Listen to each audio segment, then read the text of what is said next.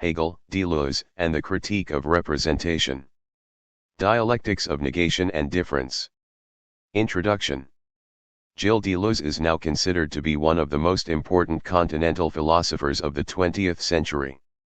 Deleuze's philosophy marked a radical break with the dominant post-war phenomenological tradition in France and a return to metaphysics, albeit a metaphysics of difference. One of the key influences on the direction of Deleuze's philosophy is his attempt to avoid what he calls the philosophy of identity or representation, which he sees as culminating in the absolute idealism of the 19th-century German philosopher G.W.F. Hegel. Deleuze argues that Hegel's philosophy completes the philosophy of identity, which can be traced back to Aristotle. He claims that the privileging of identity leads to certain fundamental structural difficulties in the history of philosophy. Deleuze's claim that he wrote in an atmosphere of generalist anti-Hegelianism makes clear the centrality of Hegel for Deleuze's own project, but the vehemence of his rejection of Hegelian dialectic often occludes the affinities between them. These affinities are not to be found in the results of their investigations, nor in their methods, but rather in the central problems from which their respective philosophies emerge. Both Hegel and Deleuze can be seen as attempting to overcome the limitations of Kantian philosophy, on the one hand, and an abstract and external image of thought, on the other.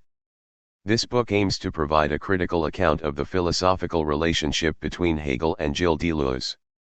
There are, of course, many ways of characterizing the connections between Hegel and Deleuze. A straightforwardly historical analysis would allow us to see the influence of Hegel on the formation of Deleuze's philosophy, and such an analysis would indeed prove useful in understanding the connections between them. The limitation of such an approach is that it has a tendency to turn Hegel into a straw man.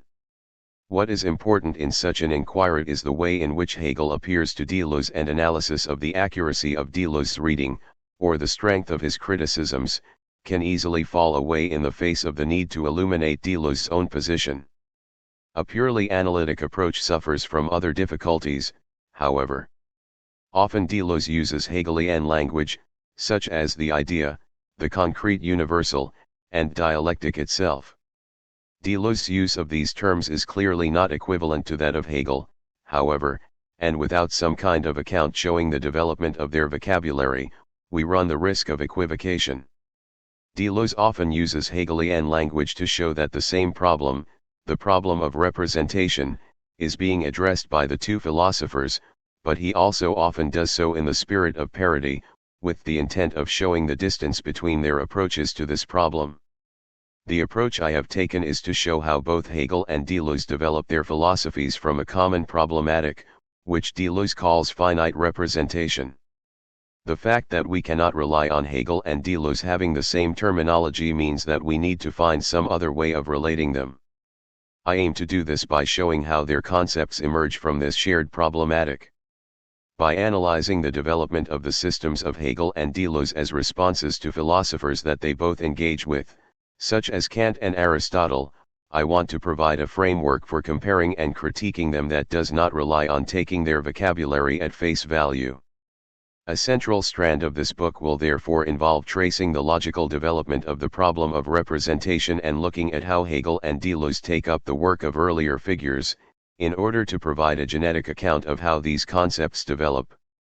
Thus, we will compare Hegel and Deleuze's treatments of Kant and Aristotle to see exactly where their diagnoses of the problem of representation diverge from one another. The analysis of the problematic will be the ground for an analysis of their attempts to overcome the difficulties of representation. The aim of this inquiry is not simply to provide an account of Deleuze's work, however, and as well as explicating Deleuze's own philosophy through an investigation of his connections with Hegel, I also hope to show the relevance of the questions Hegel asks for modern philosophy. I argue that Hegel was dealing with the same fundamental problems as Deleuze, and that even if ultimately we find his position to be untenable in the face of developments after his time, his response to representation rewards serious study.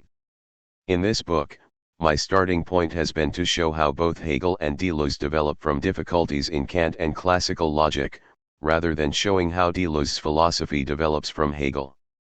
By developing my account from the relatively neutral position of Kant, I have consciously tried to make this book accessible to those who are not familiar with Deleuze's work, and I hope that those who are not convinced by Deleuze's criticisms of Hegel will at least come to see him as providing a powerful and nuanced alternative to Hegelian dialectic. Aside from the question of the relation between Hegel and Deleuze, I believe that the problems with representation laid out in chapters 1 and 2 present serious questions about the nature of thinking.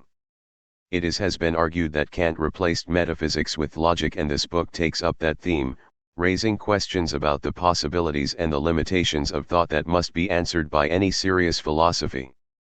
The meaning of the term finite representation should become clear as we explore the problematic in detail in the first couple of chapters.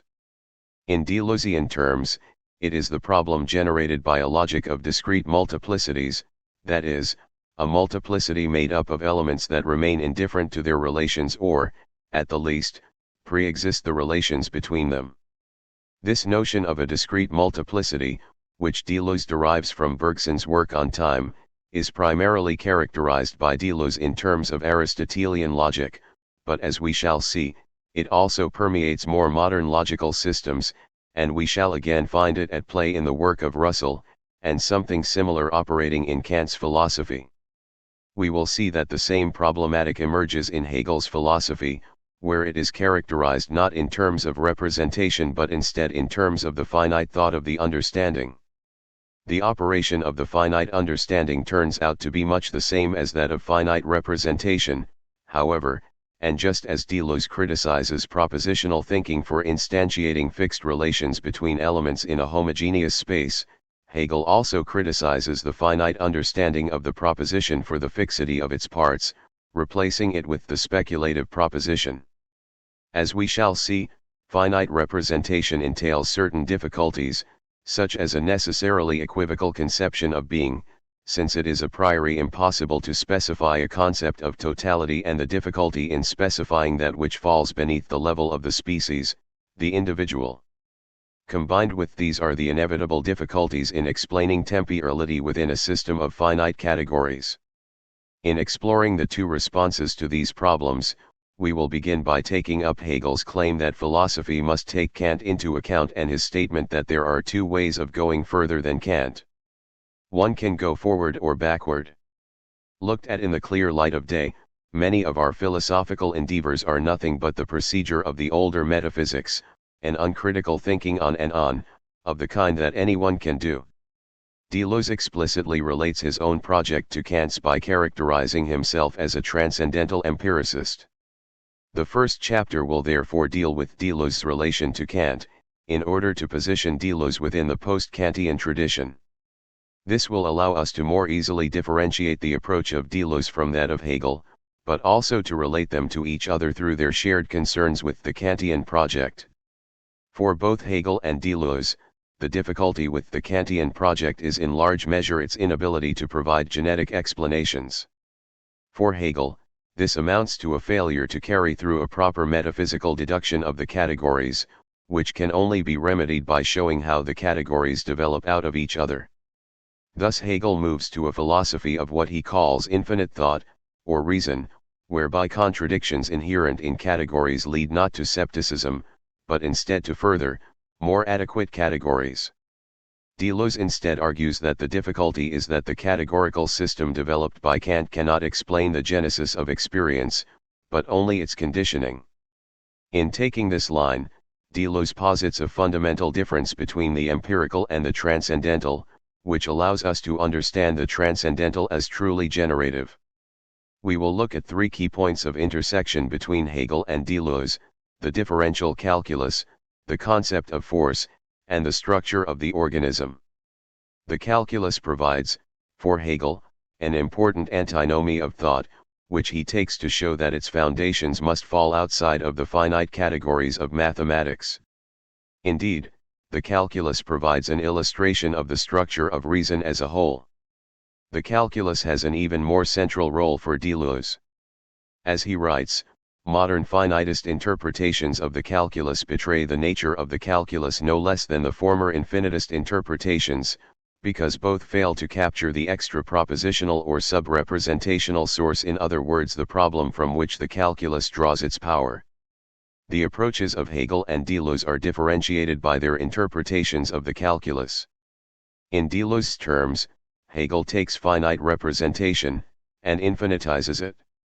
That is, he resolves the problems found in finite representation by moving to a position of infinite representation. Deleuze's solution is instead to understand representation as grounded in that which is non-representational but still determinable. In highlighting these interrelations, I have largely followed the terminology of Deleuze, particularly in associating Hegel with representation, even if of an infinitized kind. I have done this purely insofar as these characterizations seem to capture the relation of Deleuze to Hegel and have tried to avoid imbuing them with normative associations.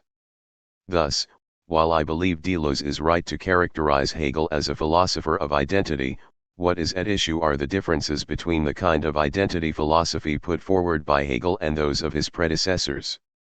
It would therefore be a mistake to take this interpretation as explicitly providing grounds for a rejection of Hegel. Once we have an idea of how these positions are structured, we will then explore how they relate to one another. The approaches of Hegel and Deleuze are not compatible with one another, so we will also have to look at whether either of these two thinkers has the resources to show the inadequacy of the other's approach. We will do this by returning to the phenomenology of spirit, in order to see how Hegel's dialectic of force and the understanding relates to Deleuze's project, which maintains a transcendental approach similar to that criticized by Hegel. The final chapter will be a discussion of Hegel and Deleuze's conceptions of the organism, which in both cases are implications of their respective logical positions. Here I will try to show that certain difficulties are found in Hegelian dialectic when it is taken beyond the domain of pure thought. In approaching the relations between Deleuze and Hegel, I have concentrated for the most part on two works, Deleuze's Difference and Repetition and Hegel's Science of Logic.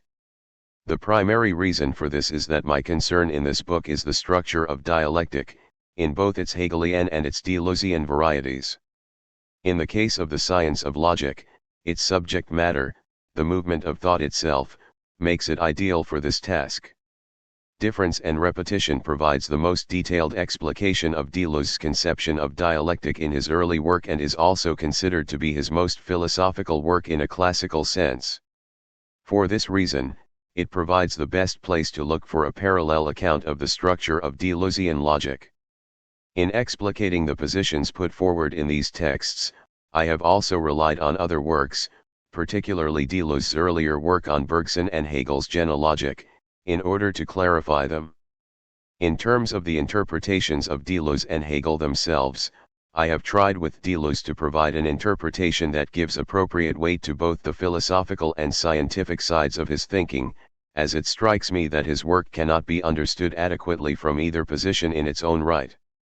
Deleuze's use of science should be seen as providing a further level of determinacy to a metaphysics largely derived from Bergson.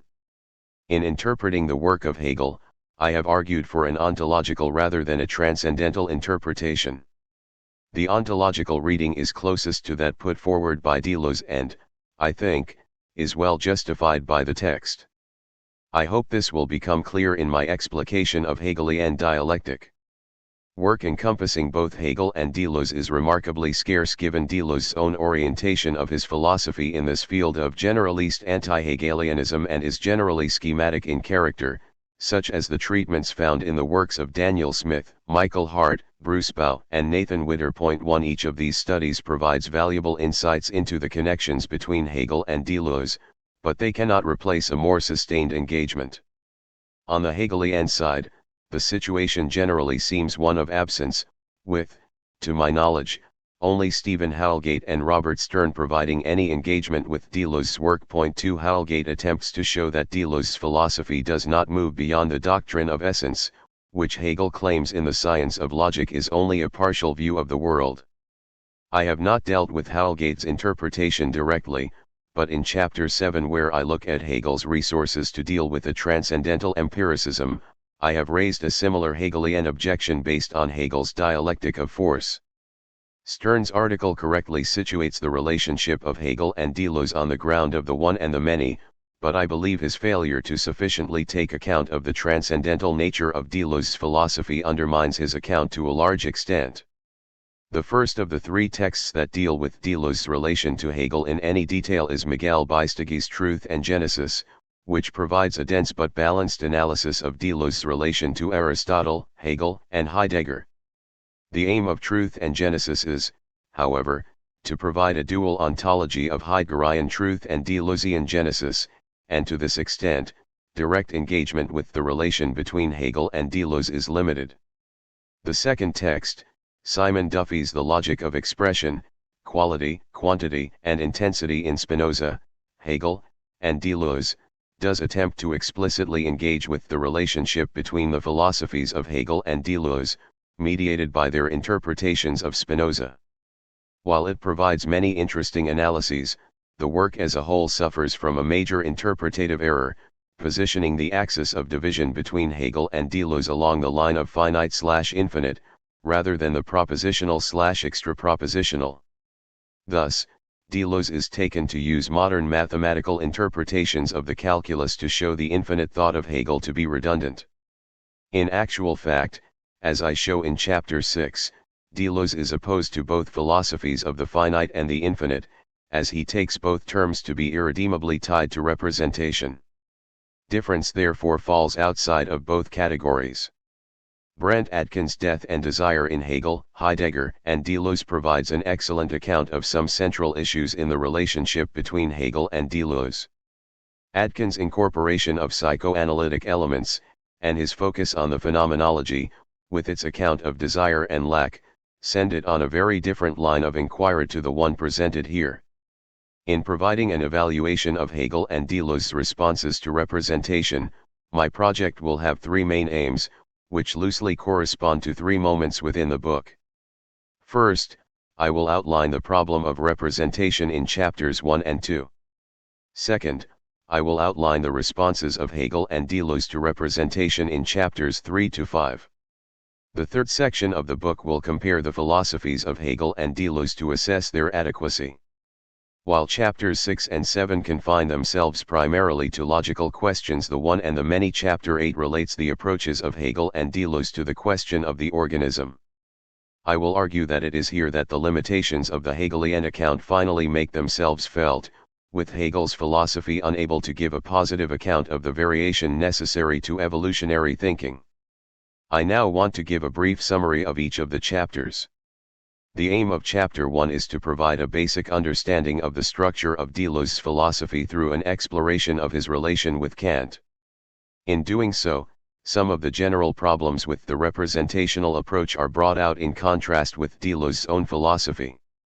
The chapter begins with an exposition of Kant's transcendental deduction, before moving on to the critique within Jean-Paul Sartre's transcendence of the ego of the notion of the transcendental subject. The conditions for a transcendental philosophy that does not rest upon the idea of a transcendental subject are then derived, followed by a discussion of the use to which they are put by Deleuze himself. The chapter concludes by showing how the rejection of the subject and the move to a new transcendental logic are interderivable for Deleuze. This allows the remainder of the book to focus on the problem of the structure of the dialectics of Hegel and Deleuze. Chapter 2 is about the role of difference in classical theories of logic, thereby expanding the specific worries of Chapter 1.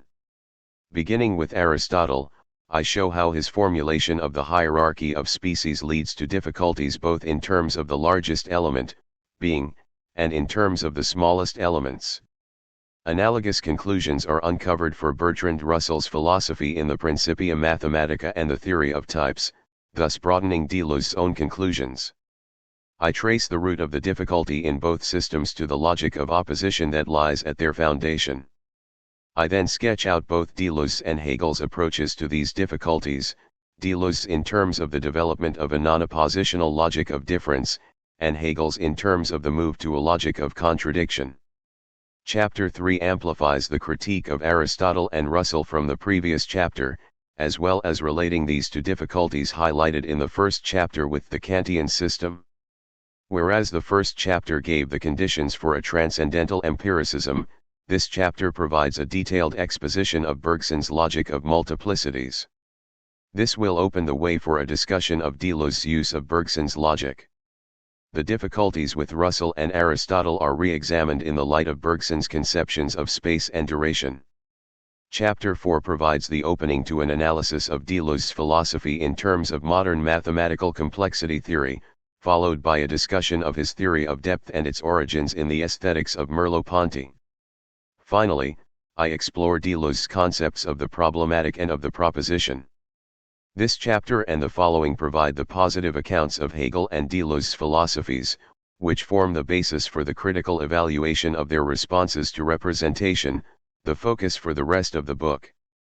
Chapter 5 begins by returning to Kant's first critique and exploring his interpretation of the concepts of finitude and infinity in relation to discursivity. The aim is to show that, from a Hegelian perspective, Kant presupposes a certain interpretation of these concepts from the outset.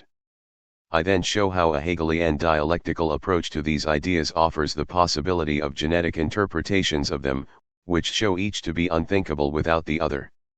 By drawing parallels between Hegel's dialectic of difference in the doctrine of essence and the dialectic of the infinite in the doctrine of being, I in turn show that introducing the infinite allows Hegel to overturn the Kantian position by moving to an understanding of philosophy as governed by infinite thought. This is then used to clarify Hegel's concept of the speculative proposition. In Chapter 6 I attempt to relate Hegel and Deleuze by exploring two concrete areas of disagreement between the two thinkers, that is, their interpretations of the differential calculus and the Kantian antinomies. I then show how both of these examples function as images of the systems as a whole. From here we can see that the difference between the two thinkers revolves around their approaches to the categories of the finite and infinite, which Hegel attempts to resolve through showing their reciprocal implication, while Deleuze instead tries to introduce an element of a finite difference, which serves as a precondition for both categories. Chapter 7 extends the discussion to Hegel's concepts of force and the understanding, and to the inverted world. The idea is to bring out Hegel's consideration of the possibility of an understanding of the world in terms of structures different in kind from the actual, and to see to what extent Hegel can produce a critique of transcendental empiricism. From here, we will see how Deleuze can answer these possible criticisms. This leads us to a discussion of determination and the problem of the one and the many. This last chapter aims to compare the accounts given by Hegel and Deleuze of the organism in order to show certain inadequacies in Hegel's logic. I do this by looking at Hegel's discussion of life in the philosophy of nature. I aim to show that the immutability of species is a necessary consequence of Hegel's dialectic of the organism, showing that Hegel's philosophy is incompatible with a modern evolutionary understanding of species. While this has often been seen as a weak point of the Hegelian system, I aim to show that Hegel's support for the immutability of species cannot be separated from his more fundamental metaphysical commitments. I do this by looking at Hegel and Deleuze's discussions of the debate between 19th-century anatomists Cuvier and Geoffroy Saint-Hilaire. By showing that Hegel's dialectic of the organism is itself implicated by Hegel's logic, I conclude that Hegel's philosophy is unsustainable in the face of important advances in our understanding of the world. Part 1. The problem of representation. 1. Deleuze and transcendental empiricism. Introduction. In the first part of this book, the aim will be to determine the nature and limitations of representation. In characterizing the nature of representation, our focus will be on its place in the work of three thinkers, Kant, Aristotle, and Russell. Each of these thinkers provides an account of how we can characterize the world in terms of the concepts of identity and of judgment, although the details of how they go about this vary between cases. I want to outline the aporias that develop imminently from the formulation of a representational account of our relation to the world. Hegel and Deleuze both contend that these aporias are endemic in the history of philosophy and that they can only be overcome by a fundamental change in our approach to philosophical inquiry. By the conclusion of this section, I hope to have given an account of the impetus behind both philosophers' attempts to move beyond representation and to have shown that this impetus develops as a response to real philosophical problems. While the focus will be on representation, I will also begin to show the development and divergence of the approaches of Hegel and Deleuze themselves. In this opening chapter, my aim will also be to begin to explicate what Deleuze means by his claim that he is attempting to create a form of transcendental empiricism. In doing so, we will see that Deleuze's philosophy can be placed firmly in the post-Kantian tradition. The radical difference between Deleuze's system and those of the post-Kantians who precede him is the attempt to construct a theory of the transcendental that maintains the differentiated structure of the transcendental field while removing the subject as the synthesizing agent. In the framework of Kant's system, the transcendental unity of apperception plays a central role in structuring the empirical world for consciousness. The subject, on a transcendental level, is the center of a synthesis that produces the empirical world for the empirical subject. We shall see that this is made clear in the transcendental deduction, which sets up a relation of structural parallelism between the transcendental categories and the functions of judgment. For Kant, the categories provide the form of the empirical world, and judgment provides the form of our knowledge of the empirical world. Deleuze will argue that, traditionally, transcendental philosophy has been founded on this claim that the conditions of the real object of knowledge must be the same as the conditions of knowledge. Without the identity of these conditions, the subject is no longer able to account for its ability to understand the nature of the object as it appears to it. The thesis of the identity of conditions allows us to explain our ability to make statements about the nature of the world, since the synthesis of the empirical world is now a function of the subject, and secures a direct correspondence between the structure of knowledge and the structure of the world. Point 1. The alternative to this thesis would be to posit the synthesis of the world outside of the subject. It is the difficulties raised with just such a notion of an external synthesis that led Kant to construct the transcendental idealist framework in the first place. Point 2. If the synthesis of the world takes place outside of the subject, we have to account for the fact that the predicates that we use to describe the world correspond to the properties of the object within the world itself. The most obvious ways of doing this are either through a metaphysics of essences and pre-established harmonies, returning to the notion of God as guarantor of the isomorphism of the two structures, or through the rejection of essences and metaphysics and a move toward a raw empiricism. In both these cases, the formulation of synthetic a priori propositions becomes problematic, as they either rest on the presupposition of a benevolent God as guarantor or are simply put out of play by empiricist skepticism. For Deleuze, the difficulty with the debate between the metaphysical thinkers and those of a Kantian persuasion is that, for both, the necessity of an isomorphism between the two structures has been presupposed, whether through the Kantian notion of synthesis, or the metaphysical notion of essence. Point 3. Deleuze instead will posit a difference in kind between the transcendental and the empirical. As we shall see, Deleuze argues that this presupposition is that either being is seen as differentiated, in which case it maintains the predicible structure, or else it is undifferentiated, in which case nothing can be said of it. Point 4. Deleuze instead proposes a third alternative, which is that the structure of the transcendental field is different in kind from the empirical. The implications of this approach would be that the transcendental field would become entirely pre-individual, but still differentiated, removing the subject from the role of synthesizing agent, and thus splitting the conditions of knowledge of the object, in the sense that our knowledge of the object is understood propositionally, or in terms of the structure of judgment, from the conditions of the object, which will now be given by what Deleuze calls a subrepresentational transcendental field. This will mean that while conditions of the object will be formulated in terms of the difference between the transcendental and empirical, conditions for knowledge of the object will be formulated in terms of a structural identity between the constituted object and judgment. In fact, knowledge of the object will require both sets of conditions to be fulfilled for Deleuze, since the first constitute the subject and the object. Knowledge of the object requires in excess of the conditions of the object a further set of conditions, an isomorphism between judgment, as subject-predicate based, and the object, as substance-property based. It is in this sense that Deleuze's rejection of the identity of conditions of objects and conditions of knowledge of objects is to be understood. For Deleuze, this difference in kind between the empirical, which is governed by the structure of judgment, and the transcendental allows the transcendental to be seen as properly generative. That is, rather than merely conditioning the object, it actually generates the objectival structure of the empirical without itself possessing that structure.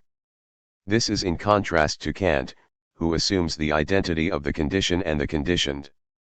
Beginning to clarify the grounds as well as the structure of this move will be the main task of this chapter, although this clarification will necessarily be schematic until we have looked at the material in chapters 4 and 6. In outlining the structure of Deleuze's development of this primary thesis, I will provide an analysis of the relevant sections of the Critique of Pure Reason, before evaluating Sartre's critique of the role of the subject within transcendental philosophy.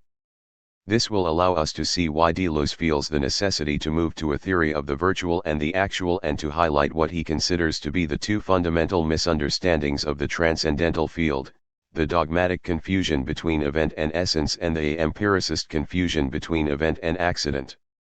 I will conclude with some comments about the validity of this Deleuzean deduction of transcendental empiricism, given his reliance on Sartre's notion of the transcendental field, which turns out to be not so different from Kant's conception of the transcendental. By the conclusion of the chapter, we should, therefore, be in a position to understand Deleuze as attempting both to engage with and to overcome the limitations of Kant's philosophy. This will form the groundwork for the comparison of Deleuze's approach with Hegel's similar project. Kant and the Critique of Pure Reason. Deleuze's break with Kant concerns the nature of the transcendental field and the isomorphism between the functions of judgment, which allow us to make judgments about the empirical world 5 and the categories, which as transcendental allow the synthesis of the empirical manifold. For Kant, this parallelism of the operations of the understanding is essential, as it is this that allows us to attribute to the subject the power to condition the empirical manifold and therefore to know with certainty that the understanding is able to apply its concepts to this manifold. Since our consciousness of the empirical manifold is generated through categories of the understanding, then the structure of judgment will mirror that of the world, thus allowing certain synthetic propositions about that world to be guaranteed valid. By showing that the categories apply to the world, Kant is able to follow Hume in granting that all knowledge begins with experience, while at the same time allowing contentful propositions about the structure of that experience to remain necessarily true, since these fundamental structures are imposed on experience by the subject as the conditions under which experience is possible at all. The transcendental for Kant therefore contains those structures that concern the non-empirical determinations of the object, those that make experience of the object possible. For Deleuze, as a transcendental empiricist, what is of interest about the transcendental field is not its ability to guarantee knowledge, but rather the generative principles that it provides for the empirical world. In this change of emphasis, what is at stake is both the structure of the transcendental field and the rules that govern this structure, and through this the structure of empirical experience, these rules being what Kant would call transcendental logic. Kant specifies two conditions for a transcendental logic. First, that it must contain solely the pure thought of an object, and exclude only those modes of knowledge which have an empirical content. Second, that it must also treat of the origin of the modes in which we know objects, insofar as this origin cannot be attributed to the objects. Despite the differences of purpose in the employment of the transcendental by Kant and Deleuze, virtually identical conditions are accepted by both these thinkers as necessary conditions that must be fulfilled by any transcendental logic. For Deleuze to accept these conditions, however, the references to the subject need to be removed. He will argue that Kant has not shown the necessity of the transcendental field being generated in relation to a subject. Thus transcendental logic for Deleuze would first concern purely the idea of an object, while still excluding those structures of the object as an empirical manifestation of that idea, and second, must concern itself with the origins of the object as experienced, insofar as this origin is not attributed to the object. Point 6. In order to see why Deleuze feels that this revision is necessary, we need to look primarily at two sections within the Critique of Pure Reason, the clue to the discovery of all pure concepts of the understanding, or metaphysical deduction, where Kant lays out the relations between the functions of judgment and the categories, and the deduction of the pure concepts of the understanding, or transcendental deduction, where Kant attempts to show the necessity of the subject in the structuration of experience. My aim in this section will therefore be to outline the arguments that Kant puts forward in support of the notion of the subject. This will allow us to deal with the objections that Sartre will put to Kant. While the aim of this chapter is to outline the path from transcendental idealism to transcendental empiricism, this should not blind us to the fact that the insights provided by Kant within the transcendental deduction have been taken up even by his adversaries. So, Deleuze believes, by attacking the transcendental subject as found in the Kantian system, he is able to show the limitations of this notion of the subject in general. The clue to the discovery of all pure concepts of the understanding opens the transcendental analytic and deals with the second of the faculties, the understanding. Kant has attempted to show in the aesthetic that the sensibility deals with a priori forms of intuition, that is, that space and time are ideal forms through which objects are presented to the subject.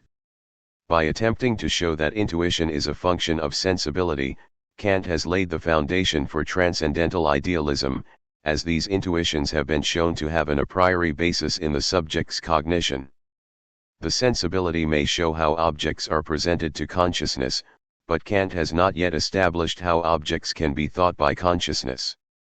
Showing that the manifold can be conceptualized proves a far more complicated task than showing its a priori nature, as it requires showing both the a priori nature of concepts and their application to the manifold. Kant's problem is therefore the problem of showing how it is possible for two faculties, the faculty of sensibility and the faculty of the understanding, to interact with one another. While it is in the transcendental deduction that the attempt to justify the application of categories to intuition is put forward, the metaphysical deduction sets forth the relation between the ordinary functions of the understanding and the categories. For Deleuze, this setting forth of the relation to the categories, even though the categories' legitimate application has not yet been shown, is one of the most important sections of the first critique, as it is here that the conditions for the possibility of objects are first equated with the conditions for the possibility of knowledge of objects through their joint origin in the understanding. The metaphysical deduction aims to analyze the structure of the understanding and in doing so to determine possible candidates for the pure concepts that as categories will relate the understanding to intuition. It proceeds by establishing an isomorphism between the functions of the understanding and the categories, as shown in the tables of functions and categories. Kant begins his analysis by showing that the faculty of the understanding deals essentially with representations. Through a particular function, it is able to bring these representations into relation with one another, and through these relations, representations are subsumed under other representations in order to create unities.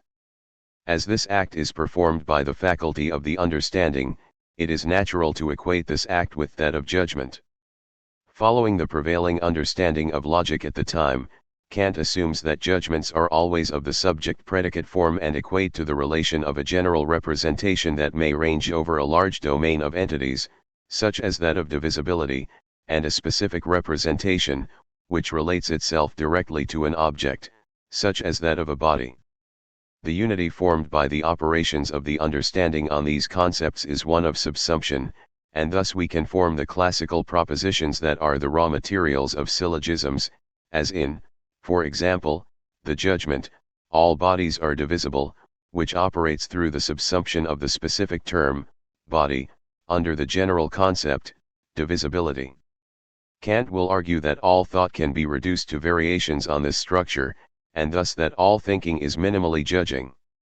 Thus, all thought requires synthesis, understood loosely since all judgments require the construction of a subject-predicate structure.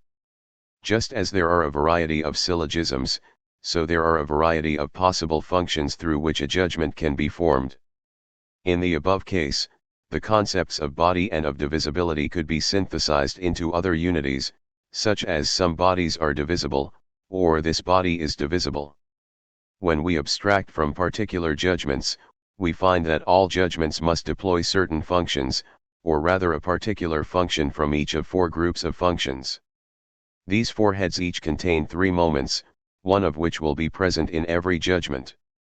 Therefore, all judgments must, for instance, either relate to all, some, or one of a particular class of subjects. Thus one of these moments of quantity must be present in every judgment. The four heads of judgment, as they stand, are purely formal, however, as they define solely the possible relations between representations, and if we are to understand the nature of the pure concepts or categories of the understanding, as opposed to the functions, which Kant claims to have thus far discovered, we have to consider these functions in terms of transcendental logic. The categories turn out to be these functions considered from the standpoint of transcendental logic. The ground for their discovery is the synthetic nature of judgment, its ability to form unities, and the necessity of a synthetic function within the transcendental field in order to synthesize the sensuous manifold. The architectonics of the critique of pure reason require that if intuition is to be understood, it must take on an objectival form, since judgments relate to objects, understood as substances with properties. Thinking cannot take place within intuition alone, as Kant claims to have proved in the transcendental aesthetic that pure space and time are not conceptual, and therefore non-objectival. While the attempted proof of the thesis that objectival judgments can be related to the empirical manifold must wait until the transcendental deduction, the metaphysical deduction gives us the structural relation that will hold between the transcendental and the empirical, providing this proof is carried through successfully. As the understanding is capable of the subsumption of representations according to a subject-predicate structure into judgments, it becomes necessary that a prior synthesis generate the objectival structure that provides the foundation for these judgments, that is, to synthesize intuition so as to allow it to become the subject of judgments. The functions of judgment, being purely logical forms, will, however, prove to be insufficient for the unification of the manifold, as they deal only with judgments. This unity must therefore be provided by concepts other than, but compatible with, the functions of judgment, if judgment is to be validly applicable to intuition at all. Therefore, the unification of the manifold will be carried out by categories, which correspond to the functions, while also containing a conceptual aid reference to intuition. Thus, for instance, the hypothetical function, if A then B, will be mirrored in the category of causality and dependence, which takes the form, if, then, and relates it to a manifold. Thus we develop the second table, the table of the categories, divided into four heads of three moments, paralleling the table of functions. This of course has to be the case, as the functions constitute the primitive rules by which unities of judgment are synthesized. To each of these primitive functions, there must be a corresponding category in order that the possibility that the object may be fully comprehended is realized.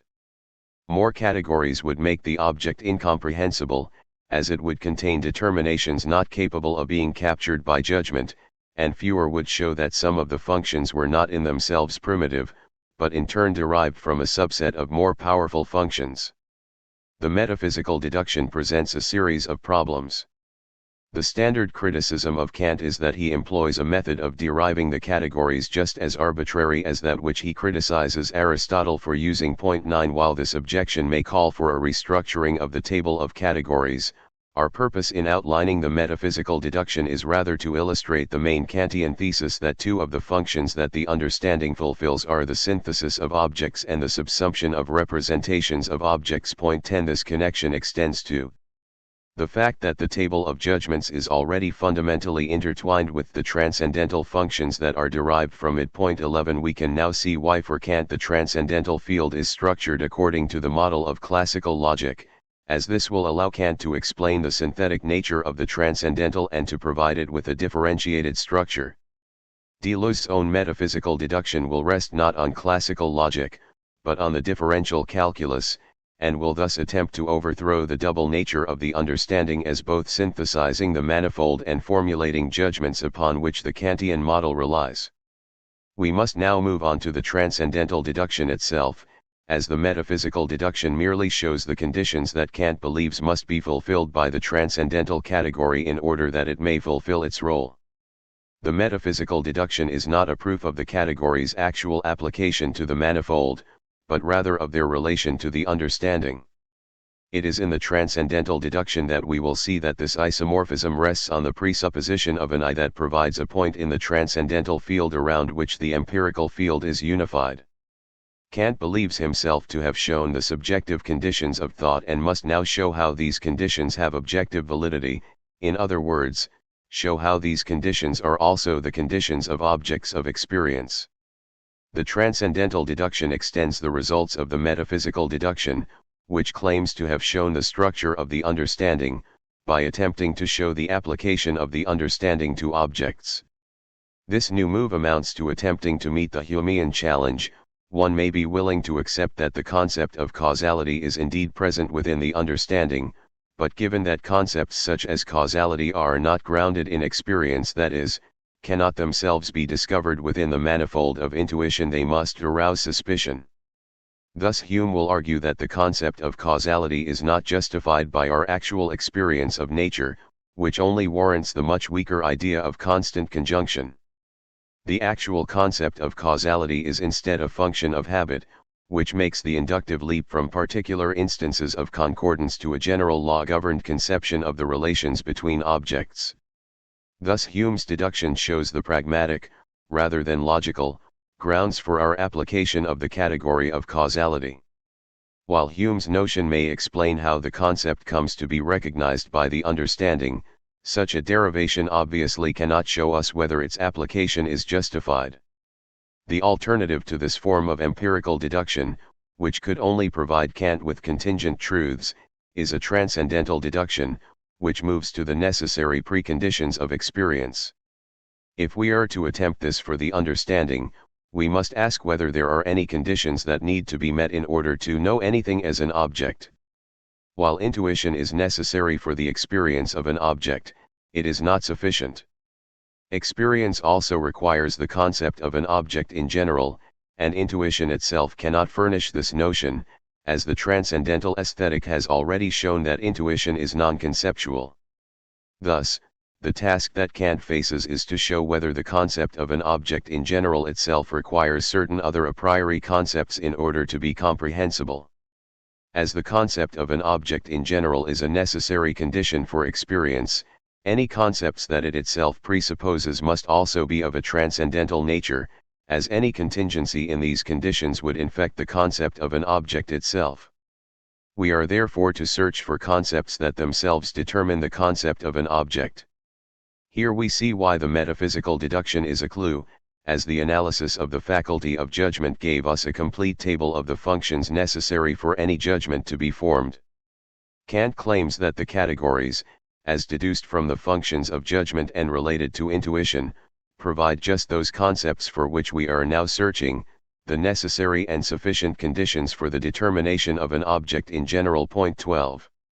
In the B deduction, Kant begins his analysis of the conditions for the application of the categories with the premise that it must be possible for the I think to accompany all my representations. For my representations to belong to me, it is a minimal requirement that I be able to assert of them that it is I who thinks them. If this were not the case, there would be thoughts that both belonged to me and did not belong to me. This I has the further function of unifying my experience, for it allows perceptions at various moments to be integrated together, as the unity of the I grants a unity to the various moments of experience, tying them together as they share a relation to the self-identical structure of the ego. This allows the subject to conceive of the manifold as a manifold. As everything empirical is itself within time, and thus is also affected by change, an empirical entity is unable to provide the identity that is required to effect this unification of the manifold. For Kant, this therefore excludes the empirical ego, which is the self of which the subject is conscious, from fulfilling this function. No fixed and abiding self can present itself in this flux of inner appearances. Kant believes, therefore, that the unity of apperception must be instead a transcendental structure, the source of Sartre and Deleuze's opposition. Such a self cannot itself be intuited, but instead must be posited as a presupposition of our having successive representations. We should note that this ego, which is presupposed, is a mere formal unity and cannot be thought as substantial. Substance is a category, and therefore, Since this unity is the foundation of the categories, it must itself be precategorial. It amounts simply to the correlate of the unity of experience to which it must be possible to attach the I think. It is known simply as a necessary identity, that, as it precedes the categories, cannot admit of further determinations. Although my knowledge of this unity is of the unity as analytic, the analytical unity of apperception is only possible under the presupposition of some synthetic one. This is because experience, at its simplest, must necessarily consist of a multiplicity of elements. Even the simplest perception, such as the perception of a colored dot, can only show itself against a differently colored background. In view of this complexity, the manifold is represented as a single complex thought, which in turn requires a singular subject, as a set of distinct thoughts of the elements of the whole can never be equivalent to the thought of the whole itself. 13 Through this recognition of the unity of the manifold, the subject also comes to know the manifold as a synthetic unity. That is, regardless of whether the manifold is already structured, in order to be taken up by the subject must be able to compose the manifold himself to recognize this structure. This in turn requires that the subject bring these different elements of the manifold together as a synthetic unity and that he is conscious of this synthesis. As well as the concept of a subject, Kant argues that we also need a concept of an object as the foundation of the categories. Such a concept has been shown to be necessary for experience, as the manifold of intuition cannot itself be presented in such a way as to allow us to know it without it. As with the categories, this object is a precondition for experience and as such cannot show up within experience without generating an infinite regress. Like the transcendental unity of apperception, it is the foundation of the categories and therefore cannot itself be categorical for the same reason. In fact, the nature of the object at this stage of the deduction is left indeterminate, it is simply the correlate of the subject. The function it fulfills is related to the faculty of judgment, to the extent that it is simply a posited unity that allows judgments to be formed and perceptions to hold to a unified structure. Such a concept of an object, which makes all judgment possible, must, for this reason, be completely free from all content. It is the concept of an object insofar as judgments require a relation to an objectival structure. As we have seen, Kant claims that this concept of an object in general must be free from the manifold in any case, so it cannot contain anything given by experience. The transcendental object must therefore be conceived, like the transcendental unity of apperception, as a self-identical, singular transcendental condition for the unity of the manifold for the understanding. As it does not have its origin in intuition, the transcendental object cannot be conceived of as temporal. The freedom from content must mean that its function is purely one of providing a unity, and this it does, unifying representations in such a way as to guarantee a distance between our representations of objects and the transcendental unity of the object itself that underlies these representations. In reliance on the notions of a transcendental subject and a transcendental object as the grounds for the categories, Kant has not at this point in the transcendental deduction succeeded in providing a basis for the application of the categories. The conditions for the possibility of the subject and the conditions for the possibility of the object need to be given in such a way as to avoid a potentially infinite explanatory regress, as each precondition in turn requires its own preconditions. Furthermore, Kant has not yet provided a justification as to why the thought of these transcendental structures allows the categories to relate to intuition. We shall begin by exploring the conditions for the possibility of the subject and the object, before moving on to their connection with the categories. It turns out that the subject and the object determine each other reciprocally. First, the subject makes the object possible. For representations to stand in relation to objects, it is necessary that the representations themselves have a certain unity. This unity is provided by the transcendental unity of apperception, which allows the I think to accompany all of our representations. As subjects unify representations, they consequently ground the transcendental object, which is simply this formal unity of representations. The subject in turn is grounded by the object, since through the synthetic nature of the manifold it comes to know itself as a subject and as that which synthesizes the manifold. As we have argued, Kant cannot know the self as substantive, since it is not given in intuition, being a bare unity. Therefore, it is necessary for the subject to ground itself through some other means.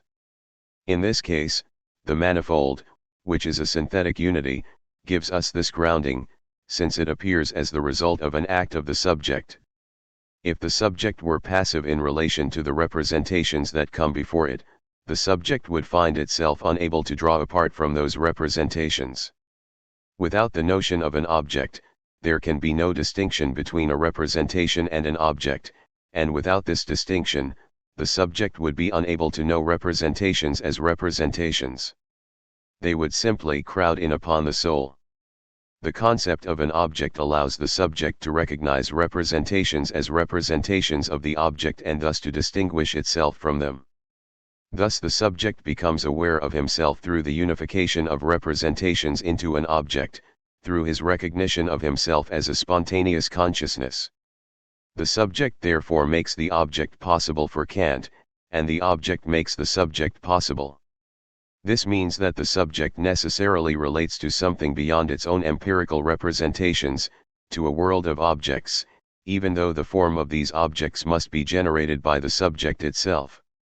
The challenge for Deleuze will therefore be to provide an analysis of the transcendental field, which contains neither subjectival nor objectival elements, as the intimacy of these two terms means that the presence of one leads inexorably to the other. This in turn will allow Deleuze to conceive of the transcendental field as generative, rather than merely conditioning, as the transcendental will no longer be structured analogously to the empirical but will instead give rise to the objectival from a non-objectival field. Instead of the transcendental having the form of the empirical, therefore providing the merely formal conditions of the empirical, the structure of the object in general, we will be able to understand the transcendental as actually generating the empirical. This is the ground for Deleuze's ultimate rejection of Sartre, who does not go far enough with the pure rejection of the transcendental subject. We can furthermore see that the rejection of the transcendental subject may have implications for the transcendental logic, as it is the concept of an object that makes the classical forms of judgment possible. The question of the legitimation of the categories can now be answered. We can see that it is the subject that makes the object possible through a process of synthesis and that the synthesis must be conducted according to a priori rules, for otherwise, it would rely on empirical concepts, thereby begging the question at issue, namely, the pre-empirical conditions for the possibility of experience. 14 The categories, as concepts which apply to an object in general and are transcendental, seem to be the only choice for the rules of the synthesis. The categories are therefore legitimate through the role they play in allowing the subject to actively synthesize the object. In actual fact, it is not the categories alone which play the role of conditioning intuition, as the deduction attempts to show in general terms the relation of the faculty of sensibility to the understanding, thus allowing for the possibility of the conceptualization of intuitions unlike our own. The manifold is in fact synthesized by the schemata, which play the role of intermediaries between the conceptual and the intuitional, thus allowing the two heterogeneous matters to be brought into relation. They perform this role by sharing characteristics of both, and since time governs all empirical phenomena, the schemata can be considered as temporalized categories. For the purposes of explicating Deleuze's move to a transcendental empiricism, these final moves, which concern the specific implementation of the results of the two deductions within the Kantian system of transcendental idealism, can be left to one side. We now see how Kant conceives of the understanding as both being responsible for synthesizing objects through the categories and uniting representations through judgments. We can also see how the transcendental subject is thus generated through the synthesis of objects and is also its precondition, through the reciprocal determination of the subject and the object. The subject's role in actively synthesizing the object is not given directly but rather is established through our knowledge of the subject's spontaneity, gathered through its ability to perform analogous acts of unification in the domain of judgment. These two threads reinforce each other, as the isomorphism of the categories and judgments guarantees the subject-object structure of the transcendental, because the categories extend the objectival logic of judgment into the transcendental domain, and the subject-object structure makes possible the isomorphism between transcendental logic and the logic of judgment, as it allows the analogous structures to operate in both domains. As we shall see, Deleuze will attempt to refute both theses simultaneously in order to move away from Kantianism while maintaining the concepts of the transcendental and the empirical, redesignated as the virtual and the actual. This would allow him to propose a transcendental philosophy that was generative, rather than just conditioning. We are now ready to analyze Sartre's critique of the transcendental ego, which is a transitional point on the journey to transcendental empiricism. Sartre and the Transcendence of the Ego. Sartre's early essay, The Transcendence of the Ego, provides the raw material for Deleuze's critique of the transcendental subject as the constituting principle that allows the isomorphism between the transcendental categories and empirical judgments. It is Sartre who provides the new direction for philosophy in the face of the established philosophical thinkers and was the breath of fresh air from the backyard. In reconstructing a move from transcendental idealism to transcendental empiricism through Sartre's critique of the transcendental ego 15, there are three difficulties that must be overcome. First, there is the schematic nature of the references to Sartre in Deleuze's writings. While Deleuze credits Sartre with developing the notion of an impersonal transcendental field, not having the form of a synthetic personal consciousness or a subjective identity, and with providing a decisive critique of the notion of a transcendental subject, Deleuze provides almost no commentary on the text itself. This presents difficulties as the text, as it stands, is not overtly critical of Kant, its target rather being the transcendental ego of Husserl. Second, although Sartre's essay is clearly aimed at a Husserlian conception of the ego, Sartre's intention in this essay is not to criticize phenomenology itself, but rather to save phenomenology from certain notions that in fact place the phenomenological project in jeopardy through their illegitimate application in the post-phenomenological world. His statement that all the results of phenomenology begin to crumble if the I is not, by the same title as the world, a relative existent, is followed by an attempt to reconfigure the ego in order to give it such a nature, and in the process to preserve the results in question. Given Deleuze's hostility to the phenomenological project in general, we must ask how he is able to make use of this essay by the self-proclaimed savior of the phenomenological tradition. Third, Deleuze takes it for granted that Sartre's essay ends in failure, that it is no more possible to preserve for the transcendental field the form of consciousness than it is to preserve the I.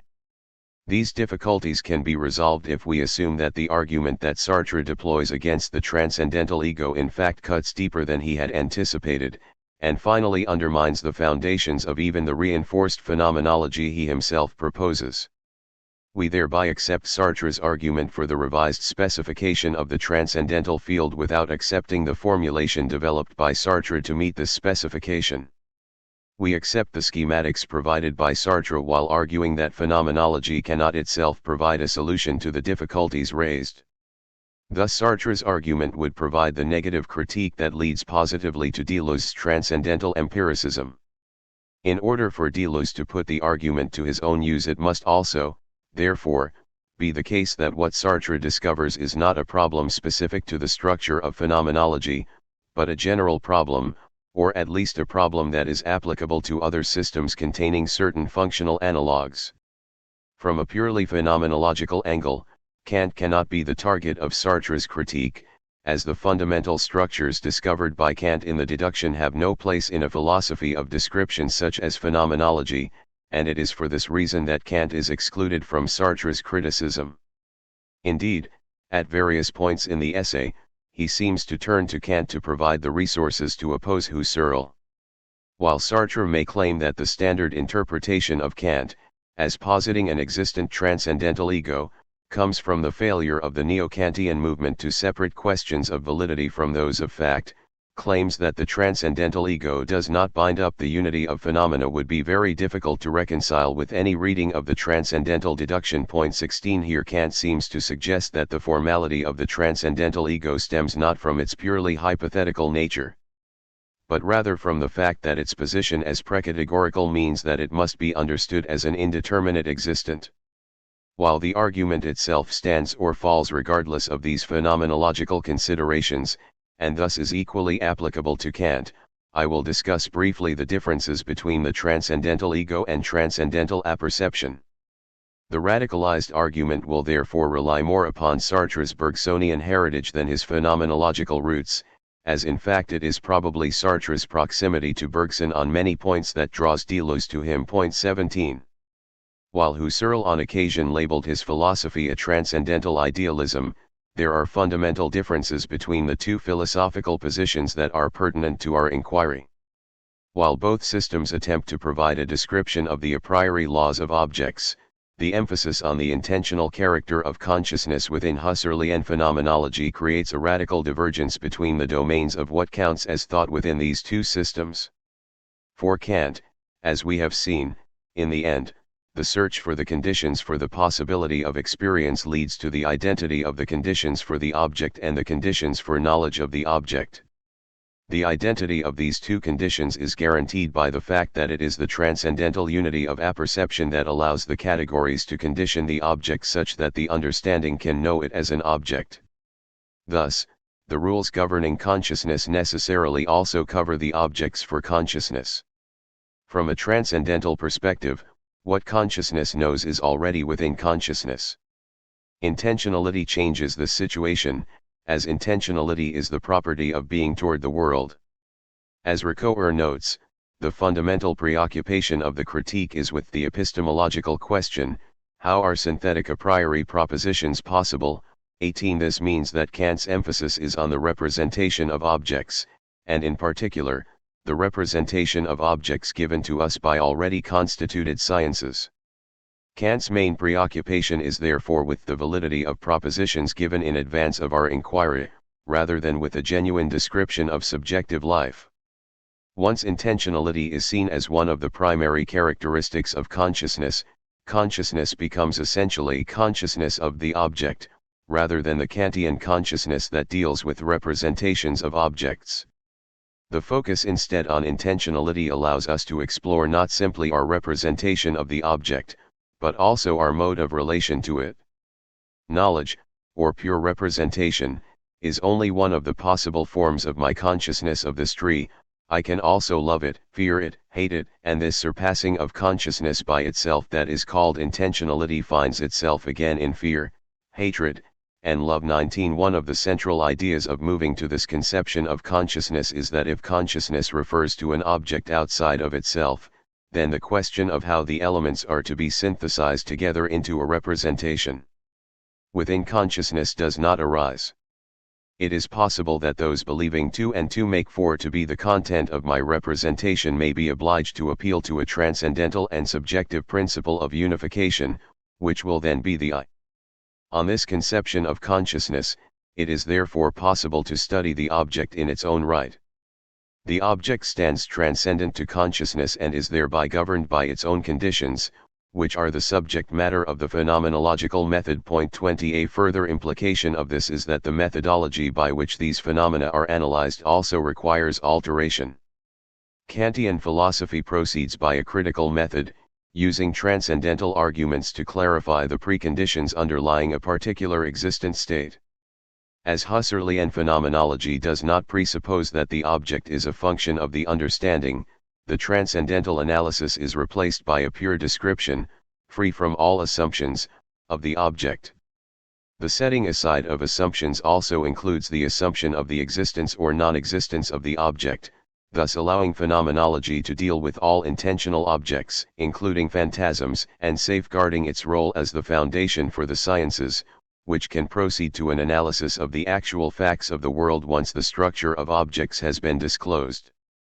The point at issue between Sartre and Husserl in this essay is whether a Husserlian phenomenology presupposes the presence of the transcendental ego for the same reasons that it is required within the Kantian system, namely, to create a point from which various consciousnesses can engage in various acts of apprehension yet still maintain a coherent unity. If this function is necessary, then phenomenology once again returns to the situation of an internal synthesis. If consciousness emanated from a transcendental ego, we would need to explain how it would be possible for such a consciousness to make contact with an object that is fundamentally transcendent to it.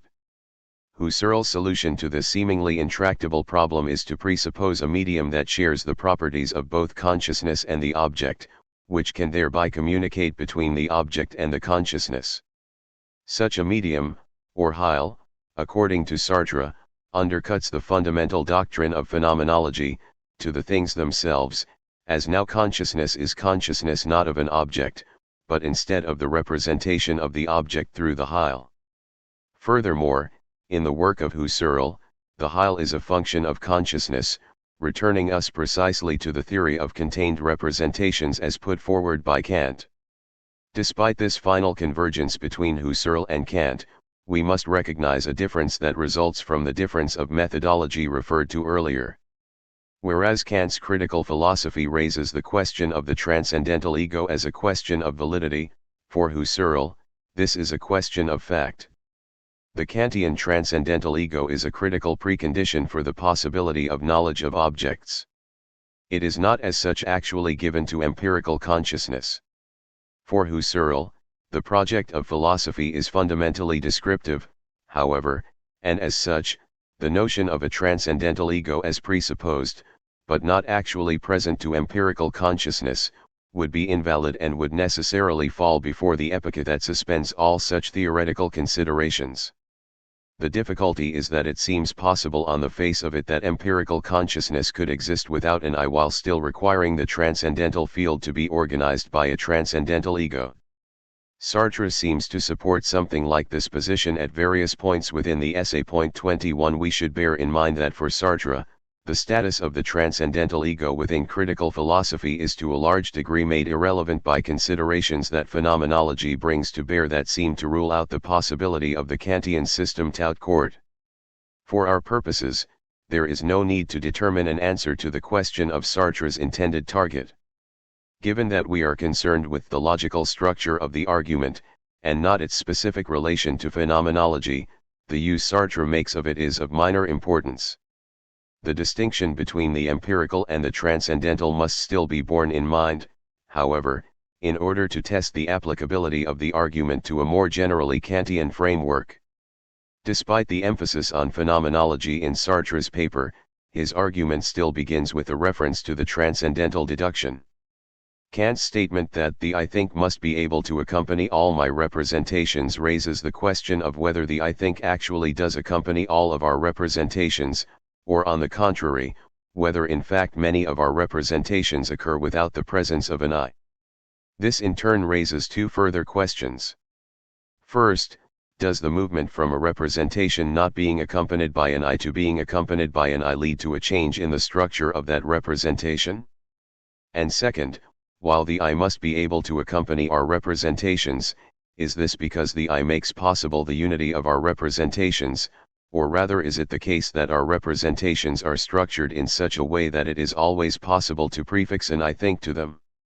The structure of Sartre's argument follows these three questions, with his answer to the first attacking the necessity of the transcendental ego, the second presenting an alternative theory of the unification of consciousness, and the third showing the impossibility of a transcendental ego.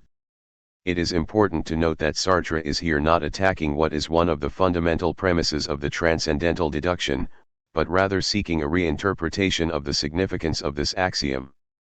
In this sense, he fully recognizes that for Kant, it is possible for the I to be lacking from empirical consciousness. It is for this reason that Sartre is happy to accept Kant's claim that the premise only requires a formal unity to find its fulfillment. For Kant, this analytic unity will in fact turn out to be grounded in a synthetic unity, which is the ground for the representations themselves. What Sartre is instead considering is the possibility that the unity of our representations is not caused by the transcendental ego, but that, if this unity can be grounded by some other means, this does not exclude the possibility of the I think accompanying all of our representations. In fact, it would make it possible, as it would form the set of representations to which the I think is applied. While on a logical level, showing that the transcendental unity of apperception is not necessarily responsible for the unity of representations may not be too problematic. The difficulties emerge through the multiple roles that it plays throughout the Kantian system. As well as unifying consciousness, the transcendental ego also allows consciousness to separate itself from our representations and provides the feeling of spontaneity that characterizes the rational subject. Sartre must also attempt to explain why the idea of a subject cannot be legitimately held, given that it has previously been characterized as a self-evident truth. First then, we shall look at Sartre's account of the unity of consciousness. Within phenomenology, there is a distinction between consciousness and the transcendental ego that, for Sartre, is vital. As we have said, consciousness is always consciousness of an object and thus is a relation to a particular object, as well as a particular mode of thinking of this object. An individual will naturally be conscious of a variety of different objects, states of affairs, and events, which raises an important problem for the Husserlian phenomenologist, namely, how these fragmentary experiences in disparate locations and at disparate times can be attributed to the same individual. This problem is compounded by the fact that the intentional acts of consciousness are intended to purely illuminate the essence of the object under consideration. This is after all the fundamental aim of phenomenology in grounding the sciences, the revelation of the pure essences of its objects of inquiry. The implication of this purity is, however, also the exchangeability of acts of consciousness, such that any idea of the individual itself dissolves. There is no way of differentiating one individual from another on the basis of consciousness, as its import comes from the object, which is public. The transcendental ego is introduced for these two reasons, since if we posit a structure from which acts of consciousness emanate, we can both guarantee the unity of these acts, since continuity is provided from their common source, and also account for personality, since these acts, though individually replaceable, form a coherent whole nonetheless within the transcendental ego. Thus, the role of the transcendental ego, as unifying consciousness, plays the same role as the transcendental unity of apperception within the Kantian system. The primary difference is that the transcendental ego for Husserl must be accepted as a factual existent, whereas for Kant, it is instead a necessary posit, a formal unity. Sartre rejects these two reasons for the transcendental ego on the grounds that both can be supplied by consciousness itself and that neither, therefore, provides a necessary reason for its existence. Individuality is first guaranteed to consciousness by Sartre through his recognition that consciousness exists much like a Spinozistic substance. That is, because consciousnesses share nothing, interaction is impossible. There is no danger therefore of a confusion between consciousnesses, as each is both unlimited and necessarily separated from all others. We can answer the question of the unity of consciousness by pointing to the unity of the object, which does not itself require a subject to make its unity possible. Here is what is for Sartre a fundamental tenet of phenomenology, but what will for Deleuze be transposed into an empirical thesis about duration derived from Bergson. For Sartre then, the claim will be that Kant has misconstrued a fundamental phenomenological fact, namely, the durational experience of time, and so has derived conditions for the possibility of experience that do not relate to actual empirical experience. Sartre observes the fact that time appears to us not as a series of instants, but rather primarily as a continuum, through which the past and present are not separated from one another, but rather are undifferentiated. Consciousness unifies itself by escaping from itself. That is, the unity comes from the order present in the object that is transcendent to consciousness. Thus the role of a die unifies consciousness through the necessary relations between its faces as it progressively gives itself to consciousness. The object is transcendent to the consciousnesses which grasp it, and it is in the object that the unity of the consciousnesses is found. Sartre's central point is that once consciousness is seen as intending toward an object, rather than just synthesizing representations, the object itself can take on the role of providing identity for the subject. The flux of consciousness itself also participates in this unity through the retention of previous experiences. It is consciousness which unifies itself, concretely, by a play of transversal intentionalities which are concrete and real retentions of past consciousnesses. Point 22. The ego is not needed to unify consciousness, as consciousnesses themselves traverse one another in such a way as to provide a descente or unity. Rather than emanating from a central point, they are interwoven in such a way as to make this central spoke redundant. Sartre further argues that rather than unifying the phenomenal world, transcendental consciousness would instead lead to its fragmentation, as the transcendental function slice through the temporally unified field. Such a function would in fact destroy the unity, rather than being its precondition. The transcendental subject is further necessary on the Kantian account in order to provide a distance between the subject and the world. For Kant, regardless of whether the subject synthesizes the world or merely recognizes it, an act of synthesis is necessary for a relation to the world to be formed. As Sartre has removed what for Kant is the center of syntheses, Sartre must explain how it is possible that this relation to the world takes place. In fact, Kant himself provides an alternative. Without the synthetic activity of the subject, representations would crowd in upon the soul. The distance between self and world would be lost, as it is the active taking up of the world that allows the subject to conceive of himself as separate from it. It is this option that Sartre will himself accept, noting, with Kant, that the I think can but need not accompany all of our representations. In these cases, representations do indeed crowd in upon the soul. This is the state of being enthralled by the world, which itself calls for us to act. In this state, the world seems to occupy us with tasks, events themselves dictating our actions. While in this everyday mode of existence we frequently do make reference to ourselves, Sartre claims that many of these references are simply called forth by the grammar of our language. Here Sartre argues that there are limitations to doing philosophy with grammar. This does not mean that we cannot reflect on ourselves, but for Sartre, this reflection merely relates to an empirical self, which is itself constituted from the history of our relations to the world. This self for Sartre is real but is not in itself generative. For a phenomenological account of consciousness to dispense with the transcendental ego, it is furthermore necessary for it to explain how the concept of the transcendental ego emerges in the first place. This stems from the fact that if phenomenology is to proceed on the level of pure description, it cannot rely on inference to explain the presence or absence of any particular entity. Sartre must therefore explain why the transcendental ego appears in our accounts of the life of consciousness, why in other words we are led to draw this false picture of consciousness. For Husserl, the transcendental ego is a phenomenological fact, for Kant a presupposition. It is a hypothesis that seems to draw us irresistibly toward it in whatever form it takes. In fact, Sartre will claim that the transcendental ego does fulfill a function, but one that is practical, rather than transcendental. Once we accept the disavowal of the ego, we see consciousness itself as the foundation of the psychic life. Consciousness as creative spontaneity overflows any unity that could be given to it through the presence of a unified personality. Without the ego, consciousness becomes equal to the transcendental field.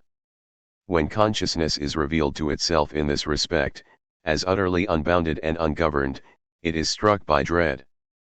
Perceptions crowd in upon the soul, and consciousness becomes lost within the world. Without the background of a unity, consciousness is now without concepts such as passion and will, appearance and reality. Thus the transcendental ego becomes equated with the desire to become being in and for itself in the later terminology of being and nothingness, that is, to become a mixture of passivity and spontaneity. The idea of a unified ego allows acts to be referred to a set of states and dispositions that are their cause, thus making any experience of angst such as that described by Sartre in his chapter on the origin of negation impossible. 24 Action is now determined by a kind of logique du cœur. With the addition of the subject to the transcendental field, consciousness itself becomes justified by something outside of itself, and this grounding allows consciousness to set up terms through which its actions can be understood and to displace responsibility to the transcendental subject, which, for Kant, remains interminable for consciousness itself. Deleuze himself, when he goes beyond Sartre in removing consciousness from the transcendental field, will come to a similar conclusion regarding the relation between responsibility and transparency, as his ontology of forces will ultimately dispense with the concept of a responsible agent. 25. As we have seen, for Kant, while the transcendental unity of apperception is a formal unity, as Sartre well recognizes, this formal unity is in fact the foundation for the synthesis of experience, and for judgments of experience. As the act of judging requires a unification on the part of the subject, the relation of concepts presupposes the transcendental unity of apperception. For Sartre, using Husserl's notion of consciousness as an intending toward the concept, the transcendental ego is no longer necessary as that which grounds the act of judging. Concepts are intended toward, and justified, not by the a priori synthesis of the ego, but by this spontaneous act of consciousness itself. With this recognition, it is possible to reinterpret the nature of this formal requirement put forward by Kant. Kant's concept of synthesis as being enacted by the subject validates the notion of a subject. For Sartre, once he has shown the possibility of consciousness unifying itself without the necessity of a subject, this formal condition can be seen not as a transcendental presupposition of consciousness, but rather as an implication of the unity of consciousness. The transversal strands of consciousness provide this unity, and it is this unity of consciousness that permits the attribution of the I. Thus, for Sartre, it is the unity of consciousness that forms the transcendental field, a consciousness that is impersonal through the removal of the concept of the I from its foundational role.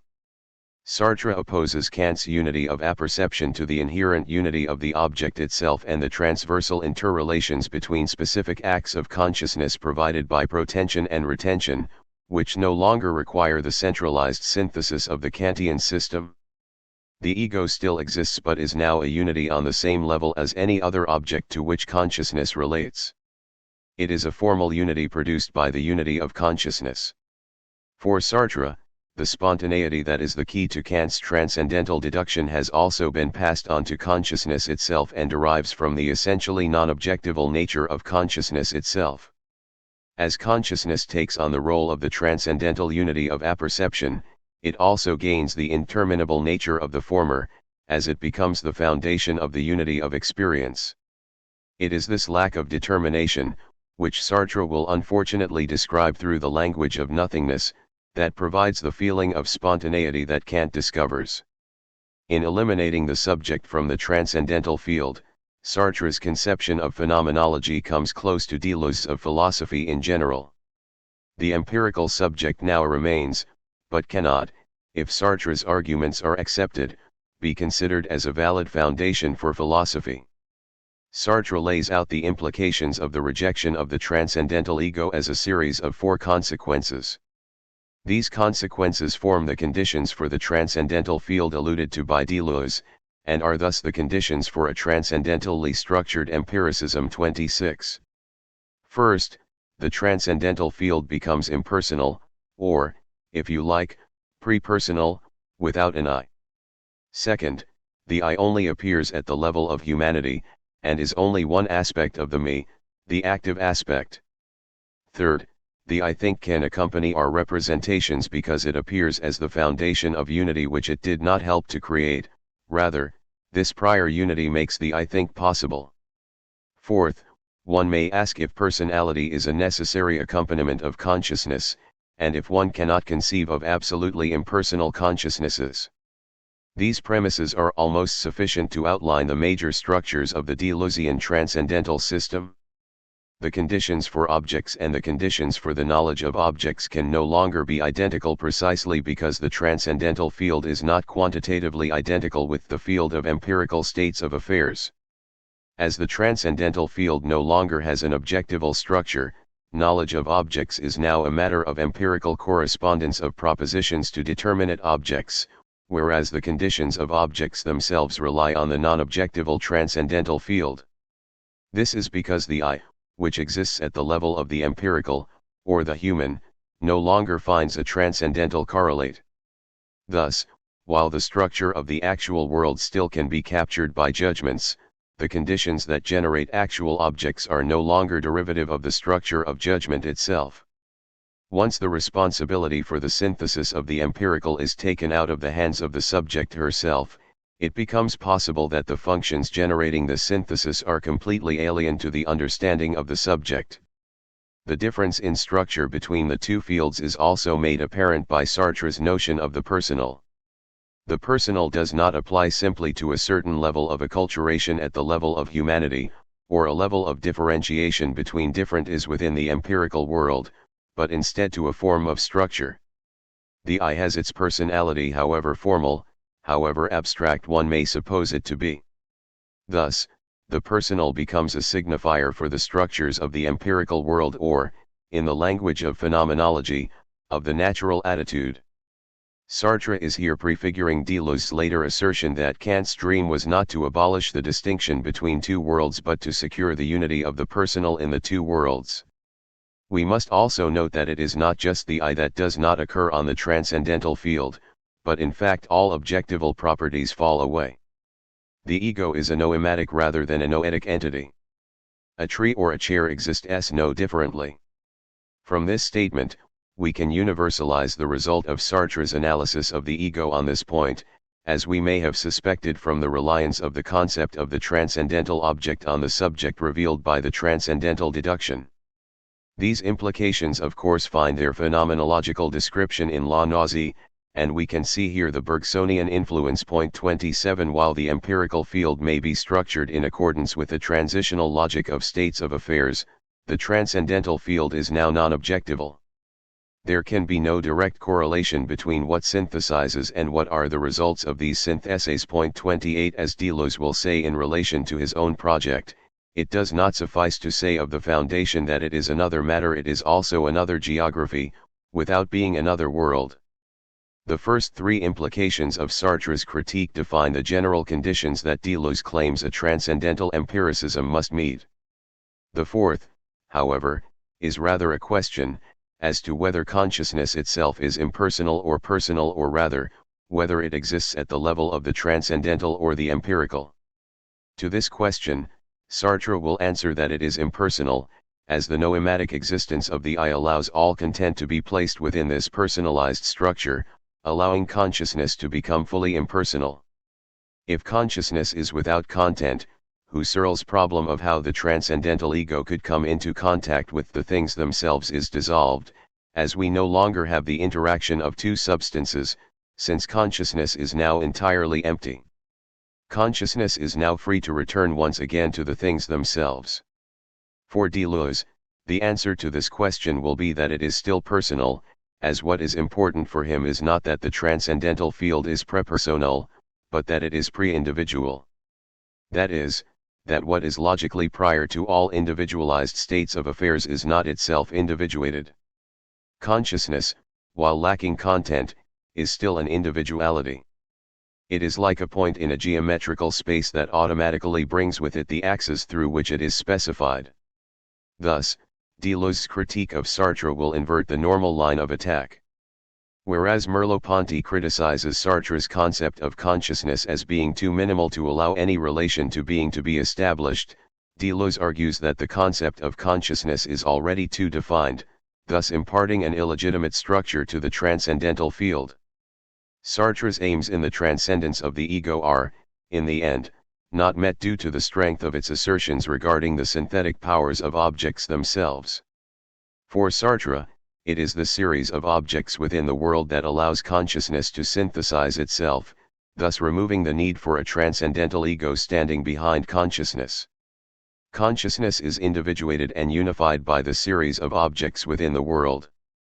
Sartre believed by this that he had also solved some ancillary problems relating to the transcendental ego, namely, the problems of concrete action within the world and of solipsism created by the transcendental ego's necessary withdrawal from the world. In fact, the presence of others within the world will ultimately destroy the innocence of the transcendental field for Sartre, through the discovery of the synthetic role of consciousness itself, as we can see in Sartre's discussion of our encounters with others in the section of Being and Nothingness entitled The Look. Thus, although the two consciousnesses share the same transcendental field, Each one asserts his own right to be an individual, and this struggle between individuals itself takes place within the transcendental field. Each has the potential to disintegrate the other's relations to the world through the unfolding about itself of its own distances. 29 This means that I see the other as a part of the transcendental field, but as a part that individuates itself through the particular relations it holds to the world about it. The look is the attempt by each consciousness to subsume the other within its own synthesis of the transcendental field. The disintegration is literally the failure of the synthesis. The transcendental field therefore allows the possibility of multiple different syntheses. This is to say that consciousness is not merely an individuating but also a personalized presence within the transcendental field. As this contradicts the first implication of the removal of the transcendental ego, we can now see that what guarantees the prepersonal nature of the transcendental field is precisely that it is also pre-individual. The possibility of different syntheses implies that consciousness itself in some sense personalizes the empirical in its synthesis of it. In effect, while the specific structures developed by Kant are removed, the underlying logic remains the same within the Sartrean system, with the more developed conception of consciousness finally taking the place of the transcendental unity of apperception found in Kant's philosophy. This is perhaps not so surprising when we consider Sartre's fundamental axiom, that consciousness is always consciousness of X. The implication of this is that neither consciousness nor its correlate can exist independently of the other, paralleling the celebrated result of Kant himself. The attempt to do away with the transcendental ego while preserving consciousness is therefore doomed to failure. This result is fully recognized by Sartre, for whom this dynamic personalization of the transcendental field answers questions left open within the transcendence of the ego but still involves a radical move away from the project Deleuze is proposing. Point 30 We have therefore seen the reasons Sartre wishes to remove the notion of the transcendental ego. Deleuze is much more of a classical metaphysician than Sartre, and therefore the implications he takes from the depersonalization of the transcendental field are very different from those of Sartre. Deleuze and the logic of sense.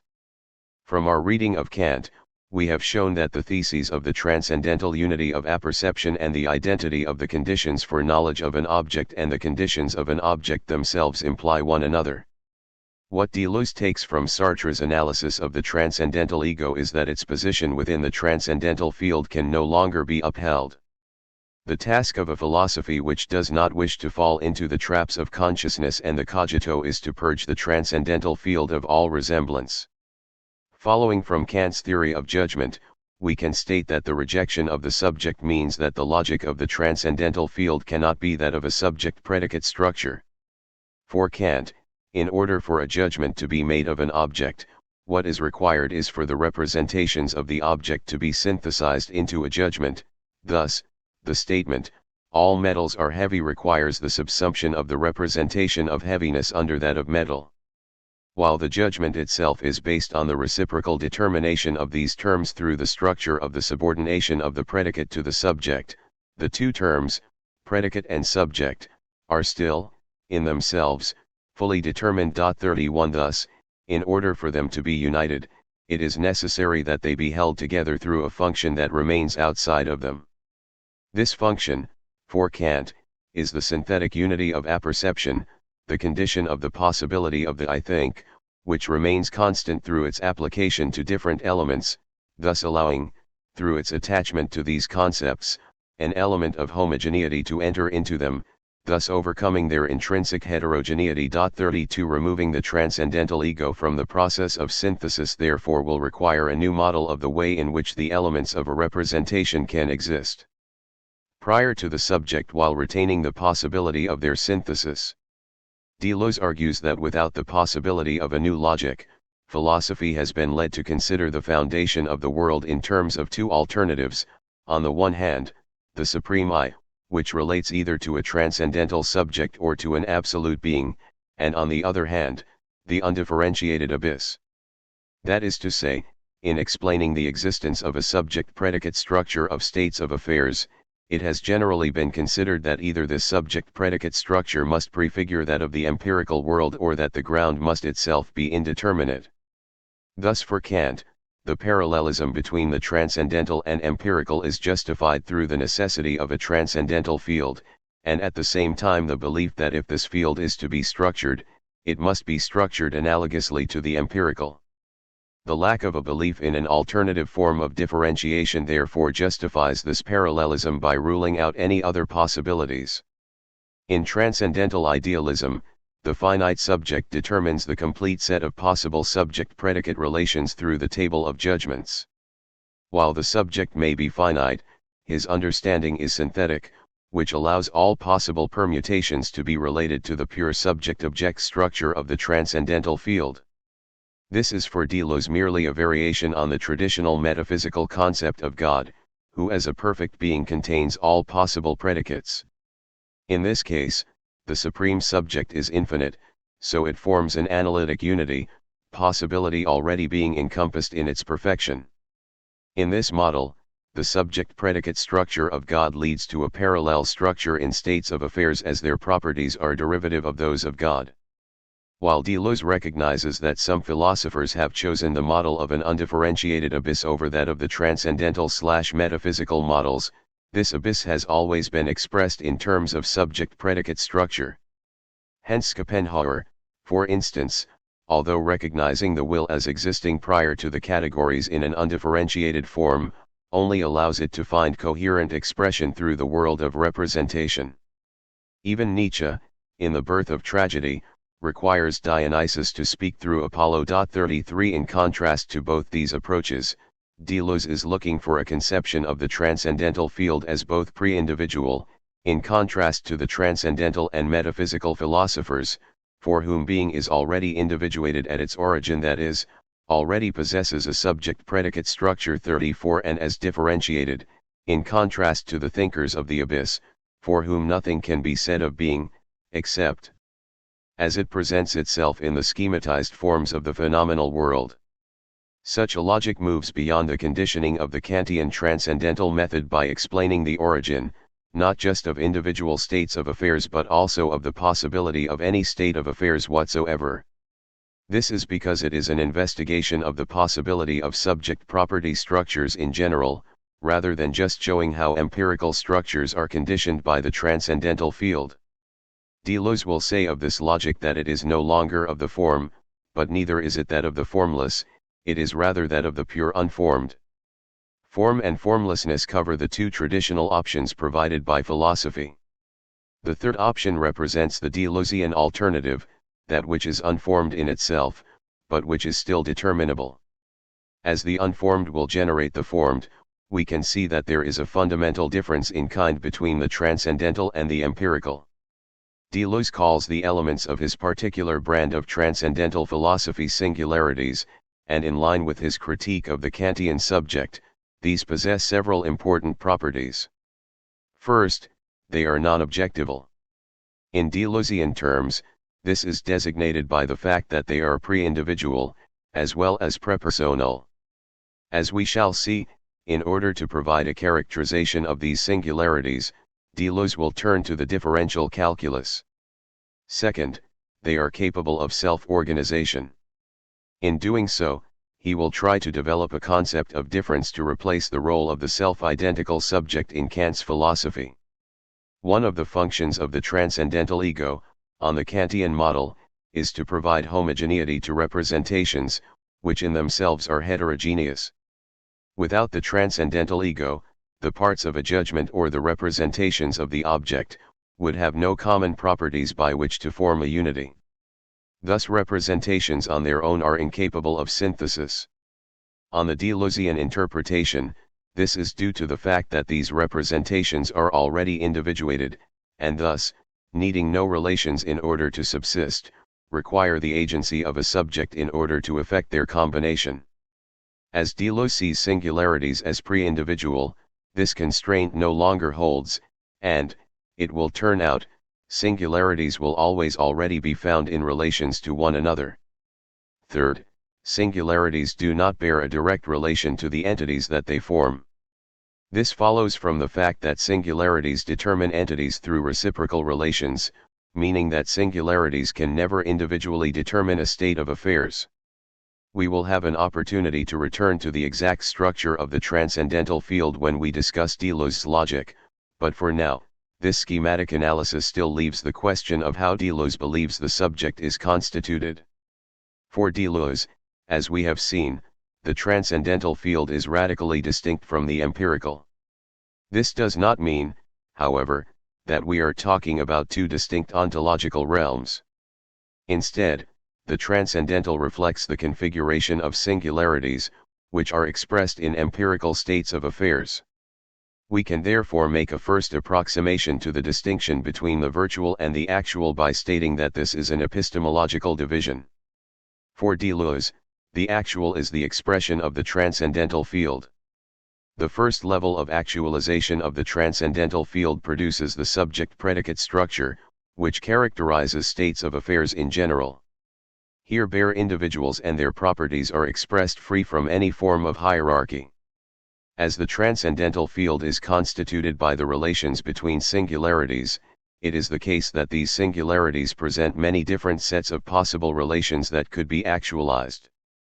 Deleuze refers here to Leibniz, claiming that the transcendental field contains many different and incompossible worlds, only one of which is really actualized. The brute actualization of the first level cannot give us an adequate account of consciousness, as it does not contain the materials to create anything like the spontaneity which is an integral quality of consciousness. Instead, we require a second level of actualization. This comes about, according to Deleuze, through the recognition that certain features remain stable throughout different incompossible worlds.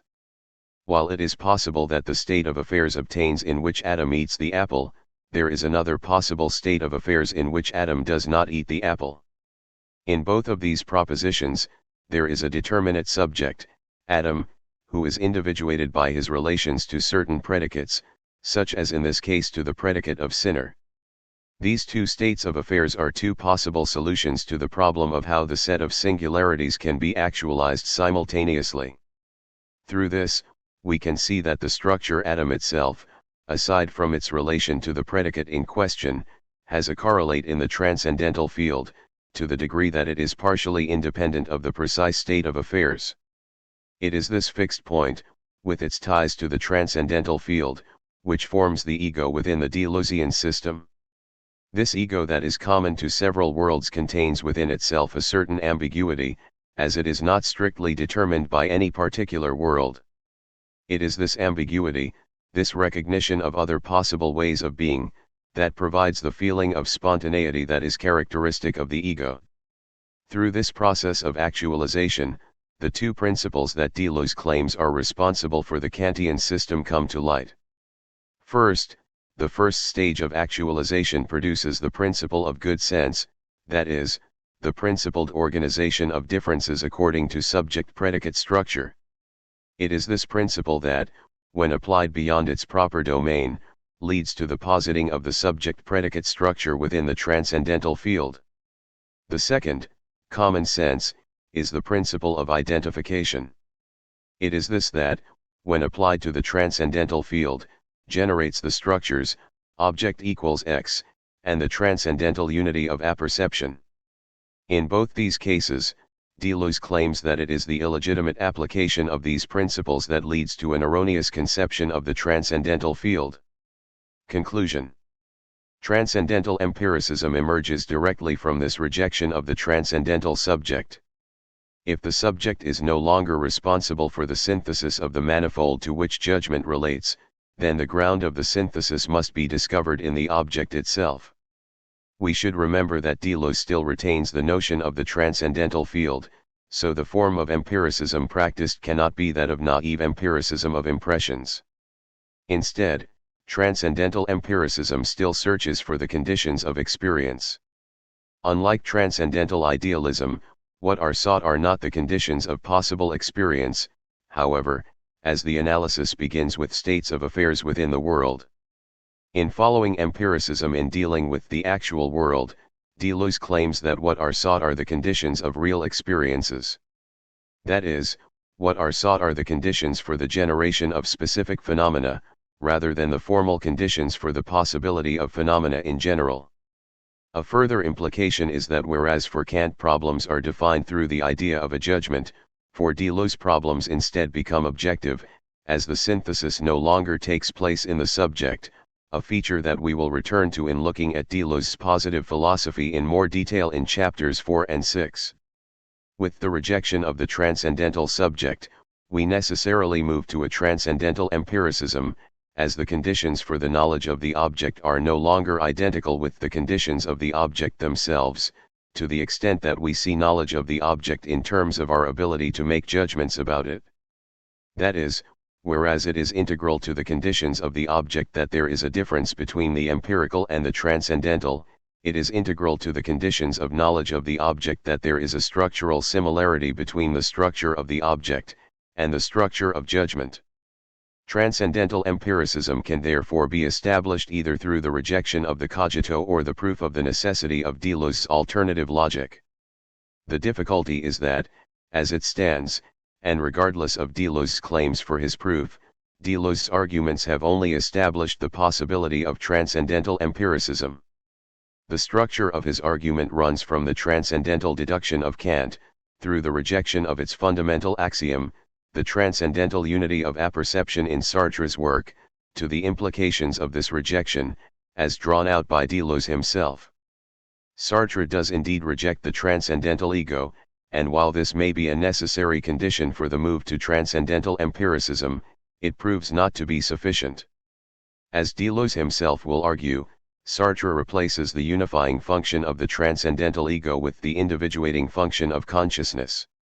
The functional structure of the transcendental deduction is therefore maintained, although the entities performing these functions may have been replaced. In order for Deleuze's deduction to be successful, what needs to be dealt with are not the fundamental elements but rather the relations between the fundamental elements. In this regard, the replacement of the transcendental ego with consciousness cannot be sufficient if there is no change in this element's relation with the object. Thus, Sartre's arguments do not provide the force that Deleuze needs. We will return to the question of the grounds of Deleuze's metaphysics when we discuss his system in detail in chapters 3 and 4. For now we should note that Deleuze's philosophy is intimately engaged with the work of Kant and therefore must be understood in relation to the post-Kantian tradition. In the next chapter we will turn to the philosophy of representation, specifically, the philosophies of Aristotle and Russell, in order to clarify the problems with which both Hegel and Deleuze will engage. In doing so, we will get a better idea of the issues prompting Hegel and Deleuze to make their respective moves away from Kant. 2. Difference and identity. Introduction. In the last chapter we explored the extent to which Deleuze tries to overcome what he considers to be the limitations of the Kantian approach to philosophy. Kant's approach essentially required predication to take place through a third term, the understanding, that provides a common ground upon which the autonomous elements of the judgment can take a common form. In highlighting Deleuze's criticisms of the Kantian model, we saw how these very limitations provide a direct path to the central axioms of his philosophy. It also allowed us to see that Deleuze can be situated firmly in the post-Kantian tradition. We concluded with the recognition that the success of Deleuze's deduction was limited, in that Sartre's decisive new concept of the transcendental field itself presupposed a structure analogous to that employed by Kant. In this chapter, we will concern ourselves with the more general problem of representation by looking at the logics of Aristotle and Russell. We saw how Kant was unable to go beyond an account of the transcendental as formally conditioning the empirical. By analyzing the logics of Aristotle and Russell, we will extend this result by looking at the limitations of representation more generally. After having done so, we will sketch the general approaches of both Hegel and Deleuze to the problems thrown up by the representational approach to philosophy. The key issues we will address are the problems of transition and of univocity. At issue for Deleuze are two interrelated questions. First, there is the question of the position of the concept of difference itself within the tradition. For Deleuze, difference itself has always been understood by thinkers as a difference between concepts. As we shall see, this understanding of difference is particularly clear in the case of Aristotle. This has prevented the formulation of a concept of difference itself, as difference has always been subordinated to identity. Difference must leave its cave and cease to be a monster. Second, there is the more general problem of the homonymy of being. As Heidegger argues, the question of the sense of being is covered over by the metaphysical tradition from Aristotle.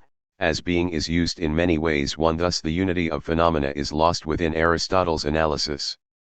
We will begin from the analysis of being in terms of species and genera put forward by Aristotle, as it is here that the problem of the univocity of being is first discovered in the form of the problematic of homonymy, synonymy, and paronymy. These questions are related by the fact that for Deleuze, it is an illegitimate concept of difference that is at play in the work of Aristotle and his successors. This concept effectively prevents an understanding of several phenomena, from temporality to unity. These points of silence Deleuze will call the catastrophes of representational thought, the points where difference shows through in spite of the limitations placed on it by identity. After dealing with Deleuze's analysis and criticisms of the form of difference at play in Aristotle, we will move through Porphyry the Phoenician's formalized Aristotelianism to the problem of analogy in Aquinas. At this stage a problem presents itself, in that the systems of Aristotle and Aquinas both have no clear separation between metaphysics and logic. A final analysis of the problem of univocity will therefore be made, this time in terms of the calculus of the Principia Mathematica. As modern symbolic logic attempts to provide a purely formal description of deduction, it can be seen as providing the pure schematic of representational thought. We will see that this purely formal description cannot, however, avoid a fall into an equivocal concept of being. Formal logic, therefore, and those schools of philosophy that define themselves in terms of the rigor of formal deduction that it provides, are themselves fundamentally tied to a metaphysical interpretation of being from which they cannot escape, since this interpretation is not even an axiom of the system but, and prior to this, a function of the very laws through which the axioms themselves are interpreted. This analysis will center on Russell's theory of types, as well as the paradox that is named after him. The conclusion of the chapter will deal with the connection of the problem of the univocity of being to Hegel's philosophy. The problem will be to reconcile Hegel's often stated love of Aristotle with the difference between Aristotle's dialectic and his own. Important in this regard is the opening to the science of logic where the concept of being is introduced, and Hegel's understanding of contradiction, which differs both from the concept of contradiction as conceived of by Russell, and the concept of difference thought by Deleuze. Aristotle. The founder of the systematic study of logic is generally considered to be Aristotle. This logic, syllogistic logic, advanced from the conversational style of the Platonic dialogues, which, while relying on logically structured arguments, rarely reflect on the nature of logic itself due to the reflexive study of the form of logical arguments. Point 3 Rather than focus on syllogistic reasoning, the process of making truth-preserving inferences from premises to conclusions, what is of concern to us here is the system of organization of genera, species, and individuals which underlies this syllogistic reasoning.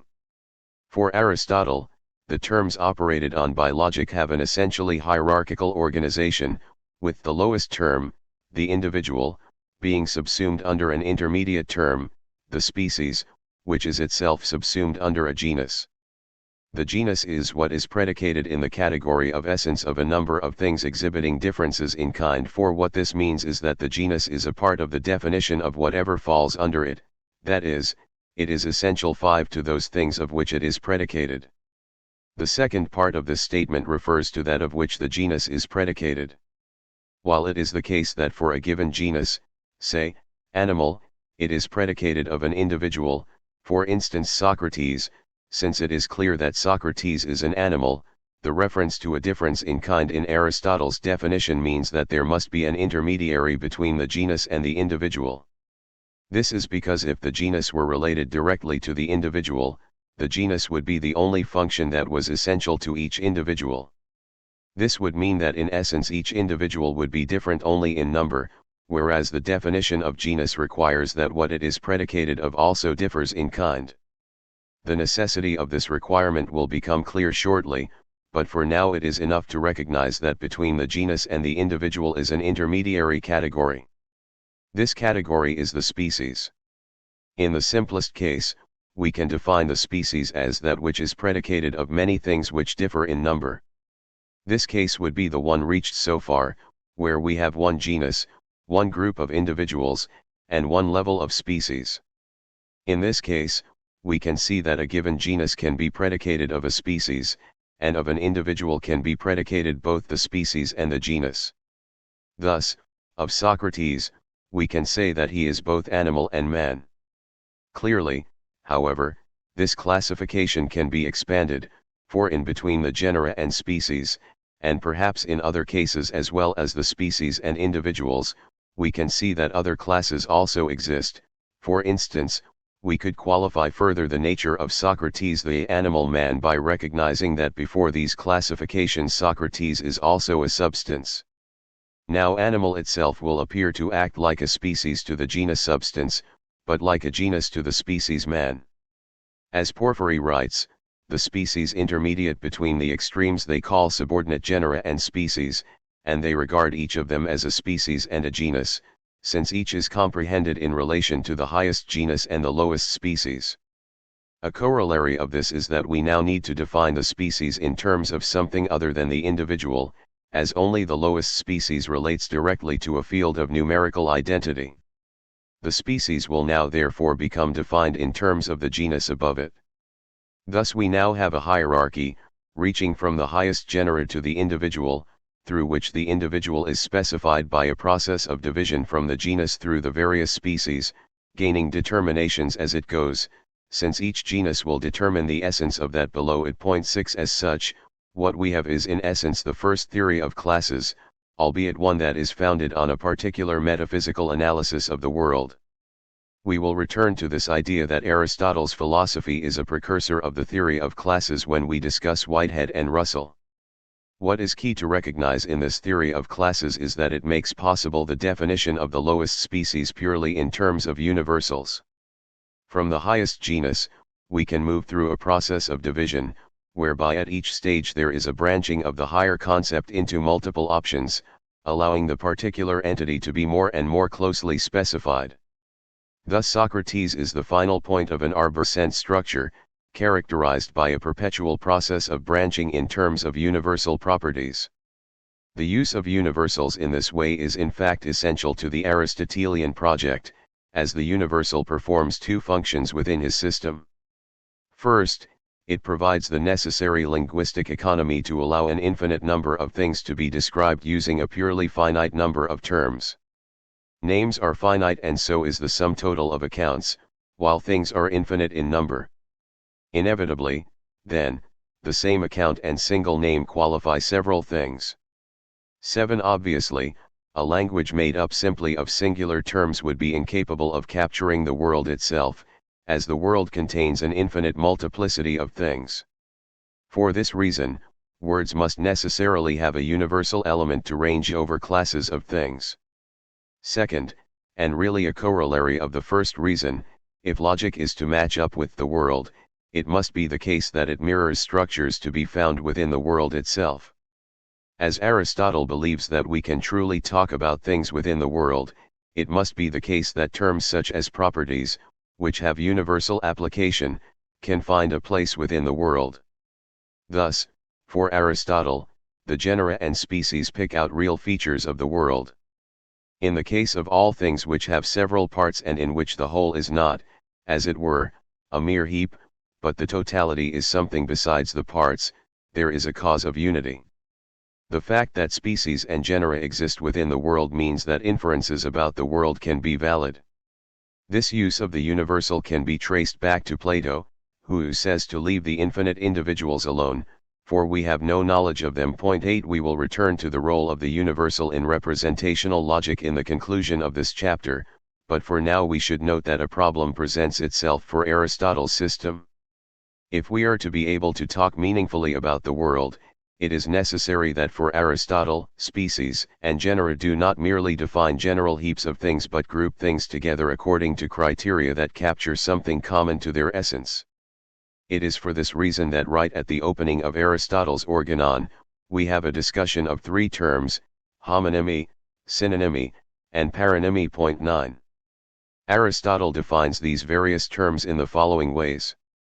When things have only a name in common and the definition of being which corresponds to that name is different, they are called homonymous. Thus, for example, both a man and a picture are animals. When things have a name in common and the definition of being which corresponds to the name is called the same, they are called synonymous. Thus, for example, both a man and an ox are animals. When things get their name from something, with a difference in ending, they are called paronymous. Thus, for example, the grammarian gets his name from grammar, the brave get theirs from bravery. 10. What is important in these definitions is the recognition that certain forms of differentiation of species may not capture what is essential to the species itself. As terms range over different objects, it is possible that, if we rely on the fact that the same term is used to designate different entities, we may be forced into a definition of a species that does not accurately capture what it is to be that particular thing. Thus, in the case above, the species, animal, may refer both to the man and to the picture of a man, despite the fact that it is clear that in these cases animal is being used in substantially different ways. While it is clear from the comments made earlier about the universal nature of language that homonymy cannot be avoided at some level, much of Aristotle's logical work consists in a struggle against the possible encroachment of homonymy within the logical system. 11. Instead, we need to look for synonymous expressions, as it is these that capture something essential about the thing in question. The definition of the thing in question will be in terms of this essence. Once we have a set of terms that relate to something essential about the thing in question, we are in a position to provide an account of definition. Given the hierarchical model put forward by Aristotle, the question of definition becomes remarkably straightforward.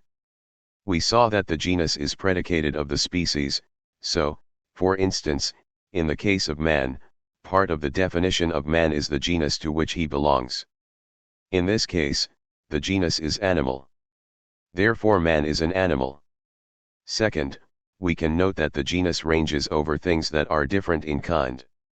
Thus to the species will be attributed a difference that allows it to differ both from the genus and from other species that are subsumed under the genus. Thus, the species to which man belongs is a species of animal characterized by its rationality. Man therefore becomes a rational animal.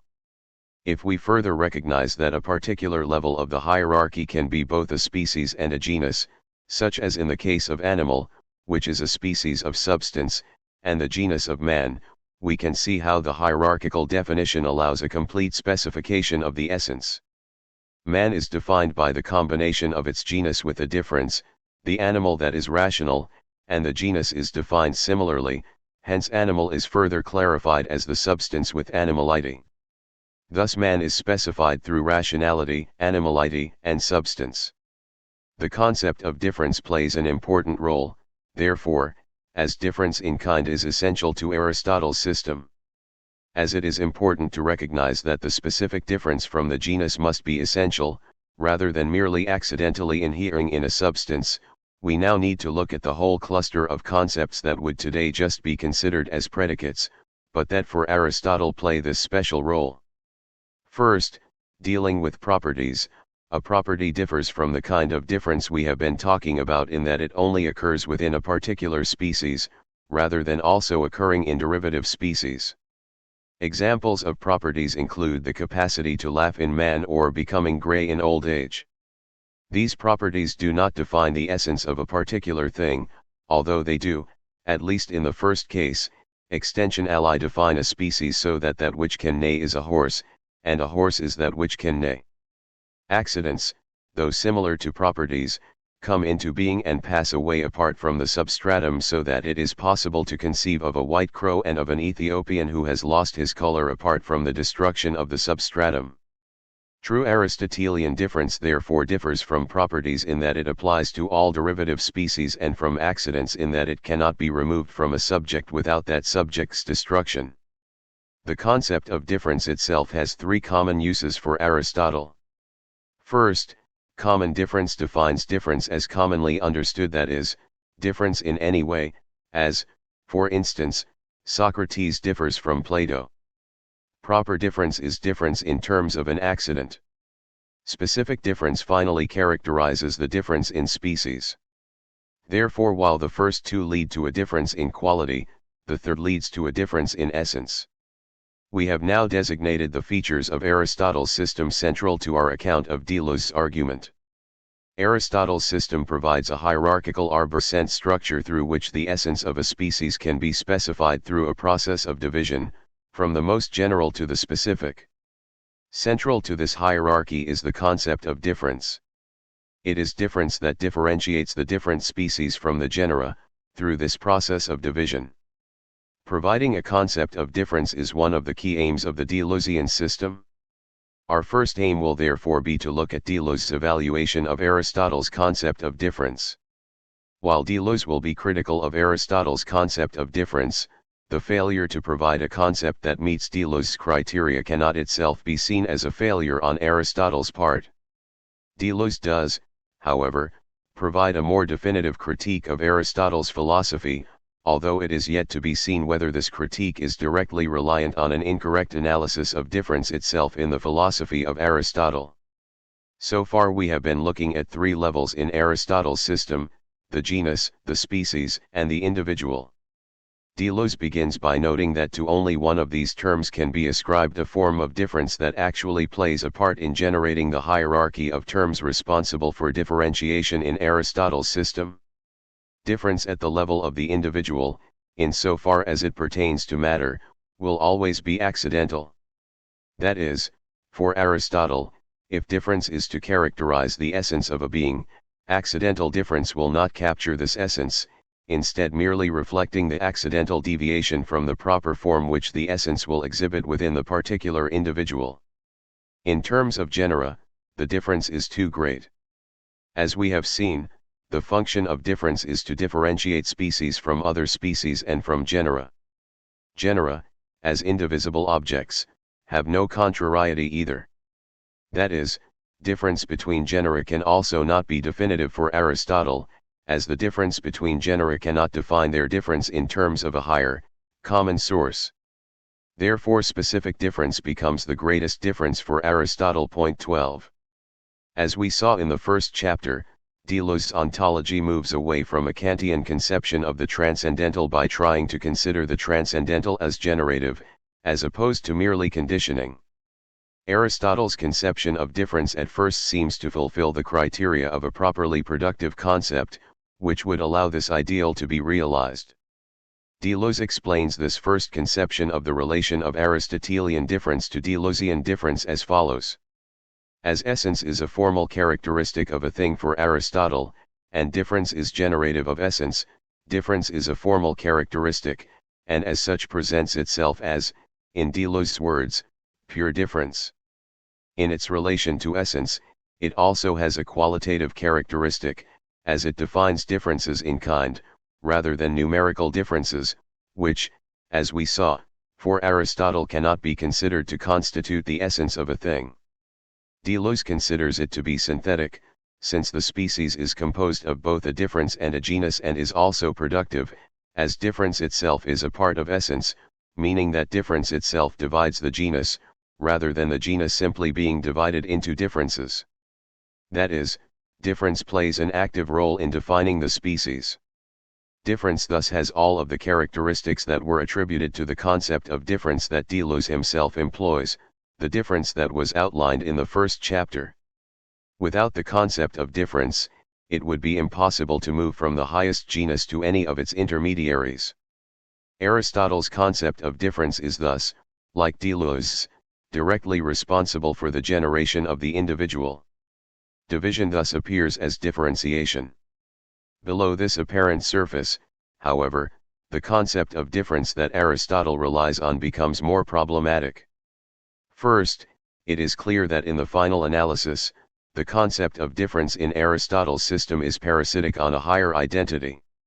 Differentia are only specified under the higher identity of the genus. Genera destroy the differences but are not themselves destroyed, meaning that genera are logically prior to differences and are not logically dependent on them, whereas differences are logically dependent on genera. A further question arises about the relation between difference and the genus. The highest genera form the top of the hierarchy of species, from which the species are differentiated by difference. This highest point in the hierarchy, however, cannot itself be the result of differentiation, as, if it was, this would presuppose a higher genus, from which this genus would itself be divided. Given that species and their differentia are reliant on the preceding genus, the question of the status of difference at the top of the hierarchy now becomes problematic. A similar problem arises at the lowest point, where we have the problem of common difference. To quote Porphyry once again, see only one thing is said to differ from another when by otherness it differs in any way at all from either itself, or from another, for by otherness, Socrates differs from Plato and, indeed, from himself, he was a child and became a man. The second problem is to explain in this Aristotelian system how Socrates can differ from himself and yet remain under the identity of the same concept, given that differentiation takes place in relation to the species and essence, through Aristotle's focus on specific difference, and not in relation to the individual, which is understood through the contingencies of accidental difference. In particular, the question that will arise is, how are we to differentiate essential from accidental properties of the individual? Aristotle's concept of difference therefore seems to be problematic on both sides. As Deleuze puts it, a specific difference refers only to an entirely relative maximum, a point of accommodation for the Greek eye which sees the mean, and has lost the sense of Dionysian transports and metamorphoses. The failure to find a truly Deleuzian concept of difference in Aristotle's logic may be indicative of problems, but it is not in its own right problematic itself. We therefore need to look at these two problems in further detail, that of the genus, and that of the individual. The genus and equivocity in Aristotle. The problem of the relation of the genera and the differentia was recognized by Aristotle. He formulates it in the following way: it is not possible that either unity or being should be a single genus of things, for the differentia of any genus must each of them have both being and be one, but it is not possible for the genus to be predicated of the differentia taken apart from the species, so that if unity or being is a genus, no differentia will either be one or have being. This argument is fairly condensed, so it will require some explication. Point 13 first, as was stated earlier, a genus is what is predicated in the category of essence of a number of things exhibiting differences in kind. 14 Therefore, to be a genus, something must possess differentia. These differentia must furthermore be different from the genus itself, as genera are prior to the differences under themselves. Now, as the genera are organized in a hierarchy, taking the all-encompassing genus, it would be the case that this genus would be predicated of all genera. This leads to a contradiction, however, since, as a genus, it would also have to be predicated of itself, whereas following from the definition of a genus, it must not be predicated of itself.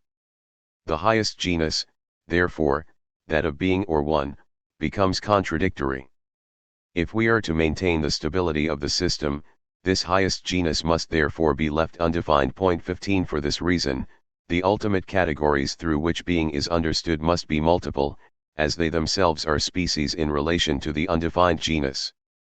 Aristotle lists 10 in total. Point 16 This means that the terms in the hierarchy are now to be characterized in two divergent ways. In the intermediate terms, difference will descend from the identity of the genus, whereas for the highest genus, difference itself will reign, as it does not itself partake in a higher identity. As Deleuze puts it, it is as though there were two logoi, differing in nature, but intermingled with one another, the logos of species, which rests upon the condition of the identity or univocity of concepts in general taken as genera, and the logos of genera, which is free of that condition and operates both in the equivocity of being and in the diversity of the most general concepts. The difficulty with the present situation is the problematic nature of a metaphysics that would stand above the particular sciences. Aristotle makes three statements on the possibility of a metaphysics that need to be reconciled. there is a science which investigates being as being and the attributes which belong to this in virtue of its own nature. For every single class of things, as there is one perception, so there is one science, as for instance grammar, being one science, investigates all articulate sounds. Therefore to investigate all species of being qua being, is the work of a science which is generically one. There are many senses in which a thing can be said to be. Clearly, any two of these statements can be asserted together, so we could have by and a science of the single sense of being, if this had not been ruled out by our previous arguments relating to the highest genus. Likewise and together allow the possibility of a science of being that ranges over multiple classes. And together would assert that although science in general is possible, a science of being is not. Taking all three statements together, however, would assert the existence of a science of that which is multiple, as we have shown that being is not a synonymous concept, which is also a science of the one, as this follows from statement. Aristotle's claim, however, that being is not homonymous, draws us to the only remaining solution. Being must be paranymous. Going back to our initial definition, paronymy is a word that relates to words that differ in their endings. So, for example, in the case of the words health and healthily, although they differ in their meanings, these meanings are clearly related one to another by some kind of central meaning, which is common to both terms, albeit actualized in different ways. This central term is what Aristotle calls a focal meaning. We can say therefore that whereas for synonymy, the term and its focal meaning coincide, and for homonymy, there is no focal meaning for the different terms, paronymy provides a situation where there is a focal meaning, but one that does not coincide directly with any of the terms.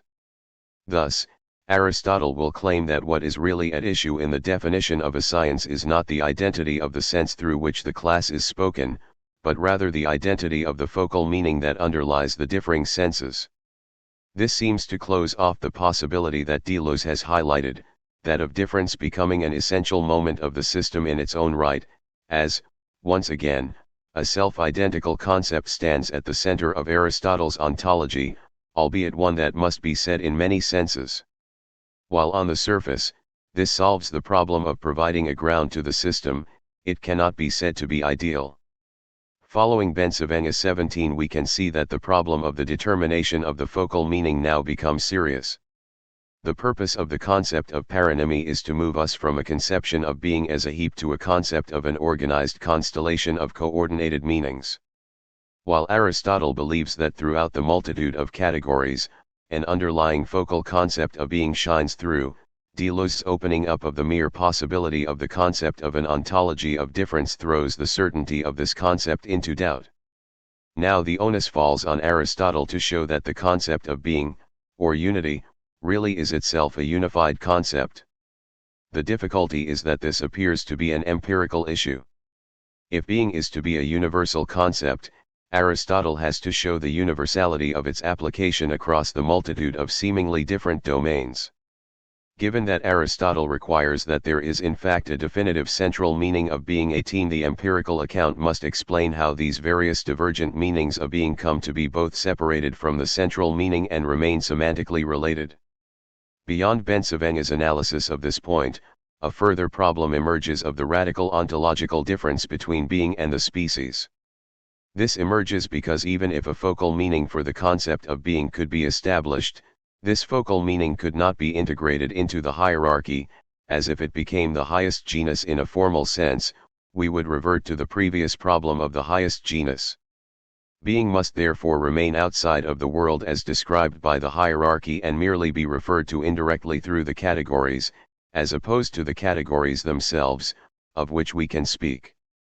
This throws into doubt the possibility of using an empirical concept of paronymy to describe that which exists outside of the hierarchy.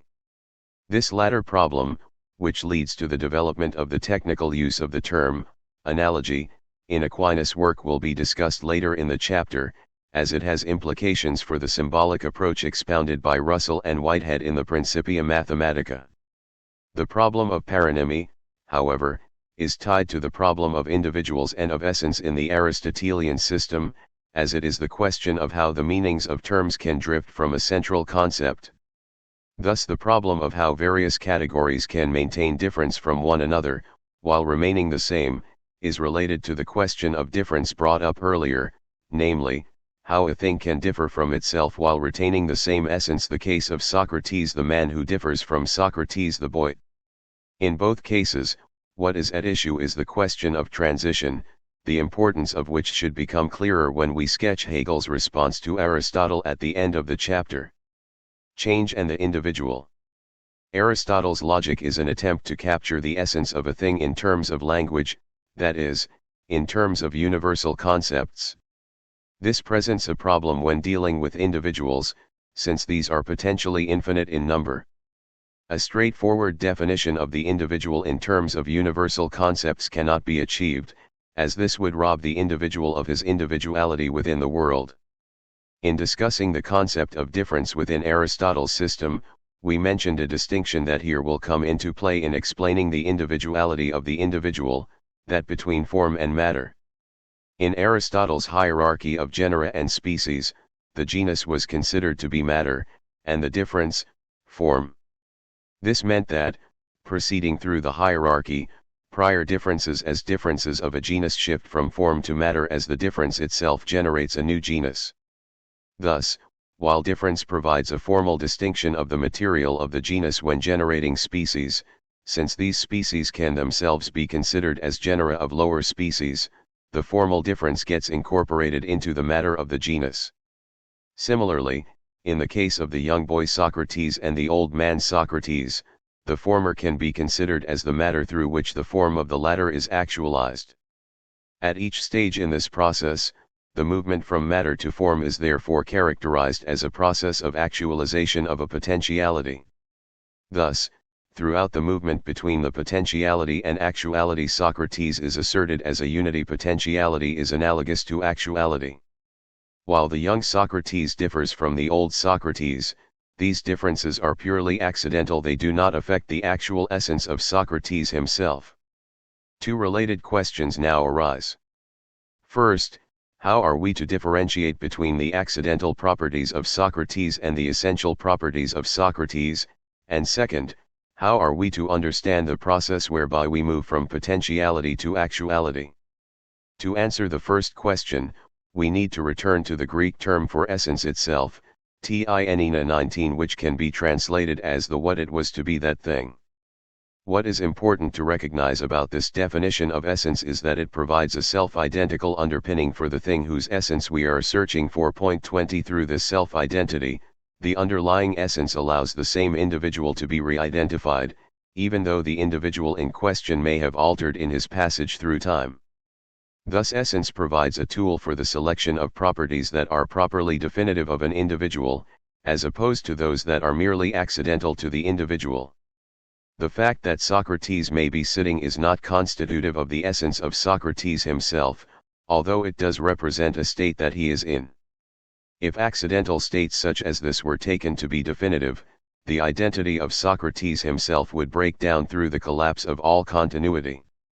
While Socrates is becoming, the development of a fixed definition of his essence is problematic, as there is no way to differentiate accident and essence.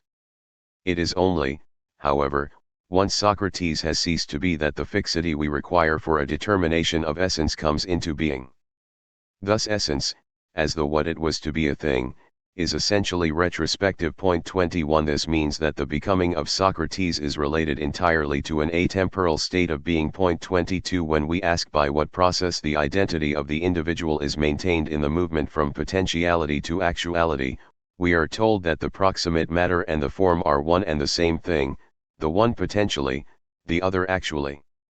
Therefore to ask the cause of their being one is like asking the cause of unity in general, for each thing is a unity, and the potential and the actual are somehow one.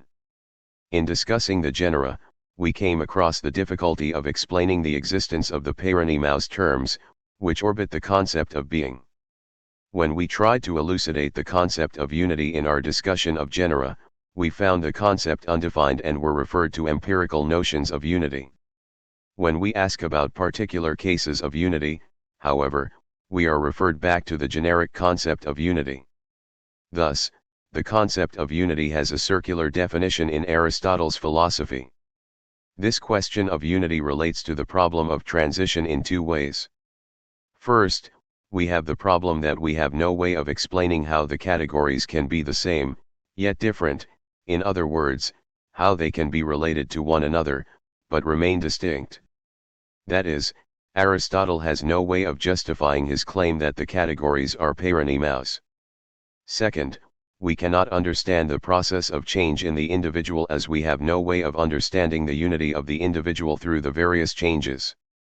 In both cases, Aristotle lacks the ability to explain change or transition, in the first, through semantic drift, and in the second, temporal change. The concept of analogy, while it appears to solve the problem of transition within the Aristotelian system, instead merely serves as a marker for a problem that lacks any possible solution using the tools available to Aristotle. This analysis accords with Deleuze's comment that difference for Aristotle merely allows the extraction or cutting out of generic identities from the flux of a continuous perceptible series. These identities are extracted at the cost of rendering incomprehensible a certain mode of being, that of the transitional state. While this seems quite clear in the case of temporal entities, we can also find cases where the difficulty of transition emerges in other situations. Given the notion of species, we can see that within a given species there will be individuals who do not completely conform to the specification of that species. Thus, while man may be a biped, it is possible to conceive of a man without legs. For him, lacking legs would be a genuine lack, whereas for fishes the absence of legs would not be a lack, as this does not form a part of the essence of a fish. 23 The man without legs would therefore still orbit the concept of a man, as his lack of one of the qualities of man would still be related to his underlying essence of being a man, whereas for another creature, lacking this same quality would be entirely unrelated to its essence. The difficulty arises when a particular individual is caught between two particular essences. 24 Aristotle gives the example of sea anemones, which fall between plant and animal classifications. In this case, it is fairly simple to contemplate there being a tighter specification of species, which would force the anemone into one category or another. 25 The cases of ring species, however, are more problematic. A ring species is a species that contains a series of natural populations, each of which is able to interbreed with its neighbor. As the distance between these various populations increases, genetic differences accumulate, however, to the point where the first species in the sequence cannot interbreed with a species a certain distance away, even though all intermediaries are able to still produce viable offspring. 26 The classic example of this kind of relation is found with the gulls found encircling the higher latitudes of the northern hemisphere. In this case, the herring gull, which breeds throughout Western Europe and Northern America, is able to interbreed with the Vega herring gull, which inhabits northeastern Russia. This species is in turn able to interbreed with Berula's gull, and so forth, until we reach the lesser black-backed gull, which is also an inhabitant of northern Europe. Gulls from this particular community cannot, however, interbreed with our original gull, the herring gull, even though a continuous path of genetic compatibility around the northern hemisphere can be traced.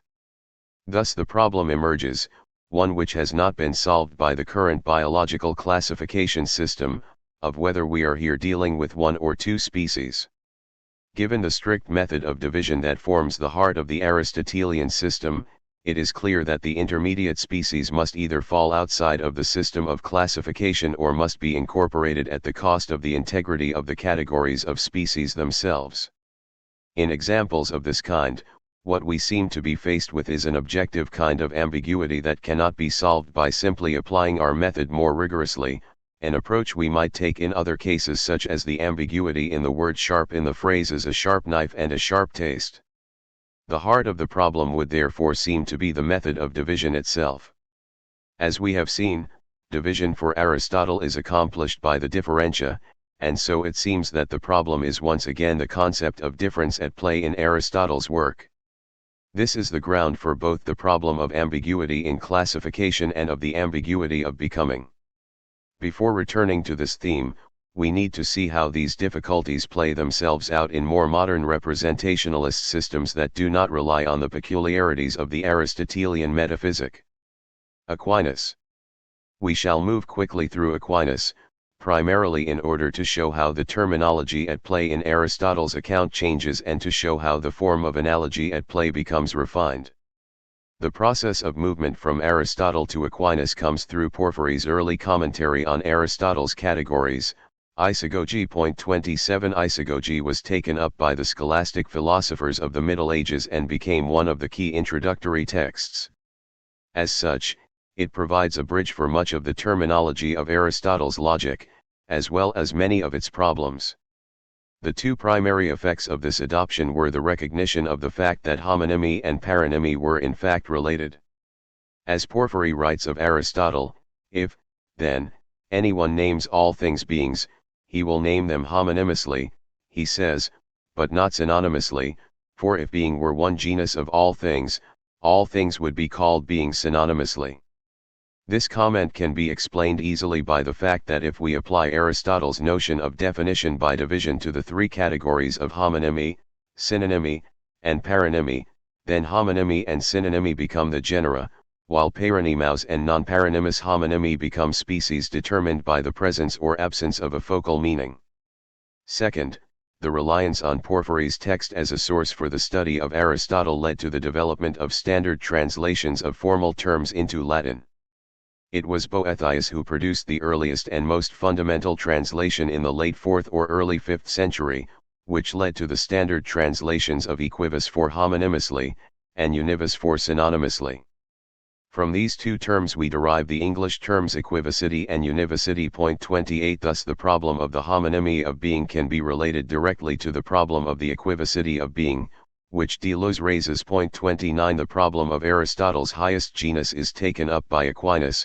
Nothing can be predicated univocally of God and creatures, for in all univocal predication the sense of the name is common to both things of which the name is univocally predicated, and yet one cannot say that what is predicated of God and creatures is predicated purely equivocally. 30 The solution to this dilemma is to use the notion of analogy. What is novel in Aquinas' approach is the formulation of two separate concepts of analogy, proportion and proportionality. Proportion is when we find something predicated analogically of two things of which one has a relation to another. 31 And corresponds to the relations of the categories and being in Aristotle's system. This holds that there is a relation between two things. Aquinas' second concept of analogy, proportionality, goes further, holding that there is a relation between two relations, but sometimes predication is made according to the second kind of conformity, e.g. the name of sight is predicated of corporeal sight and of intellect, because as sight is in the eye, so intellect is in the mind. 32 The main point of interest in this advance is that it allows the specification of the properties of relations between different categories and their species, without a knowledge of the nature of the terms that stand in the relations. Thus we can talk about the nature of God's wisdom without having to specify the nature of the being of God himself. In this way, scholastic logic allows the discussion of things that derive from different categories in the same terms. This is in effect the discovery of an isomorphism across the different senses of being. We should recognize, however, that this is a clarification of the notion of analogy, and its reliance on the concept of an indeterminate identity, rather than a solution to the problem of the fracture of being itself. 33 We are now ready to see how the same problems and solutions also occur through the notion of systematic ambiguity employed by Russell and Whitehead within the Principia Mathematica. Symbolic logic. While symbolic logic in its modern form begins with Freya, the system we shall concentrate on will be that of Whitehead and Russell, as it is here that the degree of sophistication of the formal system allows its inherent contradictions to surface. As a formal discipline, symbolic logic provides a purely syntactical description of the relations between entities, and with this creates a sharp divide between the form of thought and its subject matter.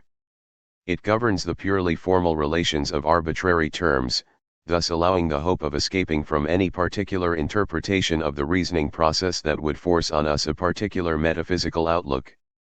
It also allows the characterization of phenomena in an artificial language, formulated to allow precision in the expression of propositions and to allow a purely mechanical movement between propositions, allowing the rules of derivation to be formally specified.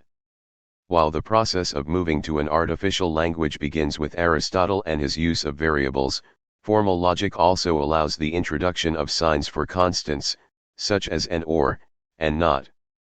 While symbolic logic contains many divisions and formalizations, the most fundamental formalization is the logic of classes.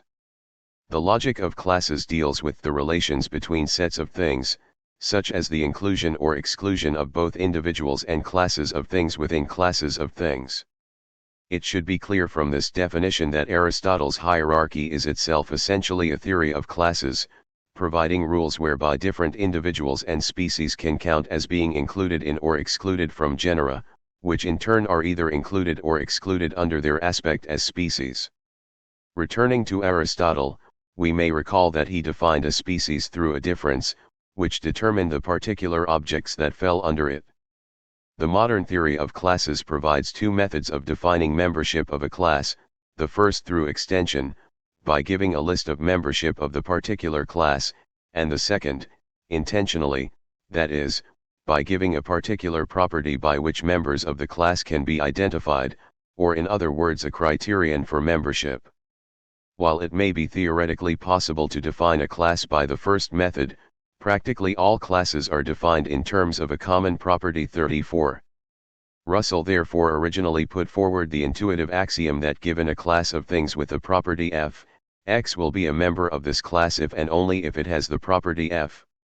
On this basis, we are therefore able to formalize aspects of the hierarchy of Aristotle. Thus all mammals are animals is rendered as turned ax. Literally, this means that for any arbitrary object, if that object is a member of the class of mammals, then it is a member of the class of animals. We could further define the set of men as a subset of mammals and in this way allow the mechanical derivation of the animality of man from his status as a mammal. This process could be repeated to give a complete set theoretic representation of Aristotle's arbor-cent hierarchy. Given that we are able to represent the hierarchy of Aristotle within set theory, the question naturally arises as to the status of Aristotle's problem of the equivocity of being within the theory of classes. The question, translated into set theory, is therefore whether it is possible to specify the class of all classes, that is, that to which all classes belong, equivalent of Aristotle's genus, being, of which everything partakes. On the face of it, this could be achieved simply by making it definitional that if something is a class, then it is a member of the class of all classes. This form of self-referentiality was excluded from Aristotle's system by the requirement that differentia differ from genera. In the case of Russell's system, however, at first glance it is possible to specify a class that is a member of itself, as, given the class of things that have the property of being classes, X will be a member of this class only if it is a class. The class of all classes meets this definition and is therefore a member of itself. Before moving on to the paradox generated by this intuitive use of the term class, let us first consider one of Russell's earlier paradoxes. Suppose there is a certain town, and in this town lives a barber. As a part of his job, the barber shaves the men of the town, but only those men who do not shave themselves.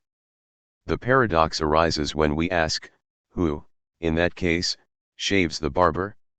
If we say that the barber shaves himself, then it is also the case that the barber does not shave himself, for the barber shaves those men who do not shave themselves. Likewise, if the barber does not shave himself, then, as his role as a barber is to shave those who do not shave themselves, he must shave himself. In this case, therefore, the barber is both in a state and not in that same state simultaneously, which, within a representational system, will lead to the collapse of all states within that system. 35 In the case of this early formulation of the paradox, the solution is clear, however. Implicit in such a paradox is the proposition that there can be such a barber. The solution, therefore, is to deny the possibility of the existence of the barber. By doing this, we can preserve the consistency of the logical system and prevent the possibility of contradiction emerging. An analogous paradox can be raised in the theory of classes, however, which cannot be so easily resolved. One of the fundamental principles of the theory of classes is that a class can be defined intentionally by any clearly defined property that belongs to all members. Such a definition of class carries with it no existential statements, so we could define the class of, for example, the descendants of the last Tsar of Russia, without having to affirm that this class contains any members. It could instead simply be an empty class. 36 Given this, we can specify the following class: let W be the class of all those classes which are not members of themselves. 37 If we take a class, X, and say of it that it is a W, then this is equivalent of stating that X is not an X. If we give X the value of W, however, then the statement W is a W becomes equivalent to the statement W is not a W. This is because if W is a member of itself, then according to the definition of what it is to be a W, W is not a member of itself. On the other hand, if it is not a member of itself, then it meets the definition for membership of itself. It is therefore the case that W both is and is not a W. Clearly this particular case parallels the result of the barber's paradox, but whereas in that case, the paradox relied on the subject matter being discussed, the barber, this second paradox instead is derived from the fundamental rules of the logical system itself. The paradox is therefore implicit in the very structure of thought. The only response is to limit the scope of thought through artificial rules governing its application. Russell formulates this limitation as the rule: whatever contains an apparent variable must not be a possible value of that variable. 38 Which, as we will see below, will prevent classes from referring to themselves. Already, we can see how the problem that dogged Aristotle's system of the determination of the highest genus is mirrored by a similar problem in the formalization of Russell. This principle is analogous to Aristotle's requirement that the differentia must differ from the genus under consideration, which also prevented genera from referring to themselves. In Russell's implementation of this principle, further parallels to Aristotelian and scholastic procedure will become apparent. 39 Russell's own implementation of this principle is to propose a hierarchy of types, meaning that an apparent variable must be of a different type to its possible values, known as Russell's theory of types. 40 This works by constructing a hierarchy from the most basic individuals to the highest classes. The individual in Russell's system functions as the anchor for the whole and is considered to be absolutely simple. By means of this, Russell hopes to remove the possibility of any self-reflexivity at the base of the hierarchy. 41 Taking absolutely simple, non-reflexive elements as our starting point means that, provided we are rigorous in our development of the system from these points, the problem of self-reflexivity may not arise. Designating these simple individuals using the subscript 1, as they form the base of the hierarchy, we can formulate simple propositions of the form: a 1 is f, or this individual has a specified property. This proposition, as the highest type it contains is of the first order, we can call a first-order proposition.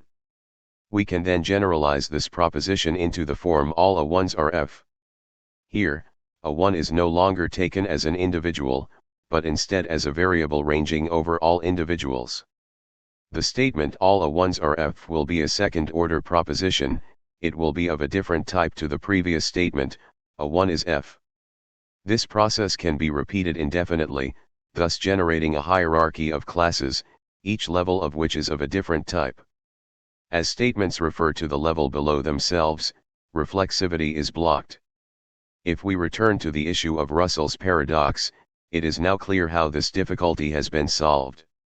The class W now must be of a different level to the classes over which it ranges, so if its members are classes of type n, W will be itself a class of type n plus 1.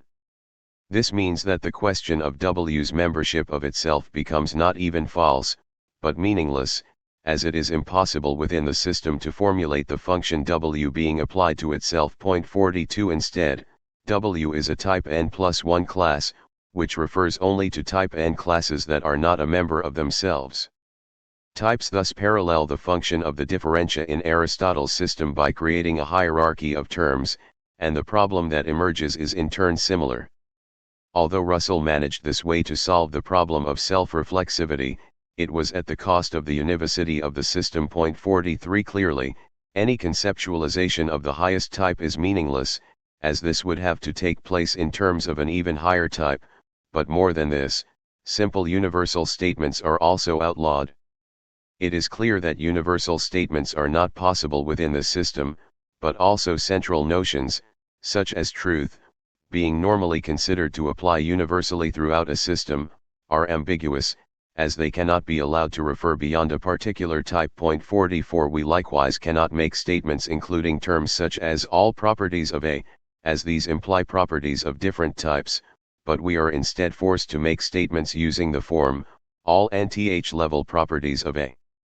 In situations where the proposition holds for properties of A regardless of the value of n, however, no harm results from regarding the statement as being about all properties of A, provided we remember that it is really a number of statements, and not a single statement, and not a single statement which could be regarded as assigning another property to A, over and above all properties. 45 As it will be possible, sometimes, to combine into a single verbal statement what are really a number of different statements corresponding to different orders in the hierarchy. 46 It becomes clear that what is being used to overcome the limitations of the symbolic system is once again a form of analogy, and in particular a form of isomorphy, as that which grounds the single verbal usage are the structural parallels between the various statements. Thus, the Principia Mathematica ultimately suffers from the same limitations as the scholastic system, systematic ambiguity being synonymous with analogy. There are also parallels between Russell's analysis of individuals and that of Aristotle.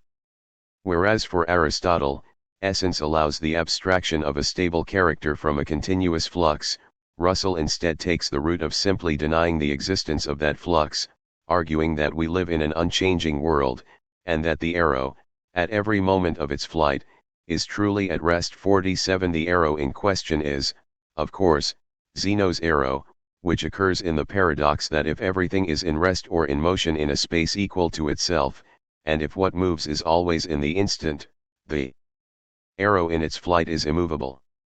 48 The point of the paradox is that at every point that we wish to inspect the arrow, it appears to be at a fixed place and that at no point is the arrow seen to be moving. Zeno takes this statement to refute the idea of motion within the world. For Russell, this seems a very plain statement of an elementary fact.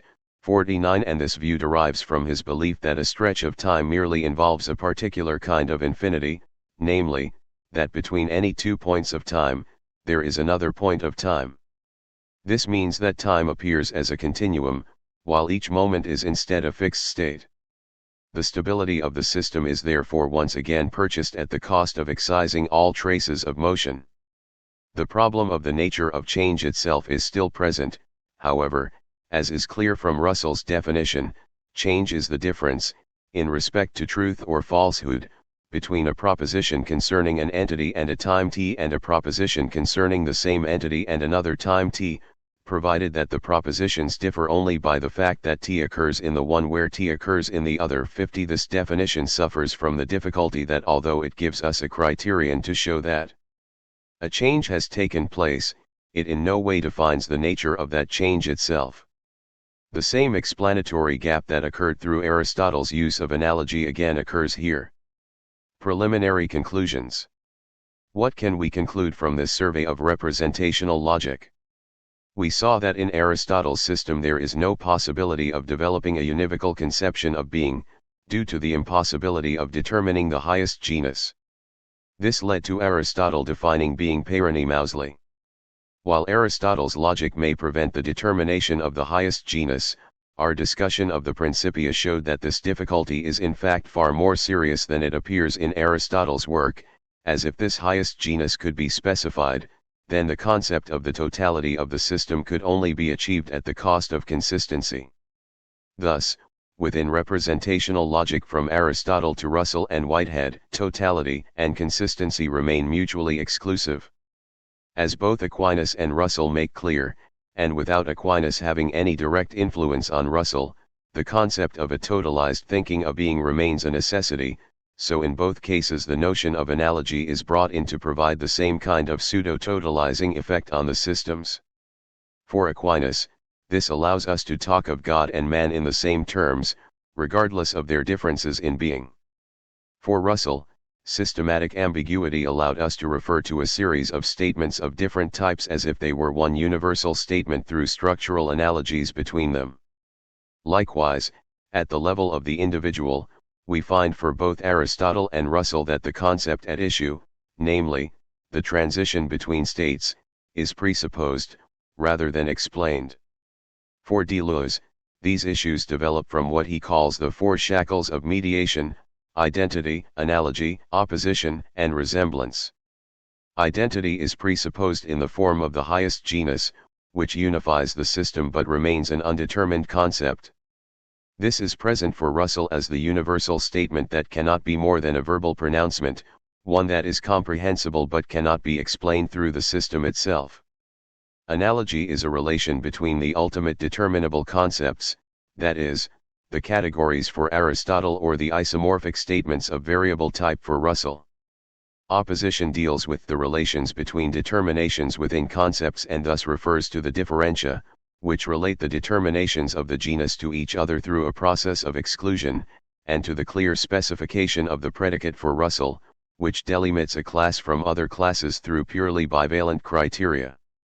Finally, resemblance, in relation to the determined object of the concept itself, allows the selection of individuals who differ but are subsumed under the same species. Essence clearly fills this role for Aristotle, and a similar function is required for Russell in his theory of change, where identical things which differ are required to show that a change has happened. For Deleuze, the source of the problems that occur as a result of these four functions is the faculty of judgment, and in particular the forms of common sense and good sense that we discussed in relation to Kant in the first chapter. Here, common sense once again refers to the partition of concepts, whereas good sense now refers, beyond the attachment of a predicate to a subject, to the construction of hierarchy itself. These two functions are both present in Aristotle and Russell. What is at issue in both Russell and Aristotle is what is absent from their systems.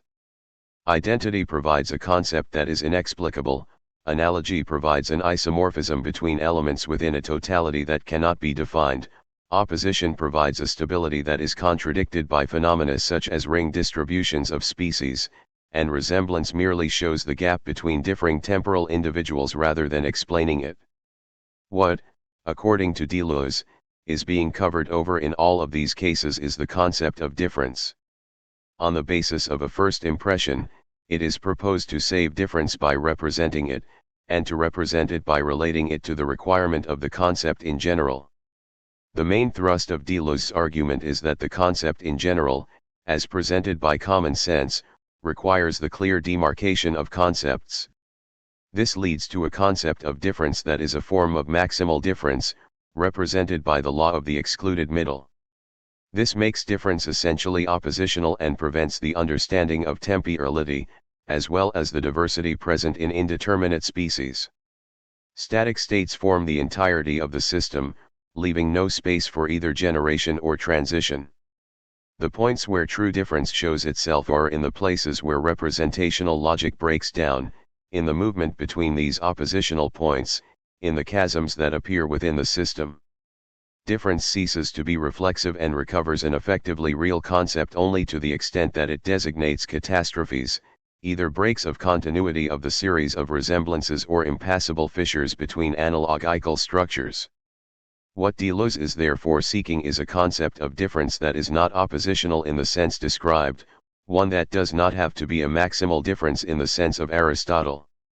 We have already seen something like this through the categories, before they were once again subsumed under the undetermined highest genus.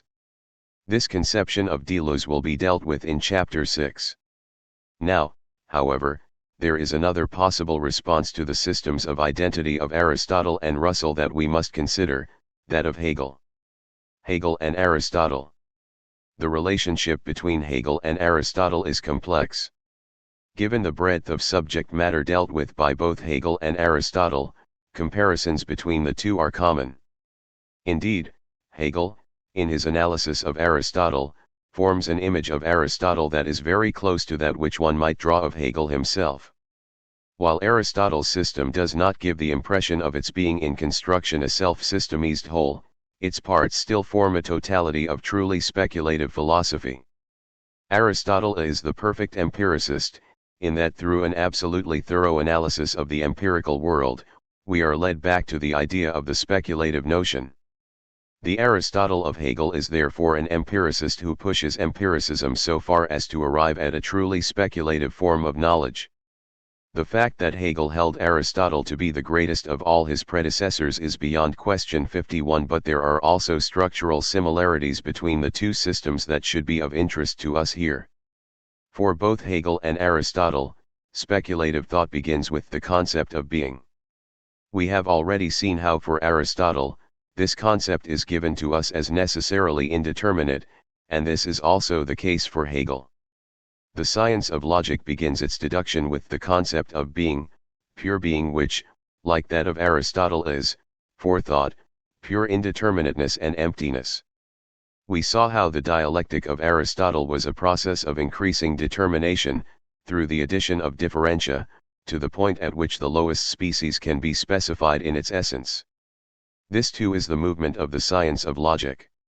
The progressive accumulation of determinations allows us to move from the purest, but also the emptiest, of notions, to one that is adequate to the conception of being. Does this mean that Hegel too has an equivocal concept of being?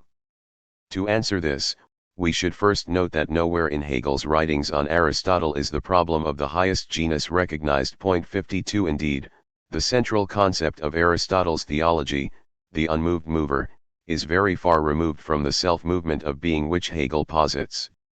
If we look at the science of logic, the difference between the two systems becomes clear. We have emphasized how Aristotle's system eliminates the possibility of movement through what Deleuze will call a mediated concept of difference, but reading the problem of the highest genus in the light of the Principia Mathematica, we also see that this move eliminates the possibility of contradiction. Hegel, on the contrary, is willing to push the question of the indeterminate notion of being to the point where this very notion itself breaks down. Thus, if being is such that there is nothing intuited in it, this very concept itself will vanish into nothingness. Being, as indeterminate, is impossible to differentiate from nothingness. The instability of being, however, is paralleled by a similar indeterminacy of nothingness, which in turn vanishes into being. Thus, in this process of vanishing, a further concept is developed, that of becoming, the movement between the two prior concepts, which shows that the provisional meaning of being and of nothing is for both to be simply this vanishing of one into the other.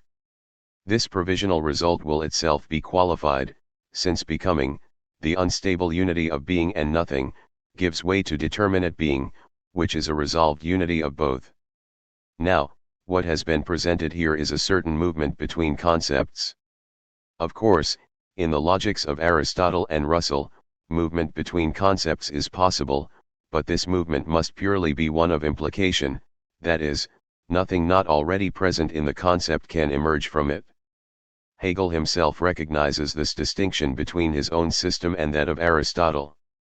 While for Hegel, the movement of the system is a progressive determination of the concept of being, for Aristotle, the process by which the indeterminate concept is reached is one of enumeration and abstraction.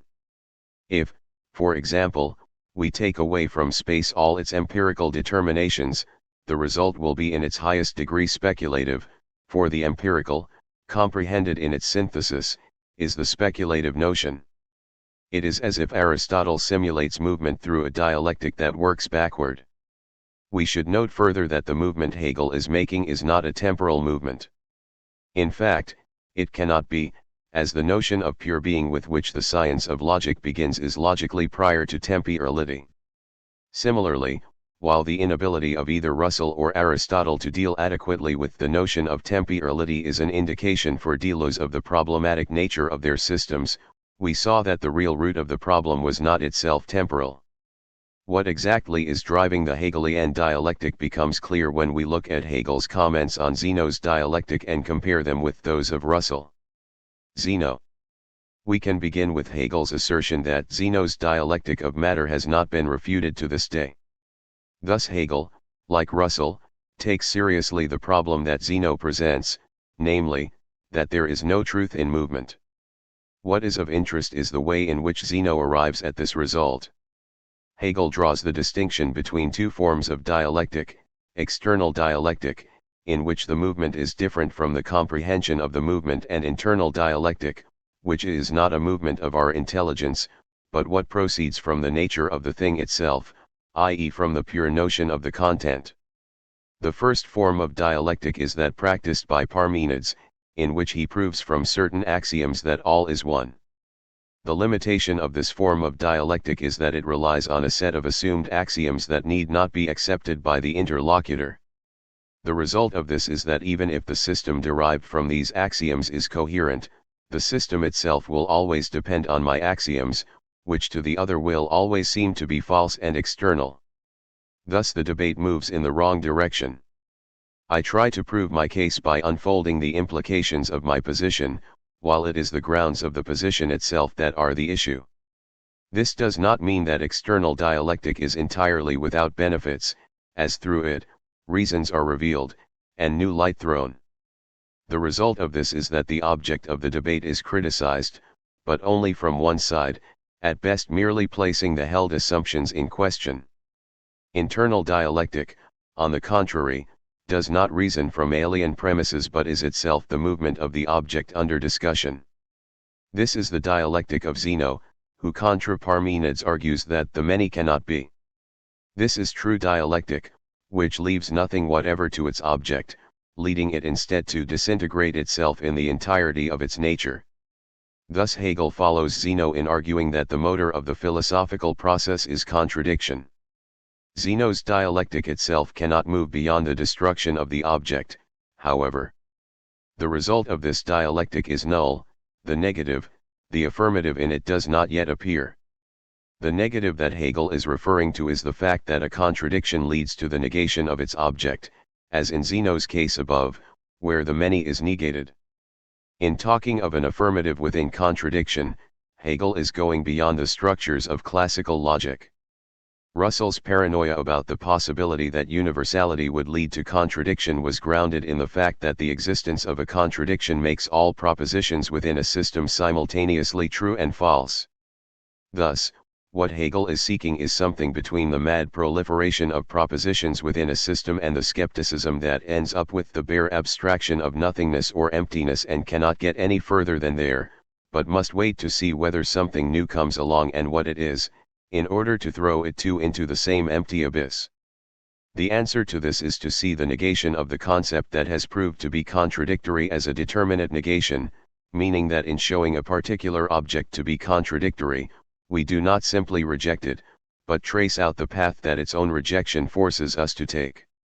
In this way, Hegel moves beyond a purely formal logic to one in which the content itself opens up a determinate movement beyond the impasse that contradiction leads to in earlier systems.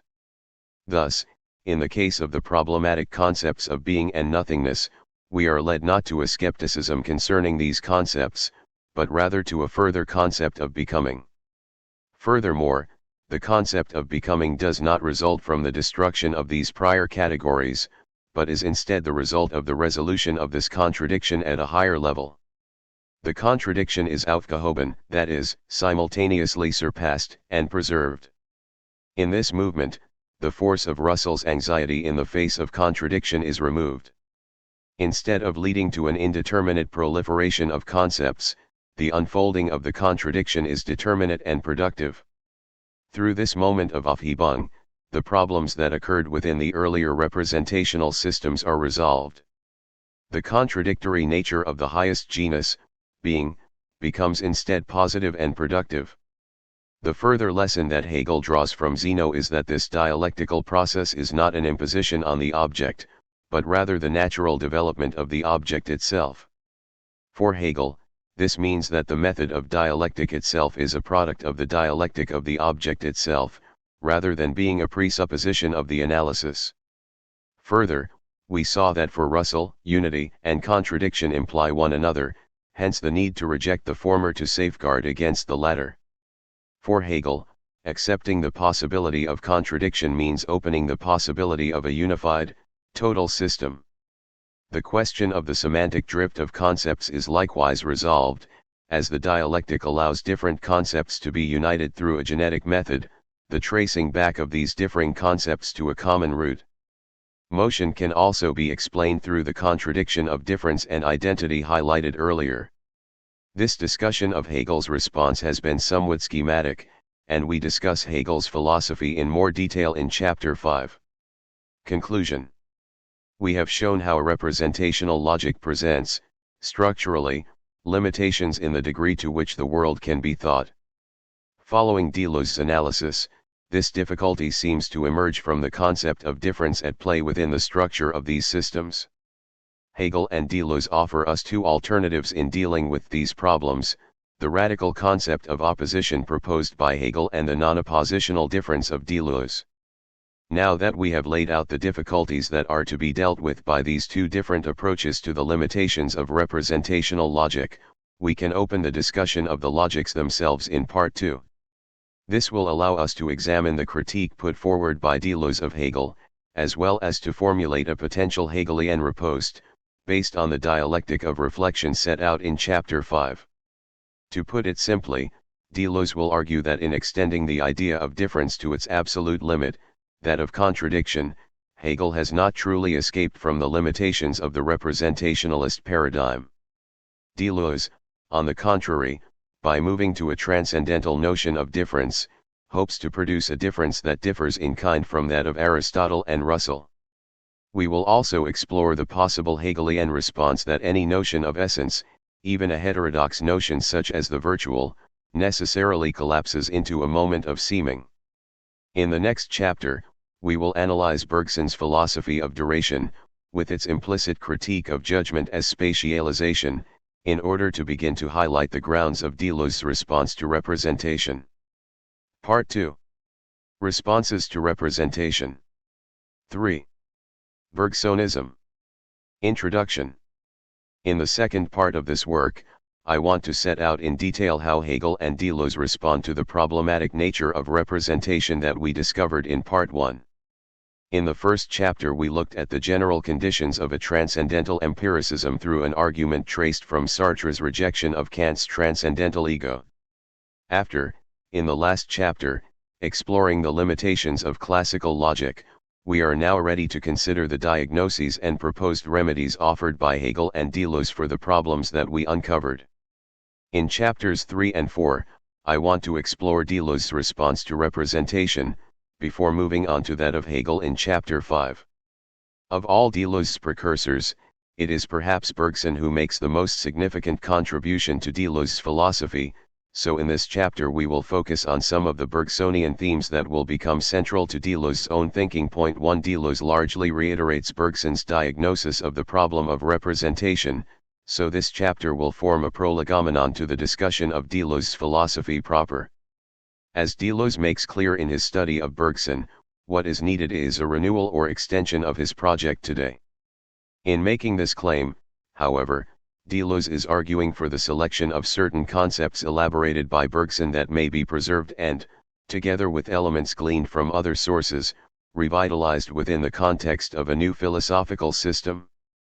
In particular, it is the method of intuition and the theory of multiplicities that Deleuze will take up, removing them from what he calls the French-style history of philosophy. In making a sharp distinction between space and duration, Bergson was able to provide a theory of the foundations of classical logic, as well as explain why classical logic fails to explain large groups of systems, such as living systems. Chapter 5 will then explore Hegel's own response to representation, infinite thought. Paralleling the first chapter, we will begin by seeing how Hegel develops his own account of an absolute idealism immanently from the limitations he finds in Kant's transcendental idealism. We will see how the introduction of the infinite into his conceptual schema allows him to resolve the problem of representation. Bergson's account of Kant and classical logic.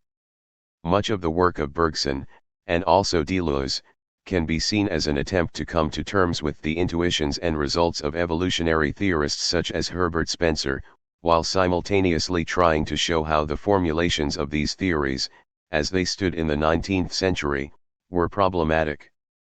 In particular, in this chapter, we will look at one point that relates the work of Bergson, Russell, Kant, and evolutionary theory, namely, the relation of the structure of knowledge to the structure of the object.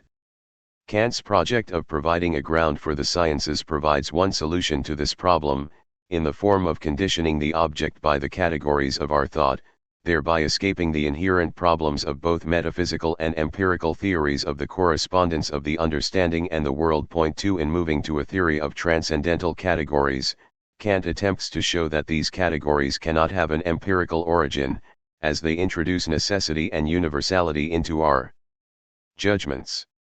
From this, as we saw in the first chapter, a certain isomorphism between the understanding and the object under consideration emerges. For Russell, likewise, the object under consideration and the system used to examine it must be seen as possessing certain similarities. It is axiomatic in his approach to philosophy that in a logically correct symbolism there will always be a fundamental identity of structure between a fact and a symbol. 3. Thus, as we saw in the previous chapter, the analytic conception of problems tends to lead to a parallel atomistic conception of the world, hence Russell's solution of Zeno's paradoxes through the idea of an infinite discrete series.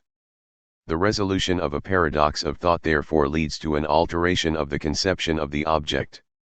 We will consider in this part of the chapter briefly how this conception of an isomorphism between representations of the world and the world itself was taken up by one of the leading representatives of evolutionary theory.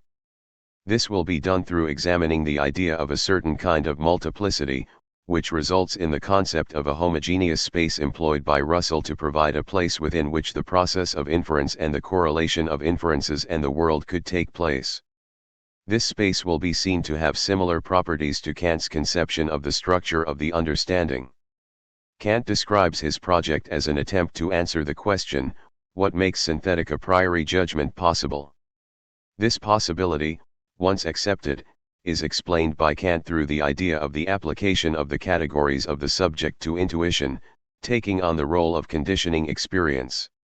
As the same categories play a role in both conditioning experience and conceptualizing it, their application to experience is vouchsafed. We have dealt with some of the difficulties of and responses to this approach in the first chapter, where we showed how Deleuze, using Sartre, wants to break this parallelism between the empirical and the transcendental. Before moving on to Bergson, we need to look briefly at the milieu within which Bergson developed his philosophy, and in particular, the influence of Spencer's philosophy. Spencer attempts to provide a genetic interpretation of the development of our categories of thought that would allow us to see exactly why space appears to us in the particular a priori form that it has. We shall see that this argument proves to be problematic, relying on the notion of space it seeks to explain in order to generate its explanation. While Bergson will reject Spencer's argument, we shall see that its attempt to explain the genesis of space opens the way to a more fruitful line of argument, which Bergson himself will pursue. In contrast to Kant's project, Spencer's philosophy, and in particular the intuition captured in the maxim of the survival of the fittest, argues that our modes of understanding of the world, as well as their fit with the world, have an empirical origin. On a Spence-Ryan reading, such as that provided by Capek, Kant's proof for the a priori nature of space rests on the ability of the subject to represent to itself, or to conceive of, the world in certain ways.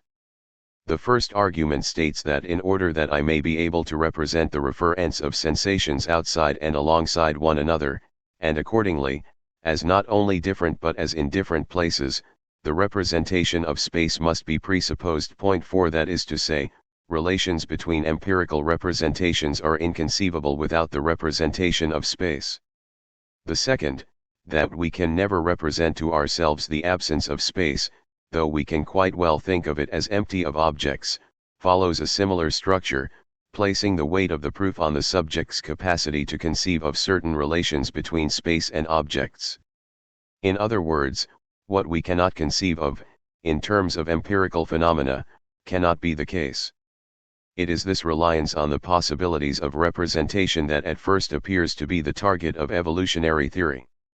Rather than holding that we can only conceive of space in a certain manner due to the subject's role in conditioning the empirical, evolutionary theory instead argues that our cognitive capacities are based on the fitness of the organism to the environment. Thus, alternative, partial conceptions of space lead to an organism that is not optimally attuned to its environment and therefore has a lower chance of survival than one with a more practical conceptual schema. As natural selection eliminates those organisms with suboptimal representational schemata, a more optimal scheme becomes sediment in the organism so that what is a posteriori for the species becomes a priori for the individual. Conceivability therefore seems to fail for the evolutionary theorist as a criterion for the correspondence of intuition and the world, as conceivability now becomes a function of fitness, although, as we shall see, Spencer's approach ultimately leads to a reversal of this result. For Spencer, life in its simplest form is the correspondence of certain inner physico-chemical actions with certain outer physico-chemical actions so that each advance to a higher form of life consists in a better preservation of this primary correspondence by the establishment of other correspondences. 5. Evolution is thus characterized by the gradual broadening of the correspondence between the world itself and the set of physico-chemical reactions that lie at the heart of our interactions with the world. As the number of correspondences and the number of relations of correspondences increase, so the milieu within which the organism situates itself expands. While this model is clearly founded on the pragmatic value of this expansion of the milieu for the organism, as this milieu widens, the subjective representation of the world approaches coextensity with the world itself. That is, through the gradual development of intelligence through small differences in degree, a difference in kind is finally encountered, whereby the pragmatic utility falls away in the face of the relation to the whole of the external. As the milieu is now the whole of the world, it is no longer a partial view governed by the concerns of the organism, or rather, these concerns are now extensionally equivalent to an objective understanding of the world. What we call truth, guiding us to successful action and the consequent maintenance of life, is simply the accurate correspondence of subjective to objective relations, while error, leading to failure, and therefore towards death, is the absence of such correspondence. 6. Thus, finally, pragmatic truth, when it is applied to a milieu that encompasses the entirety of the real, becomes objective truth.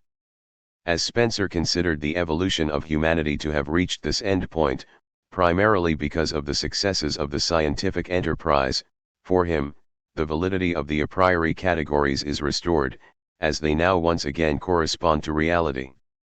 As Ernst Mach wrote, we may, indeed, say that our sense of causality is not acquired by the individual, but has been perfected in the development of the race. 7. Since, during the phylogeny of the organism, it has developed a representation of the world, and this representation is now adequate to the world, the inability to conceive of, say, an object without an underlying intuition of space represents the history of the evolution of humanity struggling to consider a representation that finds no place in nature. Ultimately, therefore, evolutionary theory, at least insofar as it is represented by the work of Spencer, rejoins Kantianism in positing the fundamentally a priori nature of our representation of space and the categories. The a priori nature of the categories is now grounded in a pragmatic correspondence between the organism and its environment rather than through the conditioning of the object by the subject. For Bergson, Spencer opens up a potential direction for philosophy whereby it can continue to advance without laying itself open to the Kantian criticism, but ultimately his approach fails to provide a real alternative to the Kant's position. As we have just seen, the result of the Spencerian picture resembles Kant, with the resurrection of an a priori interpretation of space. This, however, is not what Bergson is referring to. Instead, the difficulty is that Spencer, in attempting to explain the genesis of space, has resorted to reconstructing evolution with fragments of the evolved. That is, in attempting to explain the genesis of space, Spencer has instead merely presupposed the result of his investigation at its outset by relying on a process of evolution that takes place in space. The diffused elements which he integrates into visible and tangible bodies have all the air of being the very particles of the simple bodies, which he first supposes disseminated through space. Spencer therefore fails to provide an adequate response to Kant, as his explanation of the genesis of space presupposes an account of a space such as that which Kant gives wherein this genesis takes place. Despite this limitation of Spencer's account, Bergson takes several important themes from Spencer's metaphysics. First is the need to give an account of space that retraces its genesis, rather than accepting space ready-made as given, as he takes Kant to do. Second, in his positive theory of the nature of space, Bergson will argue that Kant has been guilty of an error in the construction of his theory, namely, in the exclusion of a possibility in his account of the nature of space. In enumerating the possible relations between the subject and the world, Bergson claims Kant considers three possibilities: either the mind is determined by things, or things are determined by the mind, or between the mind and things we must suppose a mysterious agreement. Bergson instead posits a fourth possibility, that intellect and matter have progressively adapted themselves one to the other in order to attain at last a common form. The lesson to be learned from Spencer's theory is that this process cannot be seen in terms of a preceding space, as this would lead to us merely presupposing what we are trying to explain. In discussing Kant, Bergson finds himself in agreement with the result that space is to be taken to be an ideal feature of the world, and also with his refutation of any empiricist attempt to explain our conception of space as a result of our perception of the external world, which he calls definitive in what it denies.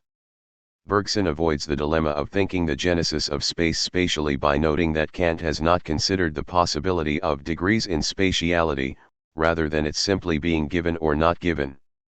Of course, arguing that Kant has made an unwarranted assumption in taking space to not admit of degrees, Bergson also must argue that the understanding is wider than Kant's conception of it, in order to explain the possibility of its connection not just to pure space, but also to these intermediate forms. What Bergson is trying to do is to give an explanation of the genesis of space, thus highlighting an important limitation in Kant's account: his inability to explain how space arises as the form of our perceptive faculty. Before moving on to Bergson's positive philosophy, we will therefore look at what Bergson takes to be the connections between homogeneous space and the understanding for Kant and Russell.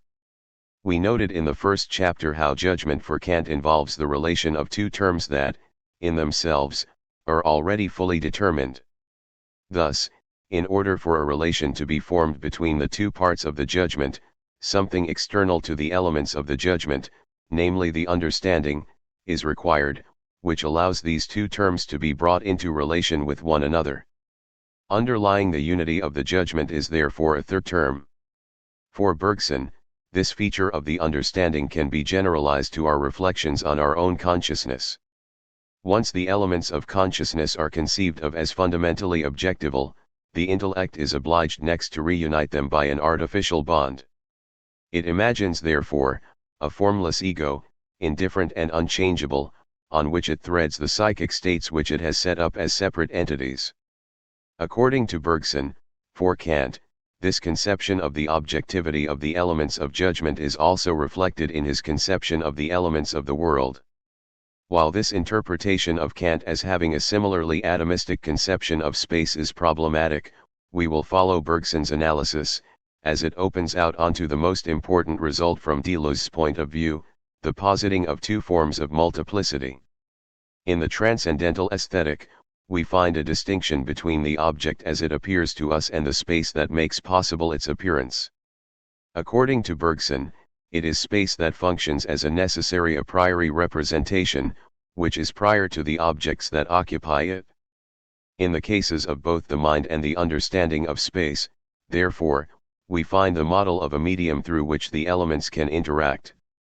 The ego enables judgment, and space, in coordination with the categories of the understanding, enables perception of the object. We can see a similar situation emerging out of the set theory practiced by Russell. We saw that set theory provides a hierarchical model of relations, sets being related to others by the relative domains of objects over which they range.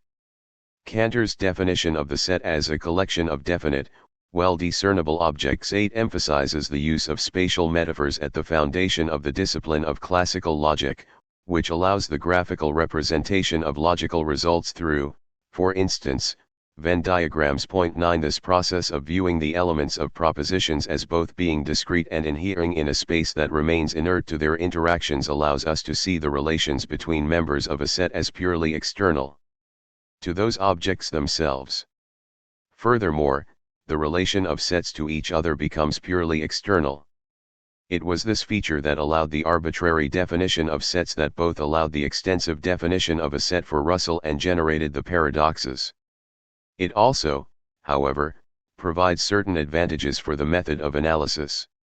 Given that the relations between elements are purely external to one another, it becomes possible to bracket these relations for the purpose of the study of these phenomena. Bergson claims that a similar situation emerges in Kant's philosophy, where it is the categories of the understanding that impose a field of relations on the given point. 10 Thus, the spatial model allows the method of analysis to develop, where a complex phenomenon can be broken down into its component parts in order to understand the whole through a later process of synthesis.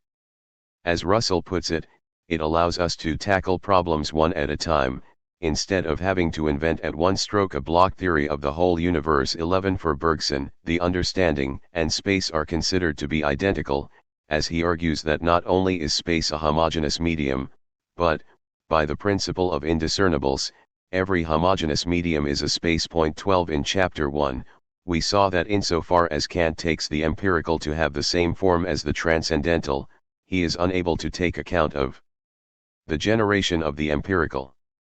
This let us so see that by privileging the structure of judgment, Kant belonged to the tradition of representation. We should note here, however, that Bergson's account of Kant's concept of space is rather simplistic. As Deleuze notes in relation to Kant's argument from incongruent counterparts, Kant recognizes an inner difference 13 within space that escapes the understanding. We can further note that spatio-temporal objects for Kant cannot be described atomically, as all substances, insofar as they can be perceived to coexist in space, are in thoroughgoing reciprocity. While these simplifications limit the scope of Bergson's criticisms, as the analogy between space and the understanding for Kant no longer holds, we should note that it does not affect his argument against the limitations of the understanding, which is central to Deleuze's attack on finite representation. We saw there that the finite understanding for Kant produced judgments by subsuming representations under other representations. As each of these terms was in itself self-sufficient, the I think was necessary to bring these various elements into relation with one another. While Bergson's attack on the Kantian conception of space as containing atomic elements within a homogeneous field may fail, therefore, the Bergsonian criticism does apply to the I think of the understanding. This is because it provides the element of homogeneity that allows the terms to relate externally to one another. The difficulties that we encountered with Kant's philosophy in Chapter 1 would, therefore, for Bergson, be characterized in terms of a spatial conception of the I think, even if, ironically, the Kantian conception of space itself escapes Bergson's criticisms. Leaving aside his argument for this point, given the apparent differences between the structure of the understanding and the structure of space, what will actually be important to Deleuze is the multiplicity that underlies this conception of space and the recognition that it is possible to draw a distinction between extensity and space. If we are to understand the importance of space for Bergson, we need to note that our understanding of geometry now allows for the formulation of different kinds of geometry. Consequently, classical geometry has become known as Euclidean geometry, after Euclid, who was first to systematize its fundamental theorems and axioms, and later geometries as non-Euclidean geometries. In this chapter, we will focus on Euclidean geometry before looking in more detail at Riemannian geometry in the next chapter. All of the theorems of Euclidean geometry can be derived from 5 postulates or axioms, although it is the 5th axiom that will interest us here. With the 5th axiom, which can be restated as asserting that through a point not on a given straight line, one and only one line can be drawn that never meets that given line, we arrive at a conception of space as fundamentally homogeneous. This means that a particular metric applied at one point within a Euclidean space can equally be applied at any other point. Euclidean space therefore has the fundamental property of measurability, in that we can compare the objects within it by their superposition upon one another. A consequence of this is that an object within a Euclidean space is invariant to transformation by displacement, or in other words, that the space of Euclidean geometry functions as a homogeneous medium where position does not affect the constitution of objects within it. Euclidean geometry therefore provides the ideal model of how we are to understand something like the ego as that which allows the relation of already determined concepts. The idea of using Euclidean geometry to understand the interaction of concepts finds its parallel in the use of Euclidean geometry in the physics of Kant.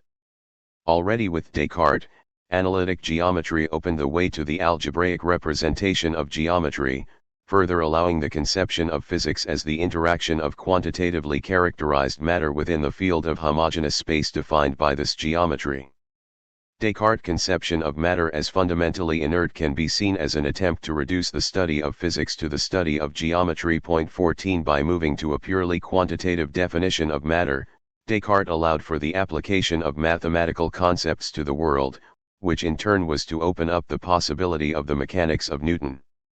Within this mechanics, the interpretation of consciousness that is found in Kant and Russell finds its parallel in an understanding of the world in terms of the relations of discrete objects. Spencer's evolutionary theory develops through a process of closer and closer approximation to the structure of the world, guided by the force of natural selection. The final stage of Spencer's phylogenetic account is the mirroring of an internal world grounded on the invisible thread of consciousness and the external world grounded in the understanding's relations to the homogeneous field of space. For Spencer, Newtonian physics therefore represents the final milieu of the development of the organism, one that allows the complete representation of the world to the organism. As we should expect from a physics that takes the truth of Euclidean geometry for granted, Newtonian physics contained its own equivalent of the corollary of Euclid's fifth postulate, the axiom of free mobility, which asserts that neither the size nor shape of bodies is affected by their displacement. 15. The mechanistic model of the universe opens the way to several useful procedures. First, given that the mathematical concept of space provided by Euclid is conceived to be directly applicable to the universe, the logic that is intimately bound up with it is also applicable. The concept of space at the heart of Euclidean geometry is a metric space, so the representation of the world also becomes absolutely quantifiable. Russell's approach to the question of time that we looked at in Chapter 2 exemplifies the possibilities opened up by this metric understanding of the world, seeing it as a discrete, infinite series of unextended points forming an imaginary line. Such a system fulfills the Laplacian dream that given an unlimited intelligence and a knowledge of the complete state of the universe at any given moment, nothing would be uncertain, and the future, as the past, would be present to its eyes. 16 The mathematico-analytic approach therefore allows the analysis of any closed system in a similar fashion, that is, the quantitative analysis of the external interactions of discrete atoms of matter. While the analytic approach provides a powerful method of analysis, this method also leads to substantial difficulties, such as those encountered in the logics of both Russell and Aristotle. These difficulties are at the root of the Bergsonian method of intuition and its Deleuzian derivative. Before moving on to discuss the meaning of these difficulties for Bergson, we will briefly consider the difficulties that emerged for the proponents of the first quantitative laws, the Pythagoreans. The fundamental axiom that grounded these laws, which originated in the 5th century BC 17, was Philolaus' assertion that all things which can be known have number, for it is not possible that without number anything can be conceived or known. Although the Pythagoreans combined a belief in the numerical understanding of the world with a form of number mysticism, the relation between the intellect and number, positing number as the limit point at which the understanding becomes acquainted with the world, mirrors more modern conceptions. 18 A revolution in this classical conception of number took place, however, with the discovery of the incommensurable. When Pythagoras' theorem is applied to the square, we find that the length of the diagonal of the square is square root 2 times the length of the side. As the square root of 2 is irrational, the ratio of the length of the side to the diagonal is irresolvable into an integral ratio. 19 The Greek concept of number, built on the idea of the integral numerical progression, was unable to incorporate the idea of a number which could not be reduced to integers or their relations. With the discovery of incommensurable numbers, Pythagoreanism collapsed, the man who disclosed the difficulty being said to have died in a shipwreck as a result. 20 What therefore defeated the Pythagorean model was the discovery of a mismatch between the world and the subject's ability to conceptualize the world. For Greek thought, the relation between logic and the physical world can be seen more clearly than in modern thought due to the restricted definition of number, although similar restrictions on the notion of negative numbers in algebra persisted until the Renaissance. 21 In a similar way to Pythagoreanism, Spencer's model of the gradual adequation of the mind to the world produced the corollary that the structure of the mind was isomorphic with the structure of the world. It is in respect to this relation that Bergson developed the method of intuition as a method of recognition of the mismatch between our representation of the world and the structure of the world itself. It is this method and the implications of its results for the notion of space that we will explore in the next section. Bergson's method of intuition. The method that Bergson uses to develop his alternative understanding of the world to that which we have outlined above is the method of intuition. Such a method is not to be confused with the Kantian faculty of the same name, and instead is the name of a two-stage process whereby a particular conceptual scheme is at first recognized to be inadequate and then effectively bracketed in order to return to an understanding of the phenomenon itself. As Deleuze points out in his discussion of Bergson, however, intuition, as Bergson understands it methodically, already presupposes duration. Thus, while intuition may be the name for the method Bergson employs, this method itself presupposes an acquaintance with the object to be disclosed. Although this may seem paradoxical on the surface, returning to the exact nature of the problems that we found with the classical theories of Russell and Aristotle will help to clarify how this approach works. When we analyzed the theories of Aristotle and Russell, we came across what Deleuze calls points of catastrophe, where the logical scheme of the system as a whole appeared to break down. In particular, we noted how in both cases, the very large and the very small showed at best incomplete, and at worst paradoxical, characterizations of the genus and individual.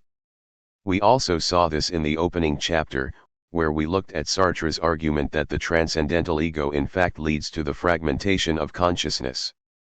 It is these moments of catastrophe that are the material for the first half of Bergson's method of intuition, as can be seen by returning to Russell on time. What we found problematic about Russell's account of temporality is not the structure of his representation itself, which at least appears to be consistent, but rather the intuition on our part that something is missing from this representation, namely, the actual movement of time itself, or, in Bergson's language, its duration.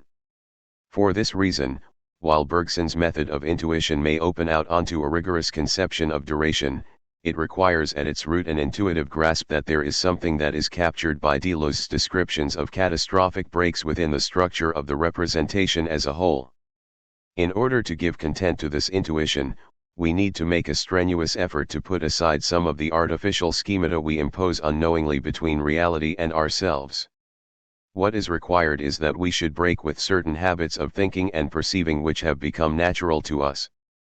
22 Deleuze's comment on the relation of intuition to duration therefore arises from the fact that this act itself presupposes in some sense the conclusion of the act, as it is duration that for Bergson opens up to the subject the possibility that the present schemata do not adequately capture the nature of the world.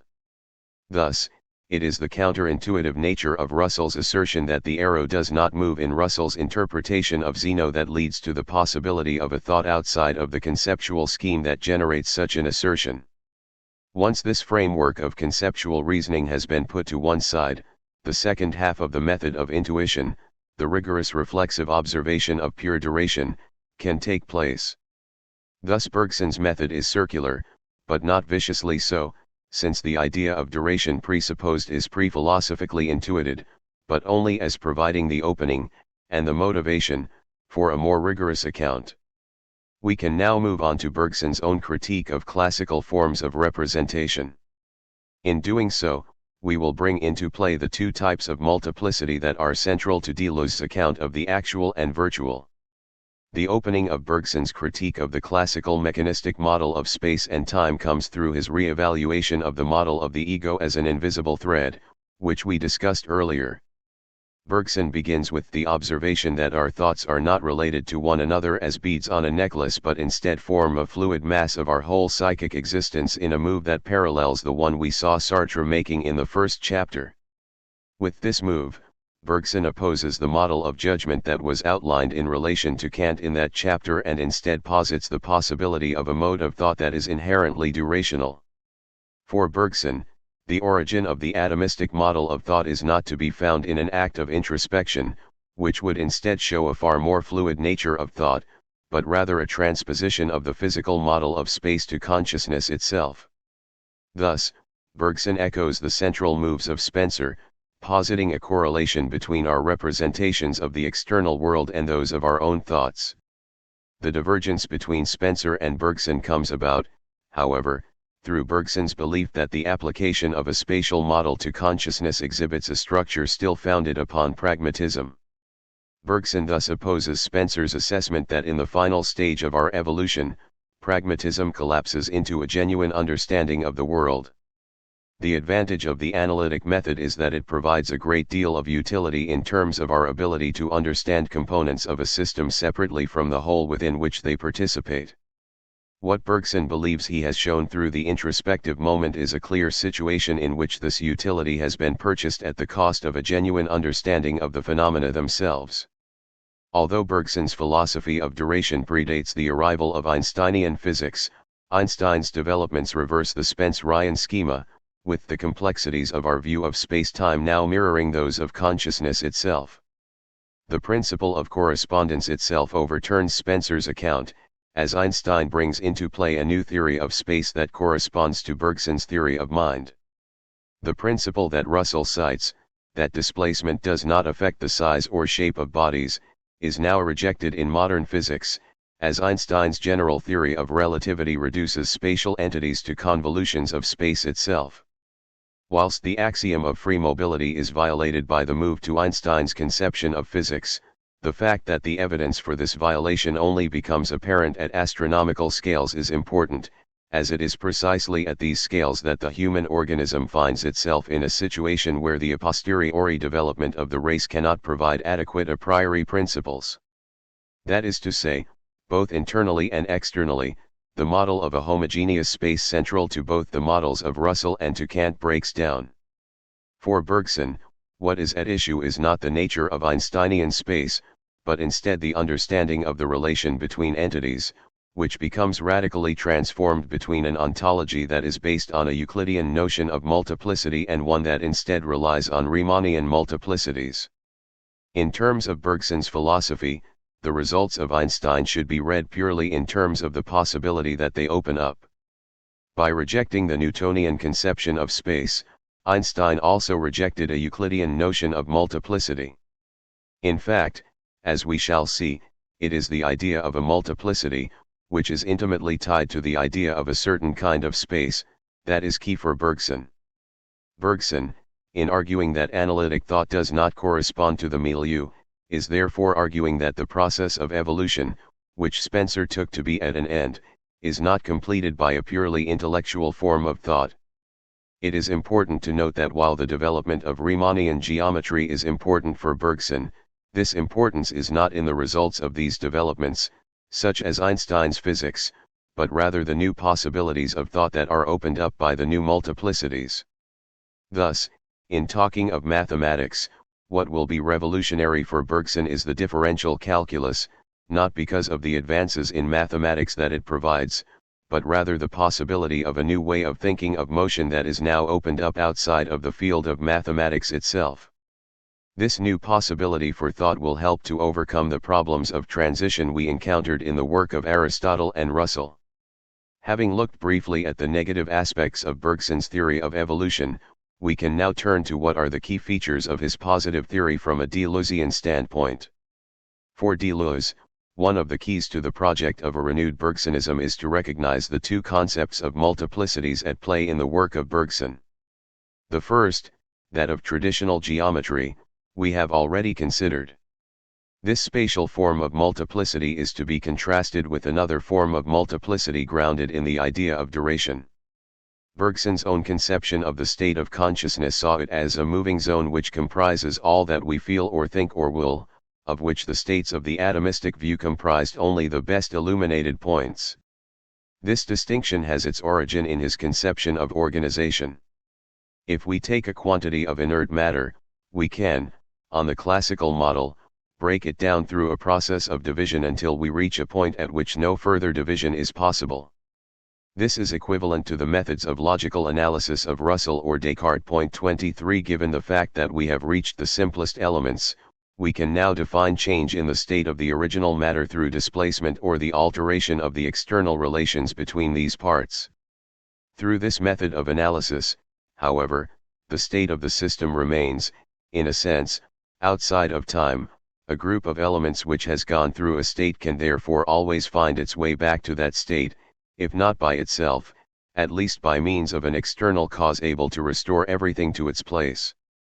Such a concept of space also implies a parallel concept of time, one that, as well as being in principle absolutely reversible, is also absolutely without duration. The concept of time is abstract, reduced to another dimension of space, so that we can conceive of time passing at whatever rate we fancy, in that it merely provides another axis along which events happen. In contradistinction to this conception, Bergson turns to systems that have a different kind of organization. If I want to mix a glass of sugar and water, I must, willy-nilly, wait until the sugar melts. In this case, the time of the situation is not felt in the manner of an additional axis to the normal dimensions of space. Instead, my own reaction to the situation, my impatience, opens out onto a conception of time that holds out to me the experience of duration. The situation endures for me. Such a state does not have the same analytic structure. That it cannot be measured or broken down in the same way as the prior conception implies that a different form of metric is at work, and with this comes a conception of continuity opposed to the Russellian idea put forward in the last chapter. This move away from atomism has 5 main consequences for our understanding of time, which Capek highlights. 24 First, and as we have already seen from Bergson's interpretation of introspection, processes in time cannot be seen as being made up of clearly defined external elements. Within such models, we always find the catastrophes highlighted by Deleuze, the gaps between structures within the system. Second, if we are to reject the atomistic model, we can no longer see a process as complete. For Bergson, the completion of a phenomenon can only make sense within the world of discrete objects and states. If a state is defined by discrete components, then there can also be no novelty, merely rearrangements of pre-existing entities. Given a continuous becoming, novelty is a constant feature.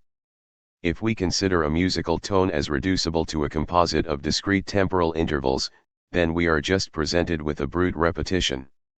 If we see it as unfolding within time, each instant will be different from the last, in that it will carry this past with it.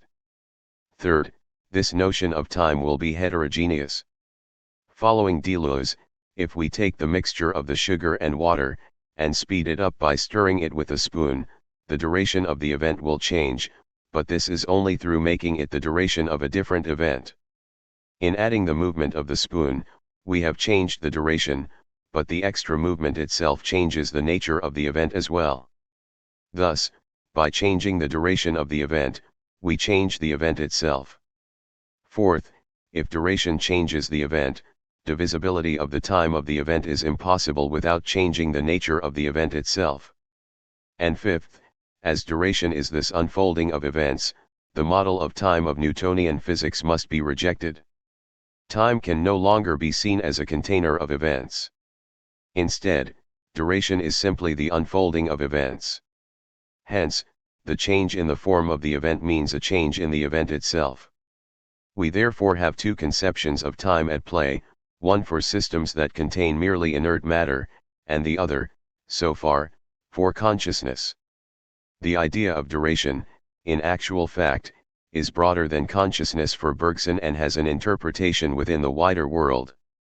We shall now turn to look at the fundamental characteristics of some systems that embody this idea. The second law of thermodynamics states that the entropy of an isolated system not at equilibrium will tend to increase over time, approaching a maximum value. It is this law that is responsible for the idea of heat death, the hypothesis that the end of the universe will come about when all disequilibrium states of energy have been cancelled, leading to the universe becoming an unstructured field of constant temperature. The law can be illustrated by the example of a room containing two gases, for example, nitrogen and oxygen, each separated from the other by a central barrier. 25 We can see such a system as presenting a high level of order, as each segment of the room contains just one kind of molecule.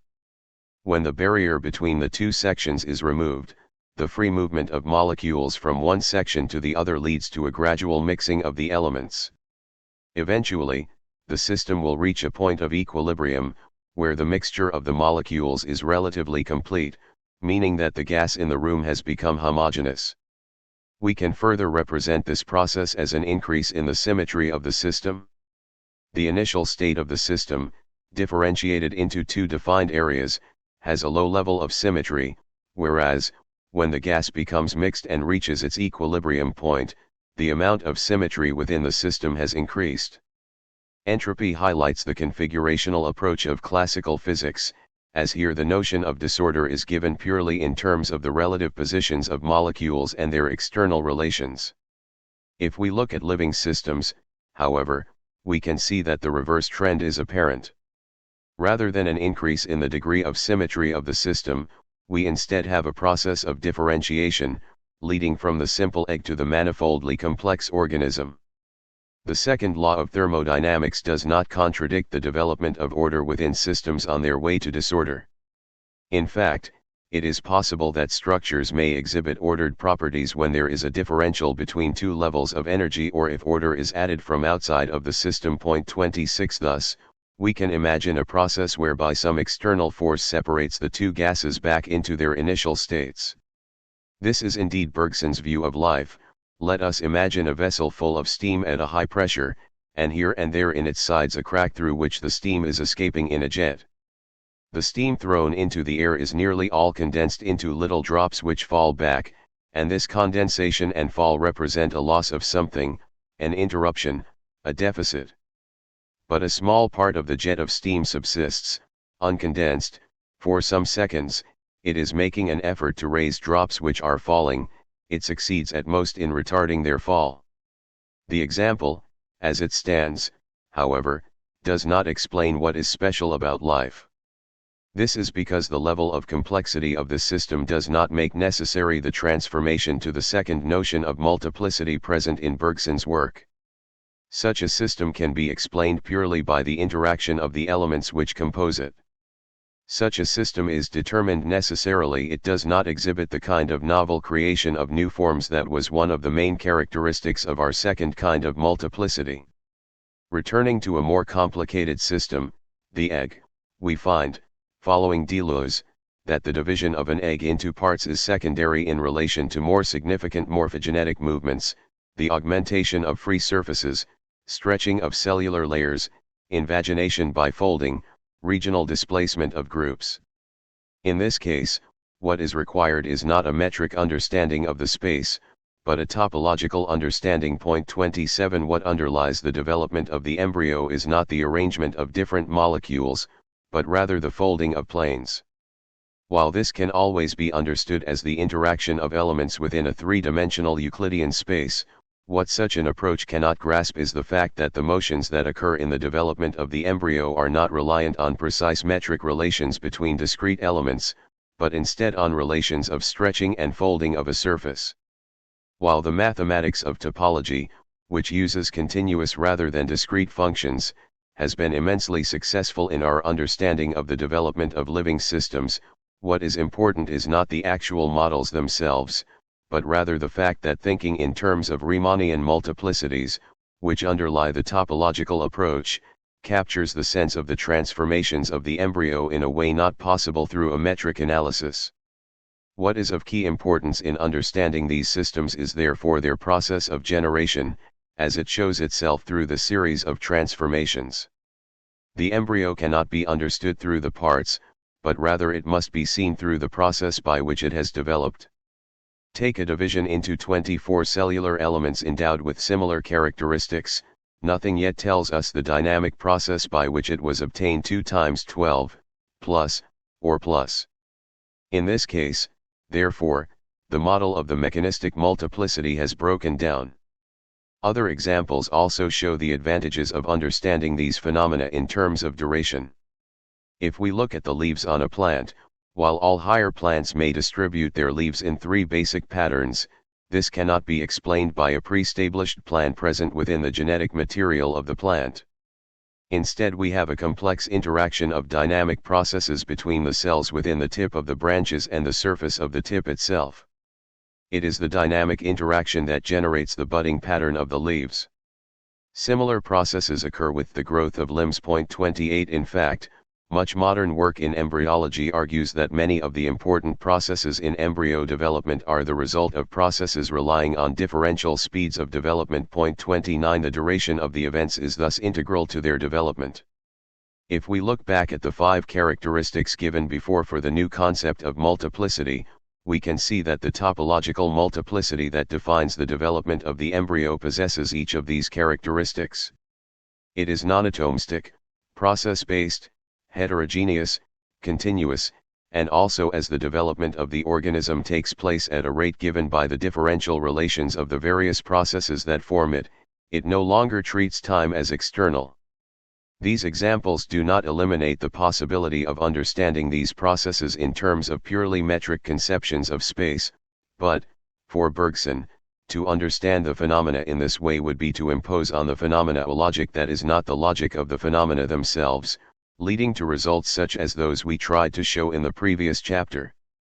At this stage, it is important to note that while Hegel also has a logic of relations, in setting out a logic of contradiction, he is also purposefully attempting to overcome the limitations of the static conception put forward in the previous chapter, so the question of the relation of Bergson's criticisms of classical logic to Hegel must remain open.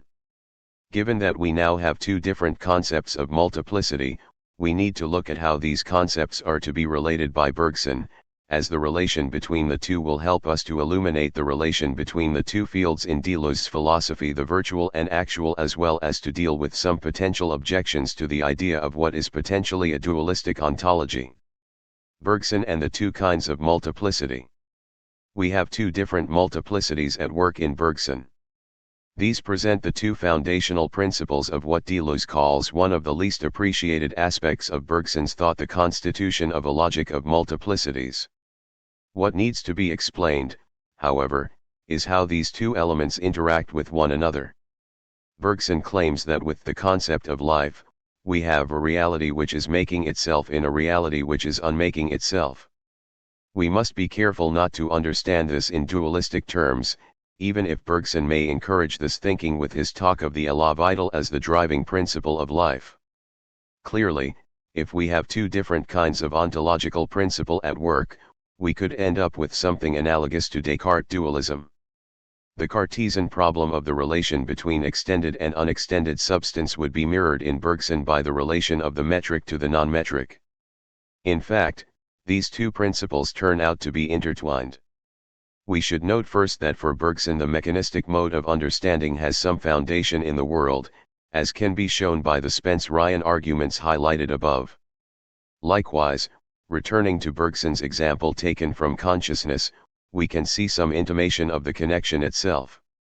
Bergson's claim that the atomistic conception of consciousness focuses only on the best illuminated point of a moving zone which comprises all that we feel or think or will supplies us with the idea that the mechanistic model is in fact something like the limit case of the durational multiplicity. In fact, the solution to the difficulty comes from a reflection on the origin of the Cartesian problem.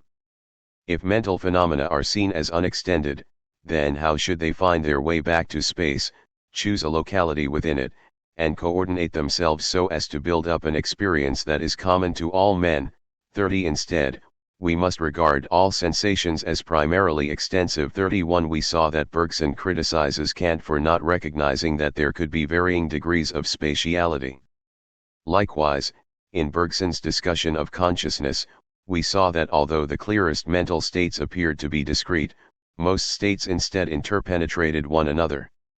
The degree of extensity of a sensation or event is, for Bergson, the degree to which these events approach the ideal point of being totally spatial.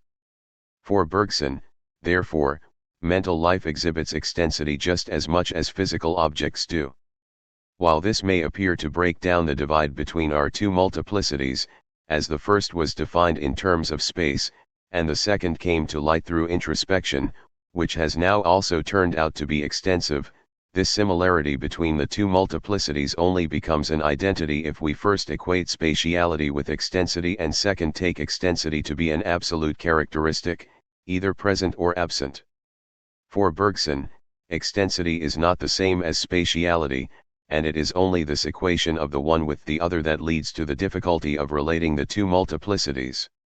While the level of extensity may vary between sensations, or events within the world, it does not have the characteristics associated with the purely spatial.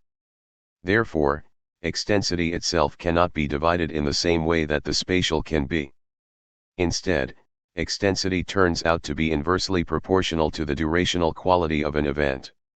As thoughts become sharper, they also begin to lose their continuity with the past.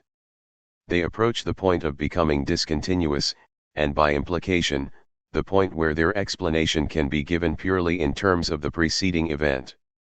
We might consider the limit of the sequence to be a point of maximal extension where matter becomes entirely spatial, and duration entirely falls away, and it is true for Bergson that we do imagine this possibility.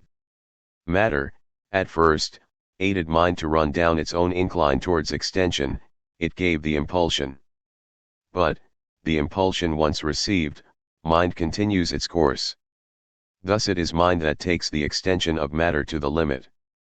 In this, the mind creates a schema of the idealized notion of space that allows the kind of logical analysis used by Kant and Russell to be permitted.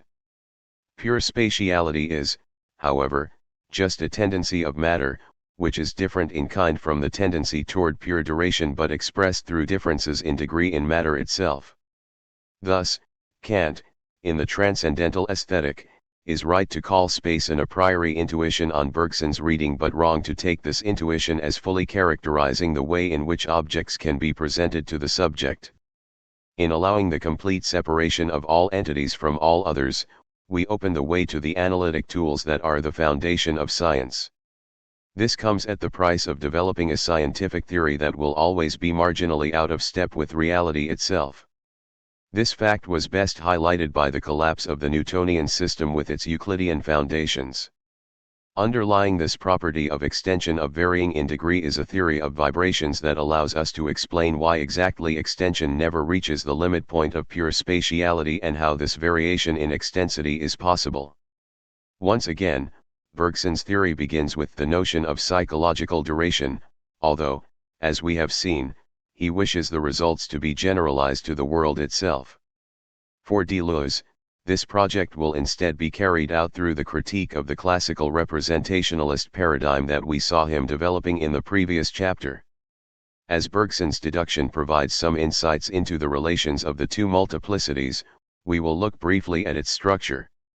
On Bergson's psychological deduction, we begin by seeking that which we have that is at the same time the most removed from externality and the least penetrated with intellectuality. This is the moment where we are furthest removed from the idea of the mathematical instant, therefore where we are closest to a communion with pure duration. To think outside of the pragmatic paradigm of the intellect requires great effort, and this is the case here, as the past must be gathered up into the present as an undivided whole.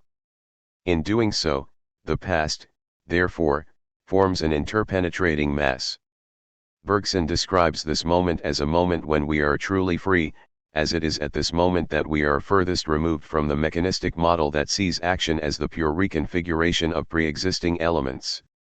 Thus, the past, instead of being seen as a series of discrete events, is seen as a continuum, incorporating these different moments into one whole.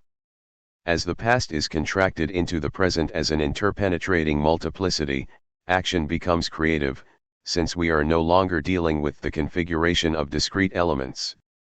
Such an effort is essentially a contraction of duration. When we relax the effort to contract the past into the present, we find that gradually the past coalesces into 1,000 recollections made external to one another. The present, instead of being the continuation of the past, becomes a series of instants that emerge only to immediately disappear once again. Thus, as interpenetration lessens, external relations begin to become possible. The limit at which genuine externality would be reached, however, is an illusion. Extensity is never equivalent to matter. Instead, at bottom, we have elementary vibrations, the shortest of which are of very slight duration, almost vanishing, but not nothing. Bergson is thus proposing a vibratory model of extension. In doing so, Bergson is trying to overturn one of the key dogmas of the mechanistic view, that the interval of time over which a body is observed does not change its material characteristics, or, as Whitehead writes, the lapse of time is an accident, rather than of the essence of the material. 32 Instead, if we view matter in terms of a waveform, or vibration, it becomes clear that extensity, as a movement, carries temporality with it as a fundamental property. Extensity, under a pulsational theory of extension, requires a time for matter to pulse. It should be noted that Bergson here is not talking of the vibration of an atom but rather a vibratory notion of duration itself. There are movements, but there is no inert or invariable object which moves. Movement does not imply immobile. Thus, the act of contraction leads to the drawing together of a larger part of these interpenetrating vibrations, leading to greater novelty. If we instead focus on the individual vibrations, we discover the simple repetition much like that found in a solid musical tone. Just like a musical tone, however, the durational character cannot be completely eliminated without eliminating the event itself. For similar reasons, the idea of pure duration, free from all extension, would seem to be impossible. What we have instead is a mixture. Bergson's theory thus represents both a dualism and a monism. It is dualistic in the sense that it generates two principles that are different in kind, the tendency toward pure matter and the tendency toward pure duration, but it is monistic to the extent that in actual duration, there is only a difference in degree between the maximally extensive and the maximally durational. At this point, we can also therefore qualify the standard characterization of Bergson as a vitalist. Insofar as Bergson opposes life to matter, Bergson is indeed a vitalist.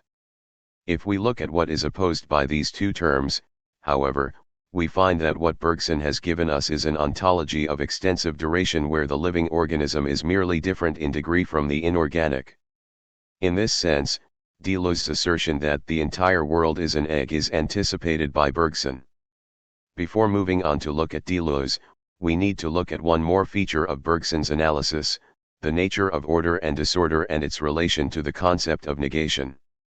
As we saw in the first chapter, Deleuze argues that, traditionally, the idea of a logic of phenomena has been opposed to the notion of the abyss.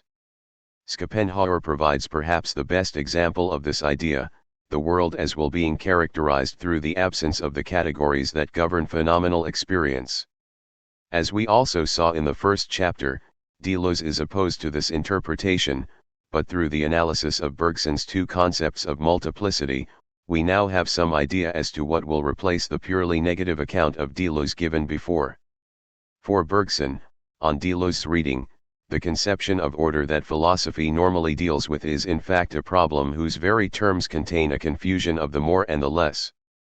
That is, while we normally take the idea of order to contain more than the idea of disorder, the inverse is in fact the case.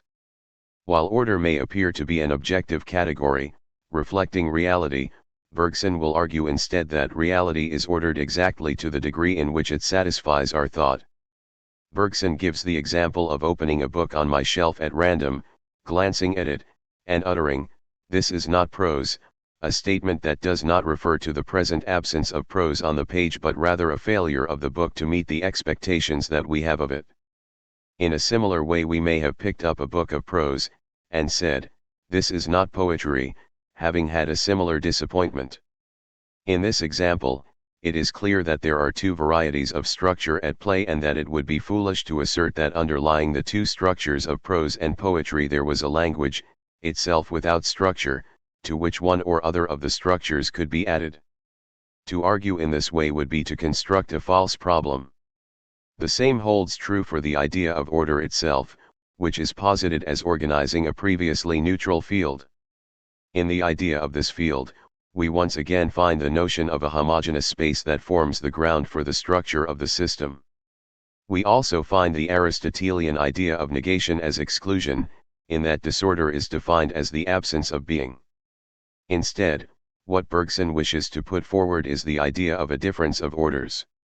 This idea, which departs from the rigid exclusivity of Bergson's example, comes about through the belief that both kinds of order coexist as tendencies within the same system. Conclusion. We have now seen how some of the most important features of Bergson's metaphysics emerge from an attempt to think beyond a spatialized image of time. This attempt was intimately bound up with a critique of representation. Deleuze will take up both the positing of two kinds of multiplicities, which are to be understood as tendencies rather than states, and the critique of the spatial, atomistic conception of the world. We are now ready to look at how this basic metaphysics is developed by Deleuze into his own transcendental empiricism, in order to give a more rigorous conception of the structure of these two multiplicities. We will also see how Deleuze aims to provide an account of the determinate structure of the world while avoiding the categories of representation and the difficulties that emerge with them. 4. The virtual and the actual. Introduction. In an afterword written in 1988 to his study, Bergsonism, Deleuze calls attention to the three themes of Bergson's work that he believes must be pursued if we are to continue to practice metaphysics. These are intuition, the relation of science and metaphysics, and the theory of multiplicities. These three themes will be the central focus of this chapter on the structure of Deleuze's ontology, although we will also briefly look at some areas of Deleuze's thought on aesthetics. Taking the themes in reverse order, it is the theme of the two multiplicities in Bergson's thought that is most fundamental to Deleuze's project of renewing metaphysics. In the last chapter, we looked at the differences Bergson posits between space, on the one hand, and duration, on the other. In making this distinction, Deleuze claims that Bergson moves toward a distinction between two major types of multiplicities, the one discrete or discontinuous, the other continuous, the one spatial and the other temporal, the one actual, the other virtual. The first of these multiplicities is that of Aristotle and Russell and operates with a logic of identity, negation, and opposition. The second, which corresponds to duration in Bergson's system, instead uses the principles of difference. In exploring the interrelations of these two multiplicities, Deleuze highlights Bergson's constitution of a logic of multiplicities. Extending and clarifying this logic will be fundamental to Deleuze's own project. The second aspect of Bergson's thought taken up by Deleuze is the constitution of a new relation between science and metaphysics. Bergson did not merely criticize science as if it went no further than space, the solid, the immobile.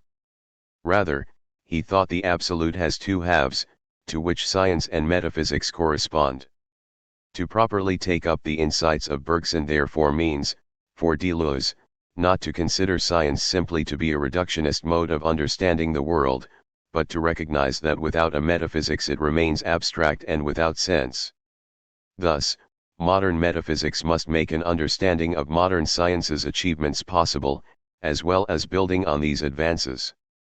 Returning to the question of the two multiplicities, Deleuze's project will involve fulfilling Bergson's intention to give multiplicities the metaphysics which their scientific treatment demands. Given that contemporary science, particularly the fields of chaos and complexity theory, has taken up the idea of non-classical geometrical space as a vital tool in understanding the behavior of systems, Deleuze will frequently refer to the scientific treatment of continuous multiplicities in order to provide an explanation of them which gives a level of rigor unavailable at Bergson's time of writing. We should be careful to recognize, however, that Deleuze is not himself engaged in a scientific enterprise, and while mathematics provides perhaps the easiest way to understand his project, it simply provides the paradigm case for understanding terms such as actualization, the relations of problems and solutions, and the structures of the virtual and the actual. This distinction is especially clear in his discussion of differential calculus, which will become a central tool in developing his theory of difference. Differential calculus in the most precise sense is only a mathematical instrument which, even in its own domain, does not necessarily represent the most complete form of expression of problems and the constitution of their solution. There is a wider sense to the differential calculus, however, as a calculus of difference, which will apply to all domains. Each engendered domain, in which dialectical ideas of this or that order are incarnated, possesses its own calculus. 1. The analysis of the differential calculus, and its application to non-standard geometries should therefore be seen as the application in one domain of a calculus of difference that in the end will go beyond purely mathematical results. Deleuze's philosophy thus involves neither a reduction of science to metaphysics nor a reduction of metaphysics to science. The third aspect that Deleuze will take from Bergson is the method of intuition. Deleuze emphasizes the two functions of intuition as a cutting up or division of reality in a given domain, according to lines of different natures and, on the other hand, an intersection of lines which are taken from various domains and which converge. As we saw in the last chapter, for Bergson, the two multiplicities represent two tendencies of a system.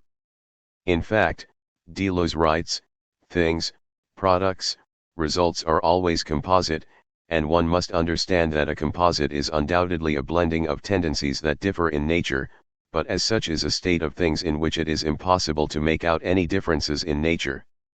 This means that the logic of multiplicities must be able to deal with that which exists between the two tendencies, or in Deleuze's terms, that which is the result of the differentiation of difference. The two multiplicities. We have already looked at one of the multiplicities that Deleuze is concerned with in his logic in the form of the structure provided by set theory.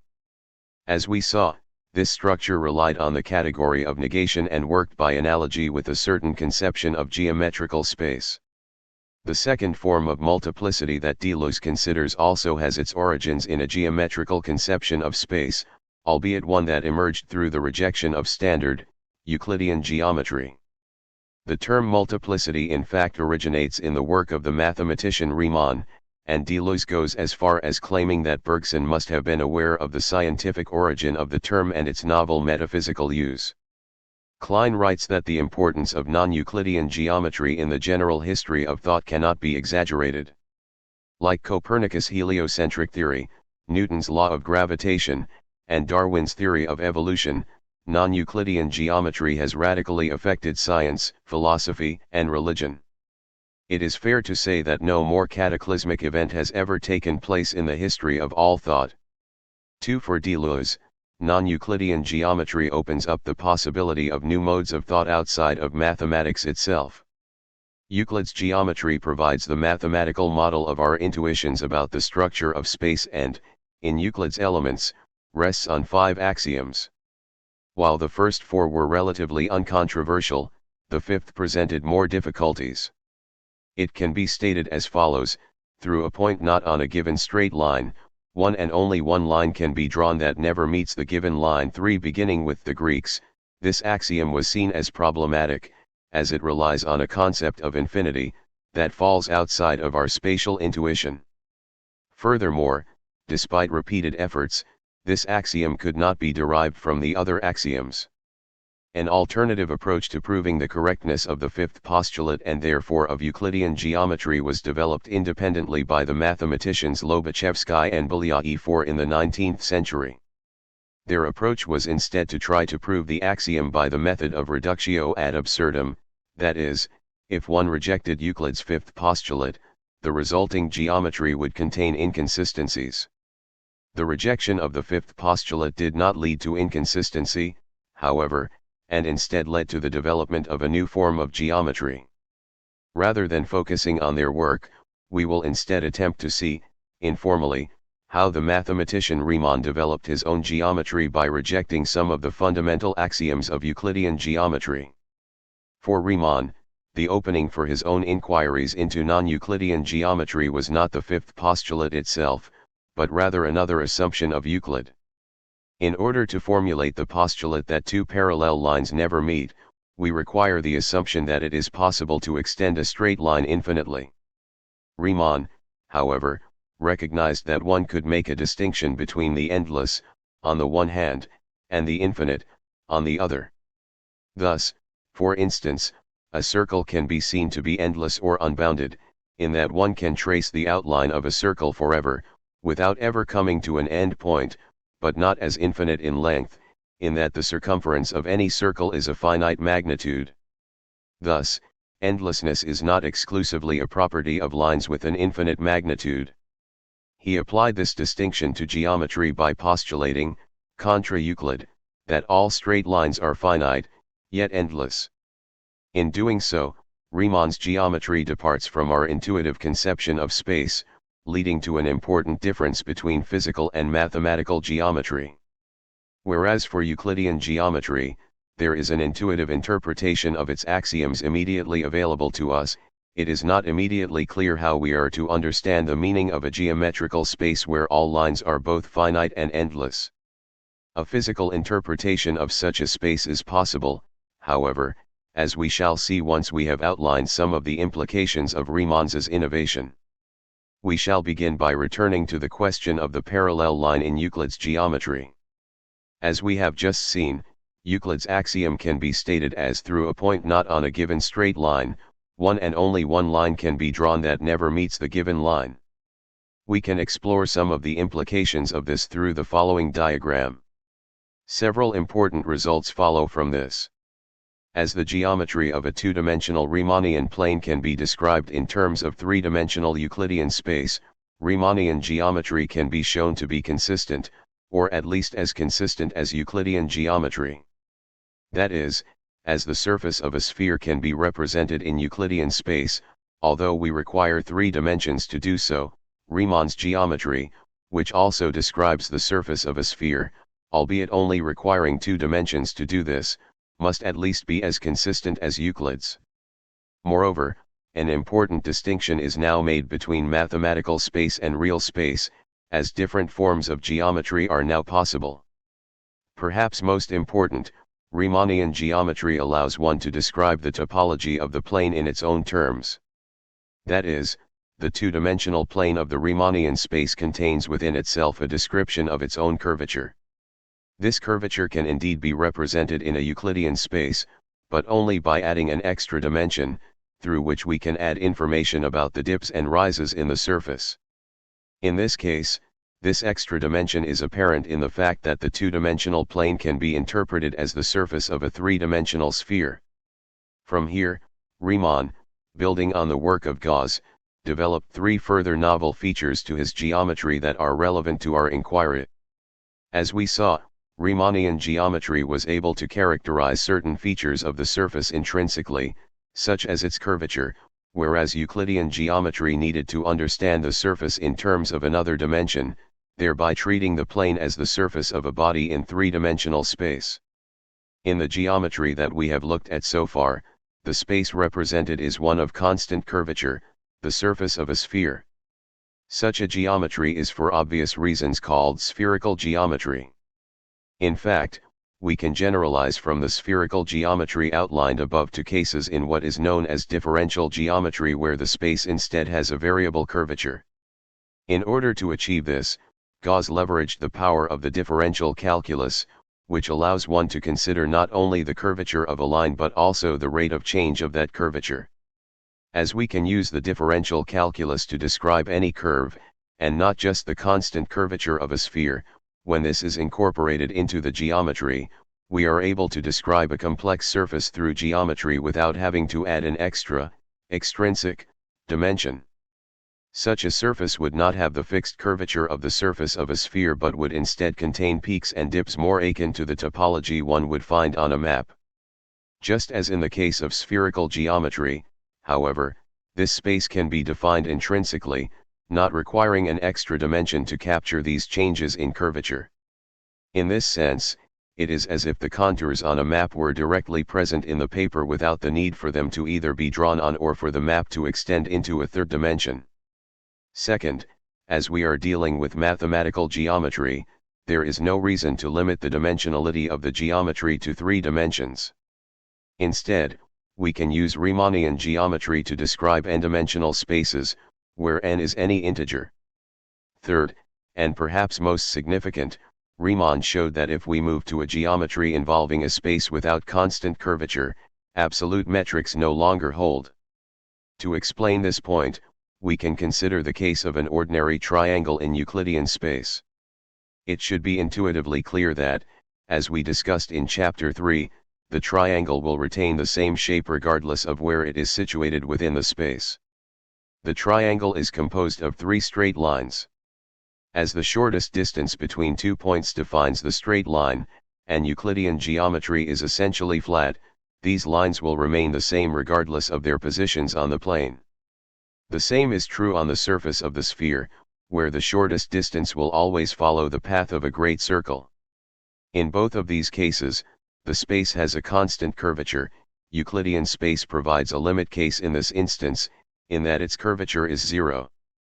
If the curvature is not constant, however, then the shortest distance between 2 points, which Gauss called the geodesic, will be different at different points in the space, just as the shortest distance between 2 points on a map is not always a straight line, once we take account of any hills and valleys that might separate them. Following from this, the nature of the straight line will also vary at different points. If we add a triangle to such as space, therefore, the size and shape of the triangle will vary depending on its position within the space. It is this feature that leads to Einstein's renunciation of the notion of absolute length in favor of distance being a function of the structure of space-time. 5 This feature also makes non-Euclidean geometry ideal for analyzing the kind of non-metric transformations that are best described topologically, such as those of the embryo discussed in the last chapter. What was important in the examples discussed were not the metric properties of the systems but rather the way in which forms could be created by operations such as folding. It is a short step from Riemannian geometry to the field of topology. When we looked at Euclidean space, we noted that it provided an extrinsic way of defining bodies, such as the surface of a sphere. The extrinsic structure of Euclidean space is known as a metric space, in the sense that the relation between any 2 points is defined in terms of the distance between them. As we have just seen, for a non-Euclidean geometry, this distance does not have to be constant, so the relations between points cannot be defined in terms of distance. If we do not define the relations between points in terms of distance, however, it becomes the case that the space can be stretched, changing the distance between the points, but no longer changing their relations. 6 This idea is captured by the idea that the triangle will appear distorted if it is moved in a space without constant curvature. As such spaces are not defined metrically, they are known as non-metric, or continuous, spaces. This leads us to topology, the branch of mathematics concerned with the relations of figures apart from their specific metric relations. 7. The implications of this result paved the way for Einstein's characterization of space itself as curved, rather than the curvature of trajectories within space. It also paved the way for Einstein by breaking the link between Euclidean geometry and actual space. Before non-Euclidean geometry, it had been inconceivable that other geometries with different axioms could be specified.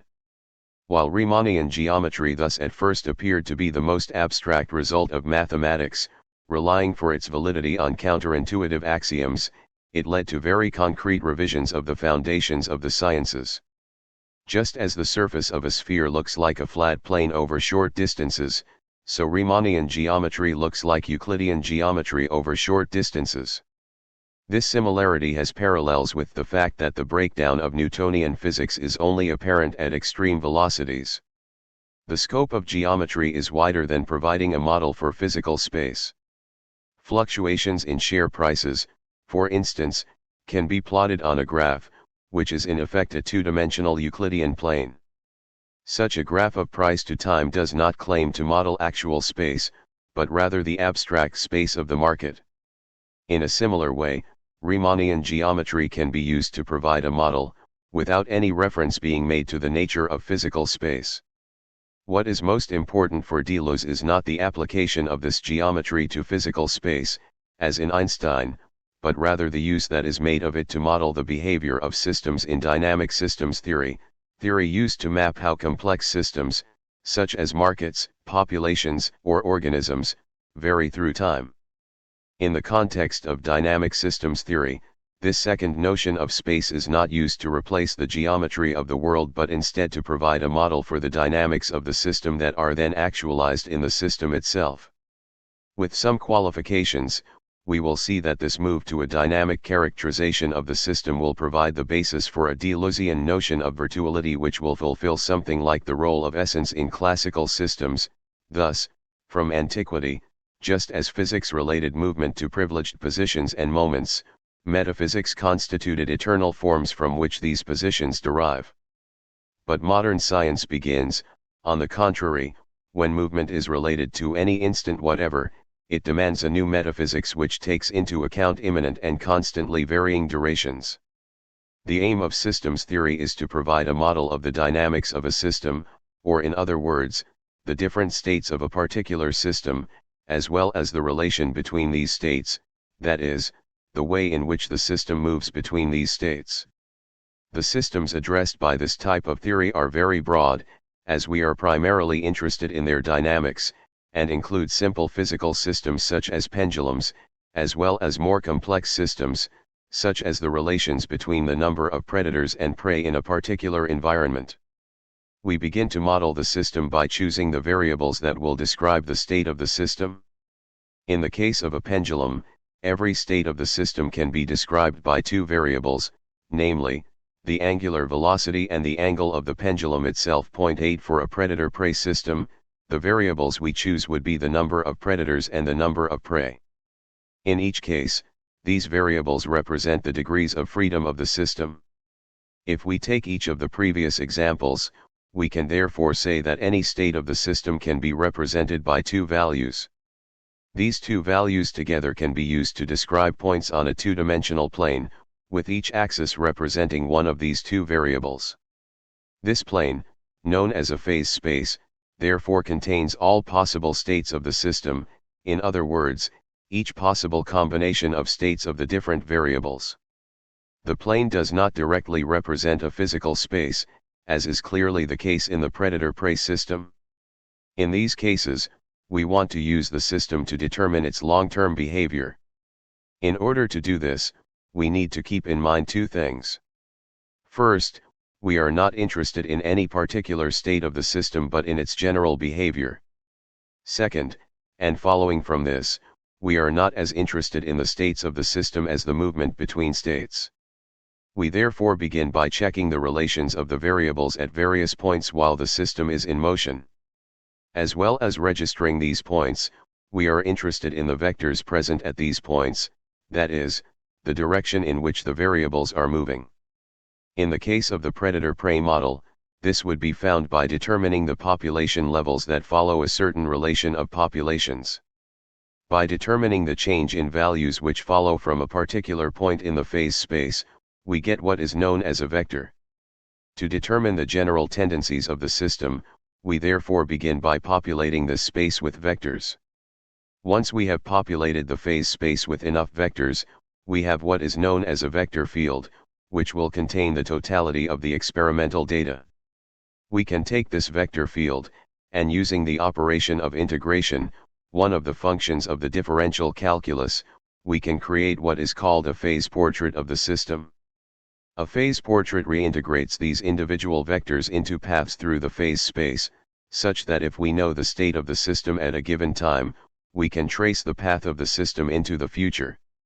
If we therefore imagine a pendulum unaffected by friction, we will find that the paths drawn through the phase space will form circuits, as the motion of the pendulum repeats itself. In fact, a series of paths through the phase space will be shown on the phase portrait, in the form of a dartboard pattern of circles with the same center. This is because the phase portrait shows the behavior of the system given a certain relation of the variables, and as the initial state of the system may differ, so the movement of the pendulum will differ. Thus, the system will return to its initial conditions with the frictionless pendulum, as no energy is lost from the system, with the circumference of the path through the phase space determined by the initial amount of energy, since the more energy that is put into the system, the higher the angular velocity the pendulum will attain. We could also, for instance, use a phase portrait to examine the interactions of predators and prey within a system 9 correlating the population of each to one dimension of the phase portrait. Here, we would find that the trajectories of the system tended toward a stable circle, as too many predators leads to a drop in the population of the prey, which in turn leads to a drop in the population of predators, as they do not have enough food to support themselves, and a consequent rise in prey, as there are now fewer predators around. Regardless of the initial conditions of the system, it will tend to settle down into the state, as the number of predators to prey reaches an optimum value. Likewise, if we add friction to the model of the pendulum, we will find that it settles into a particular state, in this case, not a circuit, but instead a point. As the pendulum eventually stops moving, the phase portrait therefore allows us to specify the state of the system with a single point. We have now explored the two central mathematical techniques at work in dynamic systems theory. In the models above, we were principally concerned with the question of individual trajectories through the space of the phase portrait. We could find these by plotting a single path, or set of paths, through the space, leading to phase portraits such as the one above. If we are concerned with the tendencies of the system in general, however, this approach has certain limitations. The diagrams can tell us what happens to a particular trajectory, but to understand the general properties, we would have to draw a line for each possible trajectory within the phase space. A better solution to this problem is to manipulate the phase space itself. This is the approach taken by mathematician Stephen Smale, who combined the approaches of dynamic systems theory and topology. 10 In order to do so, he conceived of the phase portrait as being situated, not in the discrete, metric space of Euclidean geometry, but instead in the smooth, non-metric space of a non-Euclidean geometry. We will now see how the three features of Riemannian geometry that we highlighted earlier in this chapter affect the understanding of the phase portrait put forward so far. First, since we no longer understand the phase portrait in terms of metric, Euclidean geometry, we will no longer be concerned with the particular trajectory but rather with the space itself. This is because, as we shall see when we consider the third feature, with the move away from understanding the space in terms of distance functions, we are no longer concerned with specific paths through the phase portrait. In diagrams of phase portraits, such as the one above, the tendencies of the system are represented by lines that move toward a central point representing the stopped pendulum. These lines function something like contours of the system, which show the way in which the system flows from state to state. If we consider the various phase portraits that we have described so far, we can see that certain topological features appear within their spaces. Thus, in the case of the entropic pendulum, all trajectories move toward a single point. For the non-entropic pendulum, however, the trajectories instead prove to be cyclical. These features, which describe the tendencies of trajectories, are called singularities. They function like dips and peaks in the phase space, giving the phase space something like the structure of a landscape. That is, in the example of the pendulum, the point at the center, the attractor, is like a dip in the landscape, toward which any point in the phase space naturally moves, much like water tends to move from the high ground to the low. Similarly, repellers operate in the phase portrait like points of high ground that the system tends to move away from. Just as in the case with Riemannian geometry, these structures are intrinsic to the structure of the plane, unlike the surface of the sphere in Euclidean geometry. Returning to the attractors themselves, as we can see in the following diagram of the predator-prey system, the singularities define the normal behavior of the system. As the population of prey increases, there is more food for the predators, so their number also increases. Too many predators lead to a decrease in the number of prey and the starvation of the predators. The system tends to settle into a stable cycle regardless of its initial conditions. Second, the phase portrait does not have to be limited to 2 dimensions. In the examples of the pendulum and the predator-prey system, there were 2 degrees of freedom for the systems, the number of predators, and the number of prey, so only 2 dimensions were needed to map the totality of possible states. If we were to model a more complex situation, for example the interaction of 2 billiard balls, we would instead need 4 dimensions for each of the billiard balls, as each will have a location specified by 2 axes and a velocity along those axes. Thus, in an 8-dimensional space, a single point could represent any possible state of the system. Similarly, the action of 2 atoms in a gas would require a 12-dimensional space, as each has both a location and a velocity defined in terms of 3 dimensions. Third, as we saw, the space is defined in terms of continuous, non-metric, geometry. This means that the topological features of the space can be understood apart from the precise metrics of the system in which they are embedded. We saw how the structure of the triangle could be altered by changing the structure of the space in which it lay. If the triangle is not defined in terms of distance functions, however, then these various distorted triangles can be seen as equivalent. We can extend this equivalence intuitively by saying that shapes are equivalent topologically if we can move from one to the other through deformations that do not involve cutting or gluing. Thus, topologically, a circle and a square are equivalent, as one can be deformed to look like the other. Since a figure of 8 has 2 holes, however, it cannot be deformed to look like a square or circle. These structures are not, therefore, topologically equivalent. If we view the structure of phase space purely in terms of this topological understanding, we can see that different systems will have topologically equivalent phase portraits, that is, they are governed by the same singularities. Deleuze's statement that an idea is an n-dimensional, continuous, defined multiplicity is to be understood in the light of this kind of model of the dynamic properties of the system. In talking of the idea, by which Deleuze alludes to Kant, he tells us that no doubt, if one insists, the word essence might be preserved, but only at the cost of distorting its meaning so radically as to make its retention redundant.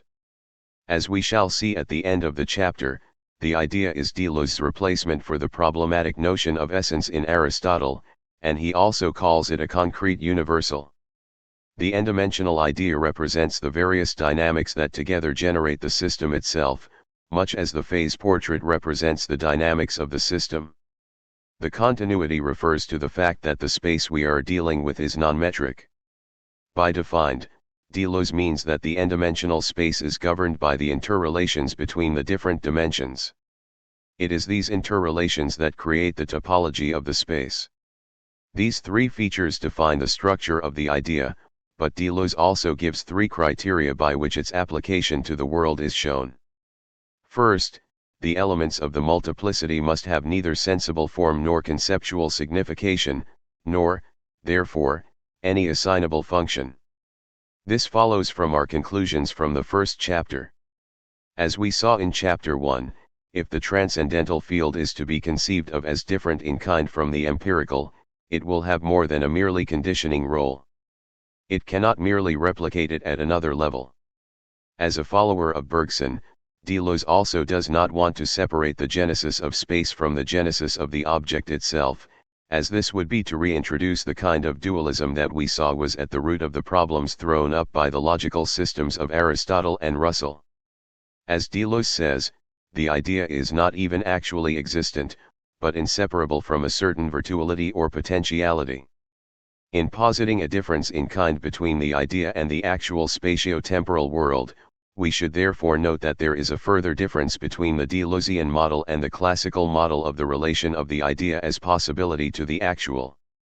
In the work of Kant, for instance, the idea of the possible was seen as structurally identical with that of the real, the difference between possibility and reality being defined purely in terms of existence.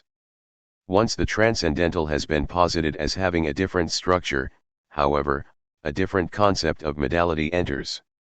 Returning to the idea of the phase portrait of the system, we can ask what, in terms of the possibilities of the system, the phase state represents. As we saw, a particular point in the phase portrait represents the complete state of the system at any one time. A trajectory through the system shows the state of the system as it evolves through time.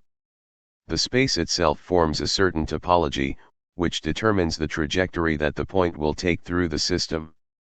We have already seen how many systems will settle down into certain kinds of behavior over a long enough period of time, so the pendulum will settle to a point or else a cycle. Predator-prey systems also tend toward a cycle. More complex topologies can also be developed, as, for instance, in the case of the interactions of two pendulums, which takes the form of a donut-shaped, or torus, interaction as the pendulums are brought into relation with one another. 11 These attractors, toward which the system tends, represent the equivalent of basins within the topology of the phase space that trajectories close enough to the edges will tend toward. Thus, in the case of the pendulum modeled with friction, trajectories in the phase space will be attracted toward a single point, as all initial conditions lead to the same final state. Furthermore, as the pendulum swings, each oscillation will move a shorter distance than the previous one, as the path in the phase portrait will be a spiral toward the single point, rather than the circle around the point for the frictionless pendulum. It is the point in the case of the pendulum with friction, or the circle in the case of the non-entropic pendulum, that interests Deleuze, rather than any specific path taken. It is therefore to the space itself, not the trajectories that occupy it, that Deleuze is drawing attention with his model of the idea. The phase portrait, rather than being a representation of the possibilities of the system, is instead what Deleuze calls, alluding to Leibniz, a field of incompossibles, out of which the actions of the system are generated. Out of the phase space of the system, only one trajectory of the system is actualized, as the actual state of a particular system, but all potential trajectories are virtually present. As the phase portrait refers to this particular system, it does not provide a merely formal condition, but it captures the particularity of the system in question. The phase portrait, indeed, cannot be seen as separable from the system itself, as it specifies the dynamic tendencies of the system, which cannot be divorced from its actual state. This means that while the phase portrait may function in an analogous way to the idea of possibility, it remains different in kind to that which is actualized. This difference is not in terms of reality, as the phase portrait captures the tendencies, or long-term behavioral trends, of the system and is therefore real, but rather in terms of the distinction between virtuality and actuality. It is able to capture all potential states of the system without these states needing to be understood as opposed to one another, as they are all present in the structure of the space itself. Further, while the attractor may determine the behavior of the system, it does not fulfill a teleological function. The system itself is not goal-oriented in following the trajectory of the idea, as the phase portrait itself is a result of the interactions of the system, rather than the cause. 12 There is also a structural difference, to the extent that in moving from virtuality to actuality, we are moving from a non-Euclidean multiplicity to a Euclidean multiplicity. By fulfilling this first requirement, Deleuze has therefore provided an alternative to the bare repetition of the empirical at the transcendental level that occurred with Kant. Second, the elements must in effect be determined reciprocally, meaning that the space is not determined from the outside through the imposition of another space. This opposes the kind of multiplicity being spoken of here to a Euclidean spatial multiplicity, in that, as we saw, to capture the structure of the plane of a sphere, for instance, we needed to consider it within an extrinsically defined set of three axes specifying a three-dimensional space. Third, this multiplicity must be actualized in diverse spatio-temporal relationships. This means that the virtual idea does not simply describe a singular situation but instead has a kind of generality. The idea of the vector field in fact shows this characteristic. If we take the vector field for the non-entropic pendulum, for instance, we find a model of a simple oscillator, therefore, a model that can be applied to a multitude of common sinusoidal wave functions found throughout physics and nature. 13 Dynamic systems show more complex similarities, however.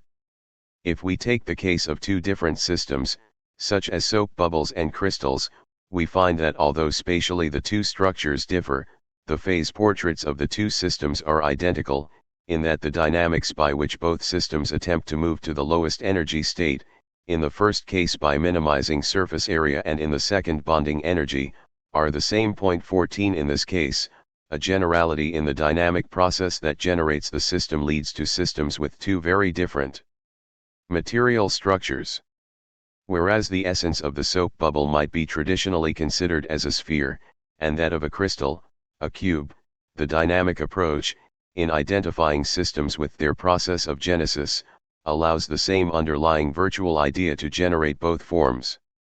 In that the vector field maps the generation of the system over time, we also have the model of the temporal morphogenesis of the system. One of the key features of the Bergsonian analysis was the recognition that as well as a process of entropy, through which systems lose structure over time, there was also a tendency other than that of thermodynamic systems, archetypally in the form of life.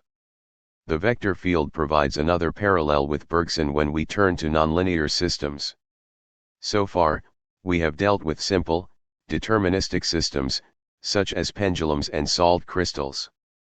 These systems, linear systems, are the mainstay of mechanical analysis. Linear systems can be defined as systems without exponential functions, that is, systems where a small change in the initial conditions of the system leads to small changes in the final conditions. 15 Such systems are classically deterministic systems, such as the pendulum example mentioned before. Another classical example of such a system would be the rotation of the Earth around the Sun. In this case, the problem can be analyzed as if it were the problem of the motion of a single body. 16 As we can treat the motion of the two bodies as if it were the motion of one body moving around the combined center of mass of the Sun-Earth system.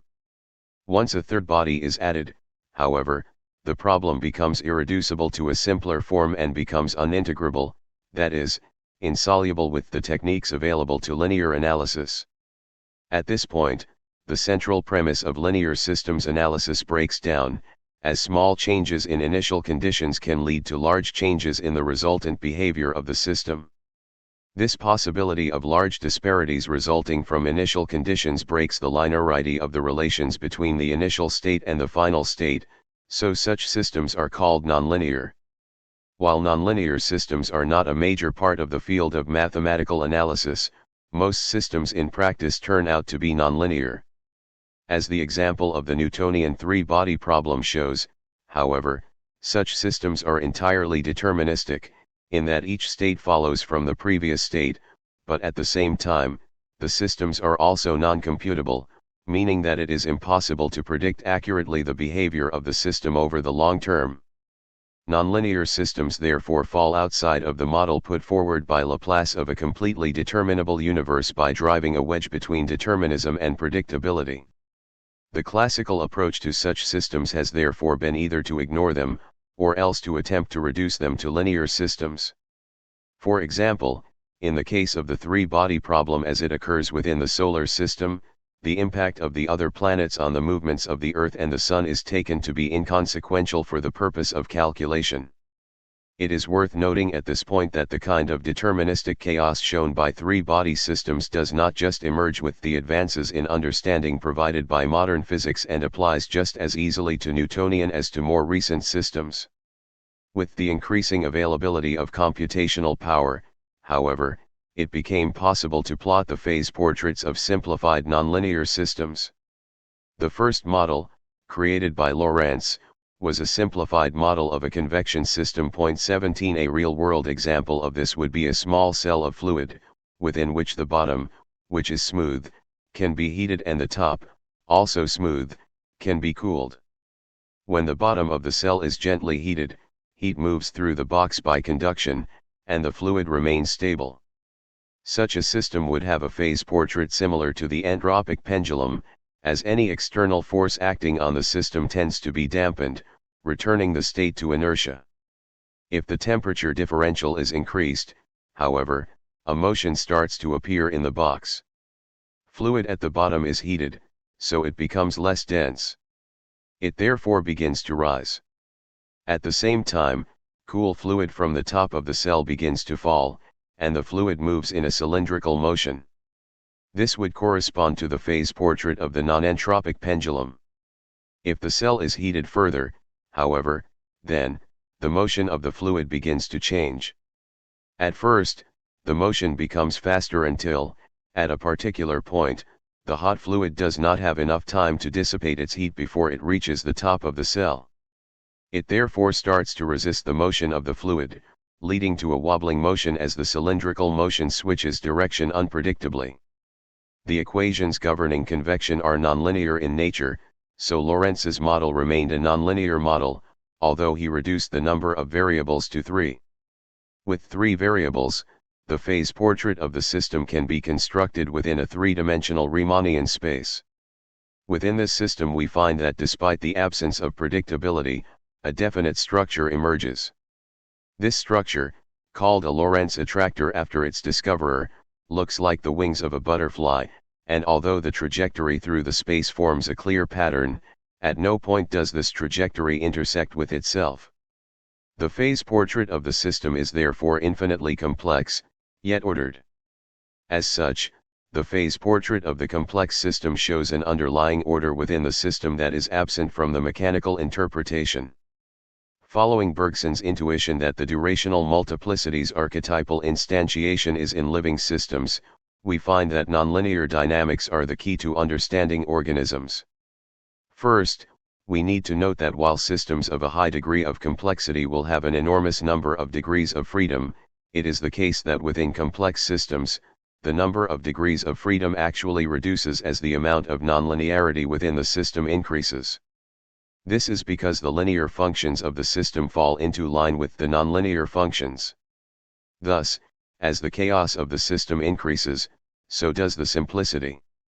This is known as the slaving principle. Point 18. If we return to the example of entropy put forward by Bergson, and the opposition to it in the case of life illustrated by the decrease in the amount of symmetry of the system, we find that this is also modeled in phase spaces.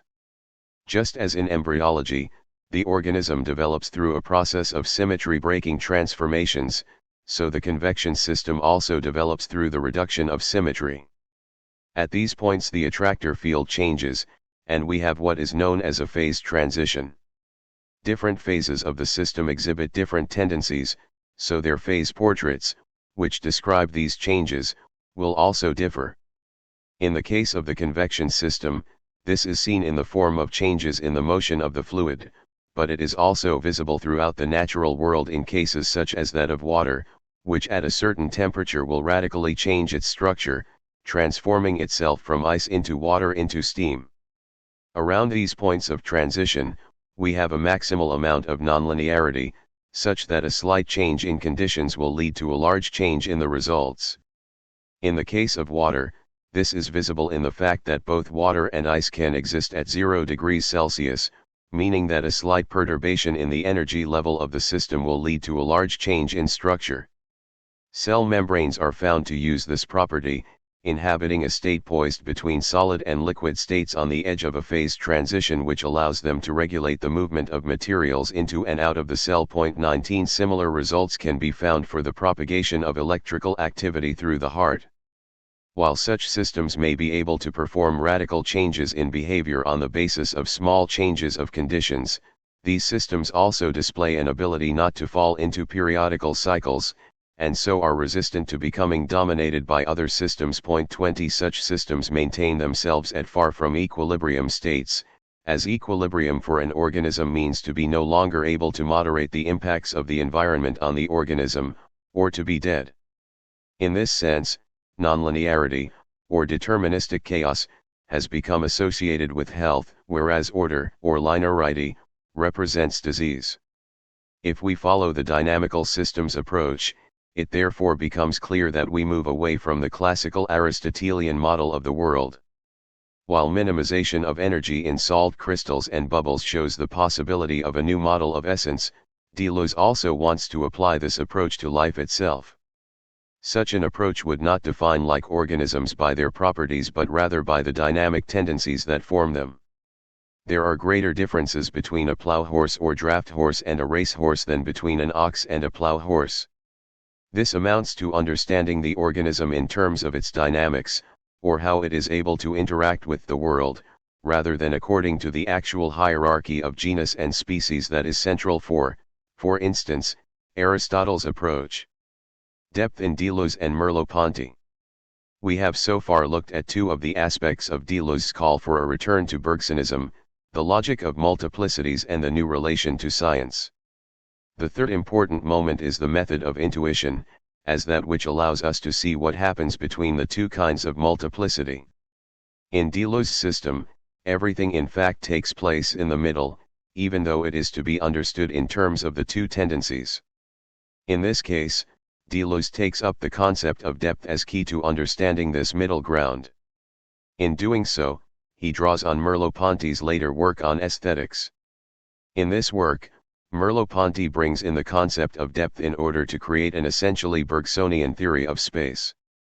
This involves moving away from the view of space as something that is purely fixed and external to that which we find within it, a view that suggests a purely Euclidean interpretation of space, and moving toward a theory of space as essentially generative. In this sense, Merleau-Ponty's goal is the same as Bergson's.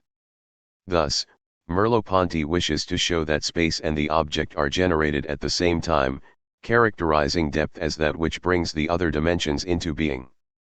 This insight is taken up by Deleuze largely wholesale. He writes, "Everywhere, the depth of difference is primary. It is no use rediscovering depth as a third dimension unless it has already been installed at the beginning." In characterizing this second space, Deleuze defines it as an intensive space. As Delanda points out, intensity differs from other properties in that while one can divide a non-intensive property without changing the property itself, the division of an intensive property can lead to a difference in kind. 21 If we return to the example of the convection cell mentioned before, it is clear that by dividing the non-intensive property of the quantity of the water, there is no serious alteration in the water itself. Dividing it in half leads to two quantities of water that behave similarly to the original quantity. Dividing the temperature of the system can change the nature of the system itself, however, as the behavior of the system becomes radically altered once it passes through the various phase transitions. This non-metric property of intensity mirrors that of Bergson's duration, which, if we recall, also could not be divided without the nature of the system becoming different in kind, as in the example of the sugar water. Intensity therefore is not a kind of property defined through Euclidean space, and instead is related to the non-Euclidean space of the virtual. It is intensity that is responsible for the actualization of the virtual, that is, the bringing of the virtual into extensity, as it is intensity that allows the structure inherent in the virtual idea of the system to become an actual geometrical structure. In the case of the egg, we can see that although the egg has extensive symmetry, it is through the alteration in intensity, that is, through phase transitions, that the structure of the embryo becomes actualized in a spatio-temporal framework. In keeping with the critique of Kant put forward in the first chapter, it is the case that the intensive fulfills the function of that which is different in kind from the Euclidean geometrical and yet provides the conditions for its coming into being. In this section we will therefore turn to Merleau-Ponty's aesthetics to clarify the role of the intensive. In order to incorporate it into our reading of Deleuze, we will first deal with 2 points. First, we will need to show that Merleau-Ponty's analysis is an ontological analysis, and second, that this ontology is fundamentally compatible with Deleuze's. Merleau-Ponty's last published work, I and Mind, concentrates on the role of the artist as providing an alternative way of disclosing the world from that of science. In that the artist attempts to capture some aspect of the world, Merleau-Ponty writes that any theory of painting is a metaphysics, as such a theory will have to explain how the artist's practice becomes possible. Just as with Bergson, Merleau-Ponty in this essay is keen to create a distinction between two types of relation to the world, and just as with Bergson, these two types of relation are defined in terms of, on the one hand, our pragmatic relation that admits only the most worked-out phenomena and, on the other, the vision of the artist, who is entitled to look at everything without being obliged to appraise what he sees. As we will see, the scientist and the artist operate on something akin to the two kinds of multiplicities opened up by Bergson. Merleau-Ponty points out that the scientist's approach, called operationalism, avoids dealing with the properties of the world directly. Instead, operationalism aims to define concepts purely through our operations of measuring them, making science in this sense autonomous, since it deals simply with the correlation and analysis of data. In this approach, according to Merleau-Ponty, there is no longer any contact with the opacity of being, which was present even in the early moments of modern science. Mirroring Deleuze's own views on the nature of science, we can see that for Merleau-Ponty, science seen in this way is abstract, to the extent that it renounces metaphysical questions in order instead to characterize its success in terms of the manipulability of the object. In opposing this viewpoint, Merleau-Ponty wishes to show the artist as having a non-manipulative relation to the world, but simultaneously to provide an account of such an attitude that does not separate the mind from the world. It is by lending his body to the world that the artist changes the world into paintings.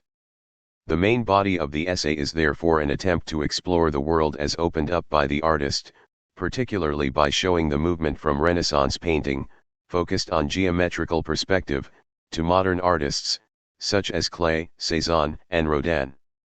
The focus of the essay can be said to be Cézanne's turn away from the techniques of geometrical perspective, his attempt to paint the world as it appears without the methods of geometry.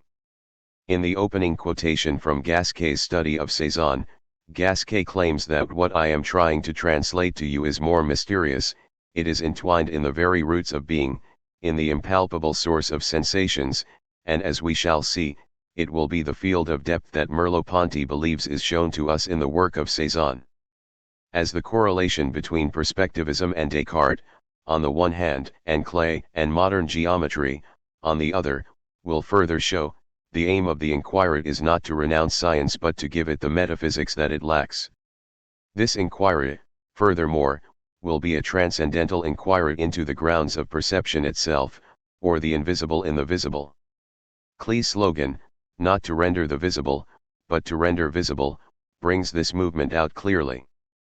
We can now look at some of the parallels between the structures that Merleau-Ponty brings out and those of Deleuze. First, although painting for Merleau-Ponty clearly involves an action within space, this action does not define what is painted. Anyone who thinks about the matter finds it astonishing that a good painter can also make good drawings or good sculpture. The lack of focus on the particular method of actualization of the artwork, however, derives from the fact that what is being painted, drawn, or sculpted is not in itself a thing, but rather an idea. The effort of modern artists has been toward severing their adherence to the envelope of things. This means to move away from the spatio-temporal, as is exemplified for Merleau-Ponty by the work of Klee, whose line paintings subtend the spatiality of the thing. Within such a painting, each inflection of the line forms another aspect of the line's relationship with itself, will form an adventure, a history, a meaning of the line.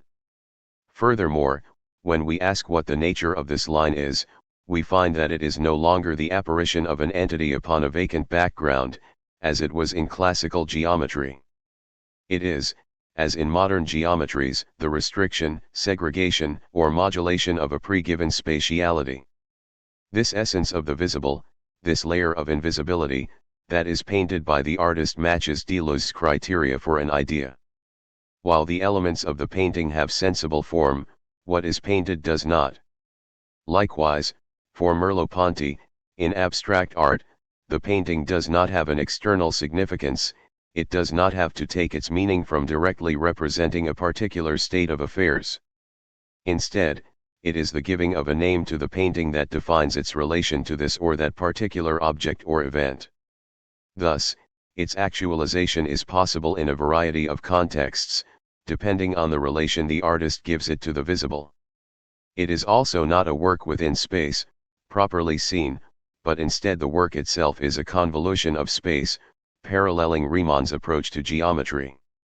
Merleau-Ponty's reference to non-Euclidean geometry makes clear that there are strong parallels between his conception of the line and that of Deleuze. Instead of being a work in an n+1 dimensional space, it defines itself internally, and, in Deleuze's terms, reciprocally, through the relation of different dimensions. Klee's painting therefore meets the three criteria for the idea. The line does not capture a spatial intuition of the object but instead aims at the blueprint of the genesis of things. It is the line's relation to itself that will form the meaning of a line. The fact that the line operates in an intrinsic space means that both it and the space itself are reciprocally determined, meeting the second criterion. Third, the importance that Klee gives to the name makes clear that what we are referring to here is something which can be actualized in a number of different contexts. We must leave it up to the title to designate by its prosaic name the entity thus constituted. Merleau-Ponty's concept of the work of art therefore meets Deleuze's concept of the idea in general, albeit in the field of aesthetics, rather than mathematics. We can now move on to look at the concept of depth in Merleau-Ponty's work. Beginning with the alternative approach, Descartes relates the concept of depth to representation. The Cartesian subject seeing himself in a mirror, according to Merleau-Ponty's interpretation, does not see himself, but rather an image impressed on the retina. With painting, this view reaches its most extreme point. The figure represented in a painting is a necessary deformation of that which it is supposed to stand for. It is only a bit of ink put down here and there on the paper. In order for the painting to represent the object, it is necessary that square shapes take on the form of rectangles, circles take on the form of ovals. In this case, the operation of seeing a painting is conceived of as an intellectual operation, that of reading the work as if it were a text. The painting provides the cues with which to reconstruct a three-dimensional representation from the lines of projection and relation of forms present within the image. Point 22. Thus, by recognizing that certain forms are both present, but obscured by one another within the picture, we are able to see a space where there is none. Depth therefore for Descartes is a third dimension that is generated from those present. Point 23. Going further, for the Cartesian, there is no true concept of depth, as another man, situated elsewhere or better, God, who is everywhere could penetrate the object's hiding place and see them openly deployed. Depth is in this sense a relative concept. Such an approach leads to the perspectival painting techniques of the Renaissance, taking their cue from Euclidean geometry, with its attempt to artificially generate perspective. As Merleau-Ponty points out, the focus on brass etchings in Descartes' work on optics is indicative of this approach. In order for depth to be considered in this way, objects have to be conceived of as outside one another, with solid boundaries. The Cartesian approach therefore mirrors the approach of atomism in science that Bergson attacked. As Merleau-Ponty makes clear, it is a conception of space that makes Descartes' approach possible. Space remains absolutely in itself, everywhere equal to itself, homogeneous, its dimensions, for example, are interchangeable. As with Newtonian physics, the perspectivism of the Renaissance attempted to bring an end to painting, regardless of the fact that even with the geometry used by the perspectival school, there was no absolute answer to how the structure of the field of vision was to be constructed. Point 24. While the Cartesian approach attempts to return the field of aesthetics to a branch of physics, it does represent an advance, in that for Descartes, the work of art relies on the production of space.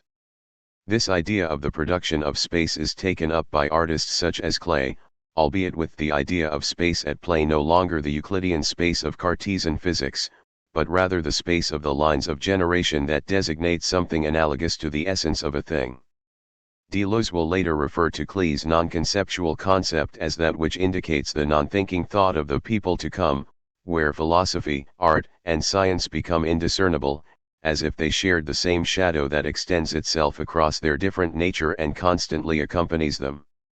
The strands of Sartre's critique of Kant, Klee's reworking of the concept of depth, and the work of Gauss and Riemann all therefore represent a move away from the classical paradigm of a homogeneous space to that of a Bergsonian interpenetrative multiplicity. For Merleau-Ponty, This new concept of depth is summed up by Klee's aphorism that it is color that is the place where our brain and the universe meet, as the property of color does not rely on the solid boundaries found in the brass etchings of Descartes. Whereas the solid boundaries of the brass etching give rise to the classical conception of space, that of color gives rise to an interpenetrative space, exemplified by the late works of Cézanne.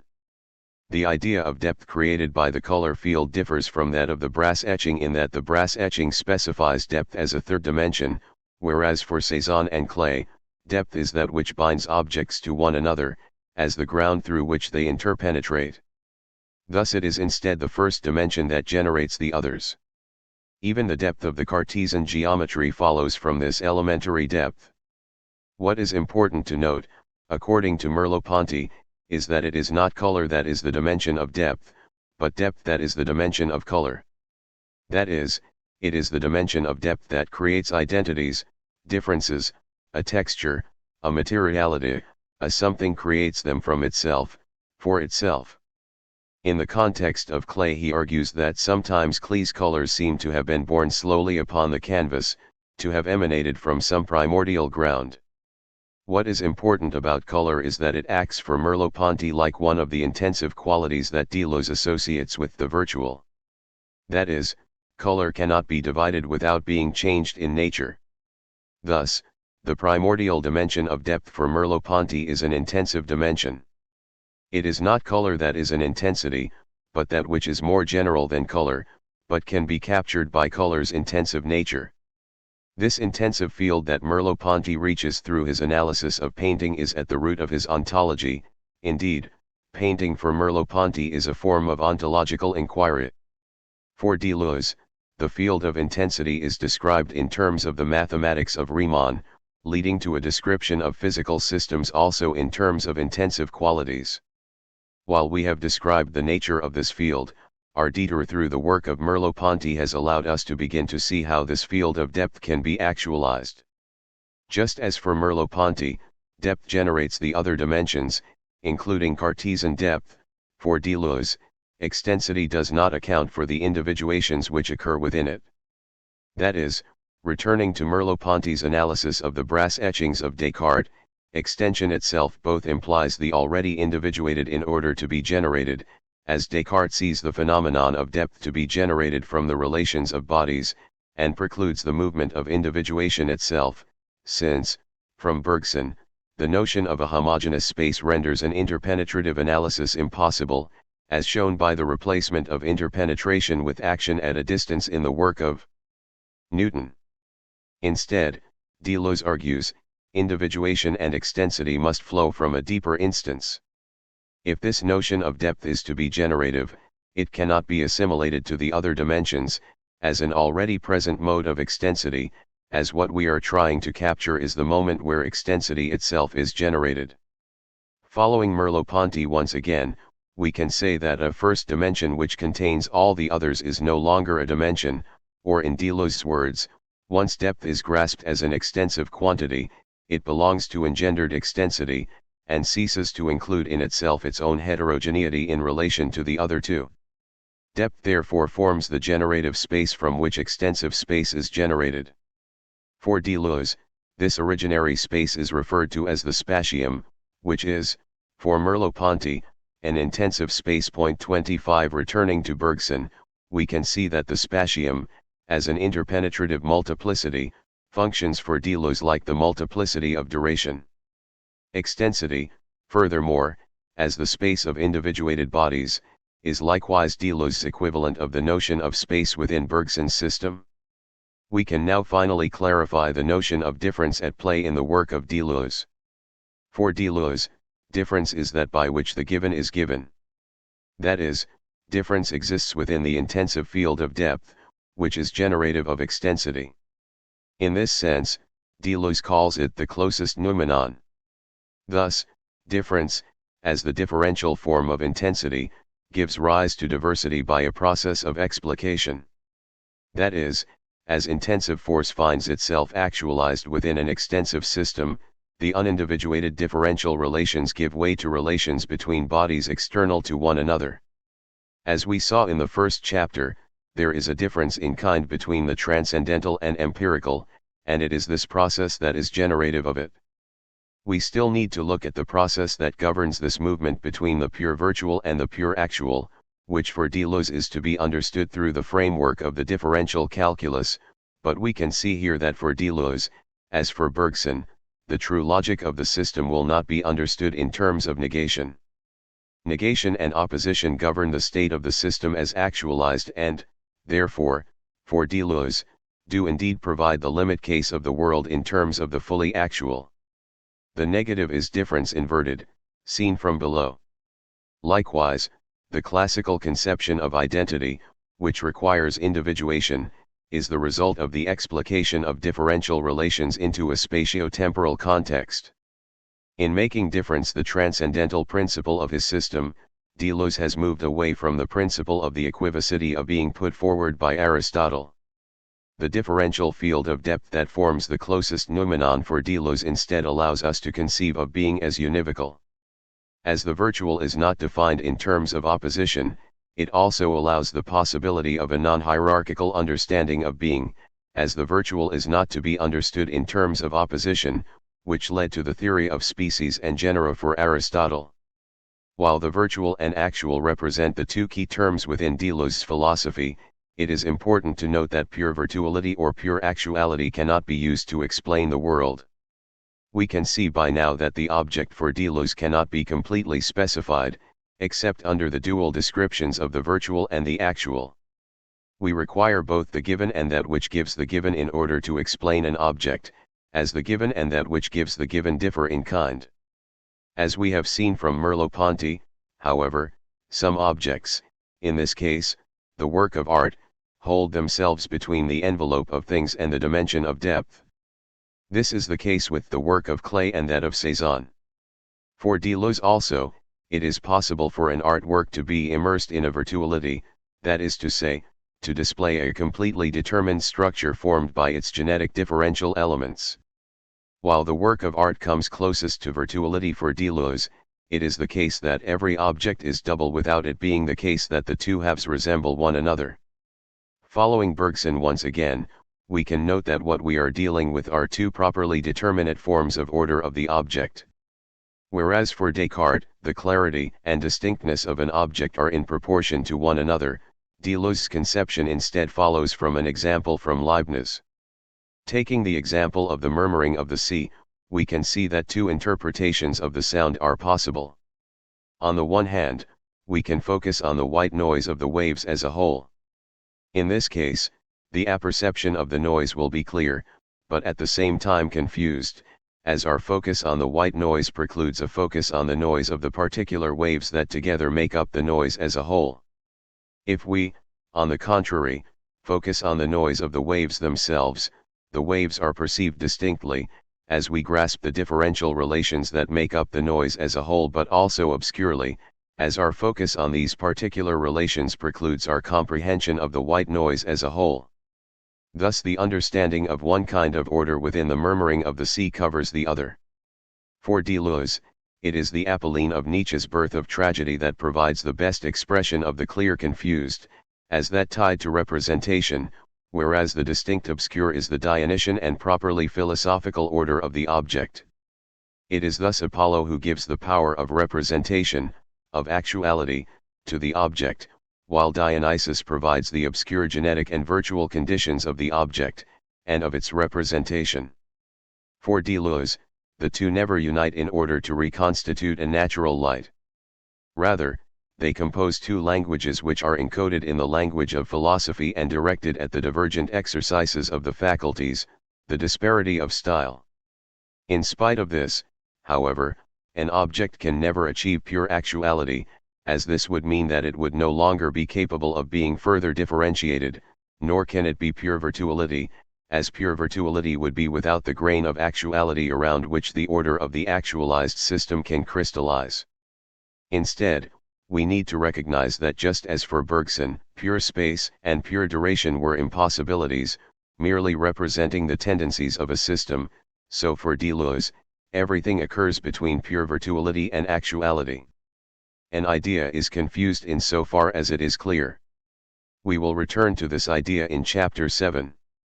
What we have, therefore, is a difference in kind between the two languages of philosophy, which is only ever found as a difference of degree. Everything occurs in the space between the two tendencies of virtuality and actuality. Deleuze and the structure of the problem. For Aristotle, the difference between a problem and a proposition is a difference in the turn of phrase. The number of propositions and the number of problems is equal, as for any proposition, we can formulate a question, such that animal is the genus of man can be reformulated as the problem, is animal the genus of man? Thus, for Aristotle, the nature of the problem is derived from the proposition. This is also the case with Russell's axiomatic approach to philosophy, where the problem itself is defined as a set of propositions or axioms from which a conclusion is derived. In both these cases, therefore, the emphasis is on the proposition or the search for the solution to the problem. As truth or falsity applies to propositions, it is natural that these form the basis for the method. Indeed, for Deleuze, while one is concerned purely with the actual, the resources for a proper examination of the problematic itself are not present. Instead, it is only possible to evaluate the problem in terms of the possible solubility of the problem itself. The result of this is that the value of the problem itself cannot be adequately determined, leading to a philosophy built on puerile examples taken out of context and erected into models. Deleuze's conclusion here can be seen as originating directly from Bergson's recognition of the two forms of multiplicity. If the proposition is made up of self-sufficient entities arbitrarily conjoined through their subsistence within a homogeneous space, then the possibility of judging the adequacy of the problematic itself is impossible. In the model taken up by Russell and Aristotle, determination is not made possible by the reciprocity of interacting elements, but rather by inherence in a logical space, meaning that the context of a proposition does not determine its content. This infantile focus on the ability to respond to the problematic, rather than on its formulation, leads to the grotesque image of culture that we find in examinations and government referenda as well as in newspaper competitions.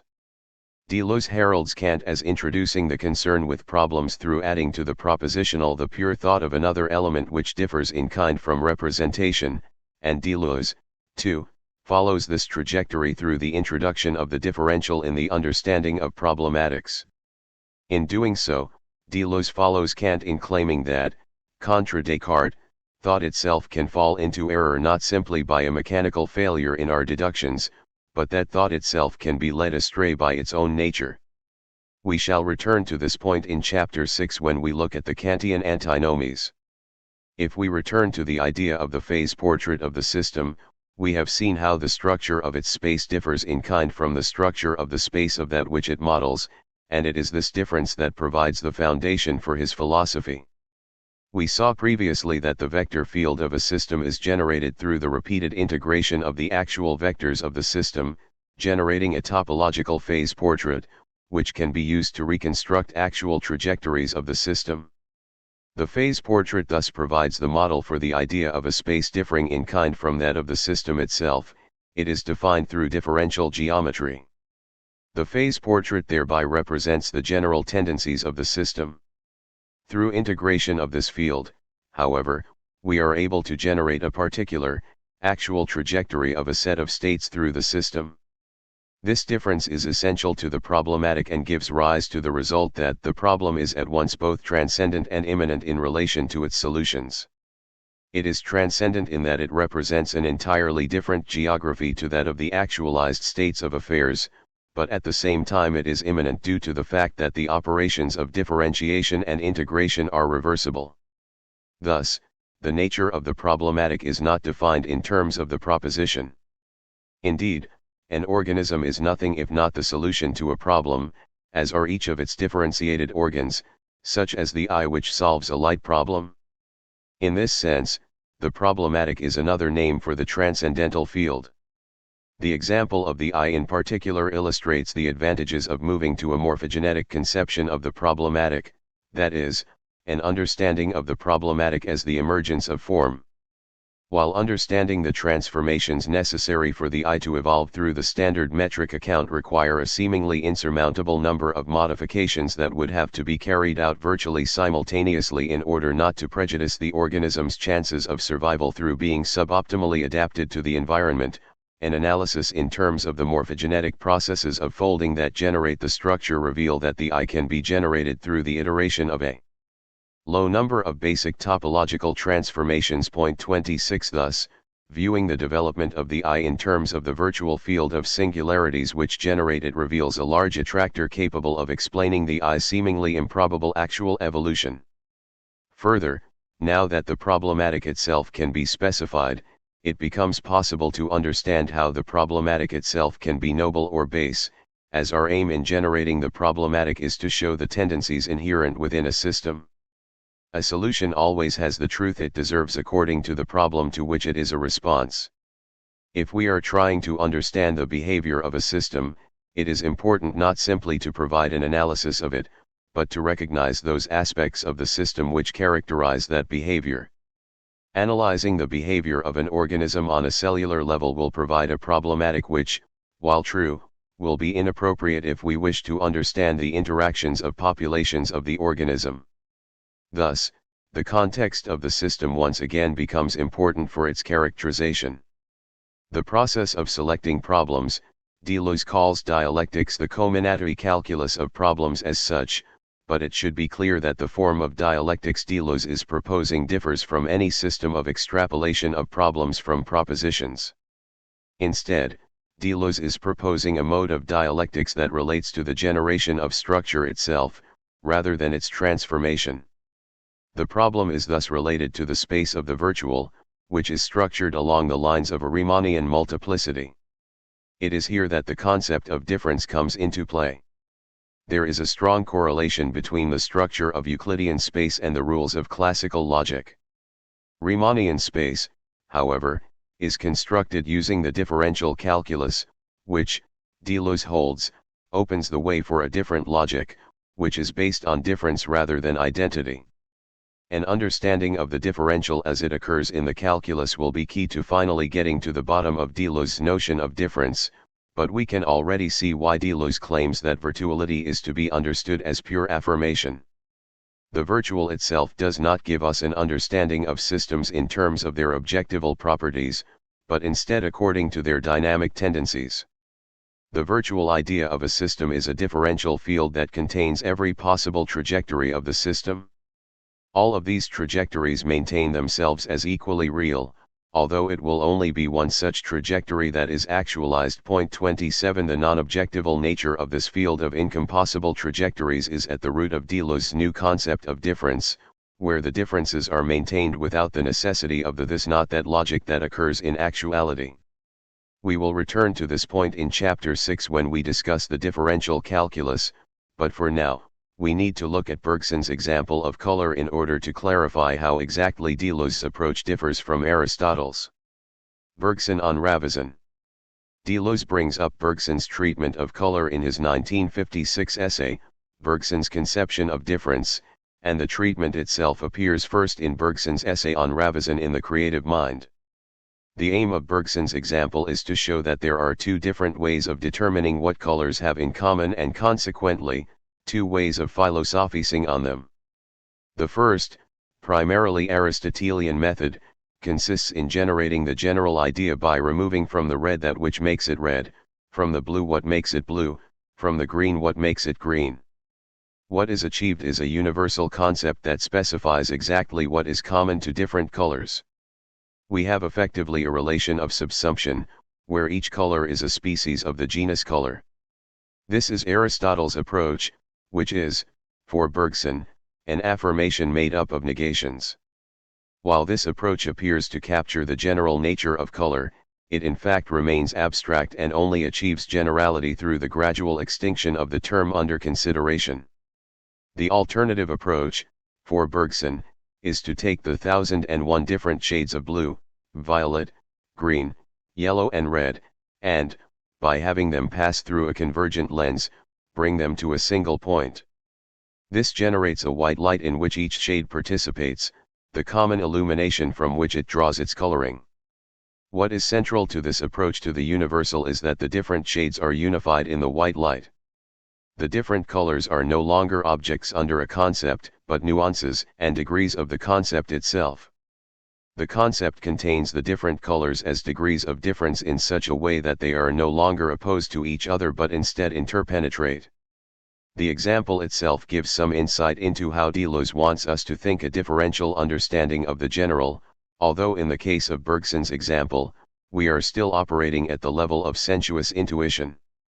It is with the differential idea, which we have understood in terms of Riemannian space, that Bergson's example is given a non-sensuous interpretation, through a multiplicity where each virtual trajectory of the system is understood through its participation in the same multiplicity, and in fact, immediately after defining the idea as an n-dimensional continuous defined multiplicity, he goes on that color, or rather, the idea of color is a three-dimensional multiplicity. 28 Thus, 12 years after his essay on Bergson's conception of difference, he will remain true to this intuition of Bergson's, claiming that the idea of color is like white light, which replicates in itself the genetic elements and relations of all the colors, but is actualized in the diverse colors with their respective spaces. 29. Here, virtual understanding is contrasted with an actual understanding where each trajectory or difference would be actual in a different space, each excluding the other. As we have seen, for Deleuze, there are two multiplicities, so, with the actualization of the virtual idea, we will see the generation of hierarchies as the virtual multiplicity finds actual expression. Thus, there is a sense in which Deleuze's aim is not opposed to representation but rather attempts to supplement it. These two moments provide us with an analysis of the object that contains both its actual structure and its virtual dynamic tendencies, thus reincorporating the moments that were excluded from the Aristotelian and Russellian models. Conclusion. We have now traced the path that Deleuze takes in developing a metaphysics that escapes from the catastrophes of representation. Deleuze's philosophy grows out of the tradition of Bergson and his rejection of a spatialized conception of time, with its implicit critique of the structure of judgment. In taking this approach, Deleuze seeks to expand Bergson's philosophy, both in terms of its spheres of application and through the technical rigor through which its concepts are grounded. The virtual, which operates according to a different logic to actual states of affairs, allows Deleuze to explain the genesis of the form of representation itself, and thereby both explain the errors of representation, and why these errors naturally develop in our interpretation of the world. There is still one important area that we will need to discuss, namely, Deleuze's interpretation of the differential calculus. We have alluded to the fact that the calculus is essential to the specification of Riemannian multiplicities, and thus, the nature of the operations of the calculus is of great importance to Deleuze. In particular, we will need to look at the foundations of the calculus, as Deleuze's use of Riemannian geometry is grounded on the fact that it escapes from the limitations of representation. For this reason, Deleuze's own approach will have to be seen as opposed to modern interpretations of the calculus that aim to ground the calculus through set theory.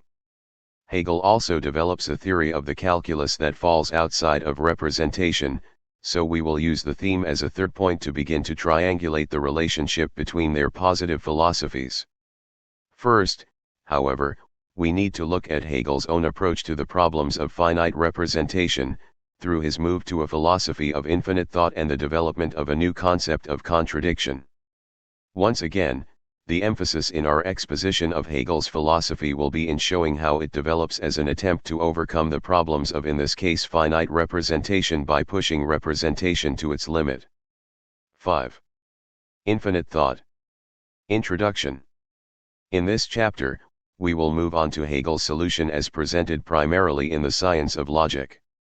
Rather than moving to a quasi-transcendental theory to attempt to supplement what is missing from classical logic, Hegel's strategy is instead to try to set the categories of thought themselves in motion through recognizing that as well as the finite aspect of thought of the understanding, thought also has an infinite aspect that can only be understood as movement. The discussion will be divided into three parts. First, we will explore the basic aims of the science of logic and compare Hegel's dialectic with Kantian transcendental logic. Second, we will see how the dialectic functions in the doctrine of essence. This will enable us to gain an understanding of Hegel's conception of contradiction, as well as opening up discussions of essence and difference as they appear in the dialectical movement. These last two concepts will prove important in our analysis of Deleuze's criticisms of Hegel and will also allow us to open up a Hegelian line of attack against Deleuze's philosophy. Last, after having developed a positive understanding of Hegel's concept of contradiction, we will return to the problems of Kant and Aristotle to show how these are resolved through reconceptions of the infinite and of the structure of the proposition. We will therefore begin by looking at the logical relations that hold between Kant's project and Hegel's alternative deduction of the categories of thought. Kant and Hegel. We began our study of the relations between Hegel and Deleuze by looking at Deleuze's relation to Kant, in order, on the one hand, to show that Deleuze belongs within the post-Kantian tradition, and on the other, to show how his own philosophy attempts to move beyond the limitations of transcendental idealism toward what he characterizes as a transcendental empiricism. In exploring Hegel's project, we will similarly open with a survey of some of the key differences between the project of Hegel and that of Kant. This will allow us to see that Hegel's project also emerges from a recognition of the problems to be found in representation and an attempt to overcome these problems. In criticizing Kant, Hegel takes a similar point of departure to Deleuze, namely, the problematic nature of Kant's move from the structures of logical judgment to the categories of transcendental logic in the metaphysical deduction. Kant argues in the metaphysical deduction that the same function which gives unity to the various representations in a judgment also gives unity to the mere synthesis of various representations in an intuition, and this unity, in its most general expression, we entitle the pure concept of the understanding. The metaphysical deduction attempts both to explain why this is the case and to trace exactly how the functions of judgment are related to the categories. This move will prove essential to the Kantian project, as once it has been established, Kant is able to go further in the transcendental deduction to show that the categories, which are derived from the functions of judgment, can apply to objects of empirical experience, as these objects have been conditioned by the isomorphic transcendental categories. Thus, Kant considers himself to have moved beyond bare empiricism, on the one hand, and naive metaphysics, on the other hand, which does not raise this question of the applicability of the categories to their object. Although Hegel presents several criticisms of Kant, in this chapter, we will focus on those of the metaphysical deduction, both because these appear to be the strongest criticisms that Hegel has to offer of transcendental philosophy one, and also because in focusing on the limitations Kant places on the metaphysical deduction, it allows us to see how Hegel positively develops his own logic. Hegel's relation to the metaphysical deduction is in fact quite ambivalent, and while he praises Kant for raising the question of the categories by investigating just how far the forms of thinking are in general capable of helping us reach cognition of the truth, ultimately Kant's procedure proves problematic.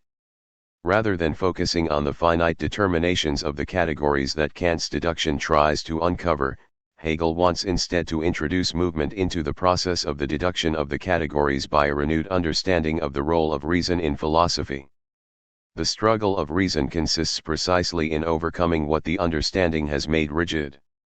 His approach is not to replace Kant's assumption of the understanding as the origin of the categories, however, but instead to remove all assumptions from our inquiry altogether.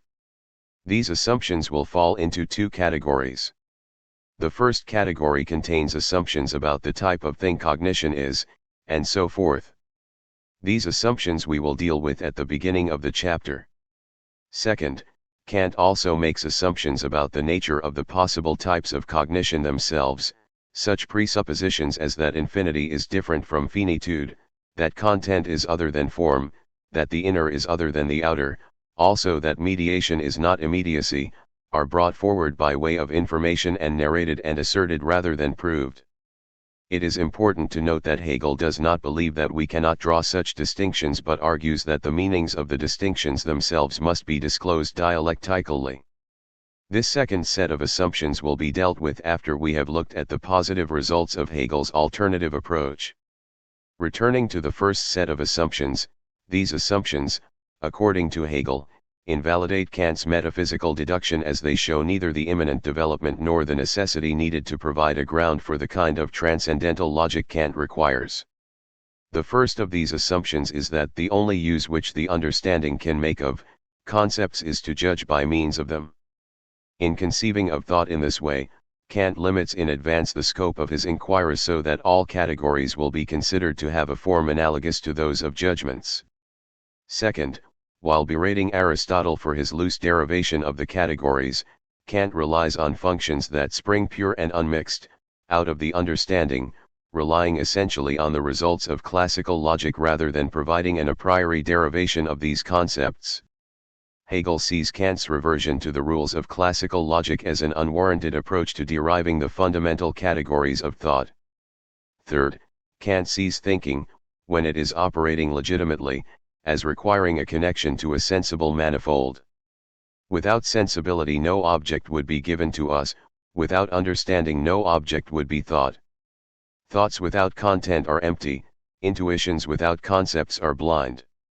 As we shall see, in fact, all of these assumptions will turn out to be interrelated. In exploring what happens as Hegel strips away these assumptions, we will see how Hegel's project can be seen as a completion of the Kantian enterprise, as well as a criticism of it. Once these assumptions are removed, however, we will also see that the implications of the metaphysical deduction will go beyond the restrictions placed on thought by transcendental philosophy. As we saw in the first chapter, Deleuze takes issue with Kant's reliance on subject-predicate structures in his analysis of the fundamental categories of thought. For Deleuze, this was because if we held this to be the case, the transcendental merely repeated the structure of the empirical, providing merely a conditioning role, rather than one that was truly generative of the object. In attempting to overcome this limitation, Deleuze instead conceived of the transcendental as composed of reciprocally determining entities that when brought together generated both form and content. Hegel's rejection of Kant follows a similar line, arguing that he relies on the assumption that the form of judgment could be the form of truth. Relying on the categories of formal logic leads to certain difficulties. First, the structure of judgment relates essentially inert elements to one another. This means that judgment has a tendency to be reduced to the simple activity of classifying particulars under pre-established universals, the kind of activity permitted by the taxonomic system of Aristotle. Cognition is compounded from form and inert content in a mechanical or at best chemical fashion. Second, the structure of statements becomes arbitrary, while judgment provides a certain form of negative necessity, in that they require the terms to be understood as subject and predicate. They do not show that the predicate in question is in any sense essential to the subject. The universal contained in this kind of science is not determined on its own account, nor is it intrinsically connected with what is particular, but universal and particular are mutually external and contingent. These limitations can present difficulties when judgment is taken as the paradigm of thought within a philosophical system, though the use of judgment in this way is not itself objectionable. If we are, then, to understand why Hegel finds this approach problematic, we will have to look deeper. In fact, what proves to be key in the structure of judgment, and what is still integral to modern formal logics, is discursivity. By this is meant the fact that judgments, as well as the propositions of classical logic, are about something. It is this aboutness that leads to the judgment being forced to relate preformed elements, but it is also this factor that Kant takes to be essential in explaining the proper connection between concepts and intuition. According to Allison, there are three bedrock assumptions involved in the Kantian enterprise. That cognition of any kind requires an object to be given. That since the finite mind like ours is receptive rather than creative, its intuition must be sensible, resting on an affection by objects. That sensible intuition is of itself insufficient to yield cognition of objects and requires the cooperation of the spontaneity of the understanding point too. While Hegel would agree with the third of these assumptions, at least insofar as it presents an attack on a base empiricism, The first two are more problematic. The effect of the first two assumptions of the Kantian project is to make sure that the structure of transcendental logic is tied to the structure of the object, as it now deals with the rules of the pure thought of an object. By looking at the second of these assumptions, we will see why Hegel parts company with Kant. This second assumption has the form of a conditional statement, with the antecedent term asserted. As such, it actually constitutes two assumptions. The first is that the mind is finite, and the second is that, if the mind is finite, intuition must be sensible. Now that we have recognized that two assumptions are in play, we can examine whether both parts are in fact supportable. If we look for evidence of the first of these assertions, that the mind is finite, we find that, following Michael Rosen, the evidence for this premise itself rests on the sensibility of intuition. As Kant writes in the Critique of Judgment, establishing that our concepts have reality always requires intuitions. If the concepts are empirical, the intuitions are called examples. If they are pure concepts of the understanding, the intuitions are called schemata. 3. While it is true that Kant allows thought to operate beyond the sphere of the spatio-temporal, its operations in this sphere do not lead to objective truths, but rather to transcendental illusions or at best, regulative concepts. This is precisely because categories that are supposed to be applicable to objects are now being applied beyond their legitimate domain. The legitimate application of the categories is therefore limited to the spatio-temporal. It is this process of limiting the application of the categories that further leads to the impossibility of the presentation of infinite concepts. This is most clearly seen in Kant's treatment of the sublime, which can only be presented negatively. We need not worry that the feeling of the sublime will lose something if it is exhibited in such an abstract way as this, which is wholly negative in respect of what is sensible. For though the imagination finds nothing beyond the sensible that could support it, this very removal of its boundaries also makes it feel unbounded, so this very separation from the sensible is an exhibition of the infinite, and though an exhibition of the infinite can as such never be more than merely negative, it still expands the soul. Perhaps the most sublime passage in the Jewish law is the commandment, "Thou shalt not make unto thee any graven image, or any likeness of anything that is in heaven or on earth, or under the earth," etc. 5. Here we see that for Kant, the sublime only provides a negative presentation of the infinite, as infinity as such cannot be presented in sensuous intuition. Thus, we end up with an abstract presentation of the infinite, which depends upon the absence of limitations. 6. Combining the necessity of the possibility of the presentation of concepts within space and time with the impossibility of presenting the infinite within space and time gives us the following result: if thought is related to sensible intuition, it must be finite. Once we recognize this, we can see that Kant's assumption that thinking must be finite is unwarranted. The necessary relation to a spatio-temporal manifold is justified by the finitude of the subject, but the finitude of the subject is in turn grounded in its relation to the manifold. Thus there is an essential circularity in Kant's assertion of the finitude of the subject. While Kant's argument at first seemed to be the brute assertion of the connection between functions of judgment and the categories, it turned out on further analysis that it was the finitude of the subject as requiring spatio-temporal intuition that seemed to be the ground of his argument, since it was this connection of thought with a manifold that was supposed to parallel the connection of a judgment with its content.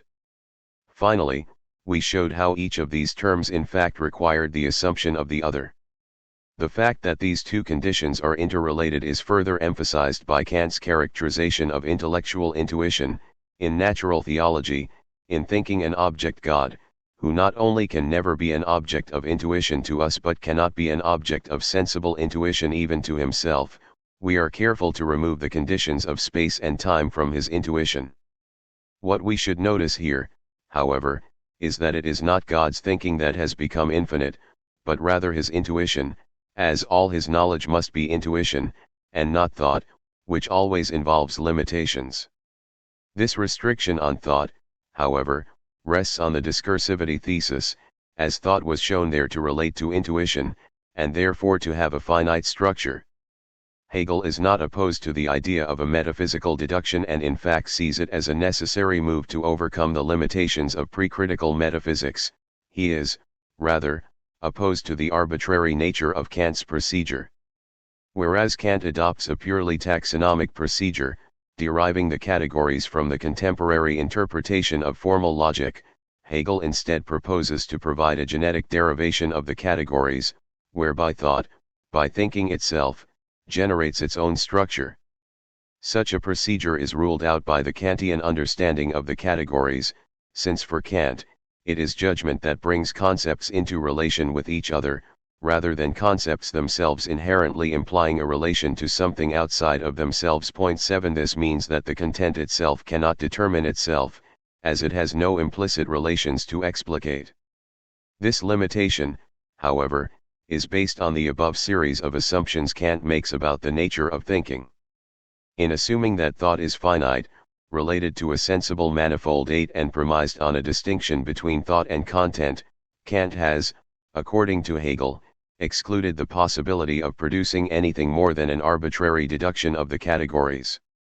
This difficulty is particularly evident if we look at Strawson's study of Kant's critique of pure reason, as he shows here not only that modern logic presents a different set of categories to those assumed by Kant but also that, in modern logic itself, the specific categories that are taken as fundamental are necessarily arbitrary, as each can be defined in terms of the others.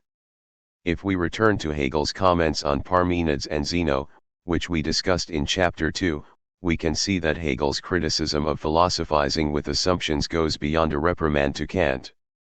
What Hegel praised in the work of Zeno was not the conclusions drawn from his paradoxes, which he saw as matching those of Parmenides, but rather the way in which, by working from the assumptions of his interlocutors, Zeno was able to show that the dissolution of the thought of the interlocutor proceeded immanently from this thought itself.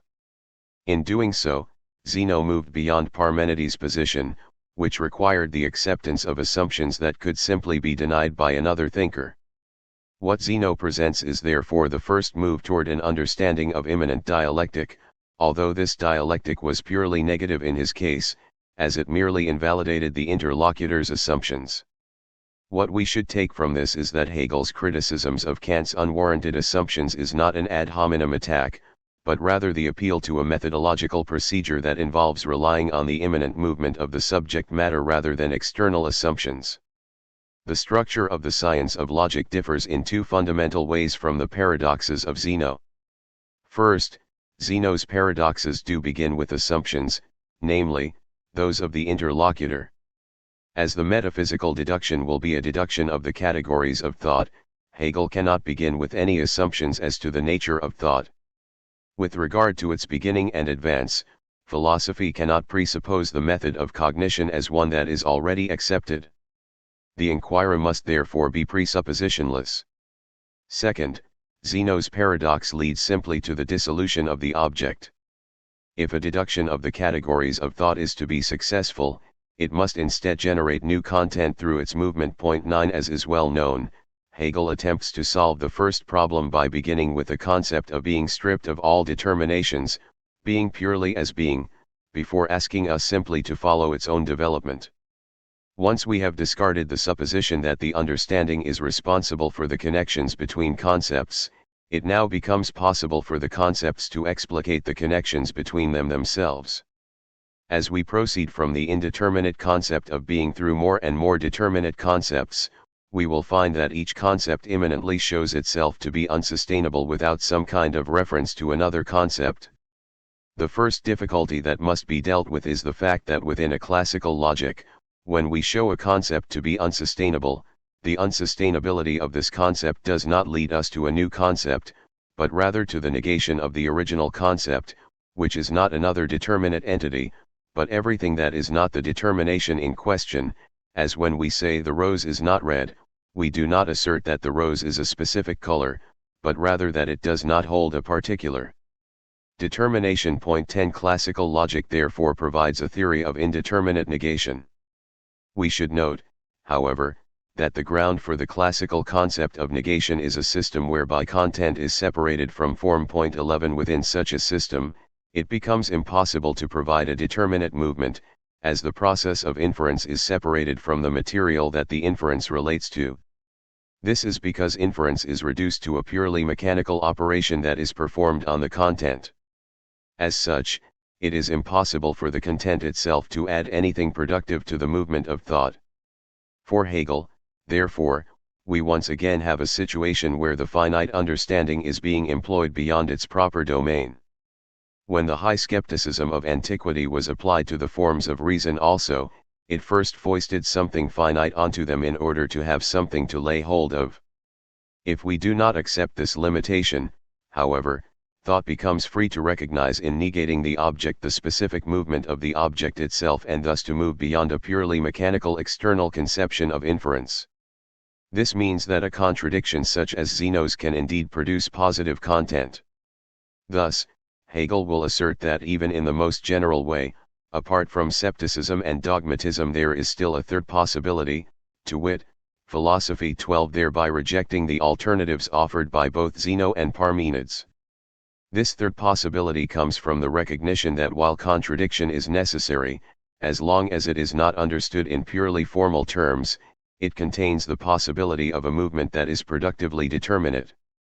The aim of the later sections of this chapter, which deal with contradiction and the speculative proposition, will be to explain this approach. For Hegel, once again, it is Kant's move to a formalist conception of the understanding that prevents a proper understanding of how one overcomes the limitations of skepticism. While Kant uses contradiction in the transcendental dialectic to show the limitations of pure reason when divorced from sensible intuition, Kant, like Zeno, concludes by producing purely negative results. For Hegel, the reason for this is that Kant exhibited a misplaced tenderness for the things of the world that had its origin in his belief that reason could only function by using the categories of the understanding. If we are to successfully resolve the contradiction, we need to recognize a new relation between the contradictory propositions of the antinomy. The so-called principle of contradiction is thus so far from possessing even formal truth for reason, that on the contrary every proposition of reason must in respect of concepts contain a violation of it. To say that a proposition is merely formal, means for reason, that it is posited alone and on its own account, without equal affirmation of the contradictory that is opposed to it, and for that reason is false.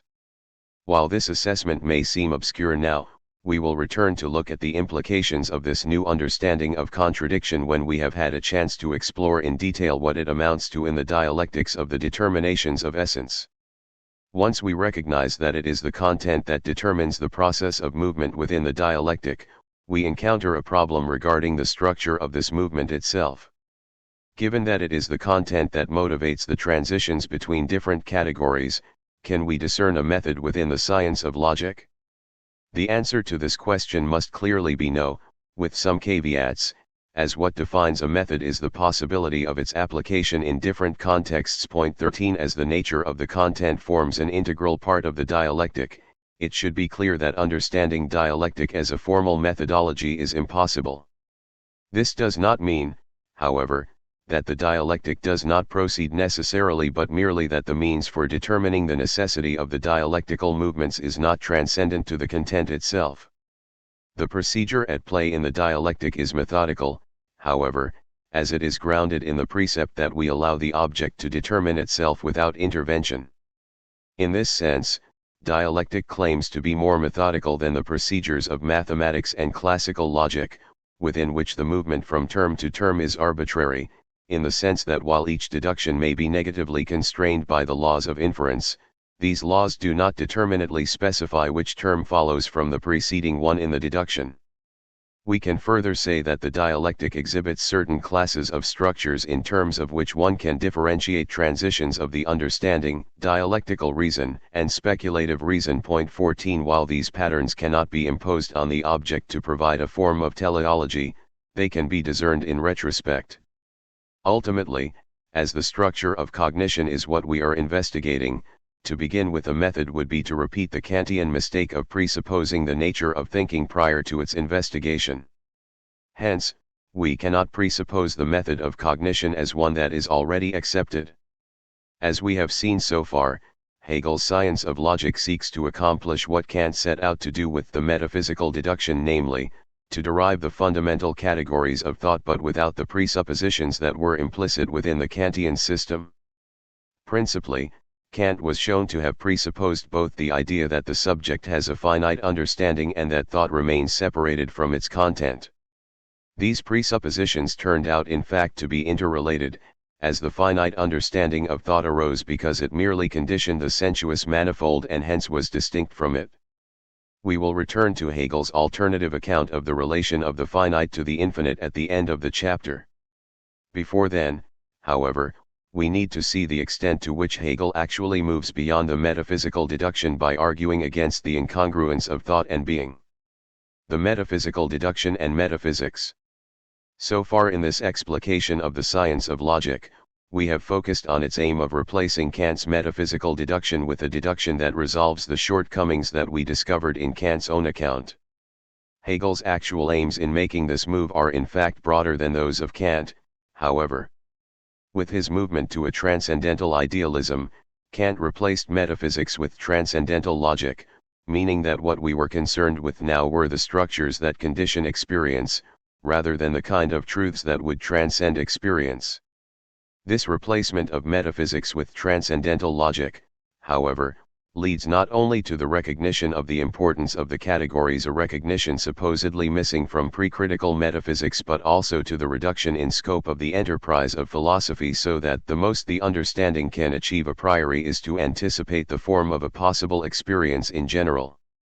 This means that the proud name of an ontology that presumptuously claims to supply, in systematic doctrinal form, synthetic a priori knowledge of things in general must, therefore, give place to the modest title of a mere analytic of pure understanding.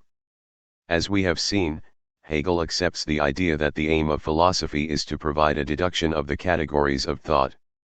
In dealing with the implications of this for the possibility of a metaphysics, however, Hegel does not accept that taking up this project means that one is debarred from simultaneously analyzing the structure of reality itself. According to Hegel, Kant's philosophy has meant that the forms of objective thinking have been removed by this criticism only from the thing, but they have been left in the subject just as they were originally. In place of this, Hegel conceives of these structures as straddling the opposition between subject and object. 15 Hegel is thus arguing not just for a determination of the categories of thought but also of being. In making this move, we need to remember that what Hegel is proposing is still a deduction of categories. As such, the equation of thought and being does not allow us to derive without presuppositions the nature of specific objects, but rather the structure of the object in general. Likewise, in equating thought and being, Hegel is not arguing for a form of panpsychism but rather that reality itself is structured according to the same categories as thought. 16 If we do not assume that the structures of thought are different from the structures of being, it means we can incorporate into the Kantian project of a metaphysical deduction the pre-Kantian project of the delineation of the structure of the world itself. Thus, thinking once again becomes ontological. As the aim of this study is to contrast the philosophy of Hegel with that of Deleuze, and Deleuze himself accepts the possibility of a metaphysical philosophy, albeit a philosophy of difference, we will just sketch the structure of Hegel's arguments in support of this conclusion. The first argument, which occurs in the science of logic itself, stems once again from a desire to avoid all presuppositions within our metaphysical deduction of the categories. Kant's restriction of the scope of our inquiry is grounded in the distinction of the phenomenal realm from the noumenal realm.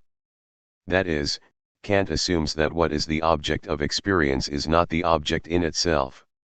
If our inquiry is not to contain presuppositions, however, we cannot begin by assuming such a separation.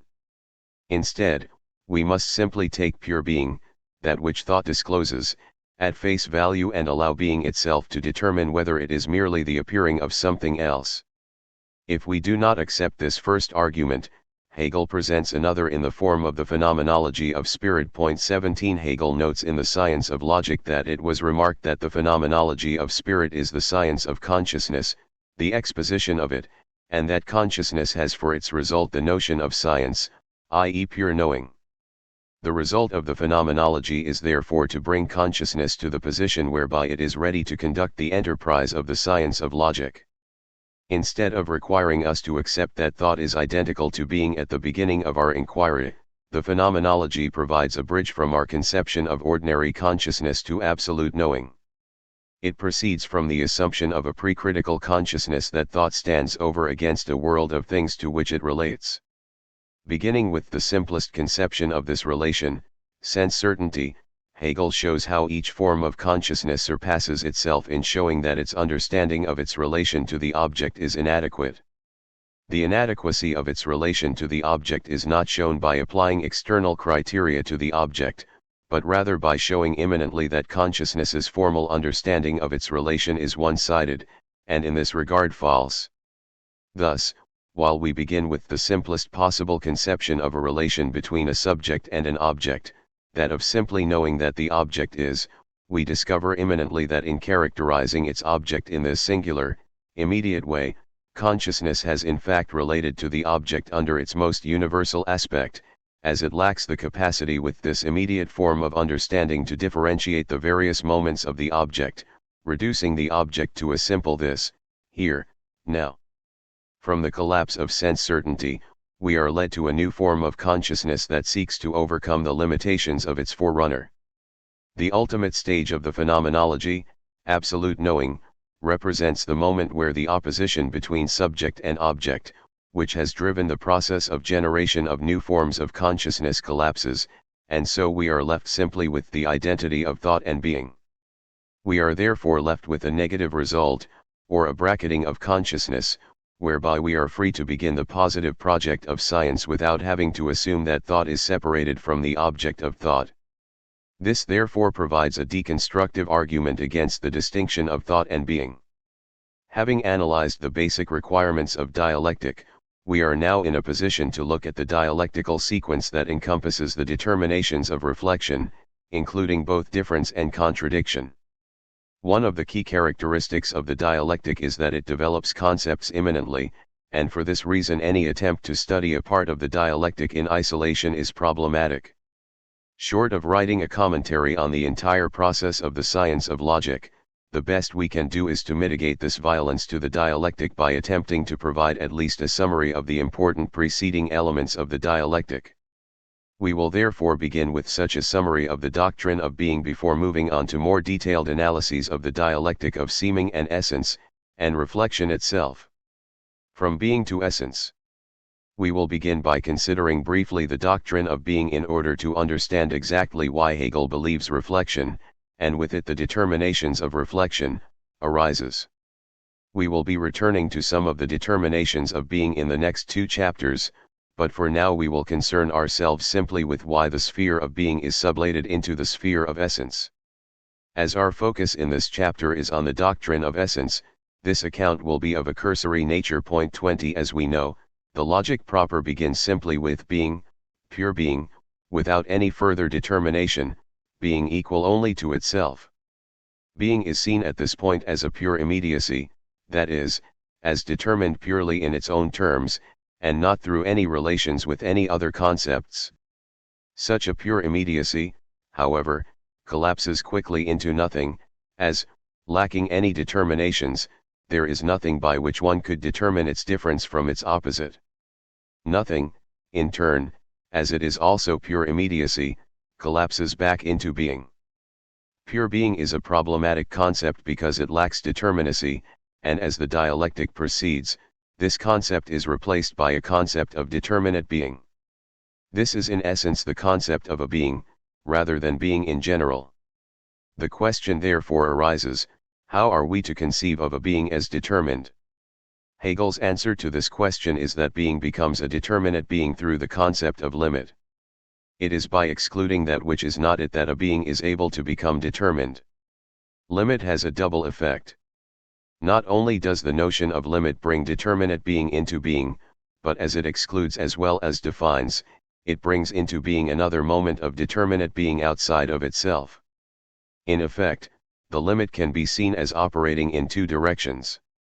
Not only does it determine the being that introduces it, but as it also limits the being which is excluded, it simultaneously also determines the being outside of the limit as a determinate being. Thus, Hegel writes that limit is the mediation through which something and other each as well as is not. Determinate being therefore is that which allows us to distinguish between things by saying that it is this and not that. It therefore relies on a plurality of terms and on the concept of negation. Immediacy therefore passes into mediation. As we pass further through the doctrine of being, we discover furthermore that neither quantity in the form of the quantum nor quality itself can hold itself to a pure immediacy. As quantity develops into a ratio of powers, it becomes qualitatively differentiated from the simple quanta, as it is now pure self-relation, since each element in the ratio only gets its meaning through the other, which in turn gets its meaning from the first term. Each term therefore relates to itself through the other. Equally, qualities themselves turn out to be mediated by state transitions brought on by quantitative changes, as in the case of, for example, water, whose qualities change completely depending on temperature and pressure. Throughout the doctrine of being, therefore, we have a movement whereby we begin with pure immediacy, or a concept understood purely in its own terms, and passing through mediation, arrive at a mediated immediacy. As each term passes over into another that is also a simple immediacy, however, mediation is always understood as the mediation by another. While each stage of the doctrine of being provides an implicit connectedness with the terms preceding and succeeding it, being itself is not able to explicate the fact that immediacy is always mediated, as the mediation of one concept is always grounded in the prima facie immediacy of its successor. In Burbage's words, it is only by a metalogical reflection 21 that this connectedness is made apparent outside of the dialectical movement itself. As such, while these discoveries are certainly true of the dialectical process, as they are not explicit immanently within the dialectic, they exert no pressure on the characterization of the terms themselves. That is, they are apparent from the outside of the dialectical movement, rather than being thematized within the movement of thought itself. We therefore have a structure much like that of the phenomenology of spirit, where each category goes beyond its limits, and since these limits are its own, it is something that goes beyond itself. Each category suffers a death in its passing into otherness, which leads to the new category appearing as immediacy. With the movement toward measure, however, we find that there begins to be an explicit relation between terms, as to measure is to bring two different entities into relation with one another. Moreover, a more developed conception of measure will show us that the entities brought into relation cannot be simply arbitrarily connected, but must instead on some level solicit the relation to other entities, as we find, for instance with chemical valency bond theory, where two salts, both resulting from the union of an acid with an alkali, exchange radicals once they are placed in the same solution. 22 Measure thus begins to make explicit the inherent mediation between the categories. Meaning that what was before a metalogical analysis of the interrelations of the categories now becomes incorporated into the movement of reason itself. The terms are now interrelated explicitly, as each is only through the mediation of the other, so the terms themselves can no longer even apparently be seen as bare immediacies. The recognition that being cannot simply be seen as immediacy leads us to essence as the realm of non-immediacy.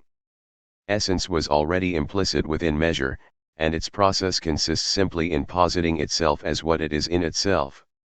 For Hegel, essence is past but timelessly past being, a pun on the German terms for essence and the past participle of to be. We can leave aside the wordplay, however, as the underlying logical structure of essence at this point in the doctrine of essence is that of a recollection, and internalization of those dialectical movements that led to the positing of each concept within the concept itself. What we saw on a metadialectical level as the dialectical conditions for the emergence of a particular term are now taken up into each term. However, the characterization of these terms as purely immediate can no longer be supported. Thus, the metadialectical analysis must now be incorporated into the dialectic itself, or in other words, the dialectic must reflect on its own movement by thematizing the connections between categories themselves. So how do we characterize essence? First, essence is a concept that comes after being, since it emerges precisely as a response to the limitations of pure immediacy. Second, this response will take the form of a negation of immediacy, since essence emerges in opposition to the simple immediacy of being. Third, as the doctrine of essence involves the collapse of the distinction between logical and metalogical results, we will have to retrace many of the dialectical movements that occurred in the doctrine of being, although this time the logic will deal with the fact that the dialectical thought is explicitly relating to thought itself. This means that many of the structures of the doctrine of essence will be analogous to those uncovered in the doctrine of being. The new reflective structures will not replace the earlier structures, however, as the two differ, at least insofar as the former are reflective in a way in which the categories of being are not. It should be clear now why the doctrine of essence will provide the focus for our discussion of difference and contradiction within Hegel's logic. While contradictions may have emerged during the doctrine of being, it is within the doctrine of essence that these concepts of difference and contradiction themselves become explicated by the dialectic itself. Also, as we saw in our discussion of dialectic and univocity in Chapter 2, it is through self-referentiality, and as a consequence, contradiction, that Hegel is able to overcome the equivocal conception of being that is found in classical logic. We need to also recognize a fourth point, that the rejection of immediacy is not the rejection of it in all forms, but only as bare immediacy. Instead, it is the claim that immediacy can only be understood as constituted by mediation. We can now move on to the first characterization of essence: the essential and the inessential. The doctrine of essence begins with the assertion that essence is the truth of being, and indeed, essence is sublated being. It is the negation of being, insofar as being is characterized in terms of pure immediacy. Essence, as the result of the dialectic of being, also preserves being. This first characterization of the relation of being to essence, however, although in the doctrine of essence, does not move beyond the sphere of being. In setting up essence as the negation of being, essence becomes simply directly opposed to being. We saw that for Hegel negation is not to be understood as purely indeterminate, so essence as not being immediacy is still something. Essence is determined as not immediacy. Essence, as the moment of the dissolution of being, however, is thereby granted a degree of immediacy itself. The essence of being has a determinate character as essence itself. While it appears that the relation of being to essence is one where being is inessential in the face of its sublation, essence, once these two terms both develop their own immediacy, each stands on its own. In themselves, these are indifferent to each other, and with respect to this being and essence are equal in value. As these two concepts are held before us, it is only our own intervention that characterizes one as essential and the other as inessential, since in themselves, they lack relation to each other. Insofar as the distinction is made of an essential and an unessential side in something, this distinction is externally posited, a division which has its origin in a third. In holding these two terms over and against one another, we find confirmation of the fact that the move to essence has at this stage not yet moved beyond immediacy. Once being and essence are conceived of without relation to one another, the idea that essence can somehow be the essential in relation to being, its foundation, dissolves. The two categories are understood through a form of picture thinking that allows the relations between the terms to be understood purely externally, so the relative positions of the terms can be interchanged without altering their contents. In actual fact, however, essence cannot be so simply conceived of as different from being, as essence is simply the activity of being's dissolution of itself. This means that being cannot be seen as standing opposed to essence, precisely because being cannot itself be. By recognizing this inherent connection between being and essence, we remove the need for a third outside of the two terms to unite them, but also, in the process, we transform being. Being, insofar as it is immediacy, is now a mere seeming, a shine, as it is only the seeming of immediacy that remains distinct from essence. As essence shows the mediated nature of being, the immediacy it presents cannot be more than this seeming.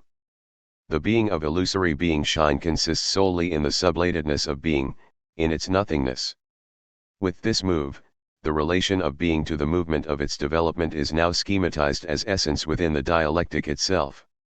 The relation of seeming to essence at this stage of the dialectical process is unclear.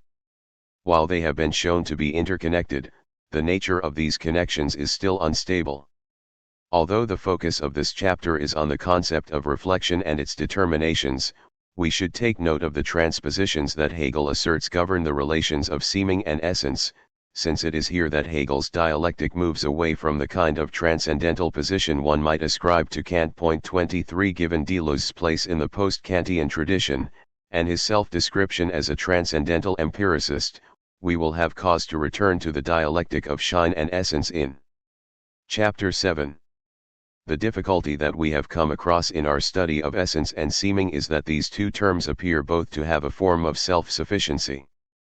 Illusory being, therefore, contains an immediate presupposition, a side that is independent of essence.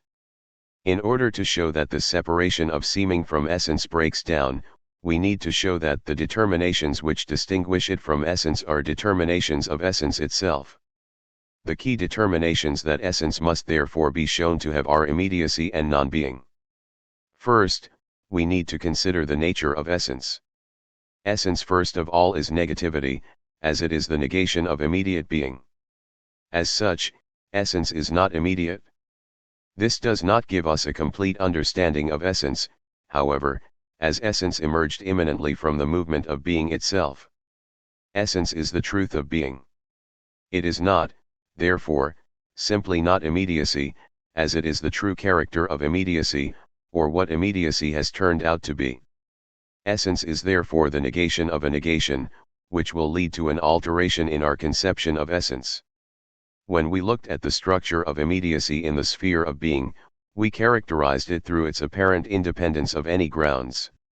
We found, however, that in referring outside of itself, both in terms of its implicit history, and also in terms of the collapse of immediacy through the immanent movement forward of the dialectic itself, each term proved to be in fact mediated. If self-sufficiency is to be taken as the defining characteristic of immediacy, however, then we have with the negation of the negation a movement where the negation is not supported by anything external but instead refers to itself. Such a moment of self-relation is therefore a moment where essence is immediately itself. It is, through its persistence through the activity of dissolution, identical with itself. At this moment, we see essence as that which is the real immediate beneath the apparent immediate of being. Paradoxically, however, when we look at the structure of this movement of double negation, we find that it is also a mediated structure. This is because in moving beyond the simple negation to a structure where negation negates itself, negativity is no longer a simple immediacy but instead involves a complex structure that takes it beyond simply being what it is. Negation cannot remain immediately what it is under the pressure of the second negation, so it becomes mediated. This means, however, that essence only seems to be immediate being. With this move, essence is now seen as that which is itself appearance, and through its own self-relation, that which generates the immediacy that we take to be illusory being. The dialectic draws us further, however, once we recognize that our conception of essence as projecting seeming relies on their separation, which is opposed to the conjunction of the two that we have just posited. The root of this is the immediacy that we supposed essence to hold. Essence has shown itself to be mediation. In assuming essence to be separate from its projections, we are still implicitly holding to the view that it has a level of immediacy, as self-sufficiency, which allows it to sustain itself. Recalling the opening of the dialectic, we should note, however, that essence was defined as mediation. Once this fact is recognized, we can further note that just as immediate being is the seeming of essence, so essence as separated from this immediacy is once again an immediacy, and therefore once again a seeming of essence. We can now see that essence precisely is nothing other than what it seems to be. Essence contains the illusory being within itself as the infinite immanent movement that determines its immediacy as negativity and its negativity as immediacy, and is thus the reflection of itself within itself. We can sum up the interrelations of essence to seeming by following the course that seeming takes through the dialectic. At first, being is conceived of as a determinate being that is merely inessential in relation to essence. Through our recognition that essence is the truth of being, we were brought to the understanding of being as mere seeming. With the recognition of self-reflection, we at first move to a view that seeming is a mere projection of essence, but once we reject the immediacy implicit in this view, we cannot any longer separate seeming from essence even as a projection. At this point, essence itself, in its own reflexivity, is the process of seeming. What this means is that essence constitutes seeming through a process of reflection. It is in this movement of reflection that the ideas of difference and contradiction emerge, as determinations of reflection. That is, these concepts play a role in the very determination of seeming constituted through the reflection of essence. Once the immediacy of seeming is recognized to be constituted by essence itself, however, seeming is now understood as constituted immediacy. The structure of reflection.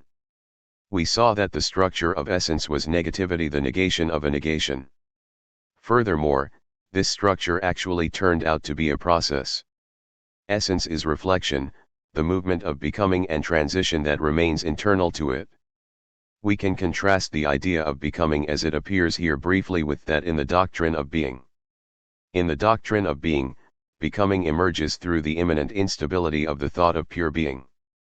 It becomes apparent that in attempting to think pure being without any determinations, we lack any way to differentiate it from pure nothingness. Without differentiation, pure being in fact becomes nothingness, and in the process there emerge two separate becomings, the coming to be and the ceasing to be of being. Becoming in the sphere of being occurs between two terms. When we look at the process of reflection, however, what we have is instead a movement from nothing to nothing, and so back to itself. Thus, reflection cannot be seen as a process of coming to be and ceasing to be, as there is no origin or destination between which the becoming can move. The movement of disappearing itself is therefore checked by negativity, as it cannot arrive at a state of having disappeared. As such, this movement persists and is, albeit as a movement constantly in tension. Equally, however, as a pure movement, we can say that reflection is not, as it lacks any stability. From this analysis, we can see two facets of reflection emerging. First, we have the movement from nothing to nothing itself. In being simply the moment of transition, it appears in its simple immediacy, it can only be understood as a transition without an origin or destination. This aspect of reflection therefore shows both of the characteristics of shine, as an immediacy that is dependent on something else. Reflection is also, however, essence, as the reflection back into itself, or the return to itself. Therefore, reflection encompasses both moments of the object, its inner essence and its outward showing. Indeed, the difference between these elements is now not one of two things that can be brought into relation with one another, but instead a question of emphasis. As reflection has no beginning or end, we can characterize its essentiality by focusing on its nature as a persistence of motion. If we focus instead on its status as a becoming, we see the constant motion of appearance. This structure is at the heart of the later collapse of the distinction between the thing in itself and the phenomenon, when both are shown to simply be aspects of the phenomenal itself. We can now see why this analysis should be important for Deleuze's treatment of the real, as the question of the possibility of considering virtuality and actuality as independent terms is in doubt, provided we can assimilate these two categories into the dialectical structure.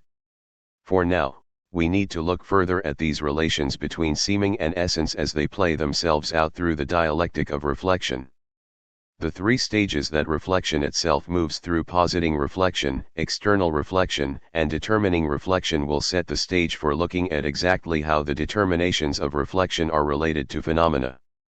When we look at the structure of reflection, we see that it is a turning back on itself. We can therefore picture reflection as analogous to a circle. With this return, it has the structure of an immediacy, since this return to itself, as the negation of the negation, is self-sufficient. In this sense, reflection, in its turning back on itself, posits an immediate being. Immediate being emerges as the result of the movement of reflection. Since it is now a posit of reflection, immediate being becomes simply a moment that is mediated by reflection. Reflection is a movement, however, and as such, it requires a beginning. It therefore presupposes a point from which it can begin, as this beginning is essential for its return into self. This point of beginning is therefore an immediacy that precedes reflection. Such a presupposition, however, as it is taken up into the movement of reflection, is mediated by reflection. This is because in order for the presupposition to be a presupposition of reflection, the movement of reflection as a return to itself must take place. It is dependent on that which presupposes it for its status as a presupposition. This opens up a third moment of positing reflection, whereby reflection shows itself as the process of positing its own presupposition. This is because what is the result of reflection is also its beginning, and vice versa. Positing reflection thus exhibits a circular structure, an absolute recoil. The difficulty is that this movement runs the risk of producing a mere static tautology, A equals A. Without the other, the movement back into itself is in a sense barren, as reflection cannot return to itself without a moment to return from. If reflection is to be genuine negativity, and so not just to be itself, as a tautology, it must relate to a presupposition that is not simply posited by reflection itself or, rather, is posited by reflection as external to reflection.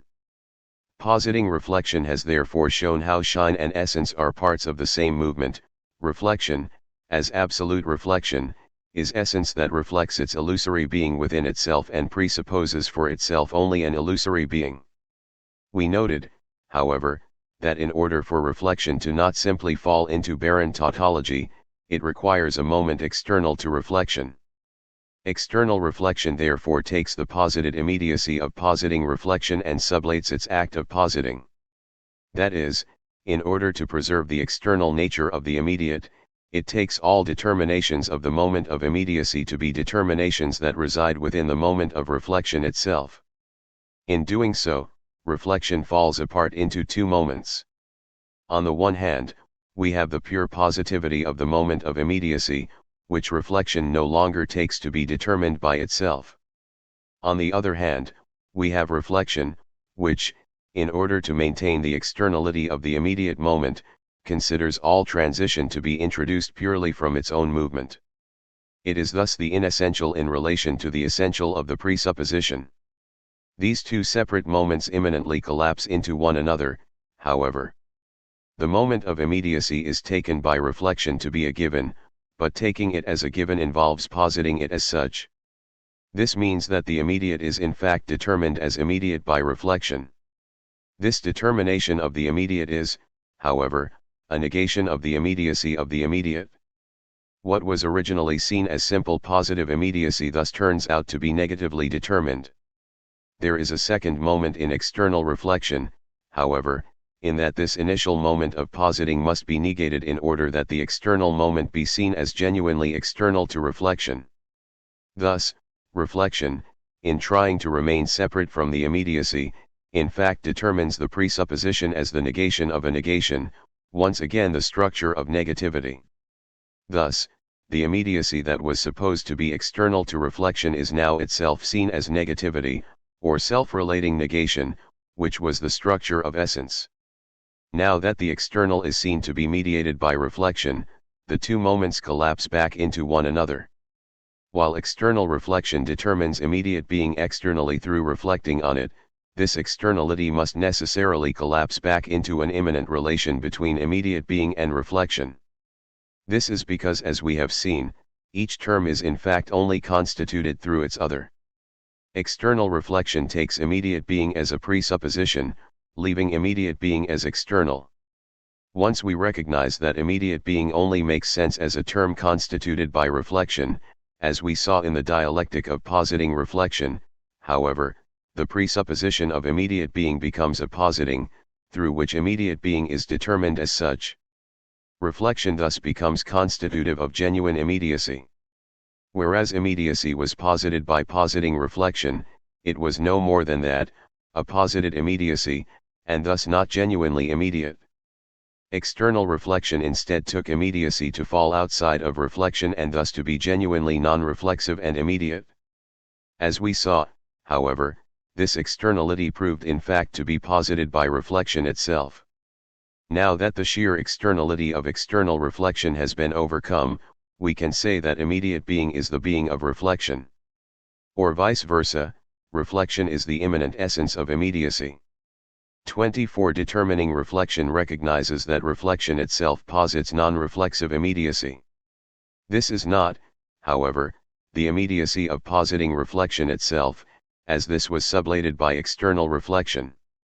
Instead, we recognize that it is reflection that both constitutes immediacy and constitutes immediacy as genuinely freestanding. This leads the way to determining reflection, which is in general the unity of positing and external reflection.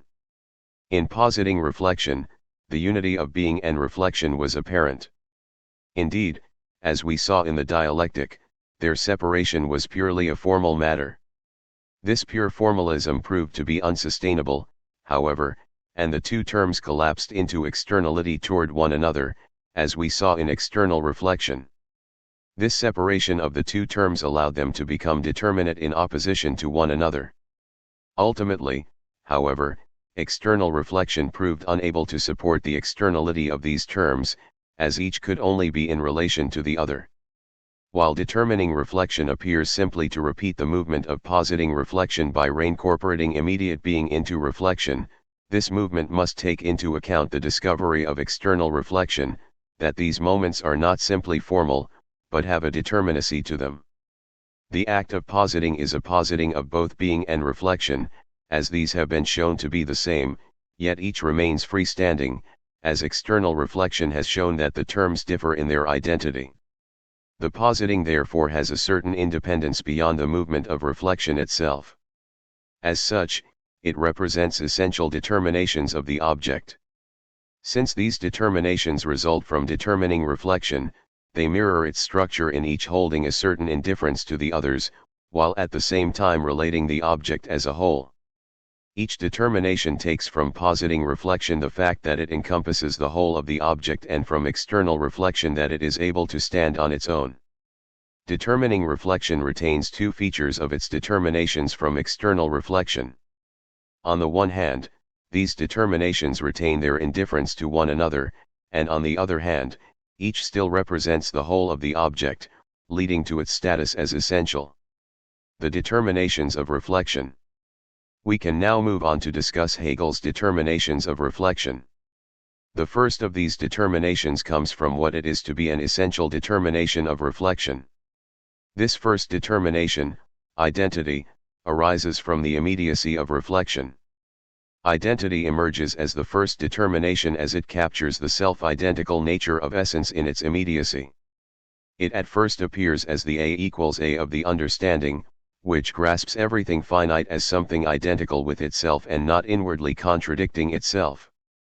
We saw, however, that once we had reached the level of reflection, the conception of the relations between essence and appearance as essentially static entities held apart from one another had dissolved. Identity is not that equality with self that being or even nothing is, but the equality with self that has brought itself to unity. Reflection showed the object to be a constant movement back into itself. If identity is to be conceived of as in the first instance, essence itself, then just as absolute negation contains a moment of positing of the non-being of the other, so identity requires, in its return into self as A equals A further moment of absolute difference. Without this moment, the identity itself lacks all determination as the two terms collapse into one another. In order for identity to maintain itself as identity, therefore, it must exclude the second moment that differs from it. On this basis, the meaning of identity now rests on difference. Identity differs from difference by excluding it. In making this move, however, identity turns difference itself into a determination of essence, as now difference is given a persistence as that which seems to fall outside of identity. Difference therefore holds the same position that seeming held in relation to essence within reflection. That is, difference is the movement of identity returning into itself, just as seeming turned out to be an integral movement of essence itself. As such, it is to be conceived of as the pure returning that had been excluded from the concept of identity. Identity, however, represented the beginning and end of differing, in the form of the points of departure and return through the structure of the A equals A. This means that if we are going to attempt to characterize difference, we cannot conceive of it in terms of these points. In the absolute difference of A and not A from each other, it is the simple not which, as such, constitutes it. Difference thus becomes a pure differing from itself, not difference resulting from anything external, but self-related, therefore simple difference.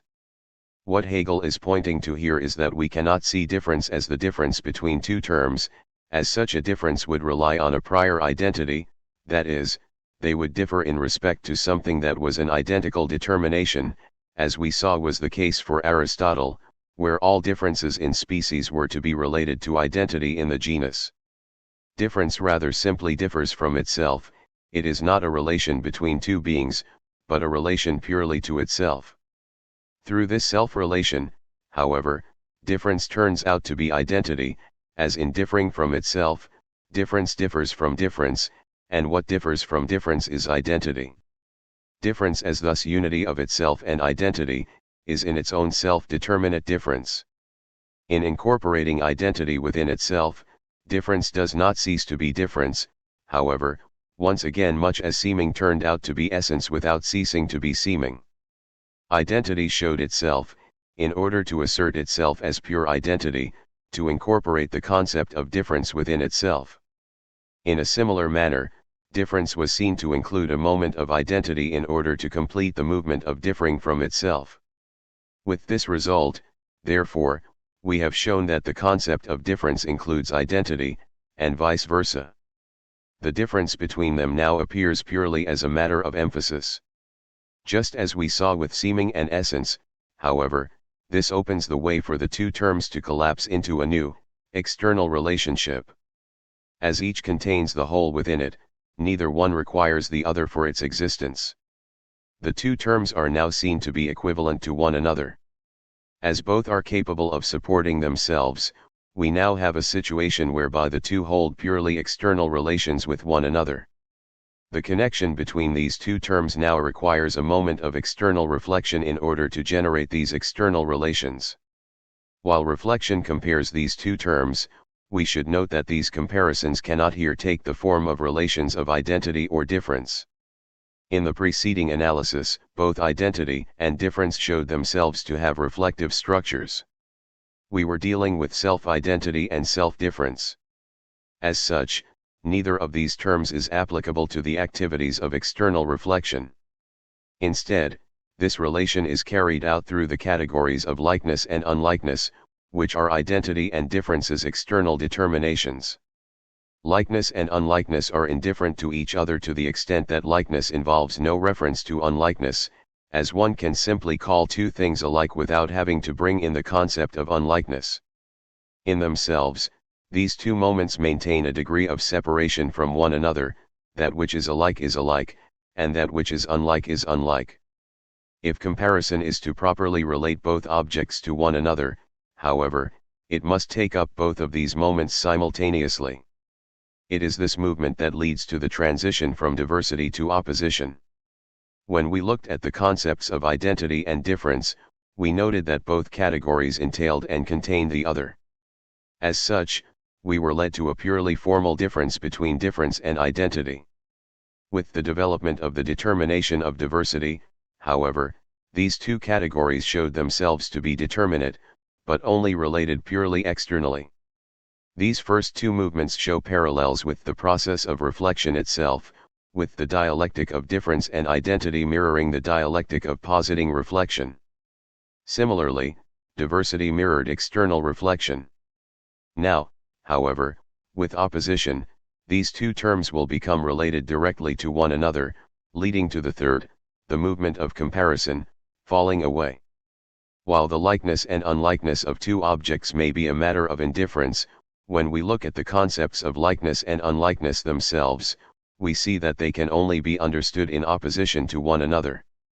Once this explicit relation to the other is made clear, we move beyond the like and unlike to another set of categories, the positive and the negative. These categories differ from likeness and unlikeness in that the positive is both alike and differentiated from the unlike, and the negative is differentiated from the like. As we now have an inherent relation, the third drops out of our analysis, and the two terms are now directly related. As they are directly related, and in fact, within the context of the moment of opposition, determine one another, we can move to consider the positive and negative as one single concept of positive and negative, in which each term continues to oppose its other. Tracing back through the dialectic, we can see that likeness derived from identity but allowed a relation between indifferent objects, and similarly, unlikeness took on board the not which was basic to the concept of difference.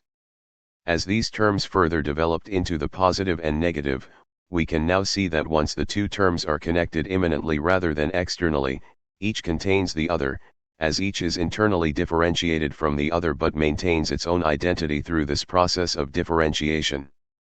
Furthermore, a parallel emerges with the movement from the essential and inessential to essence and seeming. With those two terms, it appeared at first that each term was interchangeable with the other as they were indifferent to each other. If we reflect on the fact that as the dialectic progressed it became clear that each of these terms was in fact determined by its relations to the other, it should come as no surprise that prior to this, when these relations themselves were considered to be external and generated by a third, the relative meanings of these terms also became arbitrary.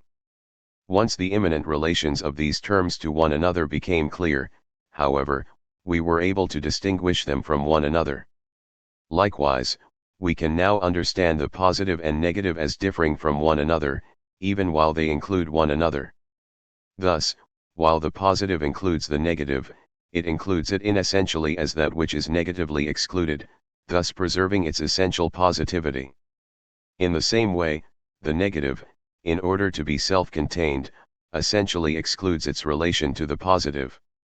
In doing so, however, it excludes itself as self-contained being, as the positive is itself self-contained being.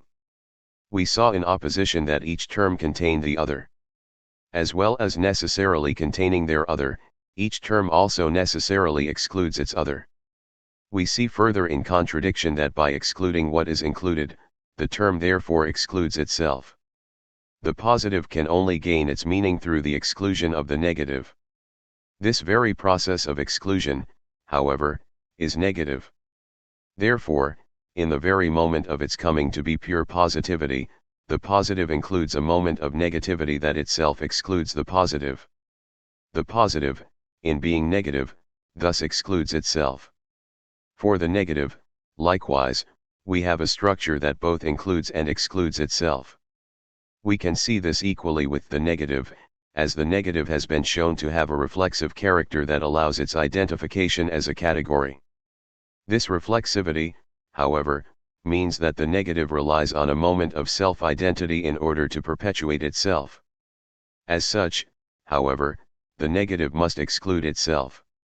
Thus each both includes and excludes its other, and itself, leading to contradiction.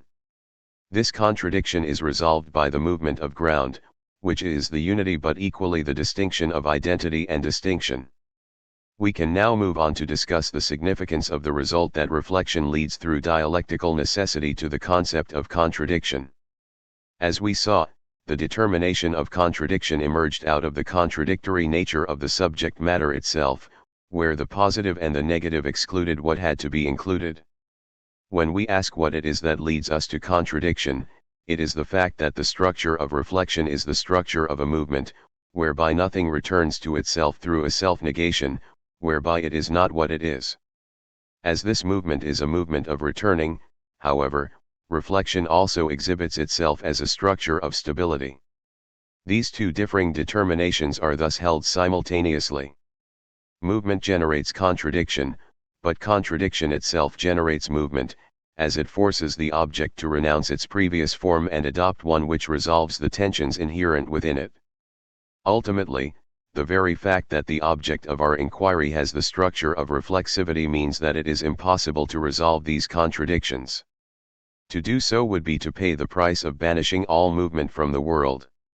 As we saw in the second chapter, this was the approach taken by both Aristotle and Russell, who, by denying any self-referentiality to the object of our inquiry, were able to prevent us from needing to think contradiction. This was achieved, however, at the cost of both removing all movement from their systems and removing the possibility of thinking the system as a totality. While those thinkers held to philosophies of identity, for Hegel, contradiction actually provides a proper understanding of this concept too, as, once we get beyond purely formal identity, a concept obtains real self-identity precisely when it contains the determination of distinction essentially. The speculative proposition. We saw in the preceding chapters how Deleuze argues against the idea that the subject-predicate structure captures the total structure of the world. This criticism derives from Bergson's insight that propositional thinking essentially relies on a certain notion of space as a homogeneous medium through which terms can be brought into relation. In conceiving of the world in this way, thought gains greatly in its ability to manipulate the world, as it allows the application to it of the categories of mechanism. In applying these categories, however, thought sacrifices its understanding of the true nature of relations as interpenetrative. As we have also seen in relation to Kant, Hegel is critical of the structure of judgment, seeing Kant's employment of it as leading to a schism between thought and its content. In attacking Kant's use of the judgment, however, Hegel is not opposing the use of language altogether. Point 25 That we think in words 26 is not something that can be overcome simply by showing the inadequacy of certain modes of linguistic thought, since if language is to be essential to thought, to do away with language is also to do away with thought. As Gadamer puts it, language is not a self-effacing and temporary medium of thought or merely its casing 27 but rather is that which gives determinacy to thinking. We can see furthermore that Hegel frequently uses linguistic terms to aid in the explication of dialectical transitions and concepts, such as the already noted examples of Hegel's plays on Wesen and Erinnerung, and revels in the speculative spirit of the German language. These two aspects of Hegel's thought can be reconciled, however, provided we make a distinction between two different types of thought and, consequently, two different approaches to language. The ground for this distinction between two types of thought is to be found in the distinction between the finite and the infinite and particularly in their reconciliation. In this regard, we will now return to the problem that occurred with Kant's philosophy in relation to the infinite, before moving on to the speculative proposition. This will furthermore give us the understanding of the Hegelian infinite necessary to see in the next chapter how it relates to Deleuze's classification of Hegel as a thinker of infinite representation. In discussing Kant, we noted how Hegel attacks the presupposition of the Kantian system that thought is finite. At the beginning of the logic, we were not in a position to make any judgment about the actual nature of thought for two reasons, however. First, the nature of thought itself had not been elucidated, and second, and perhaps more important in this context, the meaning of the terms finite and infinite themselves had not been clarified. As such, Kant's classification of thought as finite rests for Hegel not just on his unwarranted assumption of this fact, but furthermore, on the unwarranted assumption that what it means to be finite is known in advance of the metaphysical deduction of the categories. As we shall see, once Hegel has made clear what he believes the infinite to be, he will agree with Kant that finite thinking certainly has to do only with appearances, while arguing that this stage of appearance is not the end of it. On the contrary, there is still a higher land, but for the Kantian philosophy it remains an inaccessible beyond. The deduction of the category of infinity, and its correlate, the finite, takes place in the doctrine of being, but as we shall see, it mirrors the results that we have already found in regard to contradiction in the doctrine of essence. For this reason, we will only briefly sketch the deduction of the category of infinity before moving on to look at the implications of this new understanding of the category for Kant and its relation to contradiction. Point 28. The notion of the infinite develops for Hegel out of the idea of a determinate being, which is determined by having a certain quality. In being determined, however, we should note that the determination not only characterizes what a thing is but also acts as a limit, beyond which the thing would cease to be what it is. This limit, however, can also be seen as a negative limitation and as such constrains the internal positivity of the being in question. As a result of this, being as positivity immanently generates an ought to go beyond this negative limitation. What Hegel means is that the ought has a twofold structure. On the one hand, it needs to capture the idea of what the thing should be, apart from the limitation. On the other hand, it needs to capture the fact that finite being is determined as precisely limited in its present form. The finite therefore becomes related to the beyond, which as opposed to the limited finitude of the determined being is seen as infinite. The infinite beyond, however, shows itself to also be finite, as it is an infinity that is also bounded by the limit that defines the finite being. As this being goes beyond itself, we have the beginnings of an infinite process of finite beings surpassing themselves. When we look more closely at the sequence, we see that the finite persists within the infinite, rather than dissolving into the infinite, as finite being only ceases to be on the condition that finite being comes to be. Thus we have a new form of infinite that is the infinite perpetuation of the finite. We can now see that not only is the infinite finite by its necessary contrast with finitude, but the finite also becomes infinite through its perpetuation. The infinite and the finite therefore show themselves to each contain the other, and, stepping back to see the process as a whole, we will realize that another form of infinity has emerged as the synthesis of the two which incorporates finitude into the whole. Thus we move from the bad infinite of infinite repetition to a new conception which is essentially the unity of two terms. This is what Hegel calls in the Genealogic 29 the infinitely simple. Only the infinitely simple, or that unity and multiplicity, is one. It should be reasonably clear that the true infinite has an analogous structure to contradiction. Genuine infinity is not a series that always has its completion in some other yet always has this other outside itself. Rather, the other is in the determinate itself, it is a contradiction. When we looked at contradiction, we saw that each of the terms both stood opposed to the other, but also necessarily united with it in that the two terms could only be made determinate when in relation with one another. Thus, contradiction was an opposition that required no third to bring the terms into relation with one another. This same relation holds for the infinite, the simple and infinity, or the absolute antithesis, make no antithesis save this very one that they are absolutely connected, and insofar as they are opposed, they are by the same token absolutely one. This process is what Hegel calls the absolute contradiction of the infinite.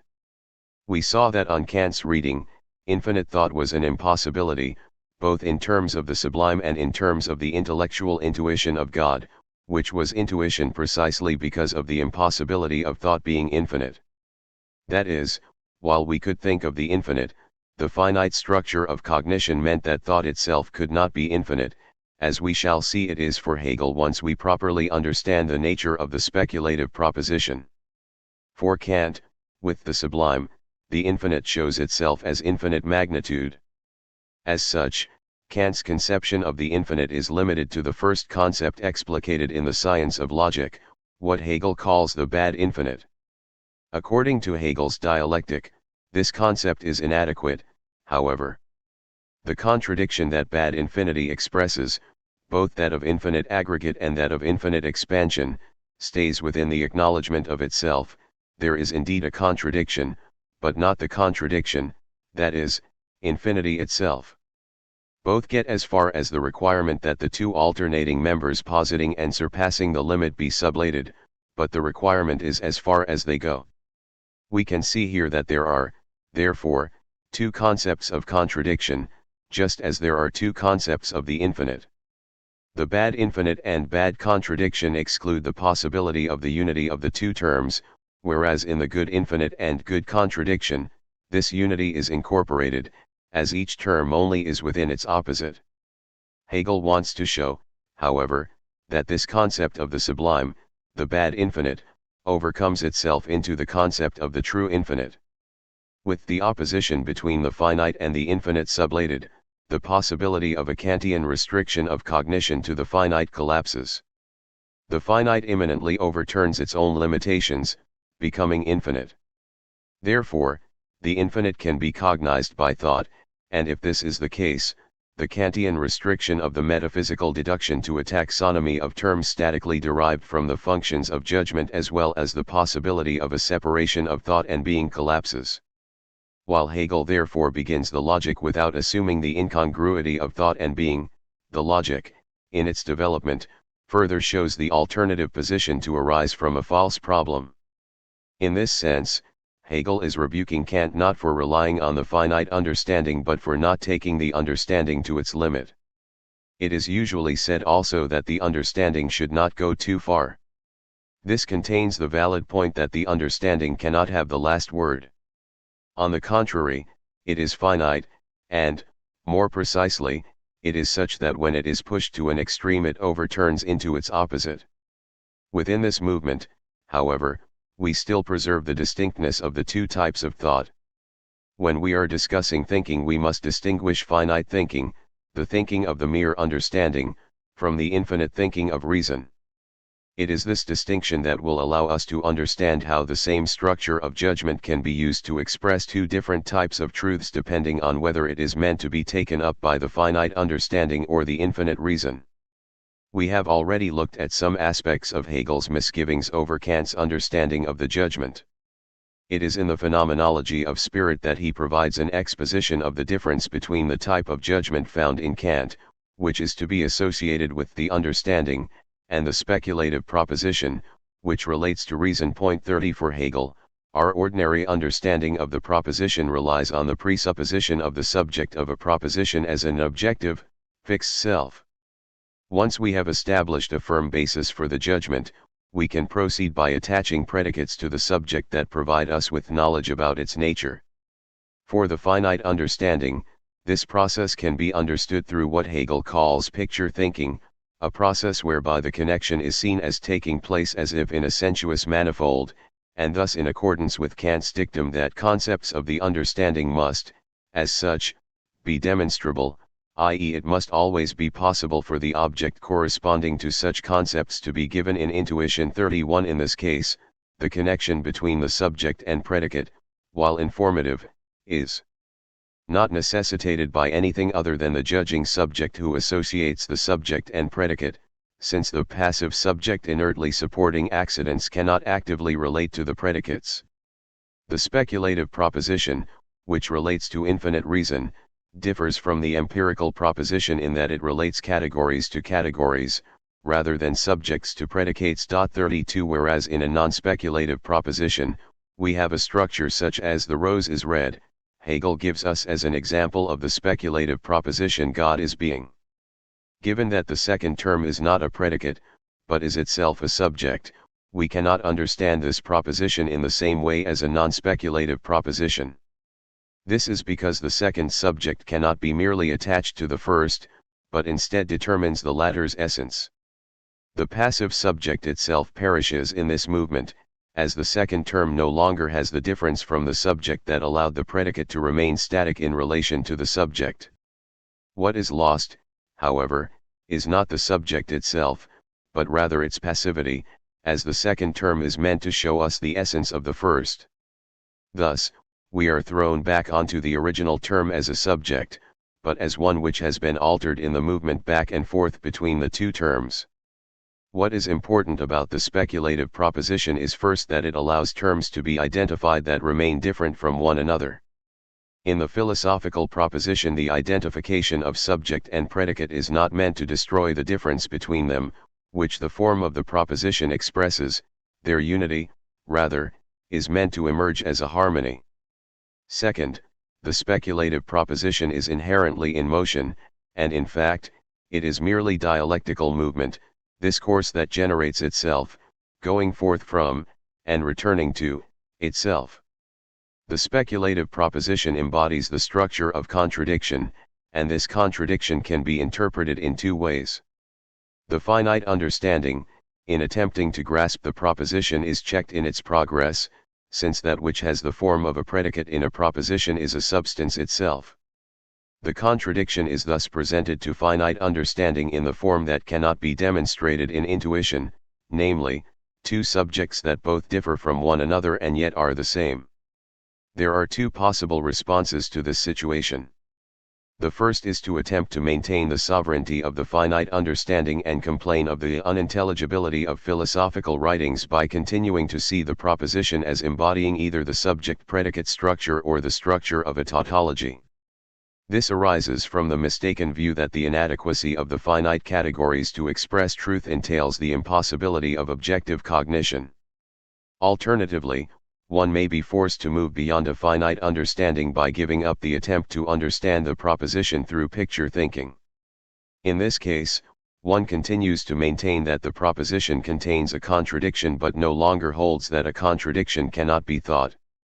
By moving to an understanding grounded in infinite reason, the subject moves from a negative understanding of contradiction to a positive, contentful understanding.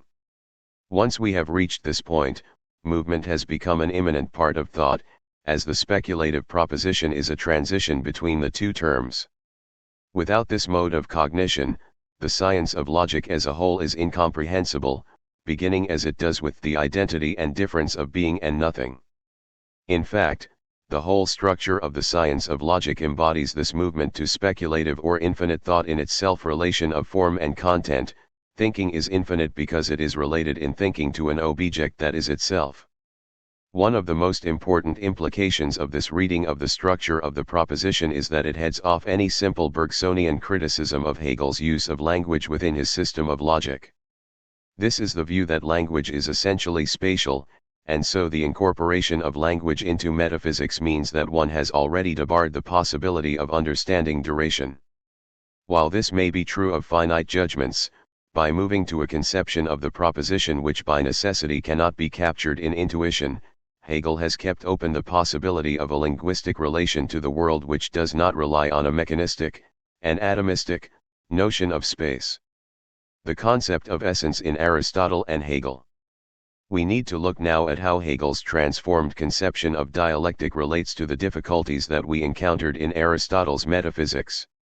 While the question of the incorporation of movement into the dialectic is solved by the move to a philosophy that incorporates becoming into the structure of its logic itself through the inclusion of the infinite and contradiction, a second problem emerged concerning Aristotle's concept of focal meaning. This problem affected Aristotle's philosophy at two levels, the large and the small.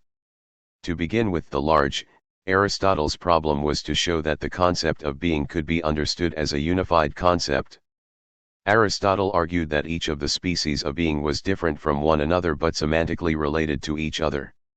When we asked how we were to understand this idea of semantic relation, and in particular how to differentiate it from the view that the categories simply represent a homonymous heap of unrelated terms, we were referred to the model of the individual, and in particular, how the semantic content of a term could drift from its central meaning.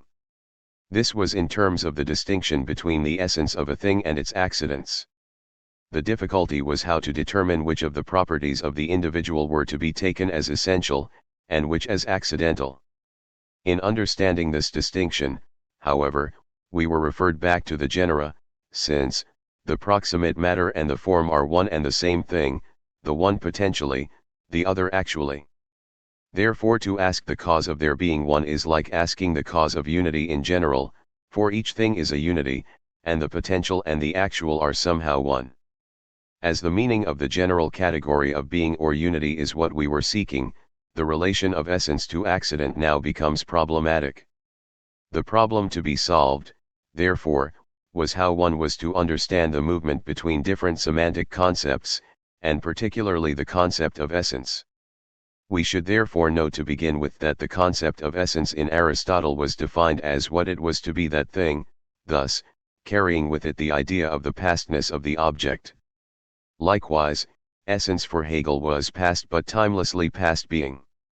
In the case of Aristotle, we saw that the meaning of this reference to pastness was to be found in the stability of a retrospective analysis of an object. It was only once the object had ceased becoming that we could determine what that object essentially was. This meant, of course, that the essence of an object had to remain separate from the appearing of the object, since the appearing of the object, as movement, was antithetical to its fixed form. Essence, for Aristotle, therefore, in the end represented another way of banishing transition, an approach which further problematized our attempt to understand semantic drift, since semantic drift is precisely a movement of transition of meaning. While the Hegelian characterization of essence is on the surface similar to that of Aristotle, as we have seen, the meaning of this characterization is radically different. While essence is still explicitly related to Joacen, the past participle of to be, the introduction of the idea of transition into the logic itself means that essence is now understood as the history of mediations which have allowed the object to appear in its immediacy. What this means is that the nature of essence is now conceived of along genetic lines. The essence of a particular term simply is the totality of mediations which have generated that term. This means that the problem of explaining the issue of unity can be resolved.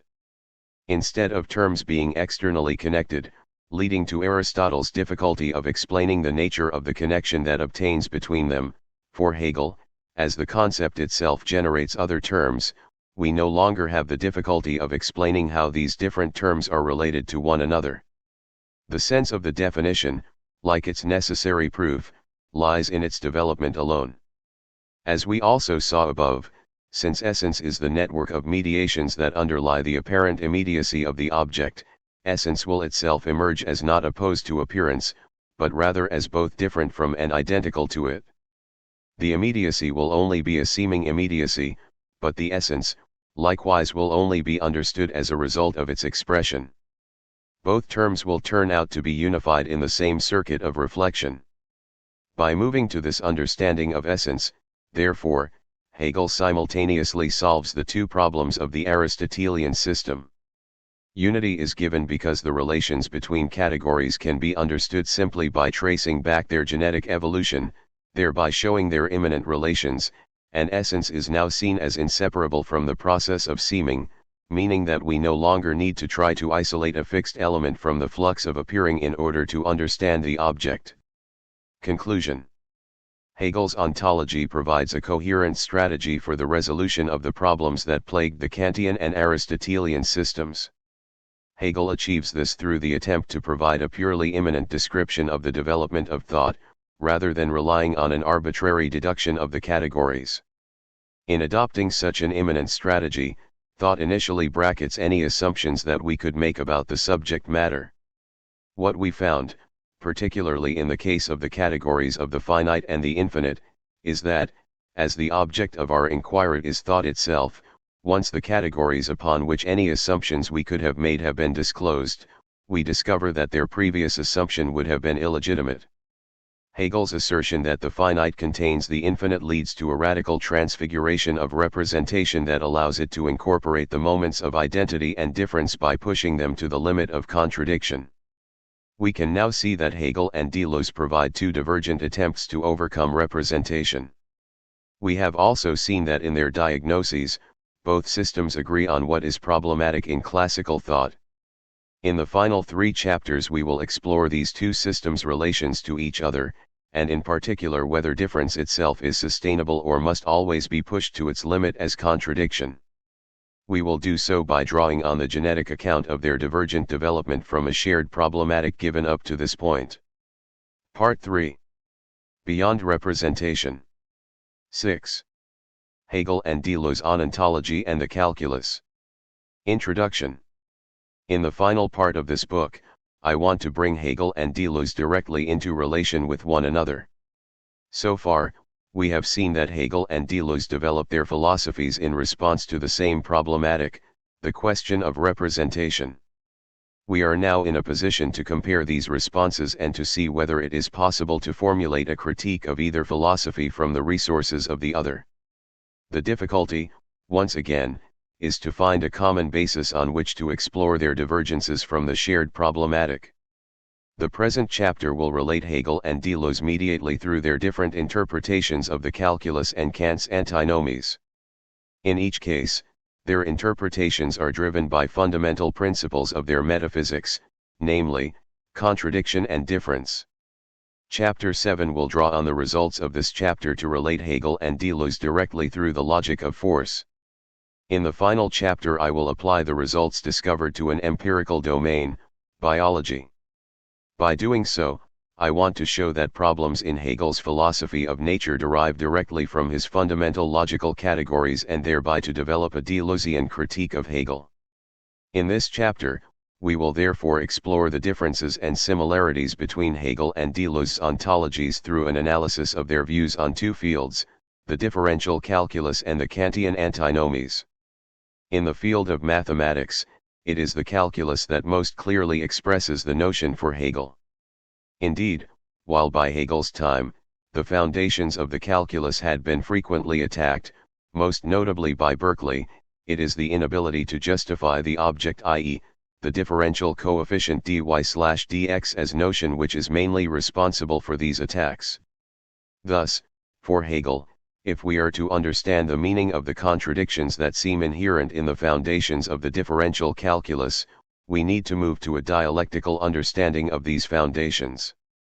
Returning to Russell for a moment, we can see the implications of this relation between the antinomies of the calculus and dialectic in his early acceptance and later rejection of Hegelianism. While the young Russell found comfort for a time in a form of Hegelianism, this was premised on the fundamentally contradictory nature of mathematics and in particular, the theory of infinite numbers too and the foundations of the calculus.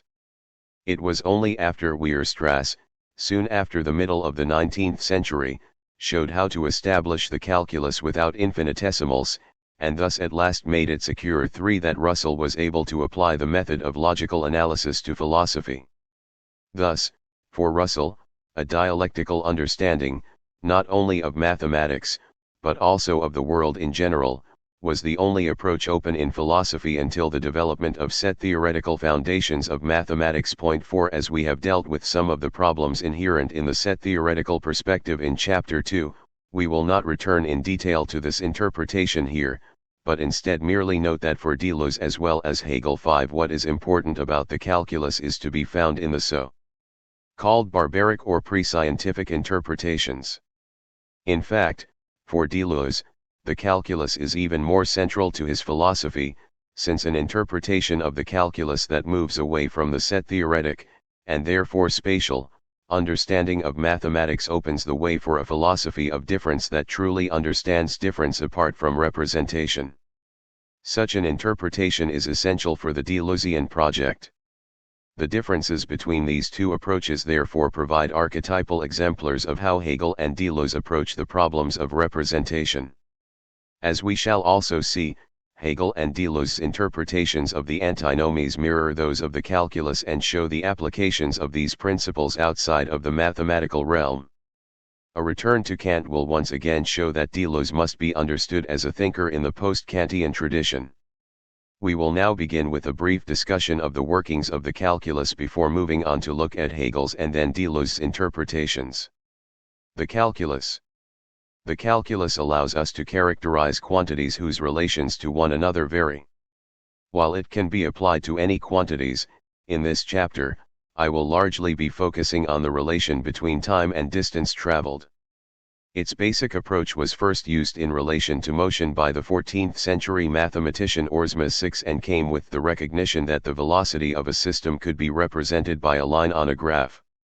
If we represent on a graph the relation between distance traveled and time taken to travel that distance by an object, it becomes possible to determine the velocity of the object by dividing the distance traveled by the time. Hence, velocity is measured in terms such as miles per hour, meters per second, and so on.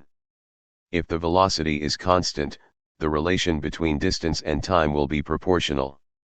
This means that the line representing the moving object will be straight. If, therefore, we wish to determine the velocity of the object, we simply need to take a section of the line and divide the distance traveled over that time, which will be represented by the change in the value on the distance axis over the length of the section, by the time, which will be represented by the change in the value of the time axis over the length of the section. As the two values are directly proportional, a section of any arbitrary length will provide the same result. Moving on from Oersma, if we are dealing with an object moving at a velocity that is not constant, then this procedure cannot be used, as we were able to determine the velocity at any point using the previous method only because the velocity was the same at every point. Instead, however, we can measure the velocity at any point of a system with a changing velocity by drawing a graph of the function 7 of this change, that is, of the relation of distance to time, and drawing a line that runs parallel to a particular point on the curve. This produces a vector of the velocity of the system at this particular moment. The difficulties with this approach is that it can only be approximate, as we are using a purely graphical method to discover the gradient, and that, theoretically, it appears suspect, as we are attempting to draw a line parallel to point, which in itself can seemingly have no direction. The alternative, to draw a line through 2 points of the curve, is equally flawed, as although it gives us an accurate line, we are dealing with a curve, so the tangent we are now drawing will not represent the velocity at one particular moment. Leibniz's solution to this difficulty was to draw a line between the point whose velocity we wish to measure and another arbitrary point on the curve, and then to imagine the distance between these 2 points decreasing toward zero. As we now have a straight line between these 2 points, we can treat the case in the same manner as the case of constant velocity described above, measuring the change in values of both axes along a length of the line. Thus, mathematically, we end up with 2 lines, one representing the change over the section in terms of distance and one in terms of time, neither of which on its own will have any determinate value, as the lines are infinitely short, but when divided, one by the other, will give a vector at the particular point. 8 As the axes of the graph can represent more than simply time and distance, these values are referred to more generally as dy and dx.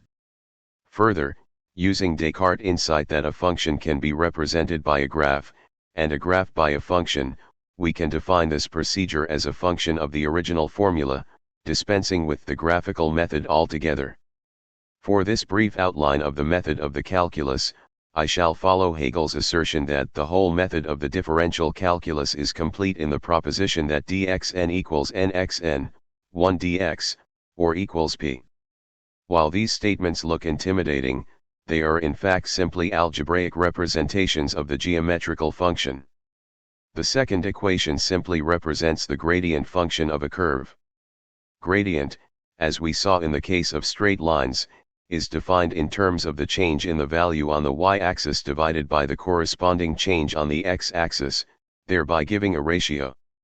Now, if we take I to be a length along the x-axis, assuming that y equals f, that is, that the value of y is dependent on the value of x, the top half of the equation will give us the difference between the values of y when y equals x and y equals x plus I. That is, the top half of the equation will give us the corresponding value of the rise on the y-axis for a run of length, I, on the x-axis, which begins at any arbitrary point on that axis. We thus have a function that will provide us with the value of the tangent at any point on the line. The first equation follows from this second equation through the substitution of an infinitesimal value for I. This substitution is the equivalent of making dy and dx infinitesimal values in Leibniz's work. Although showing that the first equation is true for all values of n involves some complex mathematics, it is an easy result to prove for any specific function. We will therefore focus on one particular function, that given the equation, y equals x2, then. The first step is to rewrite the equation, replacing the value I with dx, the Leibnizian infinitesimal, and replacing f with 2, as in this case, y equals x2. We thus arrive at the function. We can now multiply out the brackets on the top half of the equation to give, which in turn reduces to. Cancelling out dx therefore gives us. Thus the differential of x2 turns out to be 2x plus dx, where, given that the value dx is infinitesimal with respect to x, we can just write retains a value in relation to dy, which is also infinitesimal, so it is retained on the left side of the equation. Thus, it is easy to show that for the value n equals 2, Hegel's first equation follows from his second. For higher values, a similar result can be obtained with more time-consuming applications of such elementary algebra. The procedure that we have just carried out is called differentiation and has given us the result that the gradient of any point on the curve y equals x2 is always equal to 2x, or 2 times the point's position on the x-axis. We have thus shown that it is possible to extend Oersma's result to cases where the gradient varies. If we reverse this process, however, we have a procedure that allows us to find what is known as the primitive function of the derivative, that is, the function from which the derivative is differentiated. 9 This process is known as integration. For modern set theory, the interpretation given above has given way to an interpretation in terms of the concept of limit, in order to avoid certain difficulties that emerge from the paradoxical use of the infinitesimal, which we will come back to below in our discussion of Hegel's theory of the calculus. In order to escape these difficulties, the modern set-theoretic interpretation of the differential calculus largely ignores the individual values of dy and dx, instead giving a value simply to the ratio, dy/dx, as a whole, called a differential. This is accomplished by admitting the concept of a limit of an infinite series. An infinite series such as 1/2 plus 1/4 plus 1/8 plus 1/16 may be said to approach the value 1, and this allows us on the modern interpretation to equate the derivative, not with the final, infinitesimal value of the series, but instead with the limit of the series. We do not in the case of the series need to worry about the fact that any finite summation will always be less than 1. In a similar way, the differential is conceived of under the set-theoretic interpretation as precisely equaling the value of the gradient at any particular point. By defining the derivative to be the limit of the ratio, rather than the values of dy and dx, questions about what happens when or whether the ratio actually reaches this limit are put out of play. This is the method of Weierstrass, which allowed Russell to move away from an antinomic interpretation of mathematics and therefore also from his early Hegelianism. We will now turn, however, to Hegel's theory of the calculus. Hegel and the calculus. The basic function of the differential calculus is to find the gradient of a curve at a particular point. With a straight line, it is easy enough to find the gradient of a line, as the gradient will be constant along the length of the line. The gradient can be defined by the relation of the rate of change on the y-axis to the rate of change on the x-axis. Thus on a straight line, we simply need to take two arbitrary points on the line, and find the rise or fall between them. As the gradient is constant, we can find the rise or fall of the line by taking an arbitrary distance. The difficulty with a curve is that as the gradient varies, we need to find the gradient of a point. Gradient, however, seems to involve a difference. As we have seen, for Leibniz, at least in his informal account, the solution was to resort to the notion of the infinitesimal, as an infinitely small difference between 2 points, dy. As this difference was infinitely small, it could be discounted for the purposes of calculation, but, as it retained a magnitude relative to dx, it could be used to form a ratio, dy/dx, which had a determinate value. For Deleuze, this approach forms the foundation for his interpretation of the differential calculus, although he takes advantage of later developments that finesse the paradoxes resulting from it. For Hegel, however, this Leibnizian approach must be rejected since the idea of neglecting infinitesimal values, while it may lead us to the correct results, does not give us the rigor essential to a proper mathematical proof. Even if ordinary common sense in fairness allows such inexactitude, all geometric eons reject this conception. It is quite obvious that in the science of mathematics there cannot be any question of such empirical accuracy. Mathematical measuring by operations of the calculus or by geometrical constructions and proofs is altogether different from land surveying, from the measuring of empirical lines, figures etc. In speaking of Leibniz in particular, Hegel asserts that it is chiefly this call to neglect which, along with a gain in facility, has given the calculus the appearance of inexactitude and express incorrectness in its method of procedure. Although Leibniz's method gives a result that is out by only an infinitesimal amount, this error is not congruent with the standards of a formal discipline such as mathematics. The target of Hegel's criticisms is especially clear in the first postulate of the calculus given in L. Hospital's Analyse, which provided the first general introduction to the method. Postulate: I grant that two quantities, whose difference is an infinitely small quantity, may be taken indifferently for each other, or that a quantity, which is increased or decreased only by an infinitely smaller quantity, may be considered as remaining the same. It is this postulate that allows us to discount the effects of dx in the results of our derivation of the differential function. In rejecting the method of Leibniz, however, Hegel did not reject the calculus, but instead turned to the model provided by Newton. While Leibniz was the first to publish his theory of the calculus, Newton had independently developed a form of the calculus under the name of the method of flux ions. Newton tried to distinguish his own method of flux ions from the calculus, which were practically equivalent, through his attempt to determine a more rigorous foundation. This was the method of prime and ultimate ratios that Newton first published in the Principia. The key to this approach was to incorporate the idea of time into his demonstration.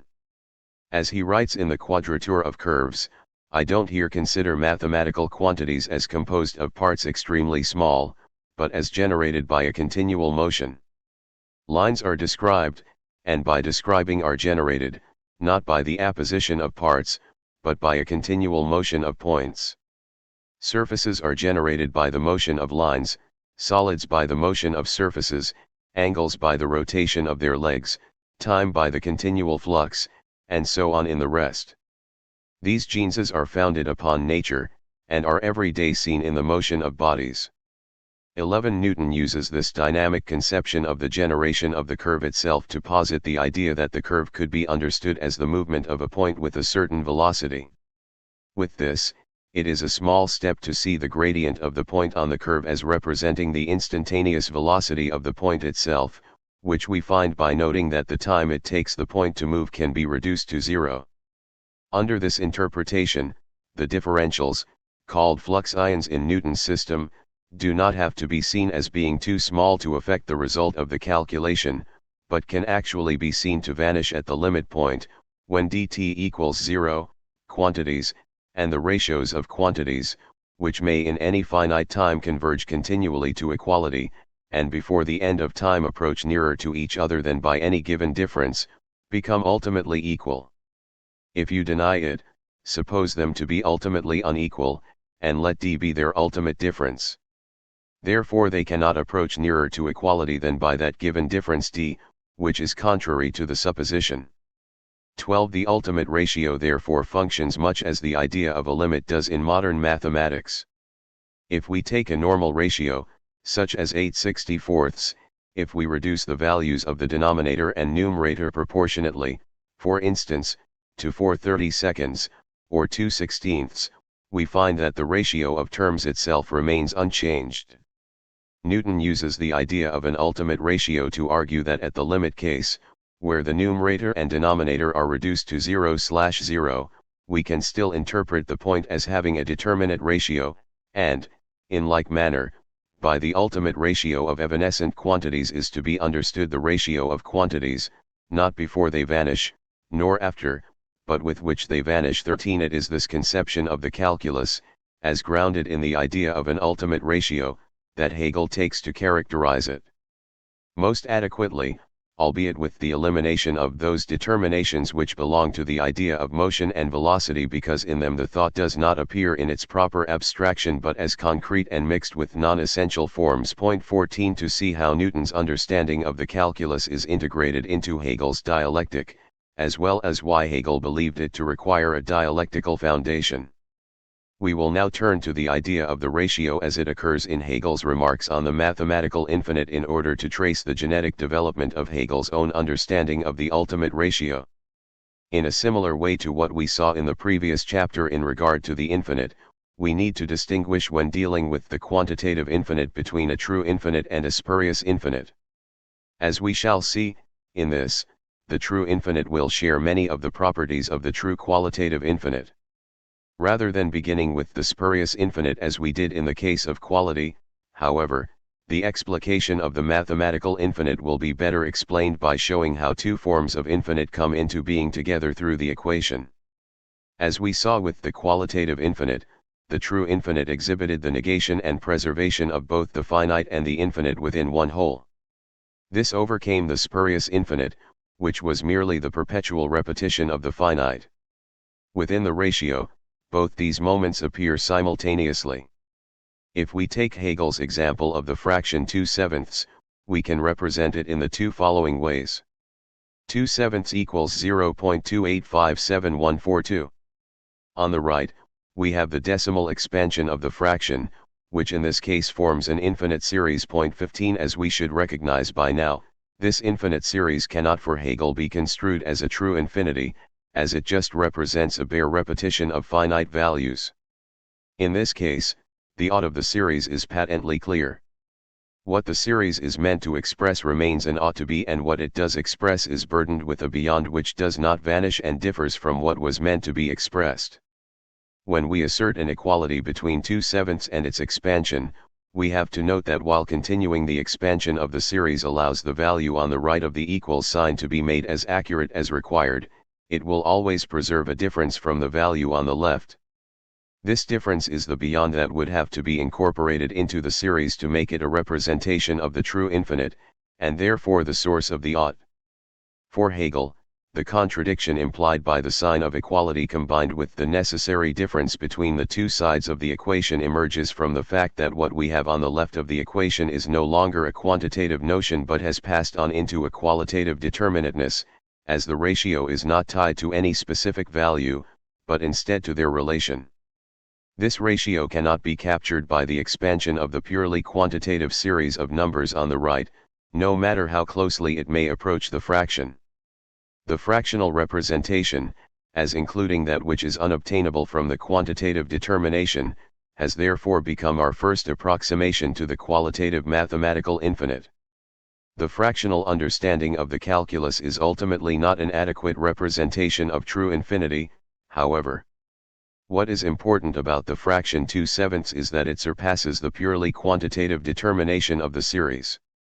As such, the two apparent quanta of the ratio show the property of variability, to the extent that the values of 2 and 7 can be replaced with other values without changing the overall value of the fraction. Thus, 2/7 is equivalent to 4/14 or 6/21. In all of these cases, however, we are still dealing with quanta for which the relationship is not essential. Thus, while the unity of the different terms is essential for the fraction itself, it is not essential for the terms that make up the fraction. Similarly, Hegel notes that moving to an algebraic description of the fraction does not overcome this limitation, as an algebraic formulation such as y/x equals a can equally be written in a form that does not contain a ratio, such as y equals x, the equation of a straight line. Variability, therefore, is shown not to be the defining characteristic of the qualitative mathematical infinite, as even in the case of the algebraic variable, we still have a symbol standing in for an arbitrary quantum, that is, we have variability, but variability still conceived of as magnitude. It should be clear now why Hegel moves to the Newtonian interpretation of the calculus. In Newton's ultimate ratio, as we are dealing with the ratio of values at a point, neither of the terms in the ratio, dy/dx, can have any meaning outside of the ratio itself. Apart from their relation they are pure nullities, but they are intended to be taken only as moments of the relation, as the determinations of the differential coefficient dx/dy. 16 In the differential relation, we therefore have a situation whereby both the ratio itself and the terms can only be understood as a totality. It should be clear that this structure mirrors those of contradiction and the infinite as they were understood dialectically in the previous chapter. As we have seen that Hegel moves to a logic of contradiction in order to overcome the limitations of the finite understanding, however, we must now look at why Hegel believes that this understanding of the infinite cannot be arrived at purely through an analytic deduction. Berkeley and the foundations of the calculus. Hegel writes that the operations which mathematics allows itself to perform in the differential and integral calculus are in complete contradiction with the nature of merely finite determinations and their relations, and would therefore have to be justified solely by the notion. We have already looked at how the ideas of finitude and infinity have a different meaning when derived dialectically from those given to them by the understanding. Furthermore, we have seen that Hegel rejected Leibniz's interpretation as lacking rigor. Newton's interpretation of prime ratios in terms of instantaneous velocity also presents problems, however, as velocity is a rate of change. For Newton, these ratios were also described as nascent ratios, or the ratios at the point where the flux ions start to be. What is problematic in Newton's model, therefore, is whether such a thing as an ultimate ratio can actually be said to exist, since it also appears implicitly to rely on the dual properties of the ratio not yet having, but at the same time already having, a determinate quantity. The problems of the foundations of the calculus, although known to Leibniz and Newton, were made notorious in Berkeley's treatise, The Analyst, or, a discourse addressed to an infidel mathematician, wherein it is examined whether the object, principles, and inferences of the modern analysis are more distinctly conceived, or more evidently deduced, than religious mysteries and points of faith.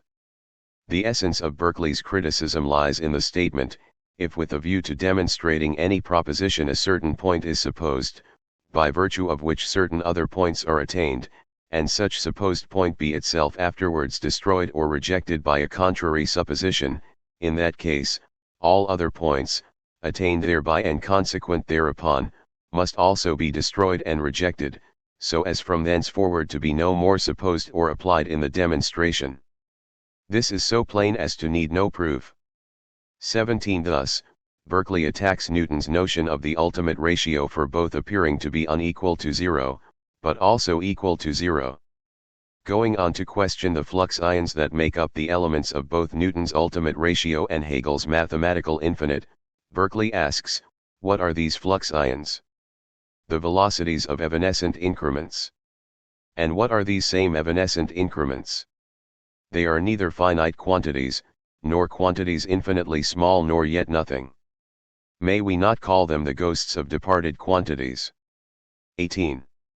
The origin of this critique therefore is that the idea of the fluxion is grounded in direct impossibilities and contradictions. 19. That result from the most incomprehensible metaphysics. 20. From a Hegelian perspective, however, Berkeley's criticisms can be seen as resting on a form of picture thinking that is an implication of his empiricist orientation and is based on taking a purely static view of the grounds of the calculus. 21. Hegel writes, although the mathematicians of the infinite maintain that these quantitative determinations are vanishing magnitudes, i.e. magnitudes which are not any particular quantum and yet are not nothing but are still a determinateness relative to an other, it seemed perfectly clear that such an intermediate state, as it were called, between being and nothing does not exist. The fact that there cannot be a state that contains both being and nothingness does not trouble Hegel, however.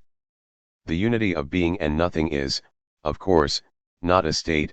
On the contrary, this mean and unity, the vanishing or equally the becoming, is alone their truth. Thus, the true foundation of the calculus, according to Hegel, is to be found in the results obtained in the dialectic of being and nothing that opens the science of logic. The differential calculus is therefore seen as being grounded in the fundamental dialectical moment of transition, within which the two moments of the fluxion, being and nothing, are to be taken as immanently related. We thus have a ratio of two terms, both of which are on the brink of vanishing, but which, when related to one another, give a determinate value. It is the two transitions of the flux ions, therefore, when related to one another through the form of the ratio, that generate the determinacy of the calculus. Berkeley's attempt to show the contradiction of the calculus reduces it to a diseased condition externally induced through erroneous thinking, essentially the thought of the finite understanding that eschews any consideration of movement. Berkeley's criticism shows that the calculus is the expression of a contradiction, but without a proper understanding of the nature of contradiction itself. This truth separates the differential calculus from speculative science, rather than being the principle of its unity with it. Ultimately, Hegel's characterization of the differential calculus will therefore be premised on what is almost an axiom of dialectical thinking, that there is nothing which is not an intermediate state between being and nothing.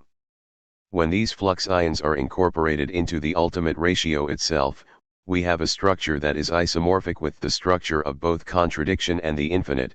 The truth is rather that which has being solely in the ratio is not a quantum. The nature of quantum is such that it is supposed to have a completely indifferent existence apart from its ratio, and its difference from another quantum is not supposed to concern its own determination.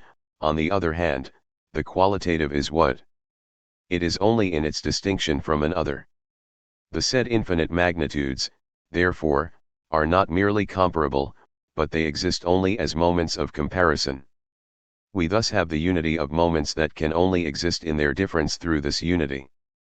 What this analysis has attempted to show is how, for Hegel, the differential calculus both requires a move to a dialectical understanding of mathematics and also, in its dialectical development, comes to represent the structure of the system as a whole as it incorporates the movement from being to nothing.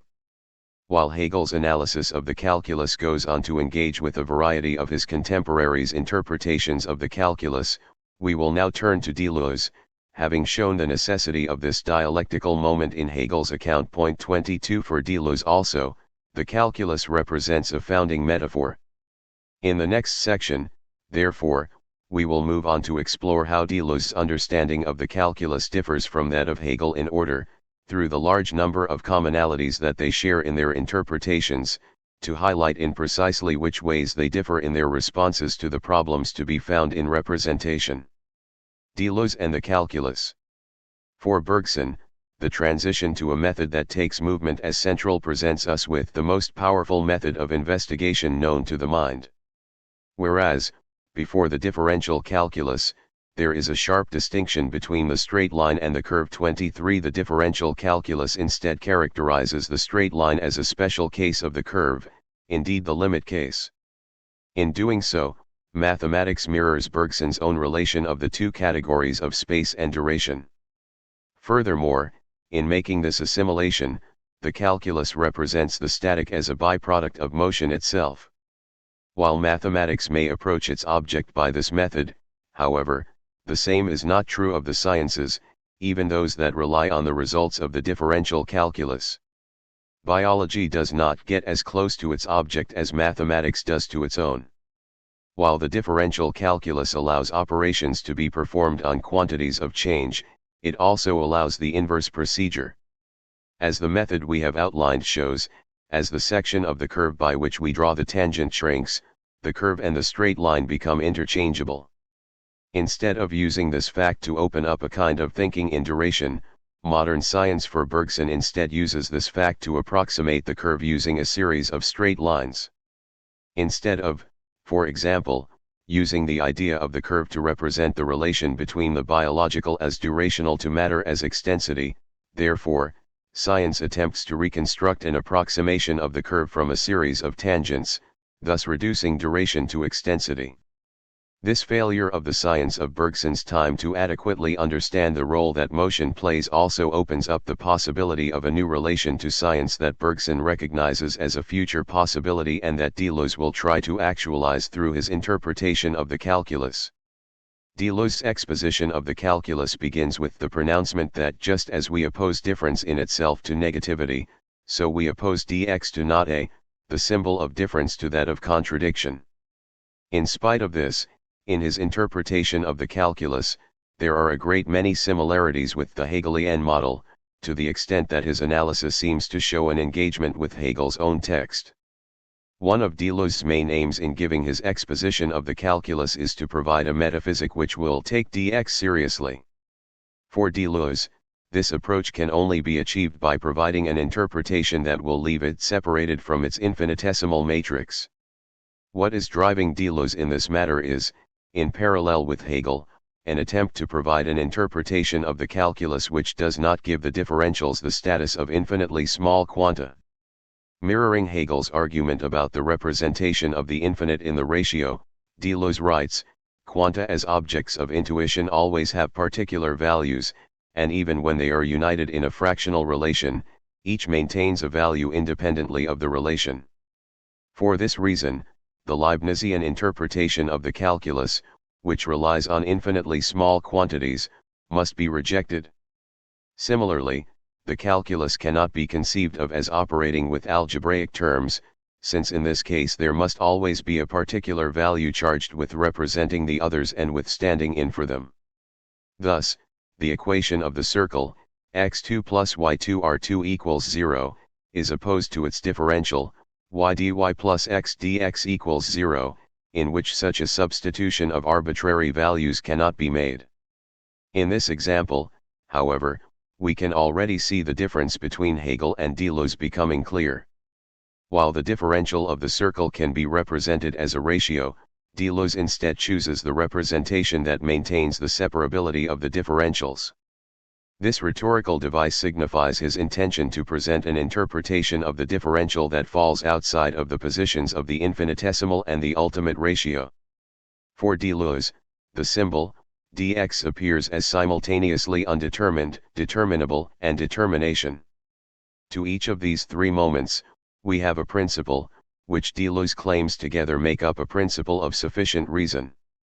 The first stage, the undetermined as such, corresponds to the differentials themselves. Here, in what is his most important break with Hegel, Deleuze argues that while dx is strictly nothing in relation to x, this is not because the differential is not in a sense real, but rather because it cannot be captured by either intuition or the categories of quantity.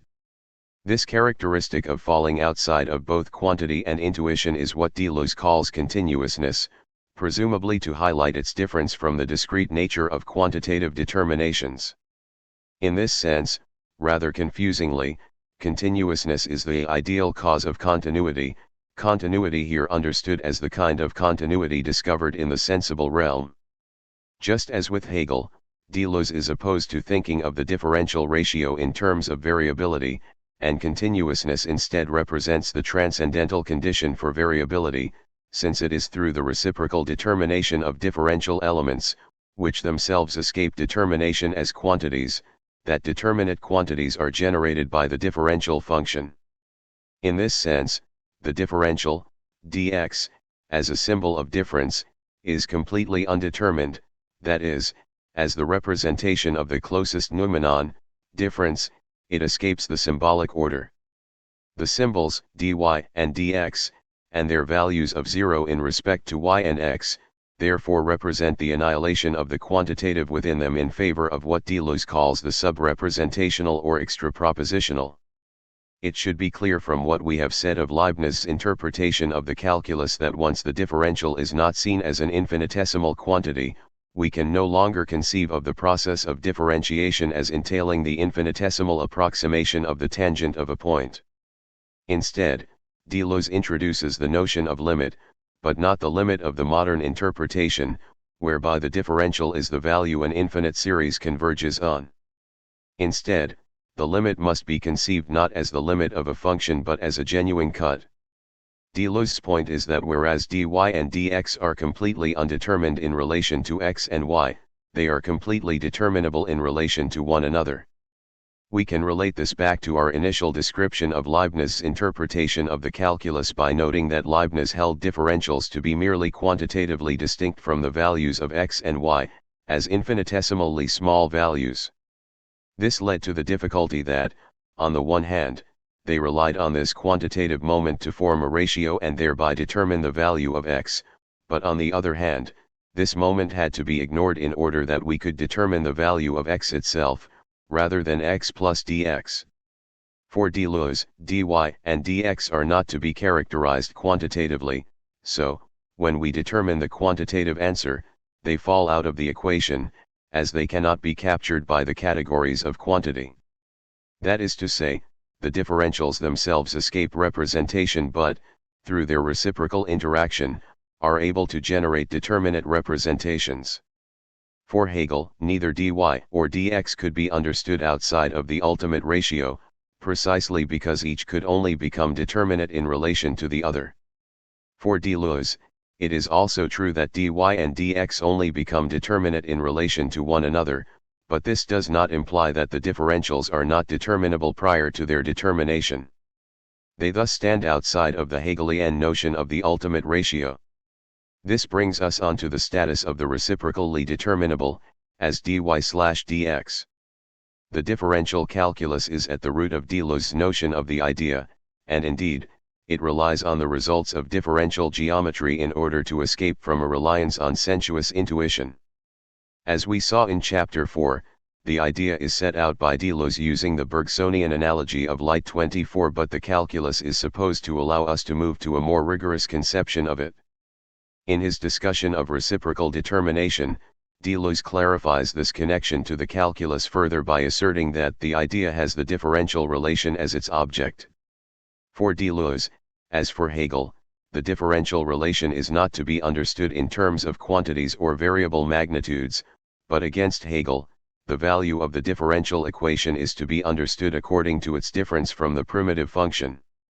In the example that we used at the beginning of this chapter, the primitive function was the initial equation, y equals x2, which was differentiated to give, dy/dx equals 2x. Differentiating a function gives us the tangent to that function, enabling us to determine the gradient at any point. To be more precise, however, we can say that the differential of a function is itself a function that will give us the tangent at any point on the primitive curve. The function, dy/dx equals 2x, gives the gradient at any point on the curve, as we can insert any value of x into the equation. There is thus a change in quality between the differential equation and the primitive function. The primitive function, which deals with the relations of actual magnitudes, is tied to representation, whereas the differential function, which specifies values in terms of dy and dx, is instead tied to the idea. The movement from the differential to the primitive function is therefore seen by Deleuze to be a movement of generation, akin to the movement from virtual to actual. There is also a third stage of Deleuze's analysis, complete determination, which corresponds to the actual values of dy/dx. The importance of this stage is that in specifying the tangent to various points on the curve, we can also determine the points, known as singularities, where the nature of the curve changes. These points, where dy/dx becomes null, infinite, or equal to 0, represent points of transition within the structure of the curve itself, as for instance, when the gradient of a tangent is equal to 0, we have a local maximum or minimum as the direction of the curve changes. Through repeated differentiation, we can further specify these points, determining their exact nature. The importance of these singular points is that they capture the specific nature of the curve and correspond to the singularities of cycles and spirals that we saw to be definitive of the geography of the phase portrait. This means, for Deleuze, that the differential calculus allows us both to specify the general, in the form of the curve as a whole, as well as the singular, in the form of the series that emerges from the repeated differentiation of the area around a singularity. In this sense, it maps onto the example of the white light provided in Chapter 4. Reciprocal determination gives us the characteristic of generality, in the form of the line that all of the singularities, as partaking in it, together determine. It also gives us the singular, in the form of the local maxima and minima. The idea, which became so central in our exposition in Chapter 4, is to be understood as a system of differential relations between reciprocally determined genetic elements, so it is to be modeled on the calculus. In turn, Deleuze's concept of dialectics, which operated on problem fields to generate solutions, is to be understood in terms of the calculus. We further saw that the problem field must for Deleuze be both immanent and transcendent to the solution, as well as being different in kind. This difference, on the one hand, allowed for the genuine genesis of solutions and, on the other hand, for the movement beyond the master-student characterization of problematics, where the answer is known in advance, or in other words where the problematic is considered valid on the basis of the existence of a solution.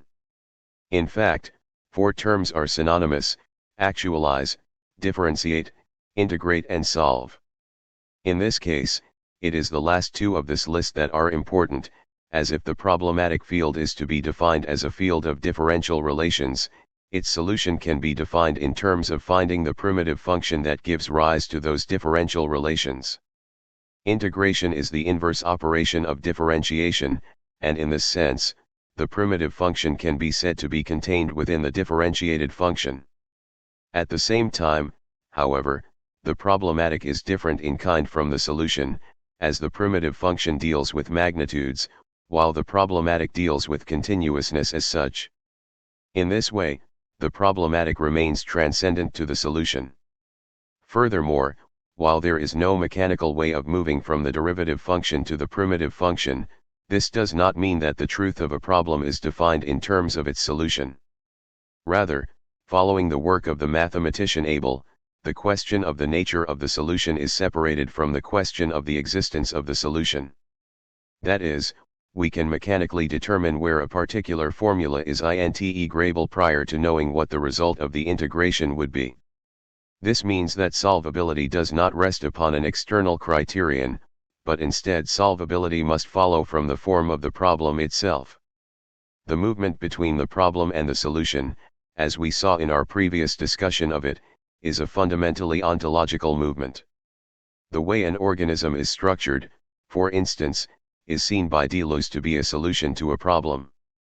Because of this, the calculus is essential to Deleuze in allowing him to generate the kind of differential transcendental philosophy that we saw was needed to overcome the limitations in the Kantian system thrown up by Sartre. We now need to look briefly at some of Deleuze's comments on the historical problematic of the metaphysics of the calculus to open the way for our discussion of the relation of Deleuze's philosophy to Hegel. We have dealt with two conceptions of the foundations of the calculus apart from that of Deleuze. On the one hand, there is that of Hegel, which posits that the calculus is fundamentally dialectical, and as such can only be understood in terms of infinite thought. Central to this interpretation was the idea that the ultimate ratio, as a vanishing, fell outside of the procedures that a thinker of finite representation, such as Berkeley, was able to countenance. The differential, as a vanishing, could not be understood in the static terms today exemplified by set theory. The second approach was that of set theory itself, which proceeded by rejecting Berkeley's interpretation of the foundations of the calculus, and thereby seeking additional resources within finite representation itself with which to lend consistency to its operation. This led to the theory of limits. For Deleuze, it is precisely this alternative between infinite and finite representation which is at issue when we speak of the metaphysics of calculus. We saw this question of representation played out in terms of the ontological status of the differential, with Hegel preserving it, and modern interpretations removing it. Deleuze attempts instead to finesse this problem by granting the differential a status outside of both forms of representation. In this sense, the differential is neither real nor fictive, instead differentials express the nature of the problematic as such. For this reason, we should not expect to find them in the realm of the solution, as the structure of the solution is defined by the structure of the proposition, which is representational in Deleuze's terms. The question of the differential therefore bears on the question of the two forms of representation. Perhaps the other alternative collapses as well, that between infinite and finite representation, as what is still missing is the extra propositional or sub-representative element expressed in the idea by the differential, precisely in the form of a problem. Such a sub-representational element would fall outside of the dichotomy of the finite/infinite. We can now give an account of the relations between the differential, the phase portrait, and the idea. As we saw in Chapter 4, Deleuze turns to Bergson to provide a model for a concept of difference that falls outside of the Aristotelian model. Bergson's concept of light differed from Aristotle's in that light was not defined through an abstraction from different shades of light, but instead through an interpenetration of these various shades that allowed each to maintain its specificity while participating in the concept of light as a whole. In order to move away from an understanding of the idea built on analogy, Deleuze moved to the concept of phase space, which was essentially a space that allowed the total dynamic possibilities of the system to be specified simultaneously, while still affirming the reality of different possible trajectories. The phase space thus allowed us to see how the general structure of the system could be specified without the specific states being opposed to one another.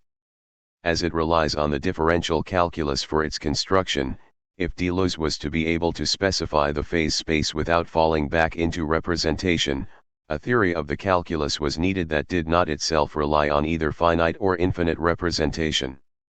This was provided through the notion of the differential as subrepresentational but determinable. With these structures now in place, we can go on to look at Deleuze's analysis of the Hegelian solution to the problem of representation, in relation to Deleuze's own differential solution. Hegel and Deleuze. We can summarize the differences found in the interpretations of the differential calculus by noting that Hegel takes a broadly Newtonian line in his interpretation of the calculus, whereas Deleuze takes his inspiration from the work of Leibniz, albeit with a non-intuitional interpretation of the differential. For Deleuze, the difficulty of differentials appearing in the resultant formulae is resolved through the belief that we are dealing with two different ontological planes, for Hegel once again through recognizing that the status of the nascent ratio differs from that of normal numbers. Aside from this difference, we should note that what Hegel discovers in the calculus is the infinity of relation, meaning that what is important in the calculus is the relation between the two flux ions, to such a degree that this relation not only defines the determination of them but also their existence. The questions of the determination and existence of the differential remain separate on Deleuze's interpretation, as the differential is given the characteristic of determinability. The centrality of these differences is clear in that Hegel first refers to the differential calculus in his discussion of the notion of vanishing in the fourth remark to the dialectic of becoming, and it is this moment of vanishing that Deleuze uses to characterize Hegel's philosophy as a whole as one of infinite representation. Hegel adds movement to the dialectic by considering finite representation not as having vanished and disappeared but as vanishing and on the point of disappearing. That is to say, Hegel does not renounce finite representation but instead calls for it to be reintegrated into the interiority of the infinite. Opposition remains abstract so long as it does not extend to the infinite, and the infinite remains abstract every time it is posed outside of finite oppositions. In this sense, for Deleuze, Hegel's criticism of those who went before him is that they had not taken difference to the level of absolute difference, the contradiction. In making this final move, Hegel goes from finite, organic representation to what Deleuze calls infinite, orgiastic representation. Organic representation is given content by participating in orgiastic representation, just as both being and the differential are maintained as being just on the point of vanishing. Whereas Hegel focuses on the structural elements of the ratio dy/dx, Deleuze is instead interested in the difference in kind between the primitive function and the differential and the fact that by integration, the primitive function can be generated from the differential. In recognizing the difference in kind between them, Deleuzean ontology returns to the Bergsonian idea that the absence of order is in fact the presence of a different kind of order, in Deleuze's terms a distinction that is played out between sedentary distributions and nomadic distributions. The differential provides the tools for this, presenting a logic that Deleuze believes is in itself pure affirmation but that, through a process immanent to itself, develops a tendency that, at its limit, would contain both negation and opposition. Everything, however, takes place in the middle for Deleuze, and negation and opposition appear in the world only insofar as these are cut off from their virtuality which they actualize, and from the movement of their actualization. The fact that differential relations have a structure of their own, and, through Deleuze's analysis of the differential as escaping representation, a structure that itself escapes representation, means that Deleuze can attempt to provide an account of the genesis of determination that does not reduce the absence of determination to indifference. In doing so, Deleuze walks a tightrope by treating the virtual as both real and not actual. Every object is double without it being the case that the two halves resemble one another, one being a virtual image and the other an actual image. The Kantian antinomies.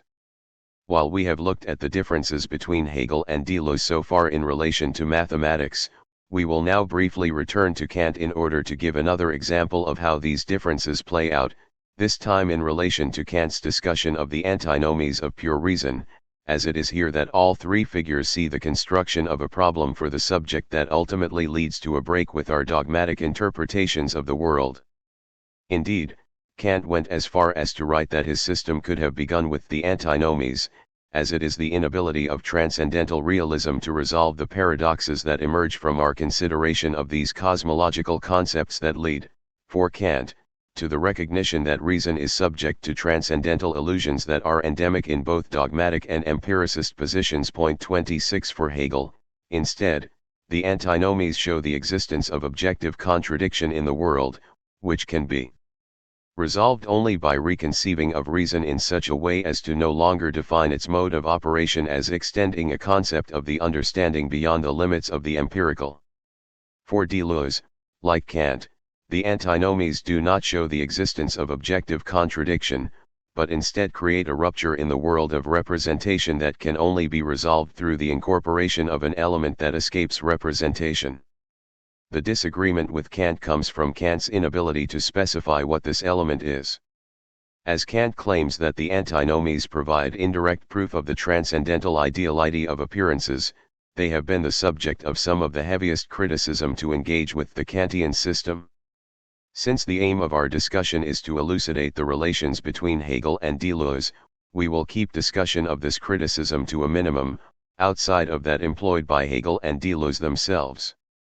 The antinomy of reason deals with what Kant considers to be certain arguments which naturally develop from the use of reason to answer questions which go beyond direct experience. Point 27 Whereas the paralogisms deal with concepts that are outside of the remit of empirical knowledge, such as the soul, the antinomies deal instead with the attempt to extend the application of the categories beyond their proper use by tracing back the conditions of an object to the point at which we arrive at the unconditioned. In this regard, rather than dealing with concepts such as God or the soul, which relate to things outside of the world, the antinomies are cosmological, referring to the world in its totality. In order to accomplish this task, it is reason that takes up the categories of the understanding and attempts, by means of a regressive procedure that tries to move from the present, conditioned, to its conditions, to allow us to conceive of such a totality. As we shall see, it is the role of reason to attempt such a regression through the series of conditions that govern the object, but we fall into error when we confuse this general rule with a cosmological principle of the absolute totality of the series of conditions, viewed as actually present in the totality of the object. To put this another way, the antinomies of reason arise, for Kant, when the regulative rule that we should look for the conditioned is combined with the idea that what is present to us is a thing in itself, rather than an appearance, so the complete specification of the conditions will give us the unconditioned itself. This in turn gives rise to antinomy, as there are two separate ways of specifying the unconditioned through a regressive analysis, and these two procedures appear to produce equally valid, but mutually exclusive, interpretations. What reason requires is to find the unconditioned from the conditioned. As such, it follows a regressive movement that traces back through the series of conditions to the unconditioned. In order for this movement of regression to function, we need to find the unconditioned of a series. The unconditioned may be conceived in either of two ways. It may be viewed as consisting of the entire series in which all members without exception are conditioned and only the totality of them is unconditioned. This regress is to be entitled infinite. Or alternatively, the absolutely unconditioned is only a part of the series a part to which the other members are subordinated, and which does not in any way stand under any condition. These two approaches correspond for Kant to empiricism and dogmatism, since on the one hand, the first, empiricism, stays entirely within the purview of the world of appearances, while the dogmatist approach, in seeking the unconditioned at the beginning of the series, is best characterized through the presupposition of intelligible beginnings. The debate between the two modes of explanation can therefore be understood to be whether the unconditioned that provides the sense of the series is given as a first term or as the totality itself. This, for Kant, is exemplified in the contrast between the teaching of Epicurus and that of Plato. Now we have some idea of the principles that govern the debate between dogmatism and empiricism. We can look at the debate itself. As cosmological ideas require the possibility of a regressive synthesis from the condition to the conditions, not all categories can furnish cosmological ideas, and in particular, it is the categories of quantity, reality, causality, and necessity that lead to such ideas and their respective antinomies. Point 28. We shall consider just the first of these antinomies, which considers the original quanta of all our intuition, time and space. The first antinomy of reason therefore treats the limits of space and time, with the dogmatist thesis arguing that the world has a beginning in time, and is also limited as regards space, and the empiricist antithesis holding that the world has no beginning, and no limits in space, it is infinite as regards both time and space. As there is a certain amount of repetition in the time and space arguments, we will only consider them in terms of time here. The argument for the thesis, that the world has a beginning in time, proceeds from the assumption of the opposite in order to generate a reductio ad absurdum. Given that the world has existed for an infinite amount of time, an infinite number of things must have happened. An infinite series is by definition, however, a series that can never be completed, and hence, the past cannot have passed away. This, therefore, necessitates that the world has a beginning. The empiricist antithesis follows a similar structure, first assuming that the world does have a beginning in time, meaning that there must have been time prior to that beginning. This time before the world must be an empty time, however, and in such a time, every moment must be identical to every other. In this case, it is impossible for anything to have come into being, meaning that there must be no beginning to time. While there are objections to both of these arguments, 29 Kant clearly wishes to maintain that the disagreements presented are real and serious and such that they do not allow reason to withdraw and treat the quarrel with indifference as a mere mock fight. As Allison notes, 30 Kant's solution to the problem of the antinomies involves a twofold process that involves, on the one hand, the therapeutic approach of recognizing that the antinomies rest on the natural application of the faculty of reason combined with the extension of this application beyond its proper domain. As we saw, the antinomies rest on the desire of reason to relate the condition to its condition. As the relation between a condition and that which it conditions is analytic, and human reason is by nature architectonic, it is natural for reason to approach the conditioned in this way. The regression from condition to conditions is therefore set as a task for reason, but the mistake reason makes is to presume that the conditions are already really given. This is the result of the understanding, which represents things as they are, without considering whether and how we can obtain knowledge of them. Now, given the transcendental realist interpretations of the object given by the empiricist and dogmatist positions, we can see, as in the case of the representationalist systems that we discussed in earlier chapters, the object of the understanding is considered to be the thing in itself. In this case, therefore, the conditions of the conditioned are likewise available to us, as both entities exist on the same ontological plane. Therefore, transcendental realism lacks the ability to differentiate between the claim that it is reason's task to find the conditions for the conditioned and the availability of these conditions, meaning that it is unable to find a solution to the antinomies. Transcendental realism suffers from the transcendental illusion that the totality of conditions can be given.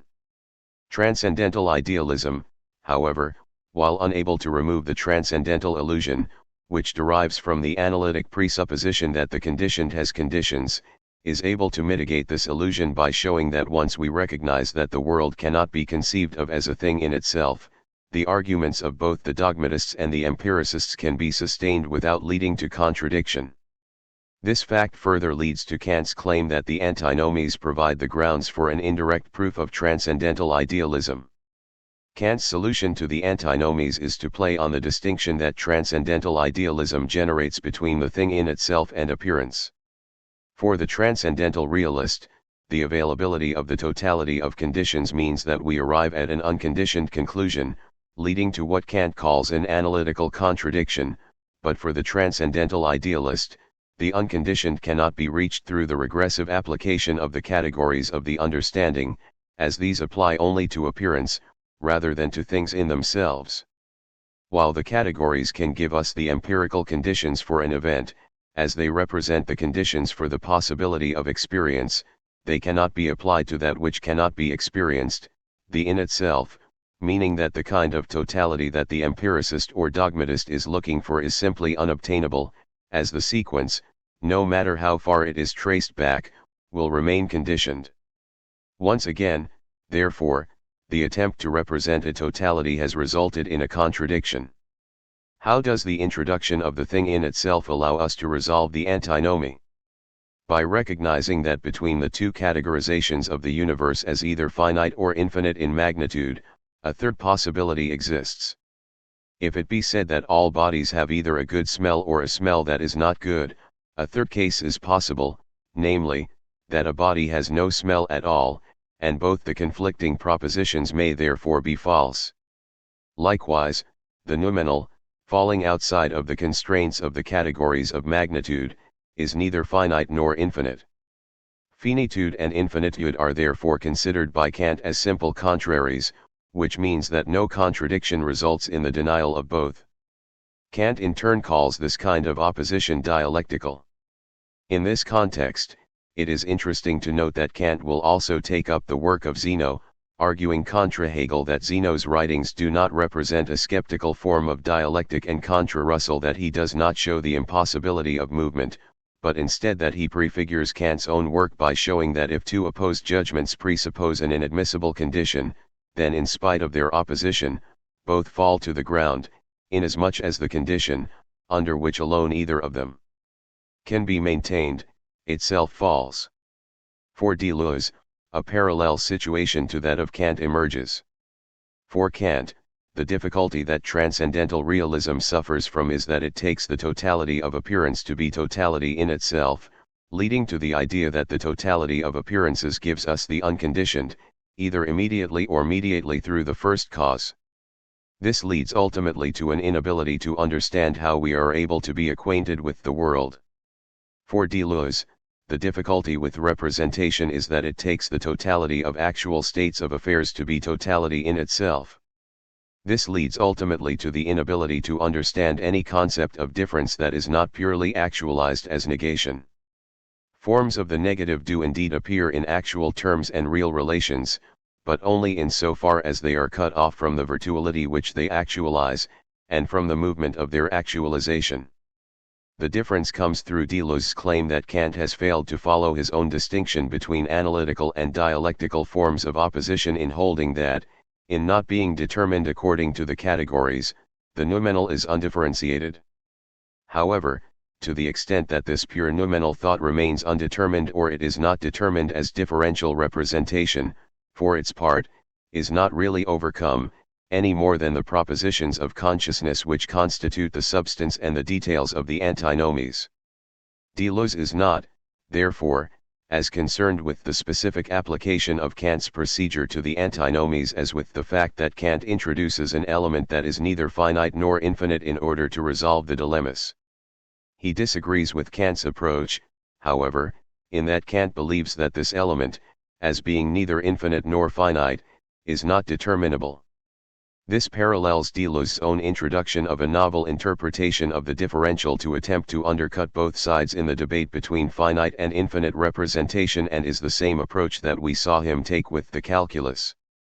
Before turning to Hegel's interpretation of the first antinomy, we should note that Kant's indirect proof of transcendental idealism is also susceptible to reformulation in transcendental empiricist terms. Kant writes, if the world is a whole existence in itself, it is either finite or infinite. But both alternatives are false. It is therefore also false that the world is a whole existing in itself. From this it then follows that appearances in general are nothing outside our representations, which is just what is meant by their transcendental ideality. As Allison writes, the difficulty with Kant's argument is that it rests ultimately upon the assumption that it provides the only possible basis for avoiding the antinomical conflict 31, while Allison attempts to shore up the argument against alternative explanations provided by such approaches as linguistic analysis, which attempt to maintain the equation of appearance with things in themselves. Deleuze's own system, in rejecting the idea of a totality being representational, is not susceptible to a similar approach. Instead, the debate between Kant and Deleuze takes place on other grounds, such as those highlighted in earlier chapters. Hegel also appreciates the value of the antinomies, which more than anything else, brought about the downfall of previous metaphysics and can be regarded as the main transition into more recent philosophy, since they, in particular, help to produce the conviction of the nullity of the categories of finitude in regard to their content. Already with this assertion, however, we can see a distance opening up between Hegel's interpretation of the antinomies and that of Kant. For Kant, the difficulty was not with the categories themselves, but rather with their extension beyond their proper field of application by reason. The target of Hegel's attack on Kant's reading of the antinomies will therefore be Kant's assertion that reason does not really generate any concept. The most it can do is free a concept of understanding from the unavoidable limitations of possible experience. For Kant, as we saw, the function of reason is in this regard essentially negative, in that it generates antinomies through the use of the categories. Hegel instead wants to give a positive role to reason, and as we saw, for him, reason instead generates categories through the use of antinomies.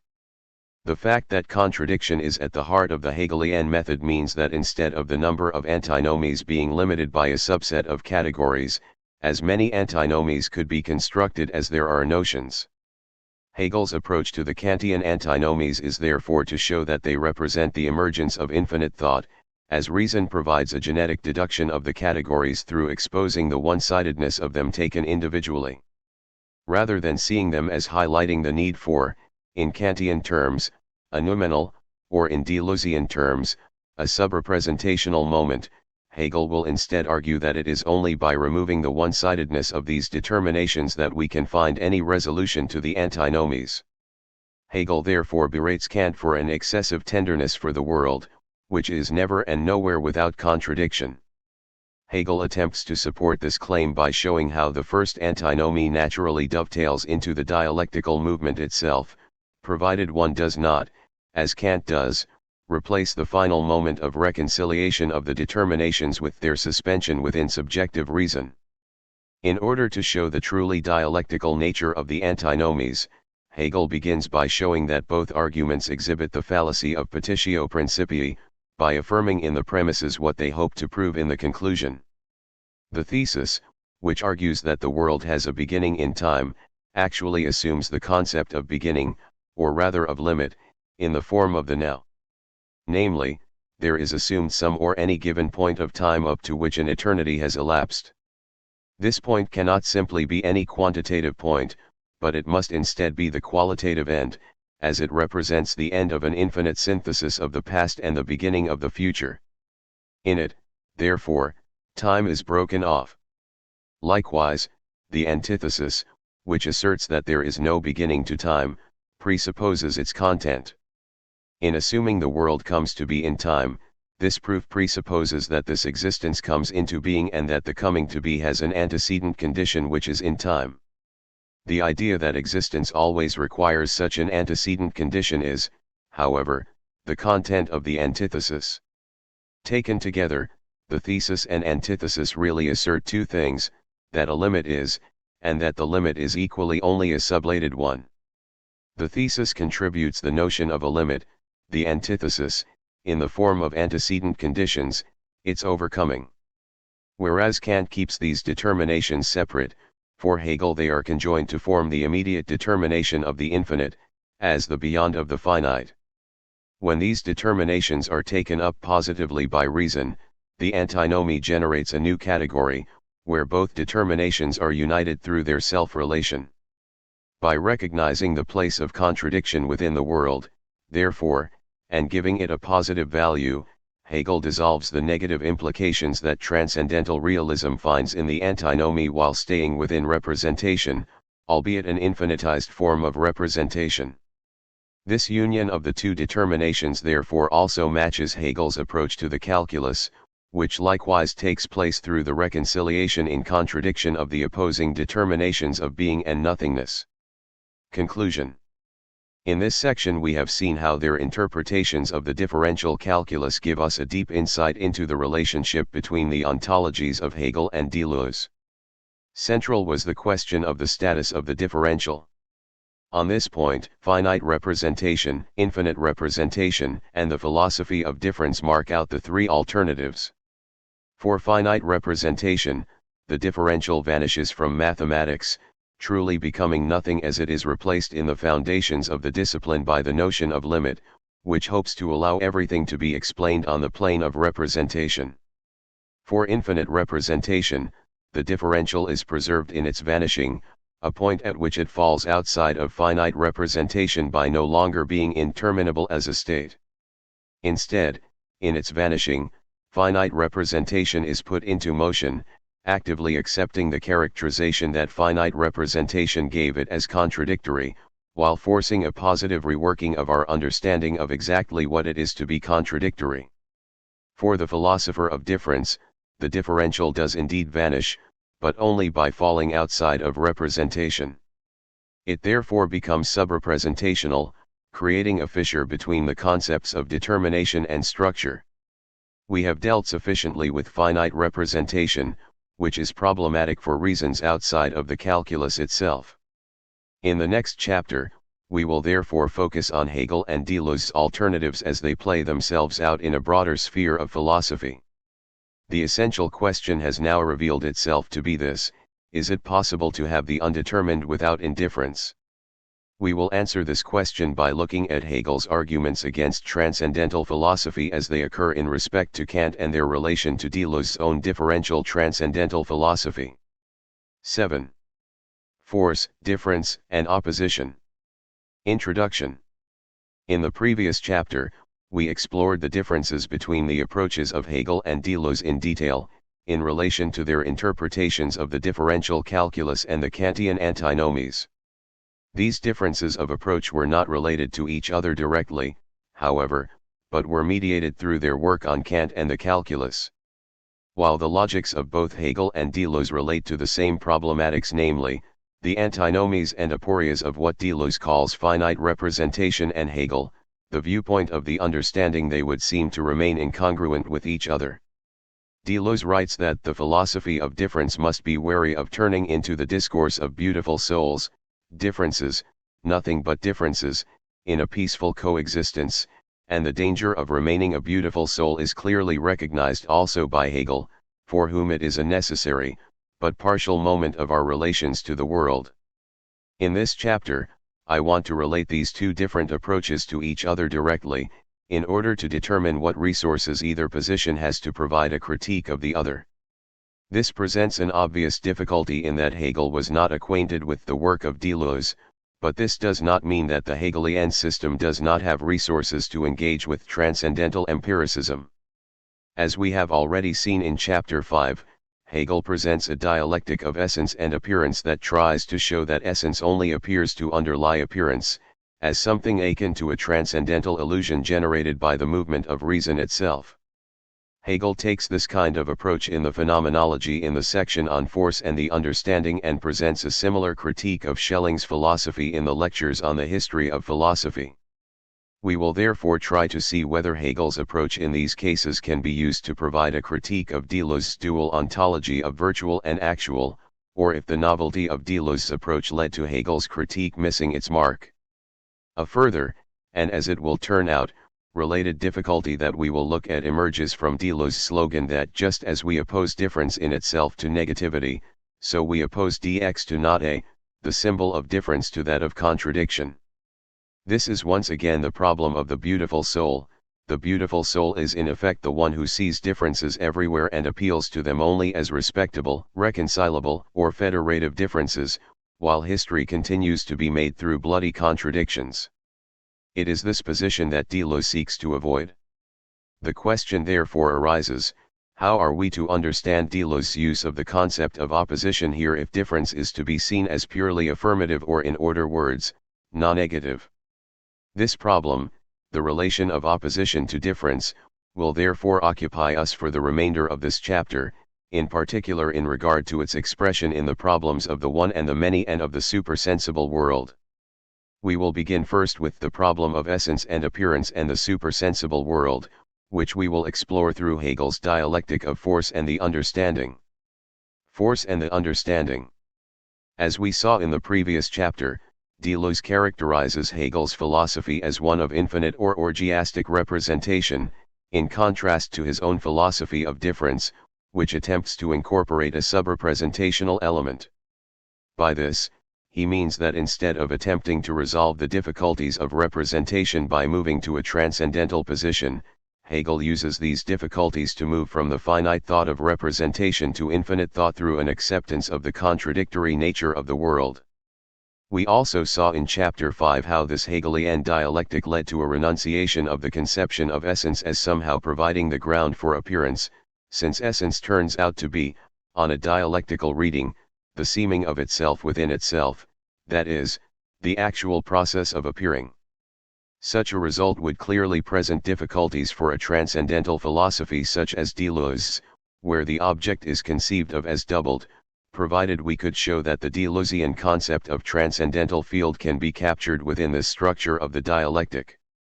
Hegel's dialectic of essence would allow the doubled aspect of the object to be reincorporated into a single ontological plane, thus collapsing the distinction between virtual and actual. The doctrine of essence is not the only place where Hegel puts forward this approach, however. Hegel provides a summary of this method in his discussion of Schelling. Point 1. The point at issue is Schelling's efforts to derive the notion of an absolute that would overcome the duality of subject and object present in the Kantian system. Schelling here has grasped the true as the concrete, as the unity of subjective and objective, but has failed to truly overcome the dualism, since the procedure is not immanent development from the speculative idea, but it follows the mode of external reflection.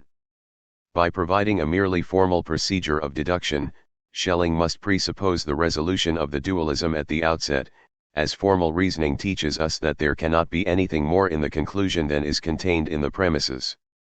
The axiom assumes the main point in question, and all the rest follows as a matter of course. Hegel claims to provide the correct method to overcome the difficulties that he sees in Schelling's approach to philosophy, a method that, as we have seen, involves allowing the movement of the concepts themselves to show the real status of the subjective and objective. The true proof that this identity of subjective and objective is the truth could only be brought about by means of each of the two being investigated in its logical, i.e. essential determinations, and in regard to them, it must be shown that the subjective signifies the transformation of itself into the objective, and that the objective signifies its not remaining such, but making itself subjective. In looking at the relation of virtual and actual for Deleuze, it will therefore be necessary for the Hegelian to show that the virtual transforms itself into the actual and the actual into the virtual, in order for a dialectical critique to be effective. The section that we will look at to conduct this investigation is Force and the Understanding in the Phenomenology, as here we find a dialectic that traces the process of overcoming the distinction between a field of differences and a field of identity. Much as in the doctrine of essence, Hegel here argues that the supersensible is the sensuous and perceived posited as it is in truth, but the truth of the sensuous and perceived is to be appearance. The supersensible is therefore appearance qua appearance. We will now explore how Hegel reaches this conclusion before looking at the Deleuzean response. The dialectic of force emerges in the phenomenology from the inability of consciousness to resolve adequately the dialectic of the one and the many at the level of pure perception. Having shown through the dialectic of sense certainty that remaining with the pure particular is inadequate, Hegel goes on to show in his discussion of perception that an understanding in terms of the universal is equally inadequate. Consciousness first conceives of the object as a bundle of properties. If these properties are to be determinate, they must be seen as separate from one another, but this leads to the difficulty that the object dissolves into a simple plurality of properties. If we posit the object over and above its properties, however, the object itself becomes a bare this again, which, having excluded all properties, itself becomes indeterminate. In order to escape from this dilemma, the understanding posits the notion of force. In the dialectic of perception, we finish with an unstable movement between two positions, that of unity and that of difference. With the introduction of force, these two positions are reconciled. The result has, implicitly, a positive significance. In it, the unity of being for self and being for another is posited. In other words, the absolute antithesis is posited as a self-identical essence. This self-identical essence comes about through focusing on the moment of transition between the simple unity and the many. As we saw in Hegel's discussion of the infinitesimal calculus, however, the finite understanding is incapable of representing a transition as a transition, which in that case led to the antinomy at the root of the calculus, the ambiguous status of the fluxion as both equal to zero, and still maintaining a determinate quantity. While the conjunction of these two states led directly to contradiction in the case of the fluxion, in the case of force, the conjunction of the two states of force does not immediately seem to be contradictory. The solution that the understanding comes to, according to Hegel, is to separate the thing into two moments or aspects of force governing the thing. Here emerges in the object the distinction of form and content, and in the shape of content the moments look like they did when they first presented themselves, on the one side, a universal medium of many subsistent matters, and on the other side, a one reflected into itself, in which their independence is extinguished. This distinction of two sides cannot be at the expense of their unity, however, as what led to force resolving the dialectic of perception was the recognition of a necessary connection between the two moments in their vanishing into one another. Thus, in order to meet these two conditions of unity and difference, the understanding is compelled to resort to the concept of expression. Much as essence and seeming were related in the dialectic of essence, which we looked at in Chapter 5, force becomes distributed across two levels: force proper, which preserves the unity of force, and force as expressed manifoldly in appearance. This allows the contradiction to be dissolved, as we have two different aspects of force, allowing one of the contrary properties to subsist in each concept so that they are not predicated of the same subject directly, but instead indirectly of the two different moments of the same subject, force. One of force's moments, the dispersal of independent matters in their immediate being, is the expression of force, but force, taken as that in which they have disappeared, is force proper, force which has been driven back into itself from its expression. Force therefore allows the understanding to reconcile the two aspects of the object, difference and identity, without having to bring in the notion of transition. We therefore have two moments, force as the one, and force as its expression. The key question is, however, what is it that allows a force to be expressed, since it is only by maintaining these two moments that the understanding can provide an account of the unity of the one and the many? When we look at each, we notice that each requires some other in order to truly be what it is. Beginning with the one, force proper, we can note that the essence of force proper is to express itself. In order to do so, it is therefore necessary that the said other approaches it and solicits it. If force is to be expressed, this expression must involve impressing itself on, or forcing itself on, another. Force's expression is therefore called forth, or solicited, by another. However, once force has expressed itself, it exists as a medium of unfolded matters. This is because in expressing itself, it is no longer force proper, as the one, but instead is the many, as expressed force, and is thus separated from its essence, oneness, which exists outside of itself once again as something other. In order to allow force to return to itself, it requires some other to solicit its self-reflection. As Hippolyte notes, this other will in turn be force itself. As he writes, to every attraction corresponds a repulsion, otherwise, the matter of the whole universe would coagulate at 1.2. When we think back over the nature of force, this result should seem inevitable, to the extent that the concept of force was brought in precisely to allow two seemingly contrary ideas, identity and difference, to coexist with one another. From the start, it was therefore implicit in our understanding of force that it could only be force that was solicited by force, or in other words, that it is the nature of force itself that necessitates its expression. In Hegel's dialectic, force therefore necessarily posits another, which also turns out to be force. The initial unity of force is therefore sundered, and we are left with two independent forces. This moment of independence quickly collapses, however, as each force has shown itself to be dependent on the other. They do not relate to each other as objects that stand beside one another but are essentially constituted through their relations to each another. These moments are not divided into two independent extremes offering each other only an opposite extreme, their essence rather consists simply and solely in this, that each is solely through the other, and what each thus is it immediately no longer is, since it is the other. Once this moment is reached, however, we are returned to a position that makes explicit the moment of transition from which we began. As force can only be in relation to the other, ultimately, it lacks all determinacy. That which is expressed is now recognized to be only a moment of its expression, as each moment of force is only formally distinct from the other. The moments now collapse unresistingly into an undifferentiated unity, as the purely formal determinations of the two aspects of force are not sufficient to allow them to be seen as genuinely distinct from one another.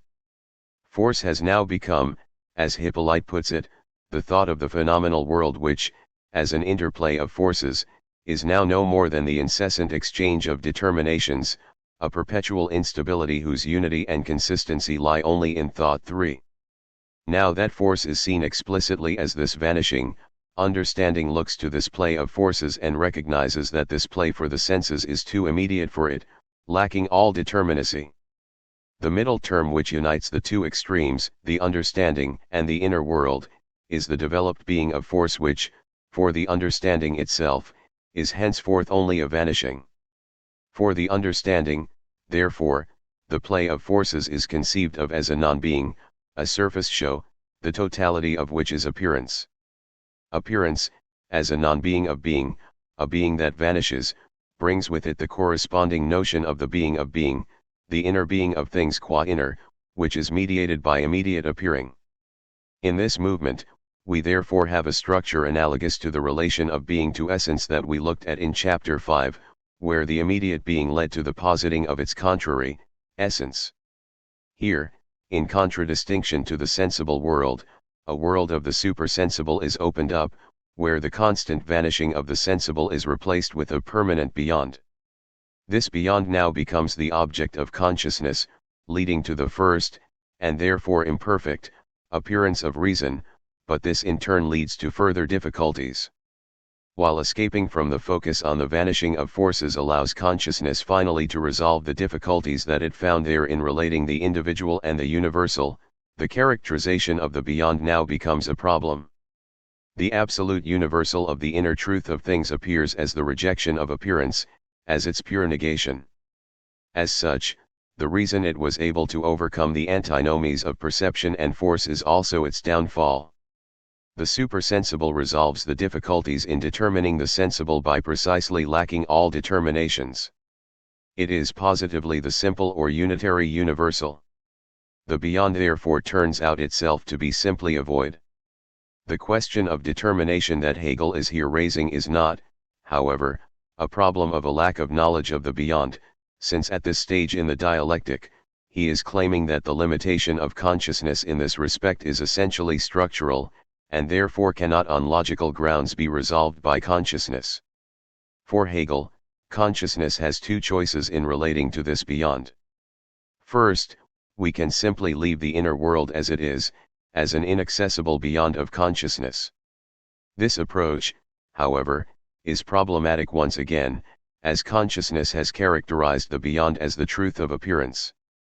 Thus, to remain at the level of appearance, consciousness must resort to perceiving something as true which we know is not true. The only other option available to consciousness is instead to populate the void with determinations. Foreshadowing Nietzsche, Hegel proposes that this holiest of holies can indeed be determined, but in order to do so, consciousness must fill it with determinations that have their root in appearance. The reason for this is clear, in that if consciousness relates not to the beyond, but to appearances, then the only content it is able to apply to the beyond is that found in appearance itself. If consciousness were able to apply the determinations of the beyond to the beyond, then it would be clear that the beyond was not in fact a beyond, as it would be accessible to consciousness. What is important to note, however, is that the previous discussion does not imply that there is no supersensible world, but rather that the essence and filling of the supersensible is appearance itself. Hegel's point is that within the flux of appearance, in which nothing is stable, we become aware of at least one permanence, the permanence of the flux itself. The truth of the sensuous and the perceived is to be appearance, which for Hegel is the structure of appearance itself. Consciousness therefore ends up developing a claim that the structure of appearance is stable, even if what actually appears is in flux. At this point, the dialectic of force mirrors that of essence and appearance, with the truth of the flux of appearance being the process of its appearing.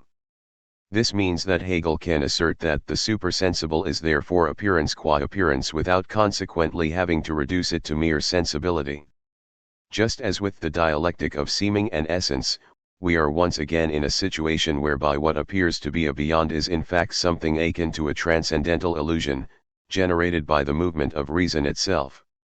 The dialectic, which begins with the play of forces and ends with the equation of the supersensible with appearance, if it could be shown to apply to Deleuze's philosophy, would clearly offer strong grounds to reject his dual ontology of virtual and actual.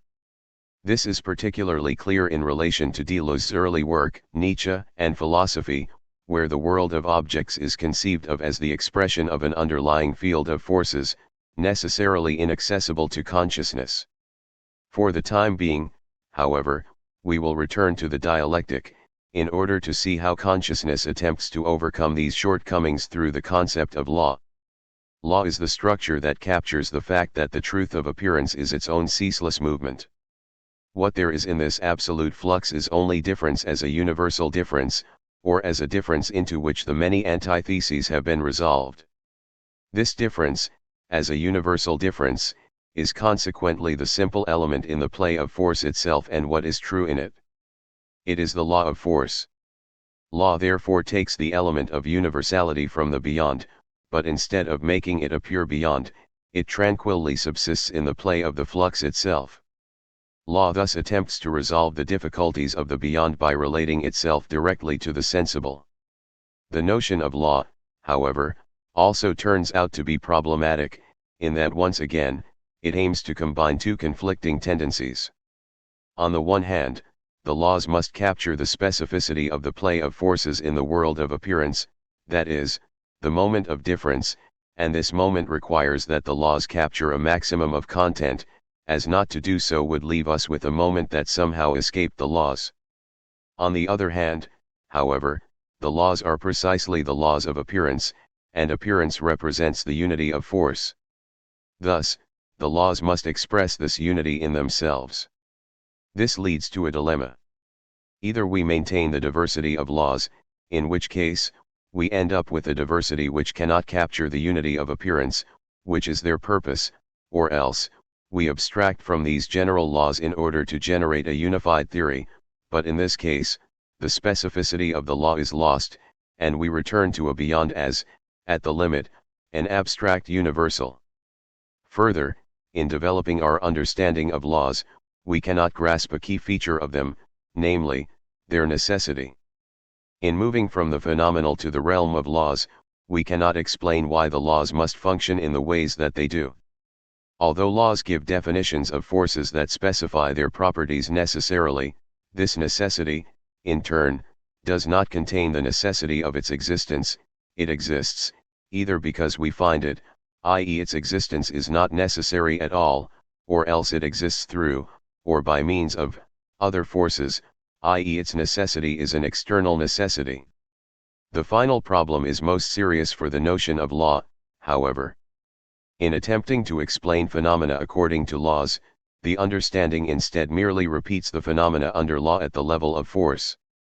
In order to introduce the necessity that Hegel argues is lacking from the notion of law, the understanding is forced to resort to explanation by tautology.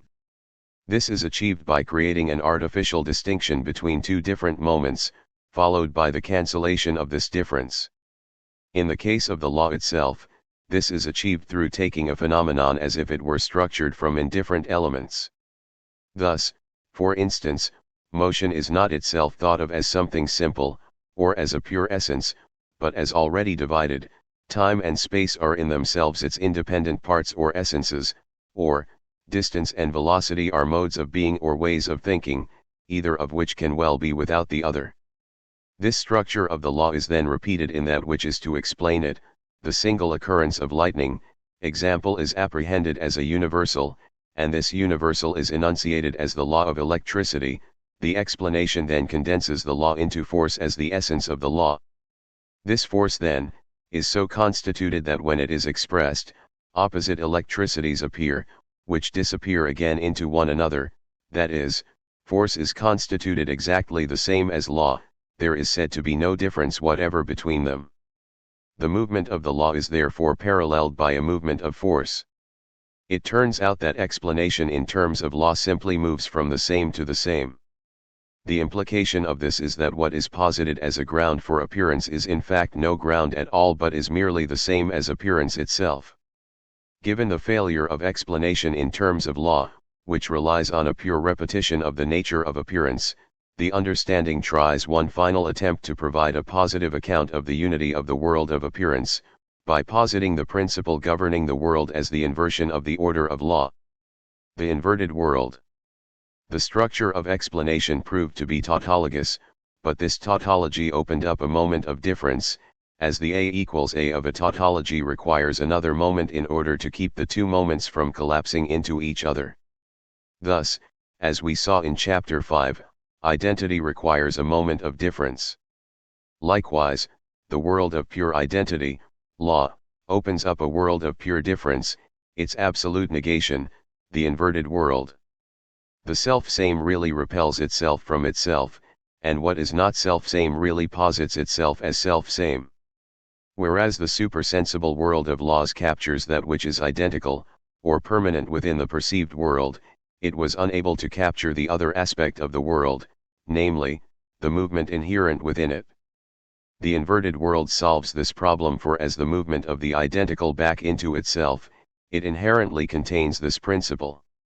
Thus, the first kingdom of laws lacked the principle of change and alteration, but it obtains it as an inverted world. The inverted world is not simply the world of change and alteration, however, but in its very determinateness it seems to present itself as the opposite of the world of laws.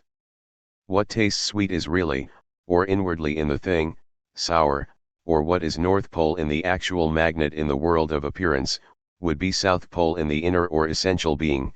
What presents itself as oxygen pole in the phenomenon of electricity would be hydrogen pole in unmanifested electricity. The inverted world appears to take us no further than the world of law, therefore, as it simply posits the inner as being the exact opposite of the world. In the end, it fails to supply any extra content, as it is purely formed from the negation of appearance. As such, it is just as inert as an explanatory principle. We should note, however, that this is only the case when the inverted world is looked at superficially, and indeed, just as difference and identity were reconciled in the science of logic, here too, we find that ultimately the separation of the inverted world and the world of laws cannot be maintained. In our discussion of force and understanding, we have so far focused on the development of the concept of force. It is important to note, however, that it is the interpretation of events from the point of view of the finite understanding that has been the main concern of Hegel in this dialectic. The viewpoint of the understanding maintains the idea developed from sensation of fixing the differences in a different sustaining element, meaning that difference cannot be understood in its own terms. Hegel makes clear this reliance on the spatial by describing the understanding's conception of difference. Certainly, I put the opposite here, and the other of which it is the opposite, there. The opposite, then, is on one side, is in and for itself without the other. The understanding's notion of opposition therefore relies on a conception of space that underlies those differences and thus allows the opposite and the other to subsist without one another. It allows the contraries to exist in different places, the here and the there.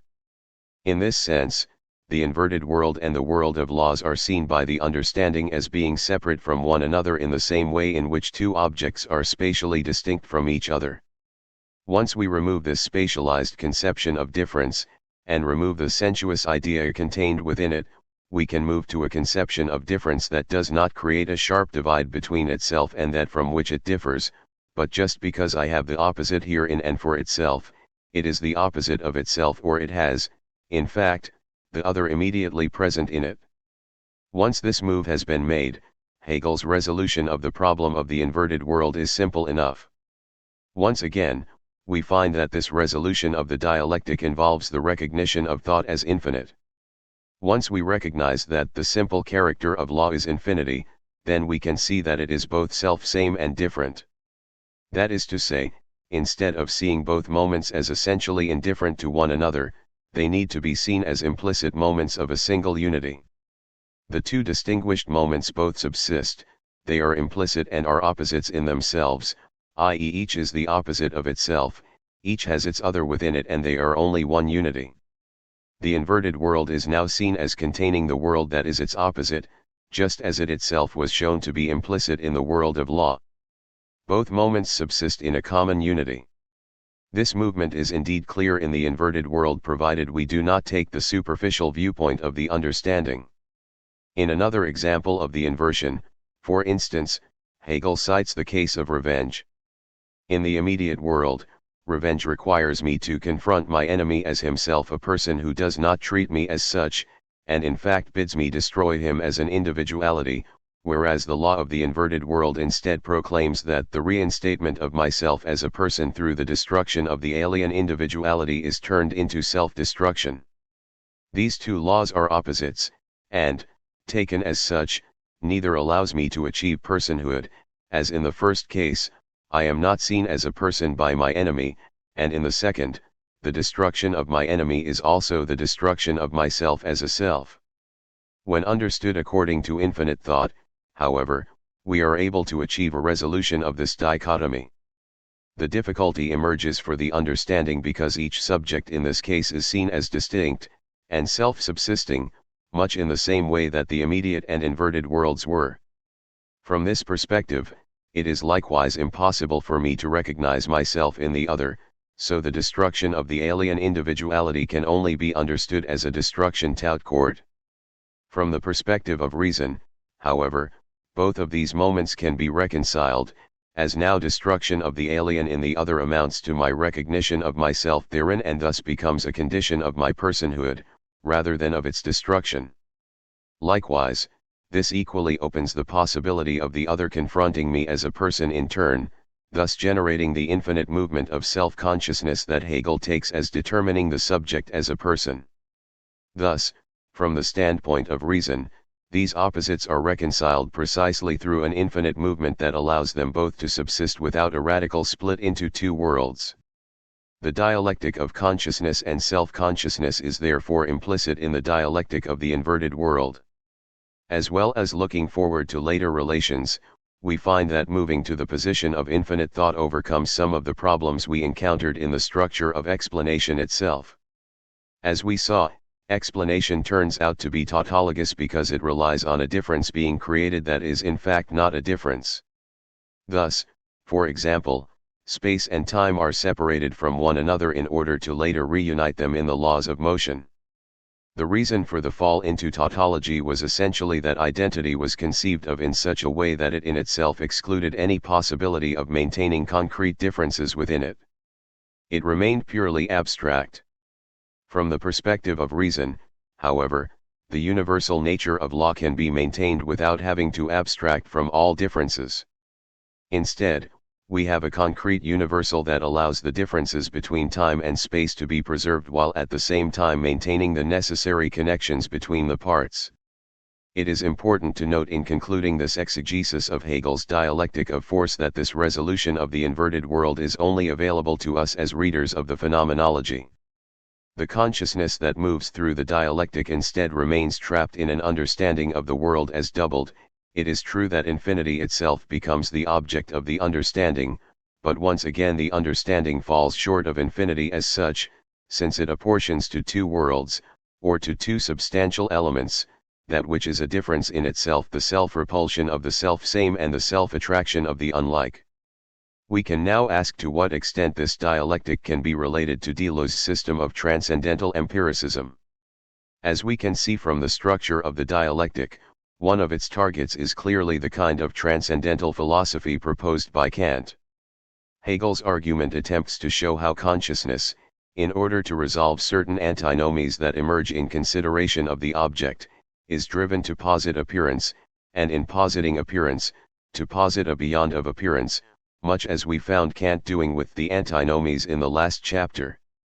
While consciousness may stop, as Kant does, with the notion of an empty thing in itself, the dialectic impels a move to the notion of law, which in turn, in order to capture the movement as well as the permanence of the phenomenal world, necessitates the positing of an inverted world. The inverted world is, however, the last trick of the understanding, and once we recognize that its positing of an indifferent relation between the immediate realm of laws and the inverted world is unsustainable, difference and identity are brought together in one unified world. The connection between infinite thought and contradiction is once again brought into play by Hegel. Infinite thought allows us to conceive of the coexistence of contrary, and hence, to the understanding, contradictory, determinations within the same world. It does this by overcoming the understanding's desire to situate these determinations in a spatial milieu of the here and the there. We shall begin by noting some similarities between Hegel's position and that of Deleuze. First, as Hippolyte notes, the concept of force that is at play in the dialectic is one that is derived from Aristotelian metaphysics and, in the genealogic, is discussed in terms of possibility. Point 4. As we saw, there are two moments of force, force as expression and force turned back on itself, force as that which is expressed. The difference between these two notions exists only in thought, however. In the genealogic, Hegel defines force as the cause, as infinity, which itself is only in the form of possibility and has its actuality outside it. This leads to the two moments of force being understood as, on the one hand, its possibility, and, on the other, its externalization as its reality. Ultimately, this means that the concept of force simply relies on a doubling of the kind found in the parodies of Aristotelian physics, and this doubling leads to the inevitable tautologous nature of explanation. To explain a rock's falling to the ground, it is said that it unites with the ground not because it unites with the ground but because the force in the rock unites it, namely, the force uniting the rock with the ground. These explanations come about because the content of the appearances and of the force is the same, the totality of utterances is gathered together within the force. Internally sundered as the relation may be, it still counts as one in name, a simple togetherness, and the separating that is posited with respect to the relation is one that is alien to it, a separating of force as something possible from force as something actual, so the tautology of explanation remains the same. What is therefore key to Hegel's rejection of the notion of force, and consequently the first notion of law, is that it provides a mere repetition of possibility in terms of actuality. Point 5. Within this repetition, nothing new is actually added to the explanation, since the division between the two is a division for the understanding and is not present in force itself. To this extent, Deleuze will follow Hegel's reading of the situation, and indeed, Hegel's criticism of force as relying on an artificial modal distinction prefigures Deleuze's own critique of Kant.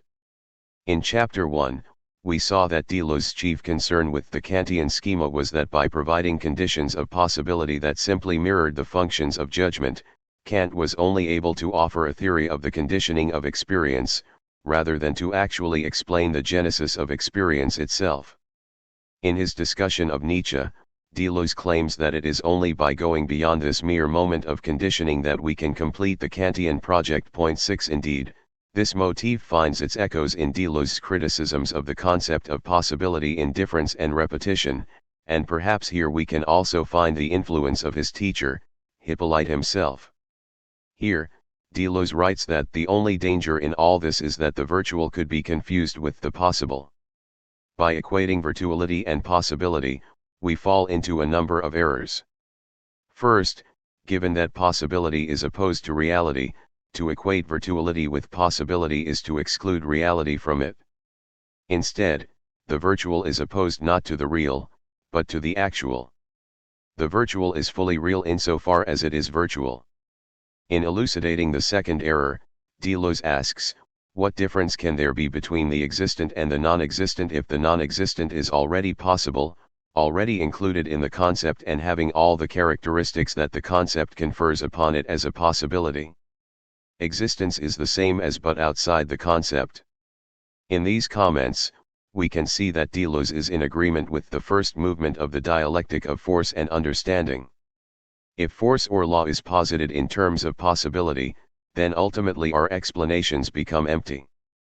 For both thinkers, therefore, the movement from possibility to actuality is the movement from the same to the same and is only a movement in thought. This similarity leads to a further issue, namely, Deleuze's solution to this problem of identity. If we move from a view of the transcendental as the same to a view of it as different, do we not simply call for a further dialectical movement, that is, the reconciliation of these opposites in the infinite movement of reason? Deleuze therefore requires a response to the immanent dialectic that Hegel attributes to force. Given the failure of explanation by means of identity, consciousness is driven to recognize the moment of difference that is also at play, which, in order to overcome the limitations of tautologous explanations, becomes another world, the inverted world.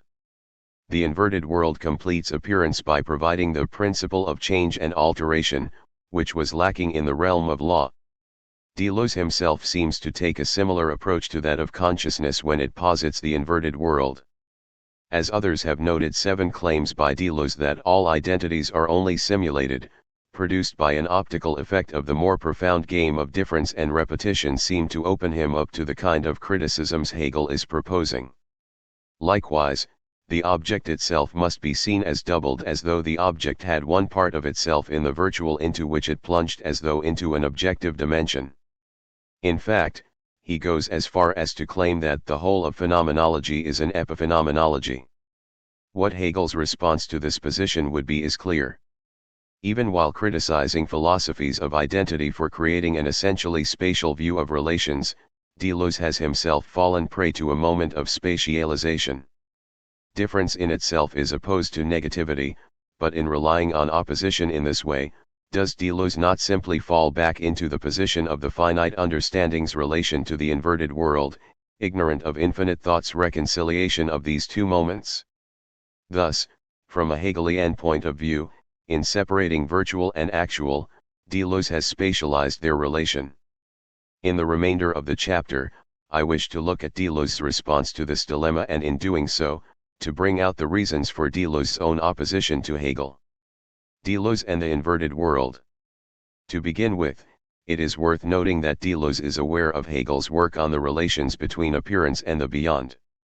In the Logic of Sense, he points out that it was Hegel's genius to overturn the Aristotelian deployment of representation. In making this statement, Deleuze is attempting to highlight certain important differences between his understanding of the virtual and Hegel's understanding of essence. Point 8. In order to see how these changes affect the situation, we need to return to Deleuze's discussion of possibility. We have already seen 2 of Deleuze's criticisms of the notion of possibility, but he also makes the further statement that every time we pose the question of realization or actualization in terms of possible and real, we are forced to conceive of existence as a brute eruption, a pure act or leap which always occurs behind our backs and is subject to a law of all or nothing. Here, Deleuze is making 2 interrelated points. On the one hand, possibility creates a beyond, or rather, a behind, to appearance.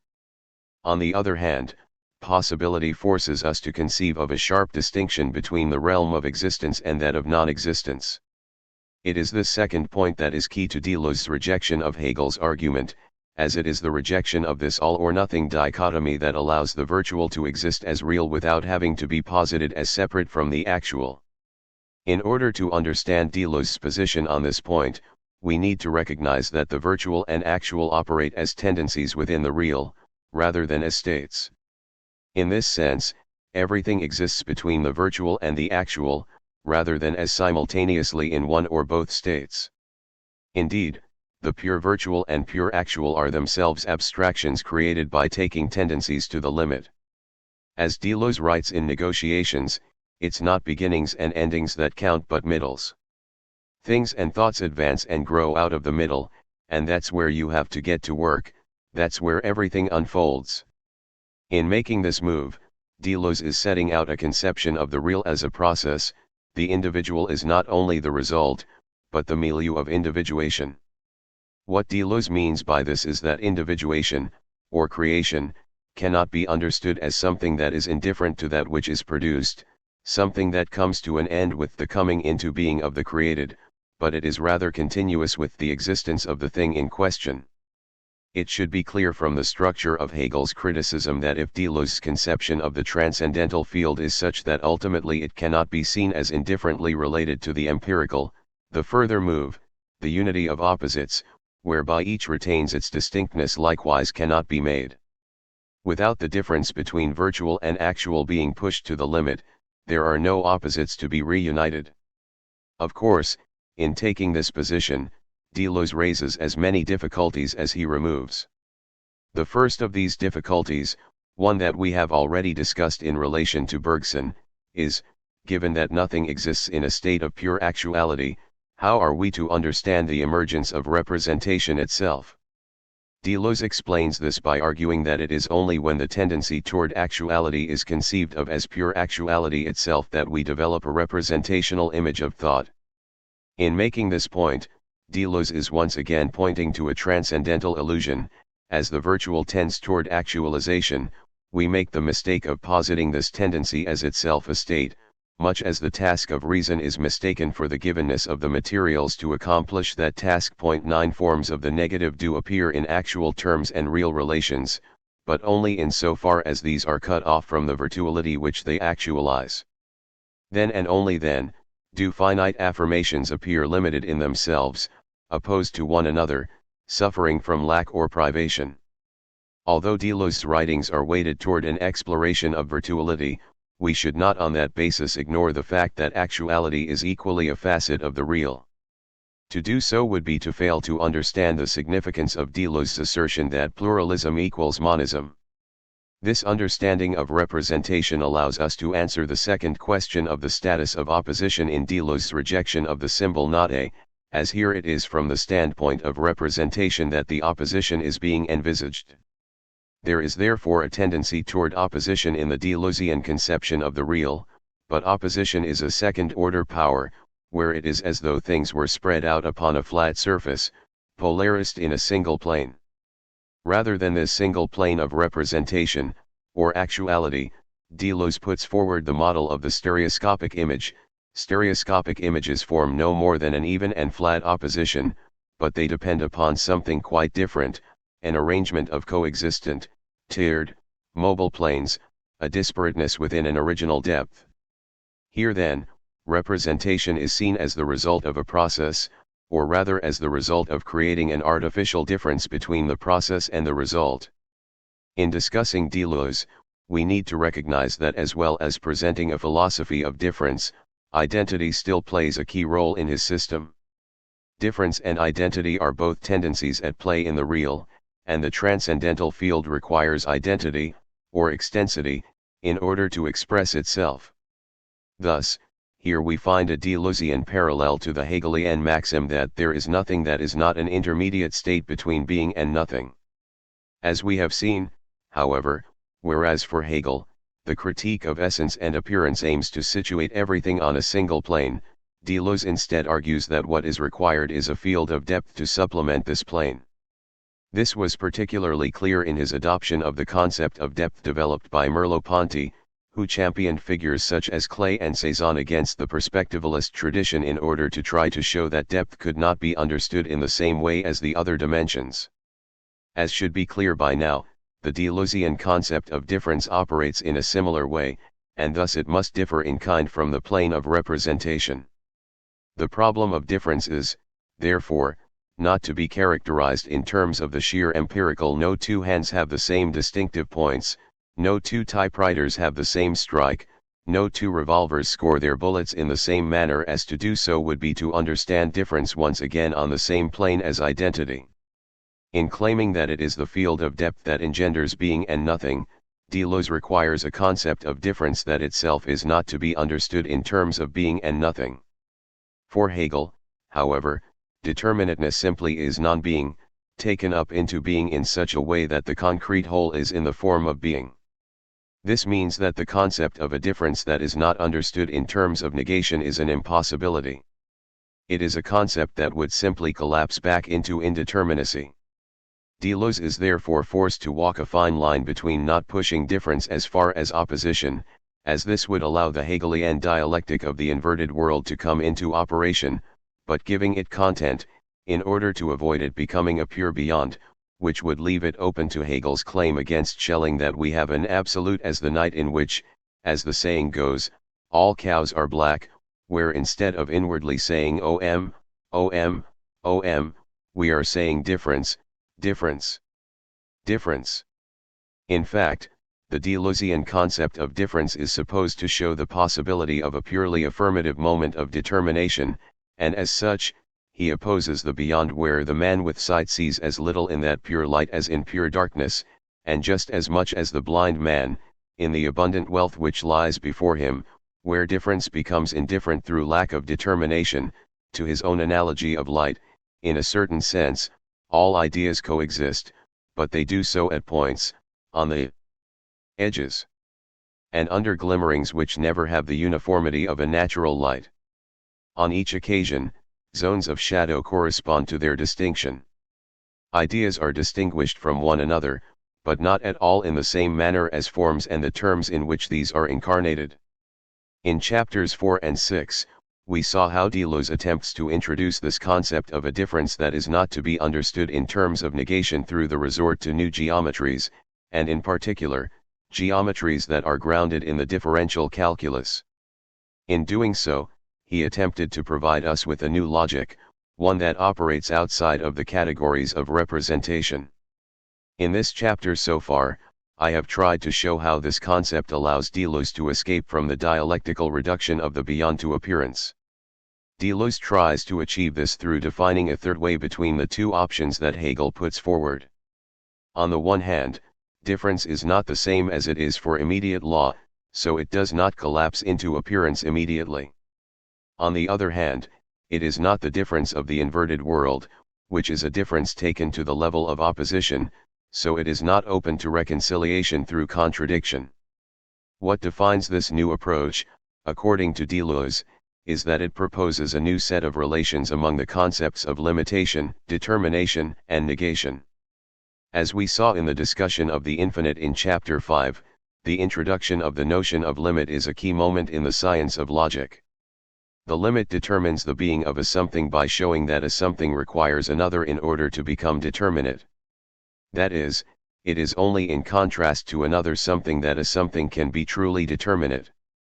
In doing so, the limit once again repeats the structure that we found central to Hegel's characterization of the differential calculus, as it both distinguishes elements from one another and determines them as necessarily related to one another.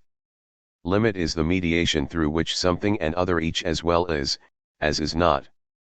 The limit thus makes clear the idea that determination is inherently relational. The limit is essential to the determination of something as finite, as in being determined by something outside of itself. Finite being can only become itself by ceasing to be. Things are, but the truth of this being is their end. As we saw, this notion of the finite limit brings the idea of the infinite into play, as in going beyond itself, each finite reaches its end or ceases to be, but the overall movement of finitude persists, generating its contrary. We saw in the last chapter, however, that Deleuze provides an alternative account of the calculus that seeks to describe the relations of the two elements without recourse to negation. We can therefore, by analogy, see how he believes it to be possible to bring in a similar conception here, in like manner to provide a purely affirmative notion of determination. In doing so, however, Deleuze is forced to move to a transcendental account in order to open up a space for difference that is not to be conceived of in spatio-temporal terms. There is thus a similarity between the approaches of Hegel and Deleuze to the problem of difference. Just as Hegel argues that it is only because we are dealing with a spatialized conception of difference that we cannot reunite the world of laws and the inverted world into one common world, Deleuze argues, against Hegel, that difference is understood in terms of negation only because we base our notion of difference on an empirical difference, the idea of something being determined by not being something else. Deleuze brings out this distinction between two notions of limit with his discussion of two distributions, the sedentary and the nomadic. The sedentary proceeds by fixed and proportional determinations which may be assimilated to properties or limited territories within representation. It is this type that Deleuze claims Hegel has infinitized in his theory of orgiastic representation. The second distribution, the nomadic, is no longer a division of that which is distributed but rather a division among those who distribute themselves in an open space, a space which is unlimited, or at least without precise limits. It is this second kind of distribution that Deleuze takes as characterizing the transcendental field.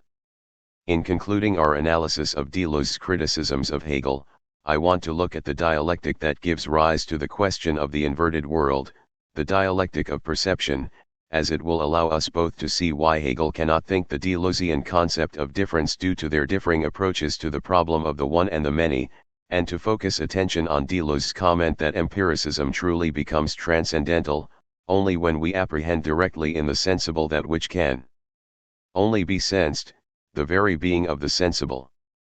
The one and the many. The dialectic of force emerges from the dialectic of perception, in which consciousness struggles to reconcile two notions of the thing, on the one hand, the notion of the thing as simply a collection of properties, and on the other hand, the thing as a unity. The first view emerges from our consideration of the also and rests on viewing the object as a simple universal, a here, which results from the previous dialectic of sense certainty. The object is conceived of as a collection of properties, and this collection is united in that it shares the same here. All these many properties are in a single simple here, in which, therefore, they interpenetrate, none has a different here from the others, but each is everywhere, in the same here in which the others are. This view of the object as a mere collection of properties proves, however, to be inadequate. This is because what holds the various properties together is merely an indifferent also. This salt is a simple here, and at the same time manifold. It is white and also tart, also cubical in shape, of a specific gravity, etc. This also is an abstract universal medium, within which the various properties inhere. It functions much like the idea of space that we found in our chapter on Bergson, and this in turn is its problem. If the object is to be conceived of as a collection of properties, these properties cannot simply be related to one another indifferently through the medium. To be a collection requires a set of properties that are different from one another and that must therefore differentiate themselves from one another. That is, the various properties must relate themselves to others as to their opposites. What Hegel seems to mean by this is that in conceiving of the object as a collection of many properties, we cannot simply see it as the indifferent unity of the also, as in this case, the very determinacy of the object itself would break down. A condition of the many is therefore that we have not just an indifferent connection between the elements, that it is a pure many, but instead that we view it as a one, as a unity of elements that relate to each other directly by opposing one another. Once it is perceived as a one, however, we reach a new problem. Repeating the difficulties we encountered with the univocity of being in Chapter 2, the one cannot be conceived of in terms of any of the properties, as this would be to return to the problem of the many.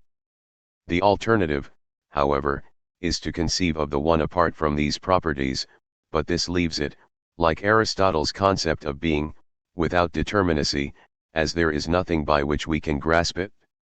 For the rest of the dialectic, consciousness oscillates between these two conceptions, in turn treating one aspect as essential to the thing while rejecting the other as unessential, and provided by consciousness itself. Point 10. Finally, the failure to resolve this dichotomy leads consciousness to posit the notion of force, thus sacrificing the common sense notion of the object as a unity of properties for one that instead sees it as a relation of forces, whereby the two aspects of the many, as expressed force, and the one, as the unity of law, are given separate ontological realms.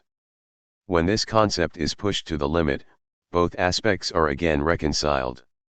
This repetition of the problem of the univocity of being can therefore be seen in the problem of the one and the many on two levels. It seems like we have two problems.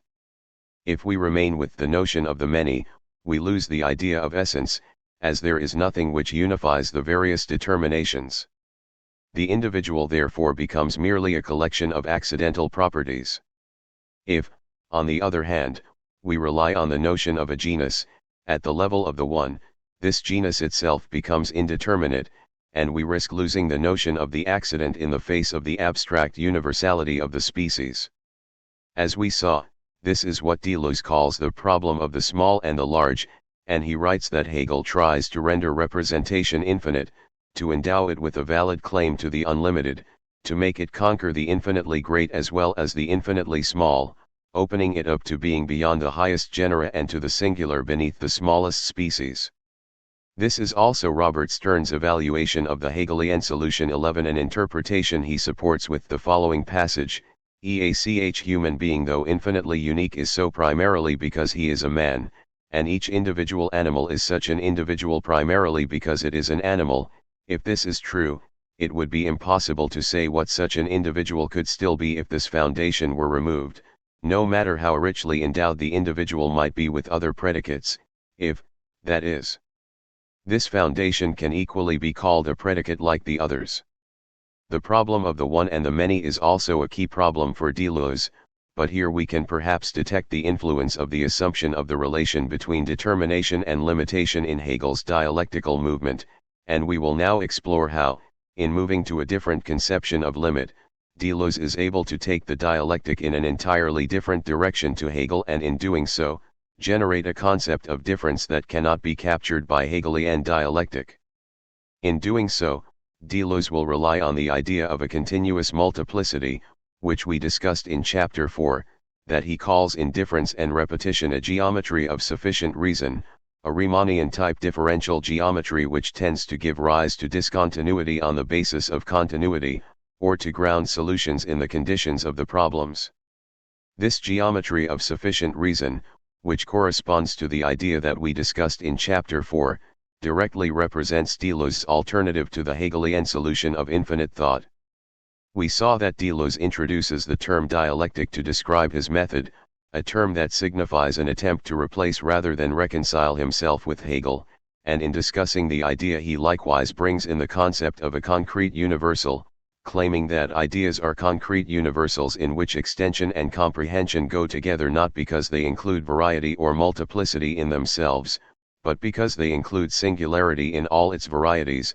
And while here the reference to the concrete universal, Hegel's solution to the problem of the large and small, must be taken as polemical, the term does highlight its analogous position in Deleuze's system, as the problem of the large and small is also the problem of extension and comprehension. Comprehension defines the totality of properties that an object has, while extension defines the number of objects in a particular class. Normally, these terms enter into a relationship of inverse proportionality, as the greater number of objects a term ranges over, the less it determines its object, and vice versa.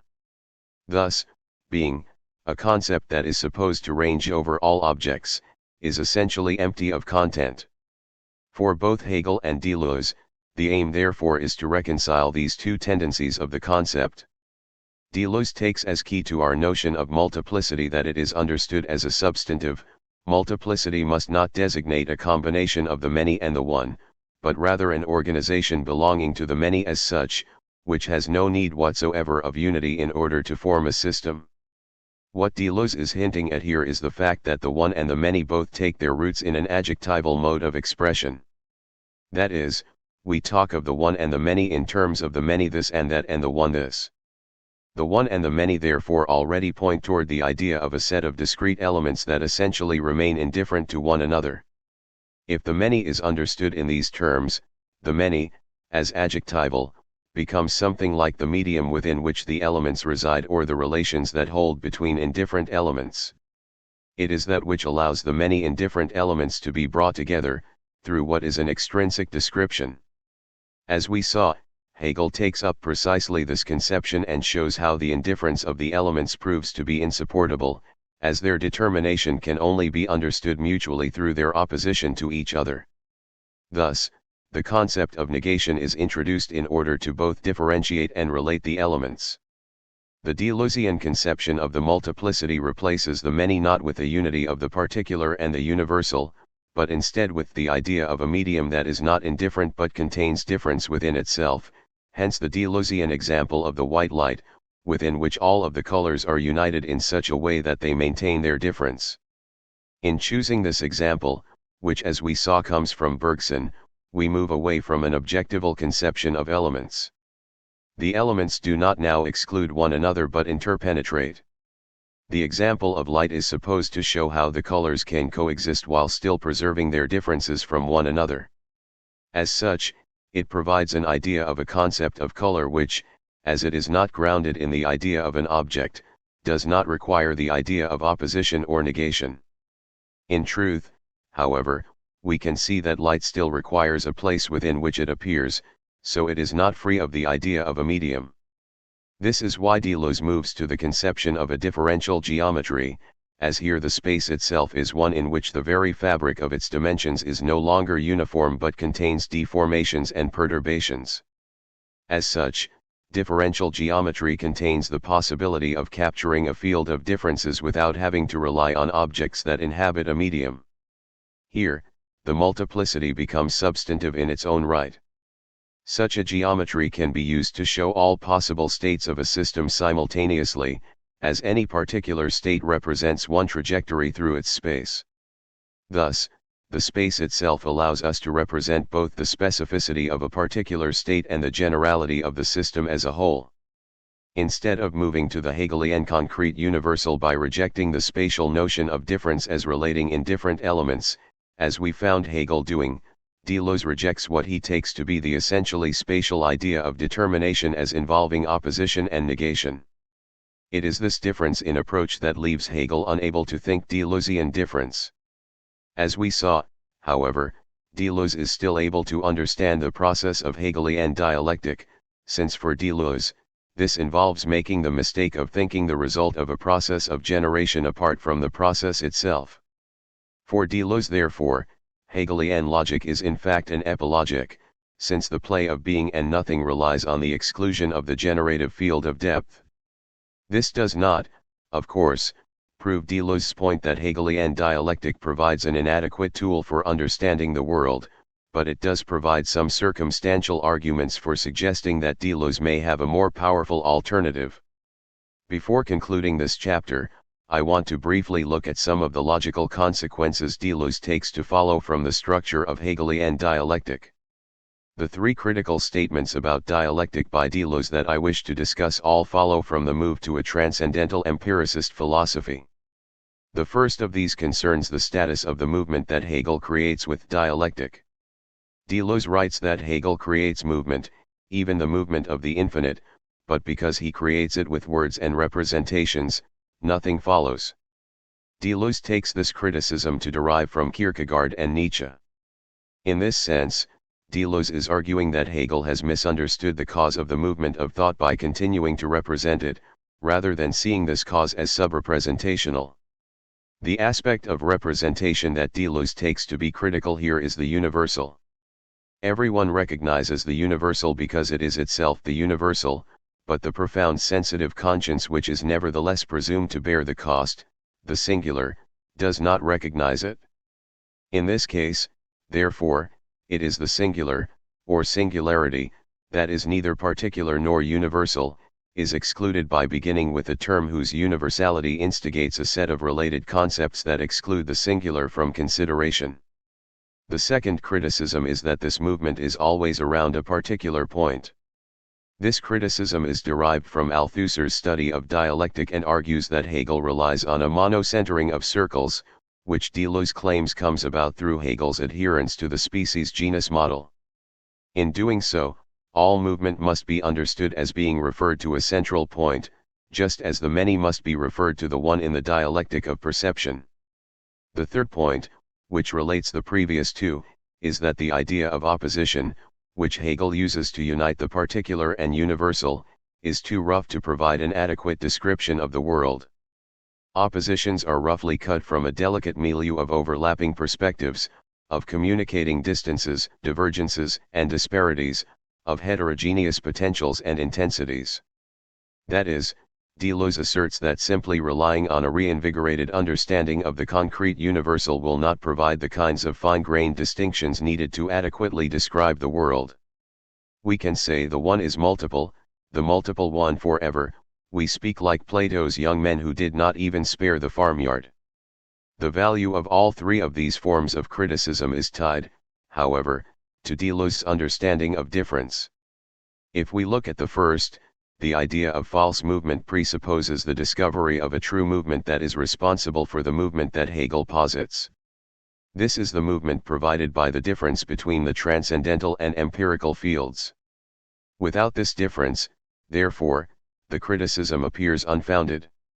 Likewise, the third criticism that opposition is too rough-cut a way of defining distinctions implies a knowledge of the true nature of the world, and hence another perspective. The second criticism, that Hegel relies on a monocentering of circles, is slightly different, in that what is at issue would not seem to be the assertion itself, but rather the normative value of it. That is, if Hegel completes the Aristotelian project, this is only a problem if the Aristotelian project is in itself misguided. But this claim in turn depends on the validity of the Deleuzian project. Where does this then leave the status of our inquiry? In showing that Deleuze is able to support a conception of difference that is unthinkable by Hegel, we have gone a long way towards showing that Deleuze offers a coherent alternative to Hegel's thought. In providing a differential ontology, Deleuze has avoided Derrida's famous challenge that to oppose Hegel is ultimately simply to reinstate the dialectic that reabsorbs the opposing position into the dialectic as a whole.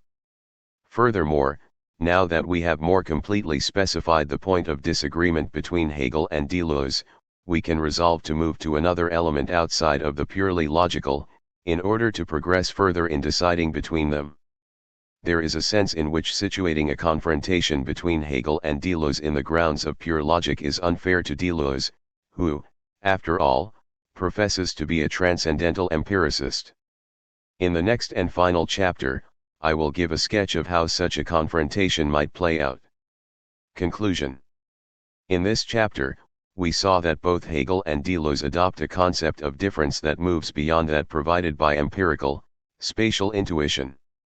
It is this move beyond spatial representation on Deleuze's part that means that Hegel's criticism of the notion of essence, here represented by the dialectic of the inverted world, no longer applies to the virtual.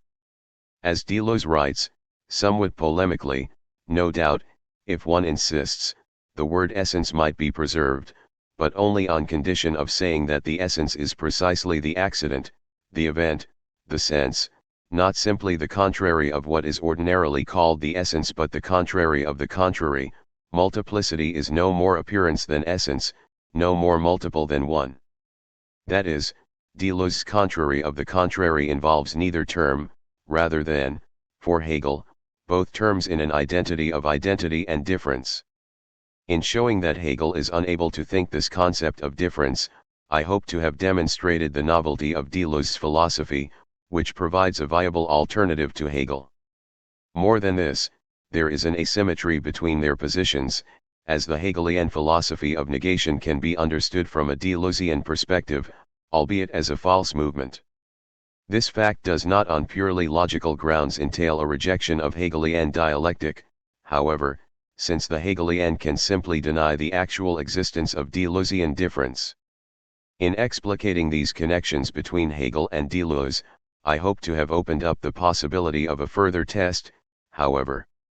In the Phaedrus, Socrates states that we should cut up each kind according to its species along its natural joints, and not try to splinter any part, as a bad butcher might do. 12 This principle leads us back to the natural domain of logic, that is, the world itself.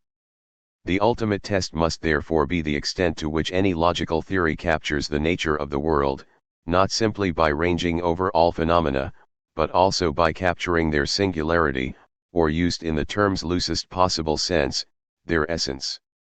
In the final chapter, we will apply the logics of Hegel and Deleuze to a particular empirical concern, namely, the structure of the organism, in order to see how far each logic accords with Socrates' maxim.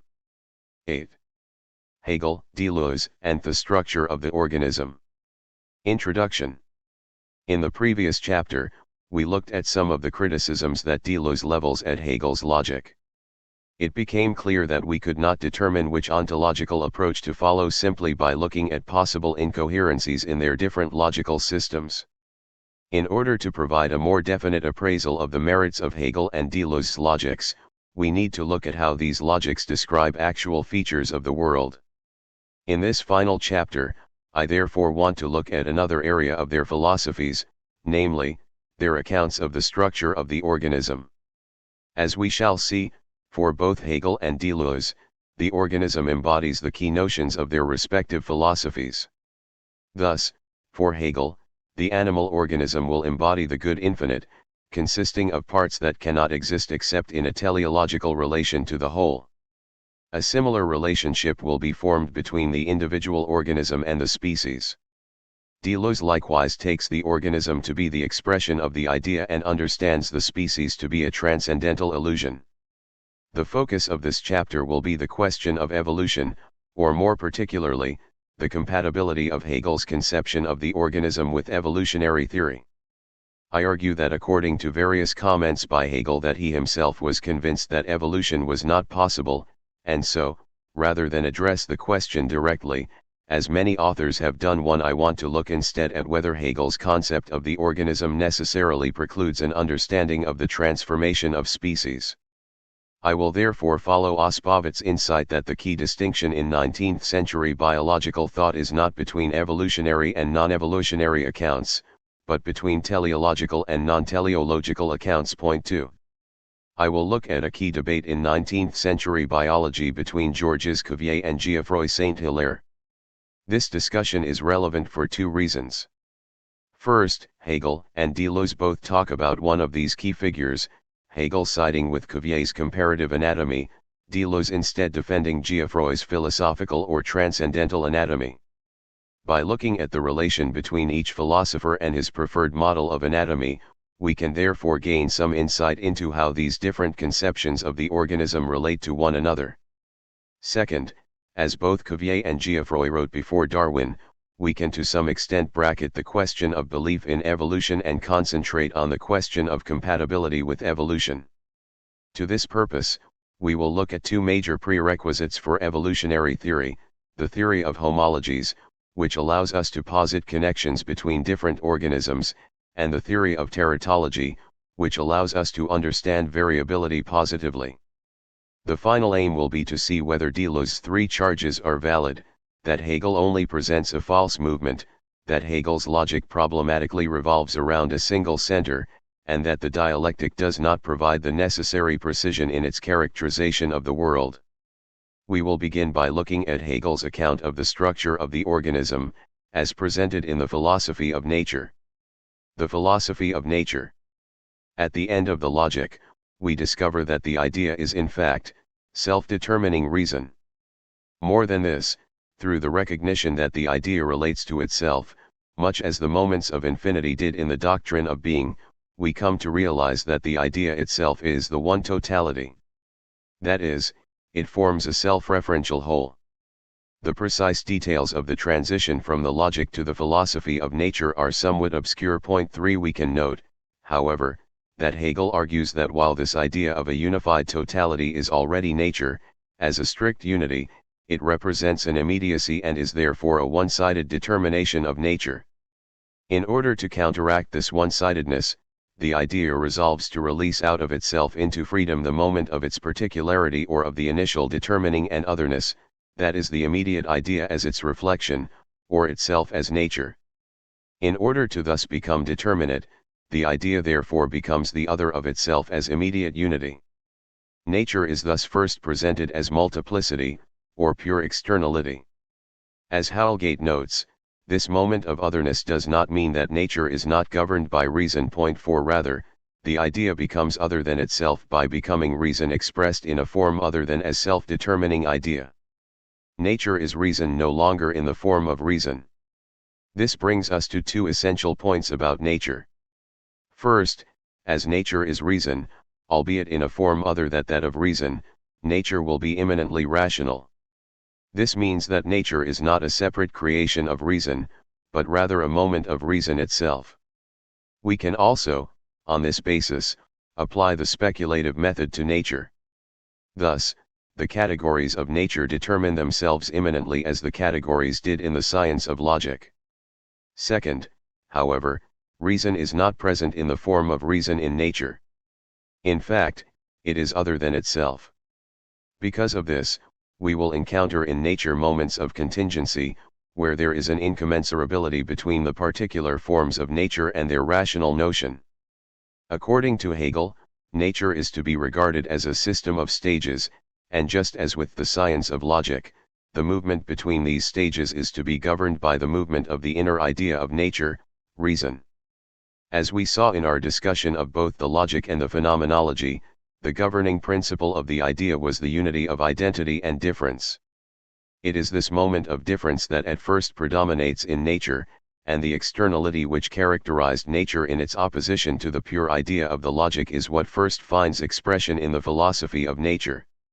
The notion of externality that is first discovered in the philosophy of nature is provided by matter. For Hegel, the infinite divisibility of matter implies the indifference of the parts to one another and hence, their externality. Externality is, however, only one side of the idea, so nature even at the level of pure matter already contains the idea of a unity. Thus, while the planets appear to be indifferent to one another, they are the guardians of one field, or, in other words, they form one system of bodies in reciprocal relations to one another. While we should once again stress that the movement of the philosophy of nature will be an immanent movement, we can loosely see the trajectory of it as the arising of more and more explicitly unified systems of diverse parts, culminating in the animal organism. Thus, the first moment, space, as pure externality, gives rise to time and matter. While the physics of matter gives us a universal system by which to relate material bodies to one another, it is precisely this universality that leads to its downfall. The formal universality of physics means that its determination is not immanent in it and does not pass over into particularity. As it provides a purely abstract categorization of the world, it is unable to capture the particularity of it. The determinate content falls for that very reason outside the universal, and so is split into fragments, into parts which are isolated and detached from each other, devoid of any necessary connection. In chemistry, the moment of unity in difference is more developed. Whereas in the sphere of physics, bodies enter into relations of movement with one another, in the chemical sphere, different bodies are able to enter into transformative relations. Acids and bases, for instance, when combined, form chemical salts that have different properties to either the acid or the base. While salts are neutral, by combining certain salts, mediated by another substance such as water, we can, in special circumstances, get them to exchange their respective salts. In the chemical sphere, we therefore have a concrete unity between the different elements. Salts and acids, for instance, appear to be inherently relational. While this is the case, chemical interactions do not give us the complete idea of the identity and difference that we are looking for, however. We can repeat the processes of the separation and unification of the various chemical elements and therefore conceive of them as part of one unified process. 5 In doing so, we implicitly see the elements as forming parts reciprocally determined by their relation to the process as a whole. As such, chemical processes prefigure life, but only implicitly. Hegel therefore writes that if the products of the chemical process spontaneously renewed their activity, they would be life. 6 It is with the organism that Hegel develops his conception of unity in difference in the sphere of nature. The organism contains both the particular organs that constitute its parts but is also in itself a whole. It differs from the chemical process in that it is able to perpetuate itself, rather than relying on external intervention. In this way, the organism once again embodies the problem of the one and the many that we saw in the last chapter, this time in terms of the relationship between the particular organs and its overall unity. Hegel and evolution. One of the key points of this chapter is to explore the relation of Hegel's conception of the organism to that of modern biology. While Hegel predates Darwin, the idea of evolution, or at least of the transformation of species, preceded both Hegel and Darwin and featured prominently in the work of Lamarck, for instance.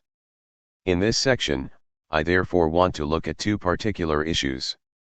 First, I want to explore the claim by Harris that by virtue of its emphasis on development, Hegel's philosophy is already a philosophy of evolution. Second, in the light of this discussion, I want to look at Hegel's own discussions of evolution and the suggestions and requirements for some kind of compatibilism between Hegel's dialectic and evolutionary theory. As we saw in our discussion of the science of logic in chapters 2 and 5, in order to avoid difficulties that emerged in the systems of Aristotle and Kant, Hegel adopts a genetic approach to deriving the basic categories of thought. Thus, the science of logic presents each category as developing out of previous categories. This has led some commentators to claim that Hegel's account of nature is inherently evolutionary. Harris, for instance, states that other than Hegel, no philosopher has ever given a satisfactorily intelligible account of evolution properly conceived. 7. According to Harris, Hegel's philosophy, as a philosophy of the self-differentiation of the whole, contains two features essential to evolution: process, in the form of the movement between finite forms, and direction, in the form of necessary dialectical transformations. 8. With these two moments, we are able to understand evolution as both an immanent and yet purposive progression. Whereas an account such as Spencer's is descriptively useful, it does not provide a useful explanation of evolution. That is, while it may allow us to develop something like an evolutionary taxonomy of creatures, as it is not the movement of reason itself, it cannot explain why the taxonomical structures take the forms that they do.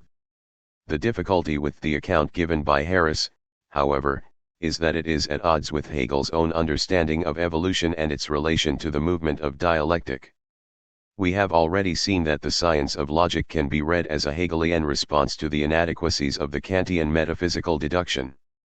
Whereas Kant derived the categories in what Hegel would describe as an arbitrary manner, by simply tracing their relationships to empirical logic, Hegel instead attempted to show how the categories could be seen as developing immanently from one another. The notion of development thus presented, however, was a purely logical understanding of development. The philosophy of nature proceeds in a similar manner to the logic, in that it attempts to derive categories that govern the fundamental structure of nature. Just as in the science of logic, however, it would be a mistake to see this development as taking place in time. While this should be immediately clear from the fact that Hegel derives the category of time itself within the movement of the philosophy of nature, Hegel makes his position on evolution explicit, writing that nature is to be regarded as a system of stages, one arising necessarily from the other and being the proximate truth of the stage from which it results, but it is not generated naturally out of the other but only in the inner idea which constitutes the ground of nature. Thus it is the case that while there may be development in nature, this development must necessarily fall outside of the notion. That is, Hegel's developmental account cannot be taken to be an evolutionary account as precisely those parts of the account that carry explanatory weight in Hegel's system, the development of the notion, form the structure of nature itself and are not developed temporally within nature. Of course, on the face of it, this does not exclude an evolutionary account, but it does at least suggest that for Hegel, such an account would not be the point of the philosophy of nature. In this final chapter, I want to make the stronger claim that an account of evolution not only is not implied by Hegel's philosophy, but that it is incompatible with it. In other words, I want to show that Hegel's failure on this point cannot be insulated from the rest of his system. I want to now move on to look at some further comments by Hegel on the possibility of the transformation of species. While Hegel does not deal with Darwinian evolution, he does deal with two accounts of the generation of species, emanation and evolution. he understands both of these accounts as serial progressions. Evolution, which starts from the imperfect and formless, is as follows: at first there was the liquid element and aqueous forms of life, and from the water there evolved plants, polyps, mollusks, and finally fishes, then from the fishes were evolved the land animals, and finally from the land animals came man. Emanation instead operates in the other direction, where the most perfect being creates a less perfect being, and this first likeness in its turn, is supposed to have generated another but less perfect one, and so on, so that each created being has in turn become a creative being, down to the negative being, matter, the extreme of evil. In both cases, Hegel opposes these two models because they only provide a quantitative variation between species. In effect, evolution and emanation operate in terms of the bad infinite, seeing the natural world as a series of species with no important differences between them. Such accounts, according to Hegel, favor identity over difference, as they operate according to only one principle or type. The idea of qualitative divisions in the natural world is therefore key to Hegel's account, and he argues that we should reject such nebulous, at bottom, sensuous ideas, as in particular the so-called origination, of the more highly developed animal organisms from the lower. Given Hegel's hostility to a dialectical understanding of evolution, the question therefore becomes whether we can secure at least the compatibility of Hegel's account in the philosophy of nature with evolutionary theory. While this would involve the rejection of some of Hegel's statements about the transformation of species, this in itself would not be problematic provided it could be shown that these comments do not derive directly from the dialectical portion of Hegel's account of the organism. This approach is proposed by Stephen Howelgate in Freedom, Truth and History. 9 Howelgate here argues that it is quite possible to focus one's own philosophical attention on the logical, structural differences between species, but also to allow other scientists to study the process whereby species emerge in time. 10 Hegel writes that it is a completely empty thought to represent species as developing successively, one after the other, in time. Chronological difference has no interest for thought. Here, the lack of interest to thought would have to be read as a lack for dialectical thought, and not thought in general. In trying to show that this form of compatibilism cannot be sustained, I want to highlight the extent to which Hegel's account of the structure of the organism entails an anti-evolutionary account of species. This approach has three advantages. First, it takes us away from Hegel's somewhat cursory remarks on evolutionary theory to some of his more substantive discussions. Second, it allows us to look in more detail at Hegel's relationship to contemporaries on this issue. And third, it allows us to relate Hegel's account to Deleuze's, through an analysis of the Cuvier-Geoffroy debate of the 1820s and 30s in French anatomy. Hegel's account of the structure of the organism.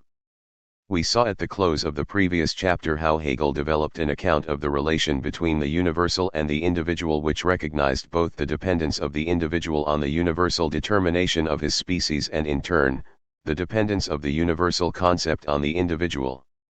As I argued there, Hegel's account of the determination of the individual relies on an augmented form of Aristotelianism.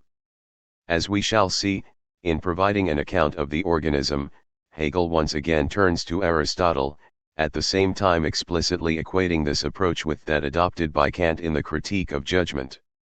The structure of the organism is also related to the question of the one and the many, which we raised in the previous chapter. Given that nature first appears as externality, Hegel aims to show how, if the notion is to be present in nature, these various external moments can be brought together to form a whole. In one sense, we can, of course, see the basic building blocks of the organism to be the matter that constitutes it. Such an understanding of the organism will allow us to see the organism purely in mechanical terms as the mutual interactions of its parts. Although such an explanation appears to be a theoretical possibility, it suffers from the limitation that it appears to ignore two central features of the organism, that it is unified and that it is organized. As these features appear to be essential determinations of the organism, if we are to give an account of them, we need to present an alternative explanatory framework that allows us to explain the structure of the organism. Hegel claims that Aristotle's basic determination of the organism, that it must be conceived as acting purposively, has in modern times been almost forgotten till Kant, in his own way, revived this concept in his doctrine of inner teleology, in which the living being is to be treated as its own end. In his critique of judgment, Kant argues that a presupposition of our inquiry into the natural world is that it is in some way comprehensible by the understanding. Point 11. Now, Kant argues that since natural laws have their basis in our understanding, which prescribes to nature, the empirical laws must be viewed in terms of such a unity as they would have if they too had been given by an understanding so as to assist our cognitive powers by making possible a system of experience in terms of particular laws. 12.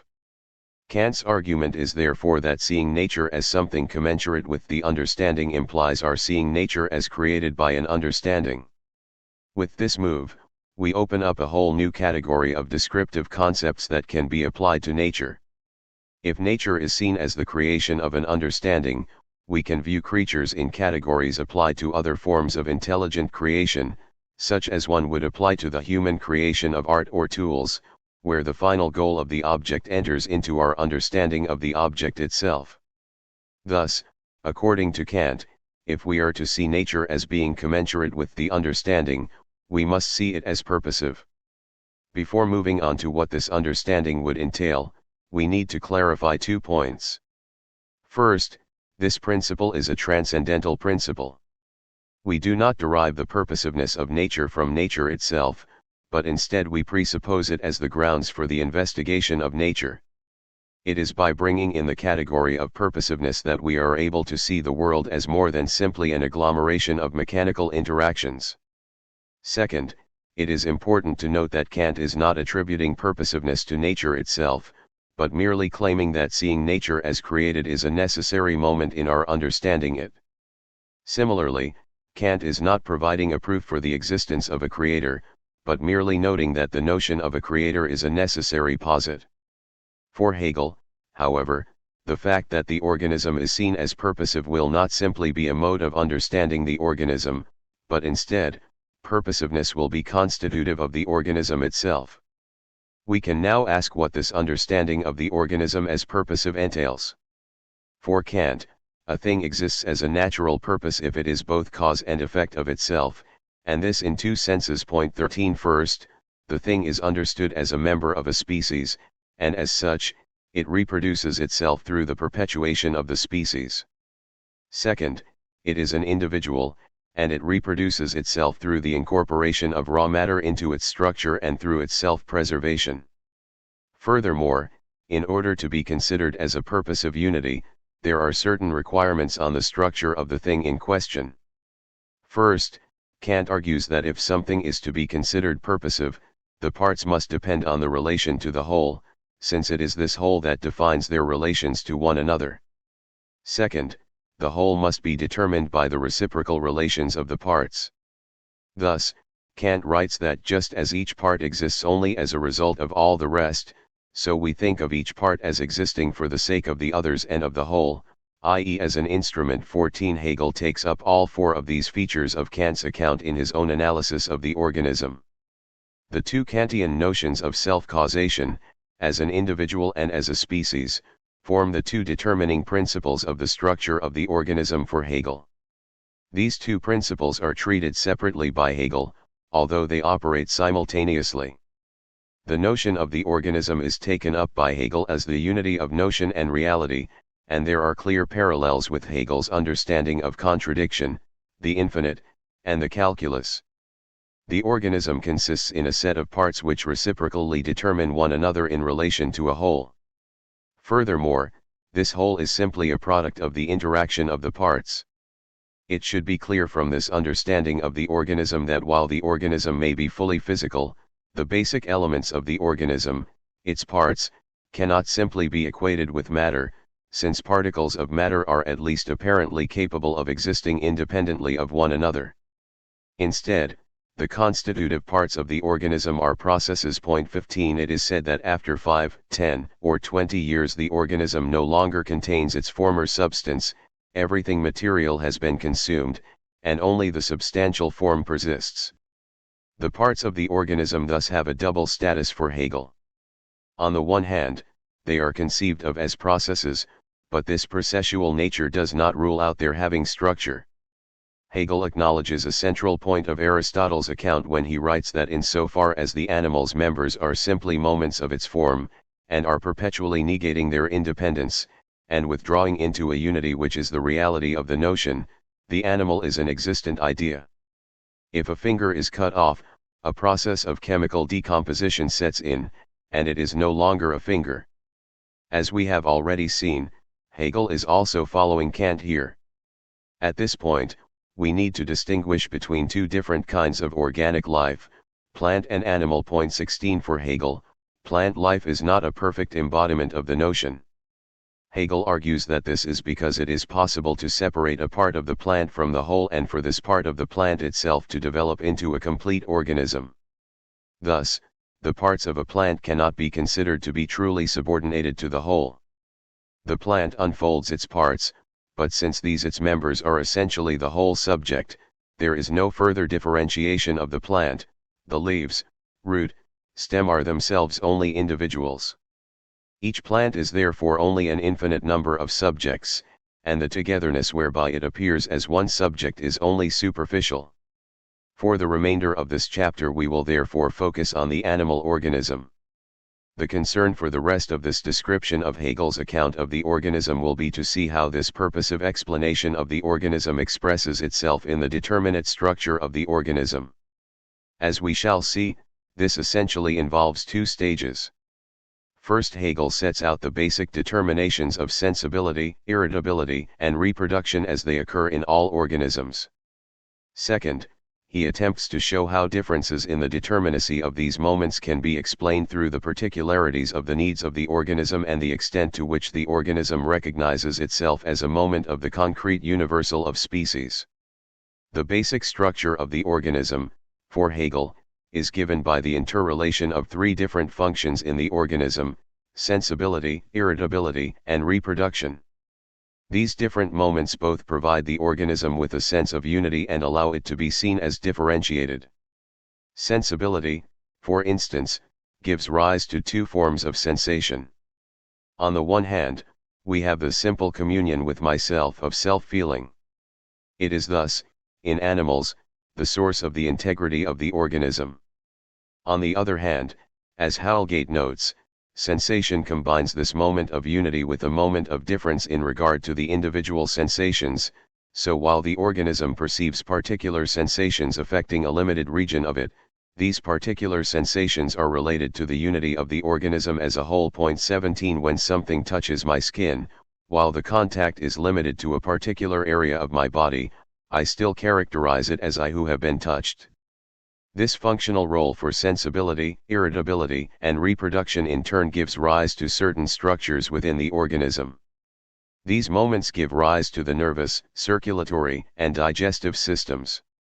The distinction between these different systems differentiates the animal from the plant, since the animal is differentiated according to a function that is subordinated to the structure of the organism as a whole. Each system is therefore made up of elements that can only exist in relation to the system as a whole. In turn, we discover that each system maintains some of the functional roles of other systems, thus preventing the abstract separation of any one system from the unity of the organism as a whole. The differentiation of the organism into parts plays the role of allowing the organism to move beyond plant life, but it also admits of a series of gradations, from the simplest animals to the most differentiated. We evaluate these, according to Hegel, in terms of the perfect animal, which is the human organism. The human organism provides the model of the most differentiated organism, where each of these functions is both determined and related to the unity of the organism as a whole. Mammals have breasts, 4 articulated extremities, and all their organs are developed. In this way, the differentiation is not merely internal to the organism, but organisms also have a strong sense of their relation to their species as a whole. As mammals care for their young, the satisfied sexual instinct persists for them in objective form, for they have passed over into another, and in caring for the needs of their young, they have the higher, disinterested intuition of this unity. This unity of process is mirrored in the objective structure of the organism itself. In an unusual break from the immanent understanding of dialectic, Hegel claims that the perfect animal, man, is to be used as the model by which to understand less differentiated animals, but in order to understand the lower grades, one must know the developed organism, since it is the standard or archetype for the less developed animal. Thus, Hegel argues that insects share a relatively complex motor system with the higher animals, but lack internal differentiation. In insects, for instance, the digestive and circulatory systems are completely undifferentiated from one another. Even further down the hierarchy, one encounters creatures such as polyps, in which one sees a gradual disappearance of heart, brain, gills, circulatory vessels, the organs of hearing, sight, and sex, and finally of sensation altogether. For the least differentiated animals, therefore, there is hardly any difference from plants, and the simplest of these can be cut up into pieces without the death of the organism. For Hegel, this taxonomical scheme based on the degree of differentiation of structure of the animal cannot provide a complete account, however, as we need consider not only the degree of differentiation but also the particular form of differentiation itself. While the types of structure may be constant throughout the animal kingdom, Hegel recognizes that these are determined in different ways according to the needs of the organism, and it is in order to give an account of this that he turns to the 19th-century French anatomist Georges Cuvier. Hegel, Cuvier, and Comparative Anatomy. Georges Cuvier is perhaps the most influential French anatomist of the 19th century. This influence expressed itself in two forms. First, Cuvier, who held several key positions in the French academic world, was instrumental in the formation of the orthodox view of anatomy. Politically a constitutional monarchist, Cuvier opposed the kind of speculative work that could disrupt the status quo. By occupying several key positions in the French academic world, he was able to direct the development of anatomy through a system of patronage and the suppression of alternative views. 18 Despite these dubious uses of his authority, it is still the case that this authority was firmly grounded in his commanding and detailed knowledge of the anatomy of his day. Cuvier successfully transformed anatomy from an ancillary discipline of medicine to a natural science in its own right. At the root of this transformation was the intuition that by comparing the anatomy of animals from different species, it would be possible to build up a taxonomical system that classified animals according to rational determinations, rather than simply place them in groups arbitrarily. There were two key principles to this system of organization, the four embranchements and the functional account of the structure of the organism. Dealing with the first of these, while Cuvier recognized the importance of the systems of sensibility, irritability, and reproduction discussed by Hegel, Cuvier argued that these in themselves, precisely because of their universality, were inadequate as the basis of a system of classification. 19 Instead, Cuvier argued that there were four fundamentally distinct provinces, or embranchements of animals, defined according to fundamental differences in the structure of the nervous system. These were the vertebrates, the articulates, the mollusks, and the radial embranchements. No comparison was possible across these different embranchements, since the differences between organisms would be too extreme. Clearly, in formulating radical breaks in the structure of the animal, Cuvier disagrees with Hegel's own argument for a central plan of the organism, and it is the case for Cuvier that man cannot be used as an archetype with which to determine the relative development of different animals due to the embranchements between fundamentally different forms of life. Nevertheless, this disagreement is perhaps not as severe as it first appears, since it aligns Cuvier with Hegel in opposing the idea that species could be defined purely in terms of differences in degree, rather than differences in kind. Central to Cuvier's attempt to provide a rational taxonomical model is his hypothesis of the conditions of existence and the anatomical principle that follows from them, the correlation of parts. 20 The hypothesis of the conditions of existence states that there are certain general laws that are logically prior to the actual existence of the organism that govern its structure. Cuvier's approach to these laws is similar to that of Hegel, and he views them as deriving from the purposive nature of the organism. the conditions of existence define a harmony in the functioning of the organism as a whole, which leads to the hypothesis that the nature and distribution of the parts of the organism can be discovered simply by reasoning from their place in the functional unity of the organism. It is this principle that Hegel cites with approval in the philosophy of nature. Every organized creature forms a whole, a unified and closed system, all the parts of which mutually correspond, and by reciprocal action upon one another contribute to the same purposive activity. None of these parts can alter without the others altering too, and consequently each of them, taken on its own, suggests and gives all the others. We can see how this teleological account of the organism fits well with Hegel's own approach, with some qualifications that we will come to in a moment. Combined with Cuvier's own detailed knowledge of anatomy, it was also a remarkably productive procedure, particularly in the field of paleontology, where Cuvier was able to prove the possibility of extinction by reconstructing now extinct species from fossilized remains. This led to his claim that he could reconstruct the entire animal from a fragment of bone. 21 Cuvier applied this principle in detail in his discussions of the various types of animals. For example, from the fact that one of the principal actions of respiration is to restore the muscular fiber its exhausted irritability, Cuvier claimed that we could move from claims about the level of activity of animals to claims about their respiratory systems. 22 Thus birds, which are very active, of necessity had to be completely surrounded by air, as well as have air inside them, in the form of hollow bones. Mammals, also an active creature, possessed only lungs, whereas reptiles, who exhibited hardly any motion, had an underdeveloped respiratory system. Cuvier used similar arguments to justify the single or double-chambered hearts of the circulatory system. 23 As Cuvier goes on to write, it is in this dependence of the functions and the aid which they reciprocally lend one another that are founded the laws which determine the relations of their organs and which possess a necessity equal to that of metaphysical or mathematical laws. 24 We can see from this that Cuvier was further in agreement with Hegel that the kind of purposive account proposed by Kant need not be understood as a purely regulative form of understanding, but in fact told us something fundamental about the nature of the world as such.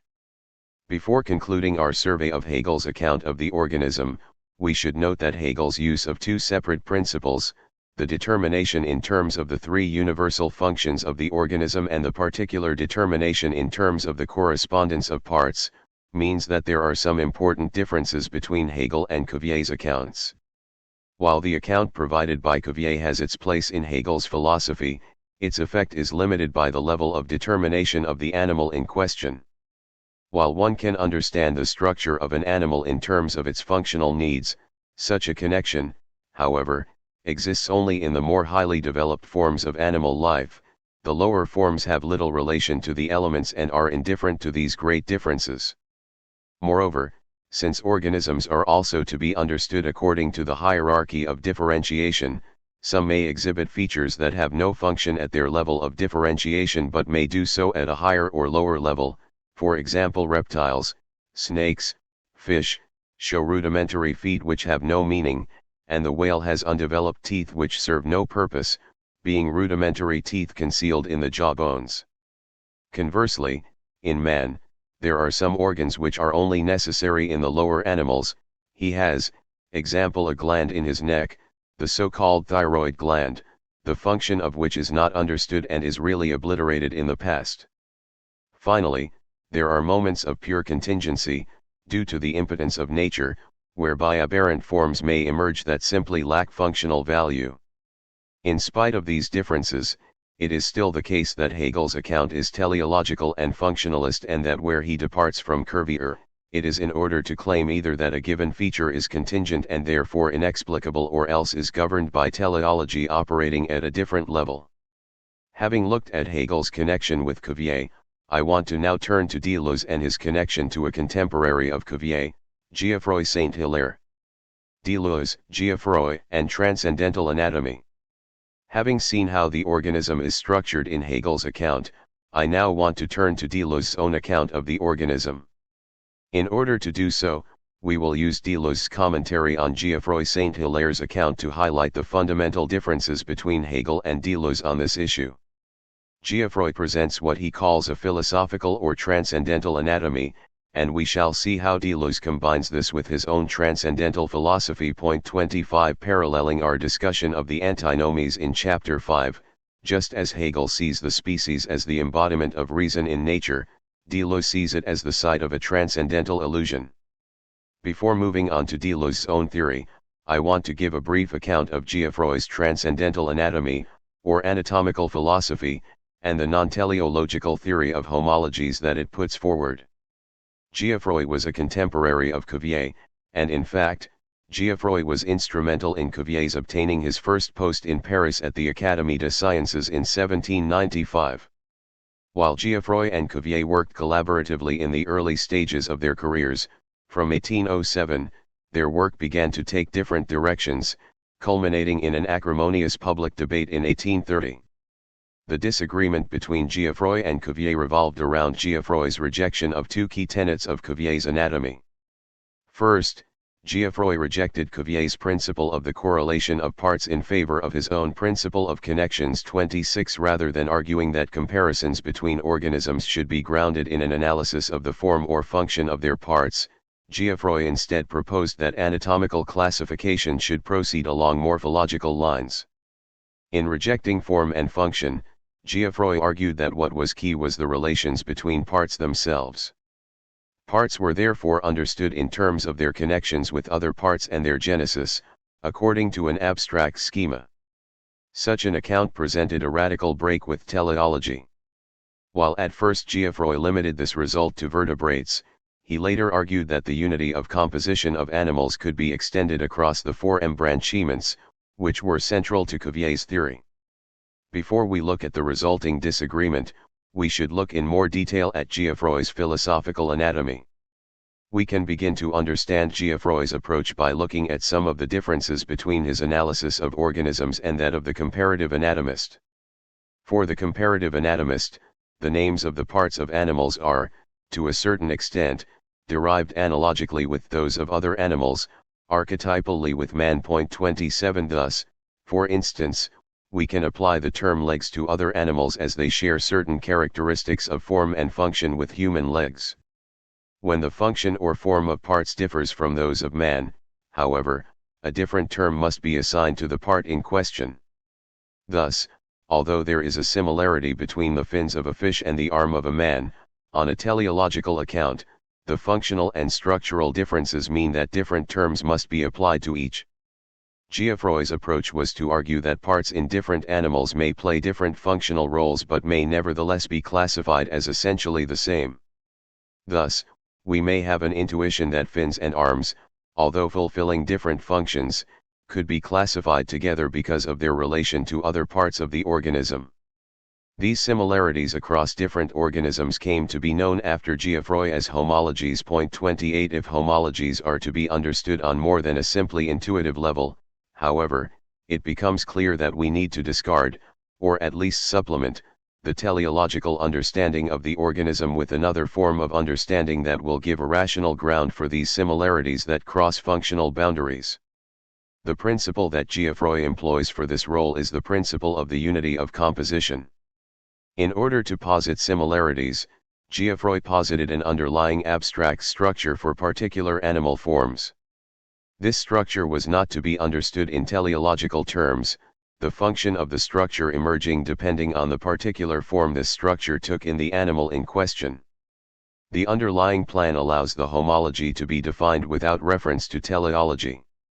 The British comparative anatomist Richard Owen was later to define it as the same organ in different animals under every variety of form and function, whereas Cuvier's analogies were defined as a part or organ in one animal which has the same function as another part or organ in another animal. 29. Thus, to use Appel's example, the legs of a crab are analogous to those of a quadruped, as they share the same function, but they are not homologous to them. Fins and arms, on the contrary, would be homologous without being analogous. The classic example of Geoffroy's method was his application of the principle to the skeletal structure of the fish. Whereas under the teleological account, the specific nature of the various structures of different organisms is not of particular importance, since we are there concerned with identity of function, Geoffroy's account requires that the same connections of parts are expressed in different organisms. Whereas for a teleological reading, for instance, it does not matter precisely how many bones make up the skull, provided the function and form are similar in the two cases. On a morphological account such as Geoffroy's, it is essential that he is able to show how each bone is connected to another. In order to show that both man and fish, both of which are vertebrates, are constructed according to the same plan, each bone within the structure of the fish must have a correlate within the structure of the mammal. Geoffroy actually attempted to prove this fact. He showed that, despite the fact that fish had a greater number of bones than mammals, by looking at the embryos of the two classes of vertebrates, equivalences could be found.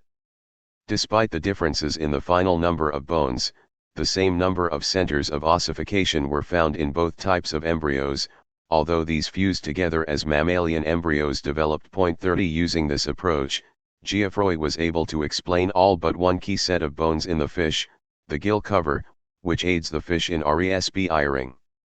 Eventually, Geoffroy concluded that the gill cover was homologous with the four bones of the inner ear. 31 That is, the bones that provided the function of hearing within mammals were part of the respiratory system of fishes.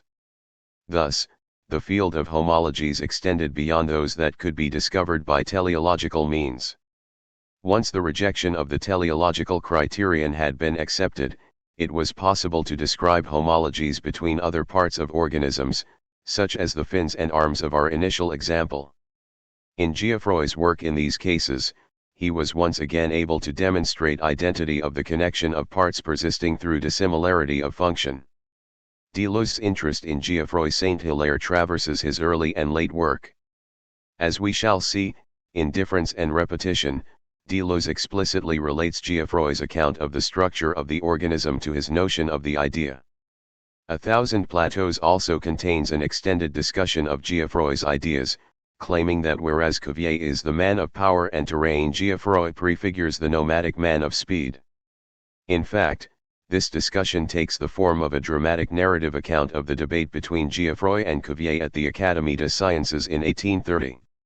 While the disagreements behind the debate had been developing for over a decade, the debate itself finally erupted over Geoffroy's presentation of a favorable report on a paper aiming to show homologies between vertebrates and mollusks, that is, across two of Cuvier's embranchements. The paper, Some Considerations on the Organization of Mollusks, 32 by Marinx and Lorenzit, quickly ceased to be the focus of the controversy as Cuvier's more detailed knowledge of cephalopods showed the flaws in their argument. In fact, the debate took place around three issues: the distinctness of species, the question of method, and the question of political control of the Academy. While the third point, Cuvier's control of the system of patronage in the French academic world, was perhaps the most decisive at the time, we shall here focus instead on the first 2 points. On the first point, Cuvier decisively won the initial argument, showing that homologies between mollusks and vertebrates could not be formulated in the particular terms put forward by Marinx and Lorenzit, thus appearing to preserve the embranchement. More generally, however, Cuvier's theory implied distinct breaks between species even within the embranchements. If species were to be understood in teleological terms, as in Cuvier's theory, the notion of intermediaries between species became nonsensical. Since the organism is to be understood as a functional totality, a minor change in the structure of one organ would necessarily lead to reciprocal changes in the remainder of the organism. The teleological approach therefore militates against a continuity of species, as a minor change cascades into a global alteration in the structure of the organism. Cuvier took this to be the key argument against the possibility of the transformation of species, as changes would have to cut across the dead zone of teleological imperfection surrounding a given species. On Geoffroy's account, however, it was possible to see species as forming a continuity, since unity was defined by the connection of parts, rather than their particular instantiation in a teleological nexus. The second question, concerning method, can further be divided into 2 parts. First, Cuvier's own view on the question of method was that natural history is a science of facts. 33 For Cuvier, the anatomist was to avoid any speculation whatsoever on the implications of his analysis and merely concentrate on the discovery and categorization of the facts themselves.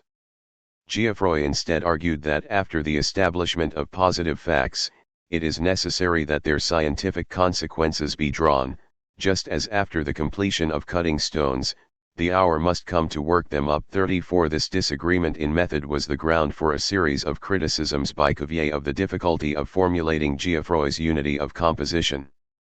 Cuvier argued that if homologies were to be understood as the identity of an organ across different species, we were led to absurdities, but if we rejected the idea that homologies were strict identities, then instead, we simply had a concept of analogy, such as that formulated by Aristotle, between different species.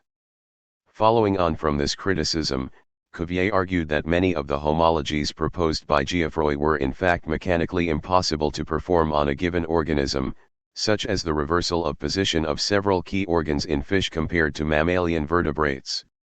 Cuvier's criticisms in fact allow us to sharpen our notion of the homology and to differentiate it from Hegel's notion of the archetype. In order to find responses to these criticisms, we need to recognize the transcendental moment at play in Geoffroy's work. Contrary to Cuvier's characterization of homologies as involving direct relations between actual creatures, homologies instead refer to the transcendental unity of composition. It is because particular structures in different organisms are an expression of this same transcendental unity of organization that the homology exists between them. It is for this reason that Geoffroy resisted the characterization of the unity of composition in terms of any particular structures of actual organisms, or in any particular function, and it is also for this reason that Deleuze finds resonances with his own philosophy in Geoffroy's work. While Deleuze's claim that Cuvier reflects a Euclidean space, whereas Geoffroy thinks topologically may seem a little fanciful, Geoffroy's characterization of the unity of composition purely in terms of connections does reflect a non-metric understanding of the composition of the organism, albeit not so developed as that which we saw in Chapter 4. Thus, Cuvier's criticism fails to hit its mark, as Geoffroy's account does not deal with relations between actual terms but between the transcendental and the empirical. The identities directly between actual organs that Cuvier attributes to Geoffroy simply do not occur, and hence neither do Cuvier's supposed absurdities. On this point, we can note an important difference between Geoffroy's approach and that taken by Hegel. While Hegel appears to agree with Geoffroy's positing of an archetypal animal, he differs substantively in identifying this archetype with an actual creature, man, the perfect animal. Geoffroy's abstract animal instead could not be actualized without a radical alteration in kind. As Deleuze and Guattari write, the important thing is the principle of simultaneous unity and variety of the stratum, isomorphism of forms but no correspondence, identity of elements or components but no identity of compound substances. Second, whereas Hegel's conception opens up a hierarchy of life from the least differentiated to the most, Geoffroy's account does not prioritize any actual form of life. Instead, all vertebrates relate to a transcendental unity of composition. In this sense, Deleuze is correct to write that Geoffroy already has a presentiment of a certain kind of animal rhizome. Further, we can see that Hegel's plan is built firmly upon teleological lines. Whereas for Geoffroy, homologies are not dependent on a teleological analysis, for Hegel, they clearly are. Thus, to return to the examples of the rudimentary feet, Hegel claims that fish and snakes possess or the thyroid gland that still occupies a place in man. These have no meaning in these creatures, precisely because the structure in these cases is unable to perform its allotted function. For these reasons, Hegel's account should be seen as closer to Cuvier's, albeit with a rejection of the four embranchements. In order to explain how homologies would exist when transformations between two different structures were mechanically impossible, Geoffroy developed an embryological account of the development of the organism. Borrowing from the work of embryologist Étienne Serres, Geoffroy argued that homologies could be discovered by looking at the development of the embryo. Certain structures that would later appear very dissimilar could be discerned to develop from the same embryonic structures. Serres asserted that the embryogenesis of man thus reproduces in a transitory and short-lived manner the fixed and permanent organization of beings which occupy the various degrees of the animal scale. 35. This extreme assertion, the recapitulation theory that embryos repeat in their development the form of other less complex animals, was false, but the more general idea that homologies could be discovered through an exploration of embryogenesis was more productive. Further, the embryo showed itself to be capable of transformations that were not possible for the adult organism, thus resolving Cuvier's objection, which applied only to the developed organism. By being able to give an account of the grounds of homologies, Geoffroy was therefore able to show that his theory of homologies could not be seen as merely a repetition of Aristotle's theory. Whereas Aristotle did indeed provide accounts of homologies, such as that between the fin and the arm, he was only able to provide an intuitive ground for these homologies, precisely because they did not serve the same purpose in both organisms. The embryogenetic account is able to provide a method for tracing their development, thus providing the method lacking in previous anatomies. One final result of the embryological model was that Geoffroy believed he was able to give an account of aberrations of nature. Whereas on Cuvier's model, aberrations of nature were considered purely negatively, as a deviation from the plan of a species, Geoffroy's account offered the possibility of a more positive description. Geoffroy therefore took up Serres' theory of arrests of development 36, which held that deformity was caused when the development of a particular organism was arrested at a lower form of organization, forcing this form of organization to perpetuate within the organism. This can be combined with the fact that the unity of composition, as it was not understood teleologically, was able to give a positive account even of deformations that reduced the effectiveness of the organ in question. The science of aberrations, known as teratology, in fact plays an important role in the formulation of the theory of evolution and will be central to the evaluation of the limitations of Hegel's account. Teratology and teleology.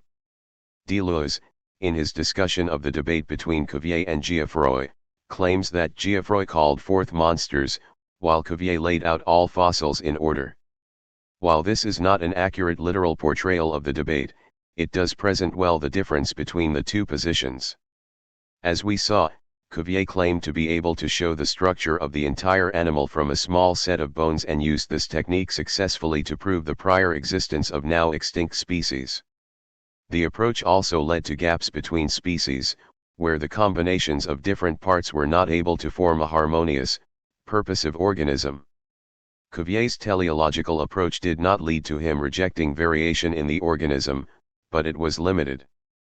In particular, variation became more common as one departed from the major organs and considered those of less importance to the organism as a whole. 37 Deviations in minor organs were less likely to affect the optimal functioning of the organism as a whole and could therefore be sustained. As we saw in Chapter 2, however, for Aristotle's teleological account, differences were largely understood as a lack, that is, as a deviation from the essence of the species. Prior to Geoffroy, little progress had been made on this reading beyond recognizing monsters by excess and monsters by defect. 38 By providing a positive account of deformity in terms of the arrest of the development of a part of the organism leading to the actualization of the unity of composition in a different form, Geoffroy was able to explain contingency in terms other than merely as an absence of organization. Thus, he attempted to show that aberrations still followed the principle of the unity of composition.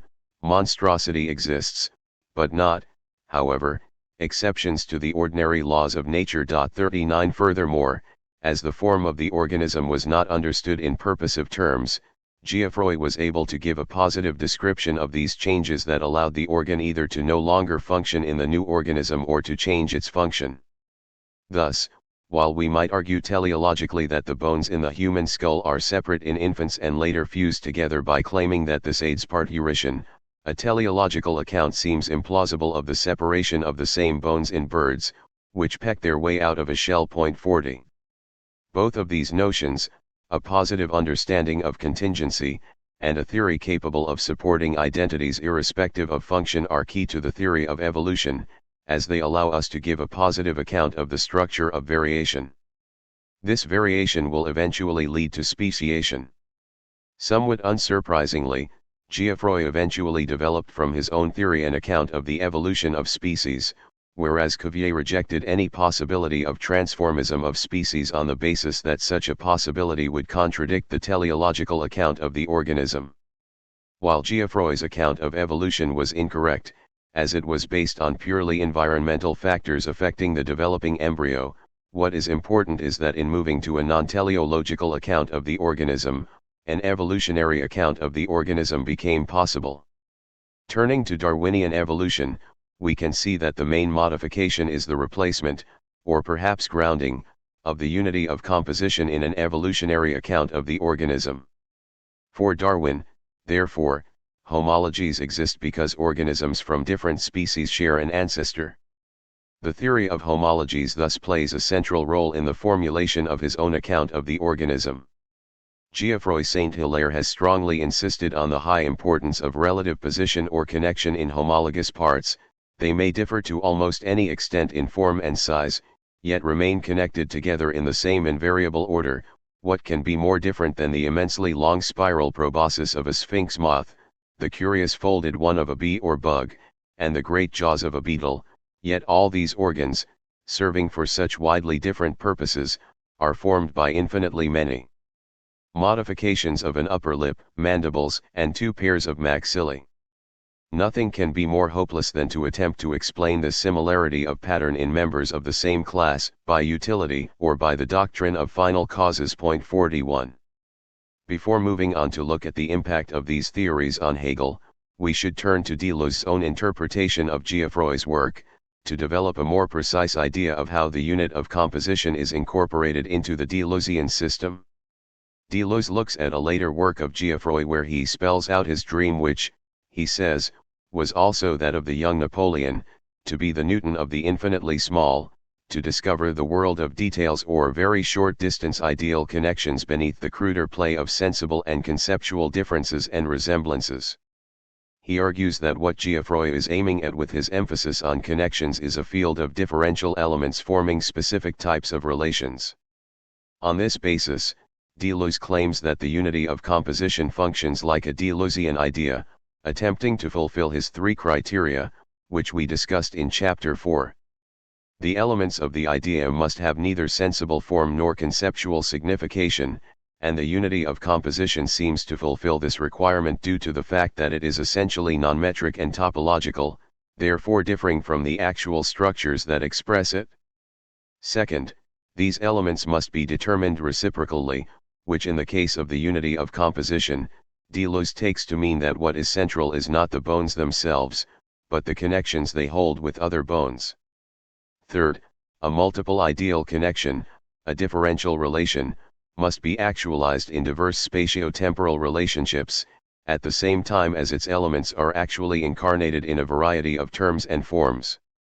In both Difference and Repetition and 8,000 Plateaus, Deleuze emphasizes that the unity of composition implies that homologies do not exist directly between actual terms but are understood as the actualization of an essence, in accordance with reasons and at speeds determined by the environment, with accelerations and interruptions.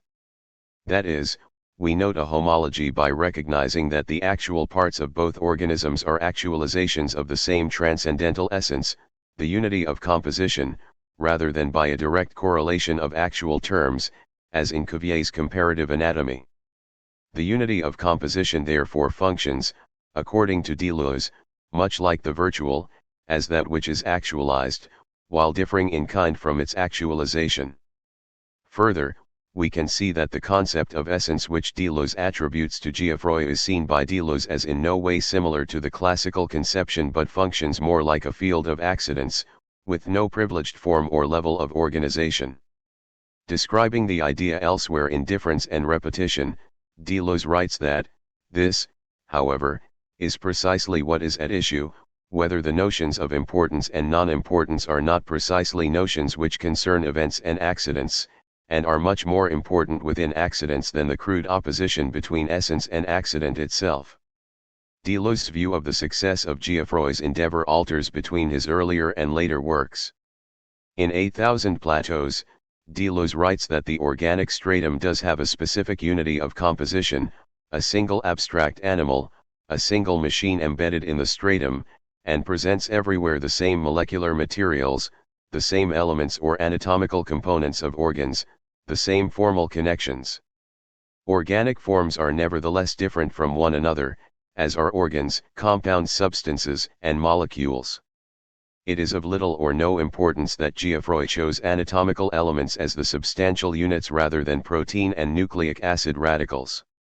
Thus, here, Geoffroy foreshadows not Darwin, but Mendel, or perhaps even Watson and Crick. What is of importance is the difference in structure between the two levels.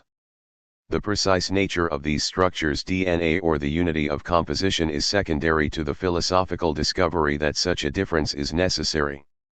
In his earlier Difference and Repetition, however, Deleuze questions whether anatomical elements, principally bones, are capable of fulfilling this role of providing a field of differential relations. He suggests that it is possible that these elements may still enjoy an actual, or two-actual, existence, implying that Geoffroy's anatomical elements may not be able to support the difference between virtuality and actuality required by the idea. There are perhaps as many differences between genetics and Geoffroy as between modern atomism and Epicurus. Whichever interpretation we take, however, it is still clear that for Deleuze, Geoffroy represents an important precursor in the history of thought. In this account so far, I hope to have shown that for a classical teleological account such as that given by Cuvier, it is impossible to formulate a theory of evolution. This is because evolution operates both by requiring the existence of suboptimal organisms and by accepting that structure cannot be determined simply by function, as homologies can be found regardless of the function of the parts in question. In fact, this change of function is central to the theory of evolution. We are now ready to return to the question of Hegel's relationship with evolution. We have shown that there is a serious logical difficulty with providing a teleological account that is compatible with evolutionary theory. This opens the possibility that even a compatibilist position, that maintains that while evolutionary theory was not a direct concern of Hegel, his philosophy does not contradict such an account, may not be sustainable for the Hegelian. Although Hegel was not concerned with the temporal unfolding of nature, it may be the case that his account of nature itself constrains the possibilities of this unfolding so as to make evolution impossible.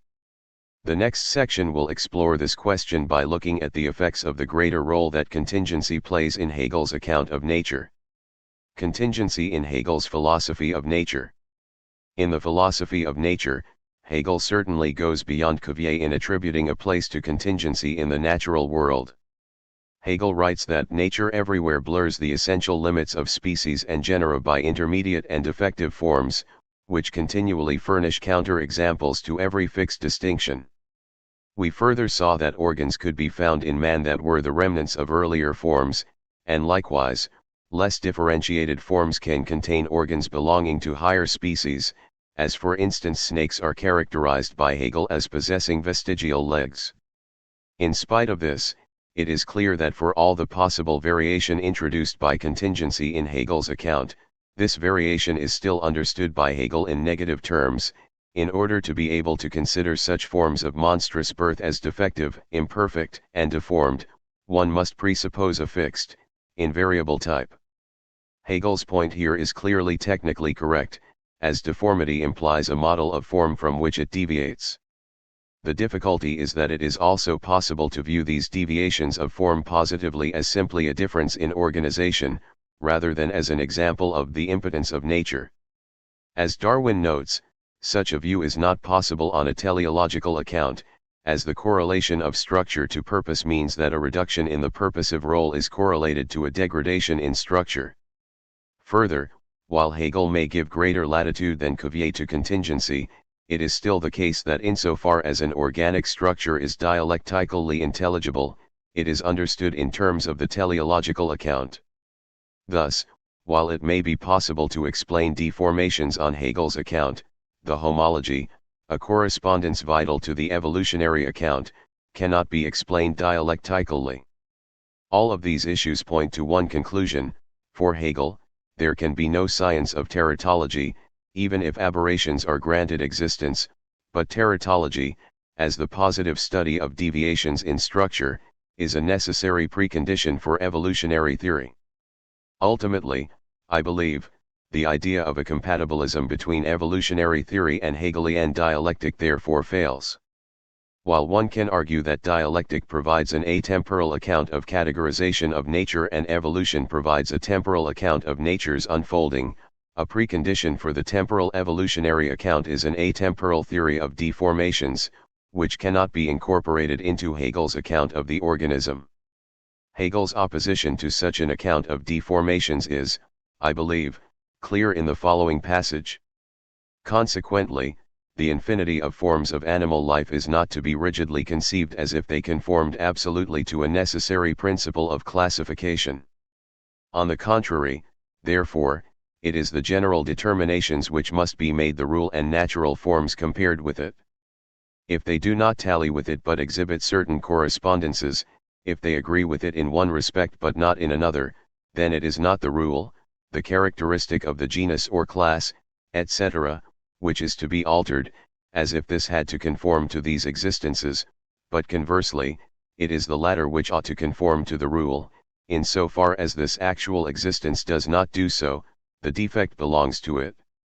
Some amphibians, for example, are viviparous and breathe with lungs like mammals and birds, but, like fishes, they have no breasts and a heart with a single ventricle. If we admit the works of man are sometimes defective, then the works of nature must contain still more imperfections, for nature is the idea in the guise of externality. Before concluding, I want to briefly discuss one further issue. Although in this chapter we have dealt for the most part with the relationship between the parts and the whole within the organism, a similar relationship exists between the individual and the species. We began our discussion by noting the importance of the species in understanding the individual, and this fact has a central role in the structure of the philosophy of nature. The philosophy of nature concludes with the sublation of the immediacy of the idea of life's reality and the becoming for itself of the notion. In order for the notion to become present for itself, the singular, finite existence of the animal must be connected with the universal, the species. Just as with the dialectic of the infinite that we looked at in chapter 5, this will involve the finite passing into the infinite, and once again, this relation can be understood in terms of the bad infinite or the true infinite. In the relation between individual and genus that Hegel explicitly relates to the spurious infinite, the genus preserves itself only through the destruction of individuals who, in the process of generation, fulfill their destiny and, in so far as they have no higher destiny, in this process meet their death. This definition is very close to Cuvier's comment that we call a species all the individuals which in fact descend from the same pair, or which at least may descend from it. 42 In both cases, the species is understood purely in terms of the repetition of the individual. The relation between the individual and the species in this case is, however, abstract, but as we progress through increasingly differentiated species, there is an increasing feeling that the species is an essential determination of the animal. Thus, Hegel argues that copulation presages the dialectic of recognition we will find with spirit proper, albeit only at the level of feeling. Likewise, mammals, which possess breasts and look after their young, possess a greater feeling of unity with the genus.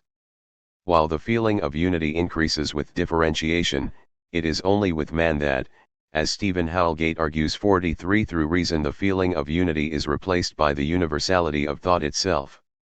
Thus in man, with the universality of thought, these two moments are seen as irreducibly connected. It is thus in man that the notion truly becomes aware of itself as the unity of finite subject and infinite, universal, species. While Hegel ultimately sees in the structure of the species the structure of the infinite, Deleuze once again introduces the concept of a transcendental illusion. It is not the individual which is an illusion in relation to the species, but the species which is an illusion inevitable and well-founded. It is true in relation to the play of the individual and individuation. Deleuze's point here, I take it, is that just as the homology requires reference to a moment of virtuality, A focus on the actual species ignores the importance of the dynamic generation of the organism. As Ansel Pearson notes 44, if we take as central the organization of the organism, we tend to be led to a conception of the organism as a closed unity.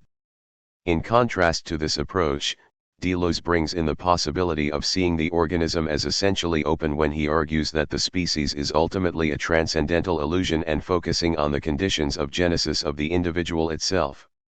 Ansel Pearson addresses these points in relation to the theory of autopoiesis, which attempts to reintroduce a notion of teleological unity into modern conceptions of the organism as a counterweight to mechanistic conceptions of Darwinism.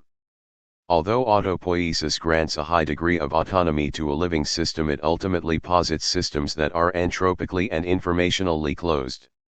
In defining what constitutes the system as open by placing the stress on operational closure, which can only conserve the boundaries of the organism, it blocks off access to an appreciation of the dynamical and processual character of machinic evolution and is led to present a stark choice between either entropy or maximum performance. In placing the emphasis on living systems as guided solely by concerns with survival and self-maintenance, even though these are to be understood as endogenously driven and monitored, the theory of autopoiesis too much resembles the theory it seeks to supersede, namely orthodox Darwinism with its focus on discrete units of selection. 45.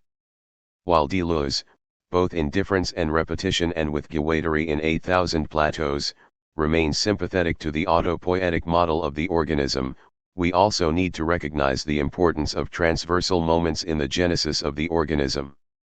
Although accounts such as that of Hegel are able to give a strong account of the coherence of the organism, Ansel Pearson notes that autopoietic accounts have difficulty explaining the centrality of symbiosis to the development of the organism. For instance, Margulis, in her theory of endosymbiosis, provides a now orthodox account of the differentiation of cells as resulting from the absorption of bacteria into cellular organisms. Thus, mitochondria are now considered to have originally been separate organisms that survived their incorporation into the cell, and in the process they were transformed into essential organelles of cell function. It is similarly acknowledged that bacteria frequently exchange genetic material and that bacterial DNA forms a substantial part of the genetic code of higher organisms. Through these transversal connections, an element of variability is introduced into the organism. This element of variability is essential to an evolutionary account, since we need to be able to explain not only selection from a variety of organisms, but also the generation of this variety in the first instance. These examples point to the need not only to recognize the relative integrity of the organism but also that the disintegration of the boundaries of the organism is an essential moment in the formation of organisms and species. Deleuze argues that it is only with an account that incorporates both virtual and actual moments that we are able to achieve this. Conclusion. In the previous chapter, we saw that Deleuze gives three major criticisms of Hegel's philosophy: its reliance on false movement, its focus on movement around a center, and its use of concepts that are simply too general to capture the particularity of the world. On a logical level, these criticisms did not hold, and Hegel's solution to the problems of representation, what Deleuze calls infinite representation, was at least on its own terms consistent. In this chapter, we looked at the application of the logics of Hegel and Deleuze to the philosophy of nature, and in particular, the structure of the organism. Just as with the calculus, the accounts of the organism offered by Hegel and Deleuze provided concrete exemplars of their logical positions. Thus, for Hegel, the organism represents the movement of the infinite, or of contradiction, with the particular organs only existing within the relationship to the whole. For Deleuze, what is required to explain the organism is the moment that escapes representation, the unity of composition that functions as a transcendental condition for the organism. Thus, for him, the virtual/actual distinction is vital to our understanding of the organism. Once we recognize that these accounts of the organism are implied by Hegel's and Deleuze's different responses to representation, we can see that difficulties emerge for Hegel's account. At first glance, it appears possible to deal with Hegel's rejection of evolutionary theory by claiming that he is concerned with the structure of organisms, rather than the temporal development of organisms. Such a distinction between temporal and atemporal modes of understanding, however, does not resolve conflicts between Hegel's theory of dialectic and one of the preconditions for evolutionary theory, teratology. The positive account of aberration given by teratology is essential to understanding how variation can lead to novel structure. While it is a condition for evolutionary theory, it is itself an account of the structure of the organism, albeit one that takes account of the organism's development. We cannot therefore set it to one side as a diachronic moment outside of the synchronic analysis of structure. We can now restate Deleuze's three criticisms in relation to Hegel's philosophy of nature. First, Hegel creates movement, even the movement of the infinite, but because he creates it with words and representations, nothing follows. Applying Deleuze's reading, we could say that the difficulty with Hegel's account of the organism is that both form and function are fully actual features of the organism. We saw when we looked at homologies, however, that these had to be understood as relating to a virtual moment, in contrast to the direct correspondence between actual terms provided by analogies. That is, the homology of the fin and the arm is ultimately grounded in the unity of composition that underlies both. Second, Deleuze claimed that Hegel presents a monocentering of circles, which in this case corresponds to the centrality of the teleological unity of the organism to Hegel's account. Such a unity provides an account of the integrated nature of the organism, but once again at the expense of understanding deviation purely negatively. Likewise, the species for Hegel was understood as a closed system of movement between the particular organism and the universal it embodies. The difficulty with such an account is that deviation from the center can only be understood negatively, as a failure to embody the idea in nature. Further, although it gives us an integrated organism, the account of integration makes it hard to understand the importance of transversal communication to the development of the organism. That is, Hegel's account of the boundaries between the organism and the world is too effective, ruling out an important moment in modern biological theory. Finally, Deleuze criticizes Hegel's account for its lack of precision.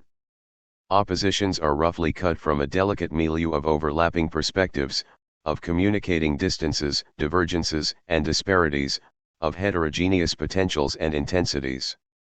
In this sense, what Hegel calls the impotence of nature could be characterized by the Deleuzian as the impotence of dialectic itself, since it is unable to explain positively the contingency of nature, which is vital to our modern understanding of the world.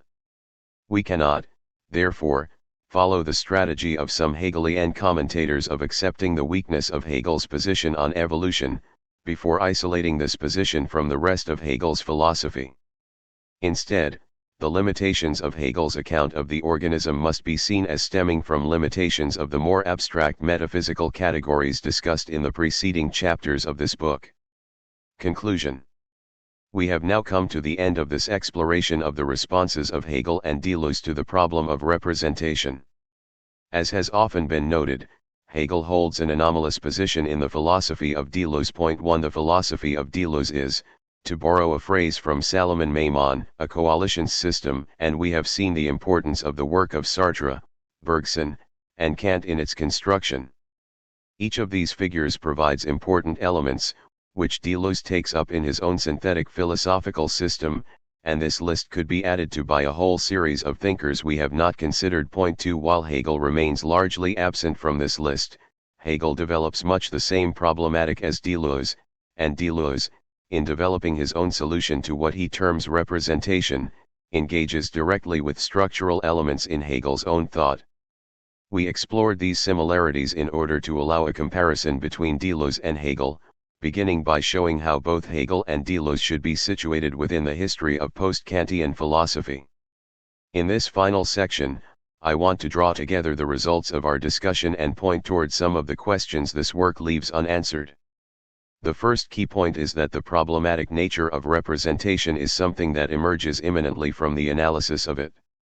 Difficulties arise not under the pressure of a new metaphysic, but as a result of internal tensions in representation's organizational structure, what Deleuze calls the catastrophes of representation. He categorizes these catastrophes in terms of the large and the small. The problem of the large was the problem of the highest genus for Aristotle, essentially the problem of how one defines an overarching whole when definition only comes about through division, within the structure of judgment.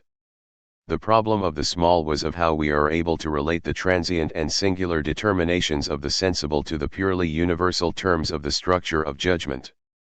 A third problem was the difficulty in providing a rigorous principle of division in the first place. There seems to be no clear way of determining how we are to differentiate between essential and accidental properties of things. While we have focused here on the work of Russell and Aristotle, the limitations of representation show themselves in any system that relies on judgment and its concomitant subordination of difference to identity. For this reason, we find in both Hegel and Deleuze an emphasis not on the results of representation, but on the very categories of representational thought themselves. As we saw in Chapter 7, for instance, the notion of the inverted world emerges for Hegel due to the understanding's inability to think through the unity of opposites. For Deleuze, it is a matter of developing a new mode of thinking that goes beyond the traditional image of thought. It is for this reason that Deleuze will later declare the third chapter of Difference and Repetition, where he outlines the structure of the representational image of thought, to be the most necessary and most concrete, paving the way for his later work with Guattari. In this sense, regardless of any differences between the final metaphysics presented by Deleuze in the early and later works, both begin with a critique of representation. Thus, Deleuze and Guattari introduce the notion of the rhizome precisely in order to provide an alternative to the binary logic of the root book. As they write in their introduction to 8,000 Plateaus, 1 becomes 2, whenever we encounter this formula, even stated strategically by Mao or understood in the most dialectical way possible, what we have before us is the most classical and well-reflected, oldest, and weariest kind of thought. The rhizome, which is an a-centered, non-hierarchical, non-signifying system without a general and without an organizing memory or central automaton, is brought in precisely to offer an alternative model of thought. Just as in Difference and Repetition, it opposes both the hierarchical structure of judgment and the notion of a central subject. These imminent difficulties in the nature of representation also lead to Hegel's rejection of a philosophy of finite relationships in favor of a philosophy of the infinite, and with it a move away from judgment toward the speculative proposition. We can also see Kant's philosophy as developing in reaction to some of these limitations, with the development of a non-conceptual theory of intuition, which makes explicit the limitations of judgment, and his account of the antinomies that show the necessity of the incorporation of a moment outside of representation. For this reason, both Hegel and Deleuze are respectful of Kant, although ultimately arguing that he fails to overturn the rule of judgment. Given the variety of different responses to representation, therefore, the mere recognition of the problems of representation is not sufficient to show the direction that we must take in order to overcome them. In fact, while Hegel, Deleuze, and indeed Kant all recognize that there are inherent problems with representation, in each of these cases their responses lead not to a straightforward rejection of representation but to a desire to incorporate representation into a broader schema that will fundamentally alter its significance. Thus, for Hegel, the structure of judgment is infinitized, the understanding only retains its separation from reason from the perspective of the understanding itself. For Deleuze, judgment is to be supplemented by a dimension of virtuality. Through this relation, the negation of being is no longer the being of the negative and is recast as being, or better still, being. For Kant, the field of the applications of our concepts is rigorously circumscribed, guaranteeing a domain of representation and instituting a domain free from it. The possibility of these different responses shows that we cannot resolve the difficulties of representation purely by recognizing its immanent problems. On this basis, we find a difference between the responses of Hegel and Deleuze. The different responses offered depend on the introduction of extrinsic criteria by which to judge representation. For Hegel, this involves a claim that judgment is taken as the primary moment of representation only through a failure to recognize the function of reason, while Deleuze argues for the need to invert the traditional hierarchy of identity and difference. A schism thus emerges between the immanent problematic from which these philosophies emerge and the diagnosis of the cause of this problematic, which drives their positive accounts. Hegel argued, for instance, that the categories of judgment could only be properly developed by a process of showing how these categories immanently sublated themselves. He achieves this by elevating contradiction to the highest principle of his system. As we saw, this eliminates the problem of the contradictory nature of the highest genus. Once contradiction is accepted into the system, then the contradictory nature of the highest genus becomes a strength and a motor that drives the dialectic forward. The problem of the small is tackled by a reconception of appearance as the movement of essence itself, which attempts to reconcile the ontological split between the two categories. The problem of a principle of division is solved by Hegel's use of an immanent procedure. Beginning with the category of pure being, the inherent contradictions allow the categorical structure to differentiate itself, without requiring any external principle to govern it. As we saw, Hegel compares his procedure to that of Zeno, in distinction to Parmenides' traditionally metaphysical approach. Inherent contradictions in a conceptual schema are brought to light, but by introducing the notion of determinate negation, Hegel claims that these contradictions no longer lead to skepticism, but they lead to the development of a more nuanced philosophical system. This is also the reason for his claims to presuppositionlessness. Rather than beginning from a positive series of assumptions, he begins from the contradictions that emerge from alternative positions. His solution rests on combining two forms of judgment, judgments that assert identity, A equals A, and judgments that assert a fundamental difference, A is P. These two forms of judgment are incommensurate with one another for the finite understanding but can be reconciled in the movement of the speculative proposition. Hegel therefore resolves the problem of identity and difference by attempting to show that at the limit of contradiction, identity and difference mutually imply one another. Deleuze similarly attempts to overturn the structure of judgment and with it the set of problems outlined above. Rather than reconceiving difference and identity through the infinitization of representation, Deleuze circumscribes a domain of representation, pure actuality, paralleling Kant's distinction between the phenomenal and the noumenal. Just as Kant shows that the notion of world cannot without contradiction be formulated, Deleuze shows that representational actuality requires the supplement of a non-representational moment, the virtual. While the supplement in Kant's transcendental idealism is purely negatively determined, the noumenon as limit case, Deleuze develops a notion of virtuality that is positive and contentful.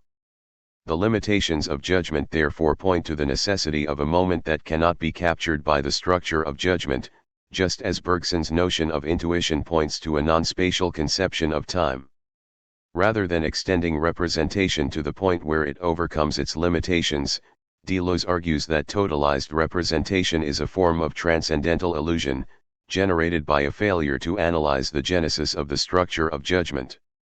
Judgment is not merely incomplete, therefore, but is a false approach to the world, once it is severed from these genetic conditions.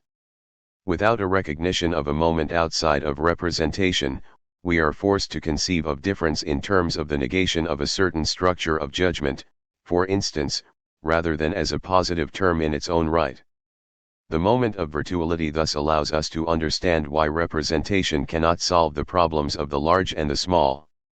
It also allows us to explain why within finite representation there can be no specification of a principle of division. Representation's genetic conditions are subrepresentational. Deleuze's response to representation therefore also keeps in play both identity and difference.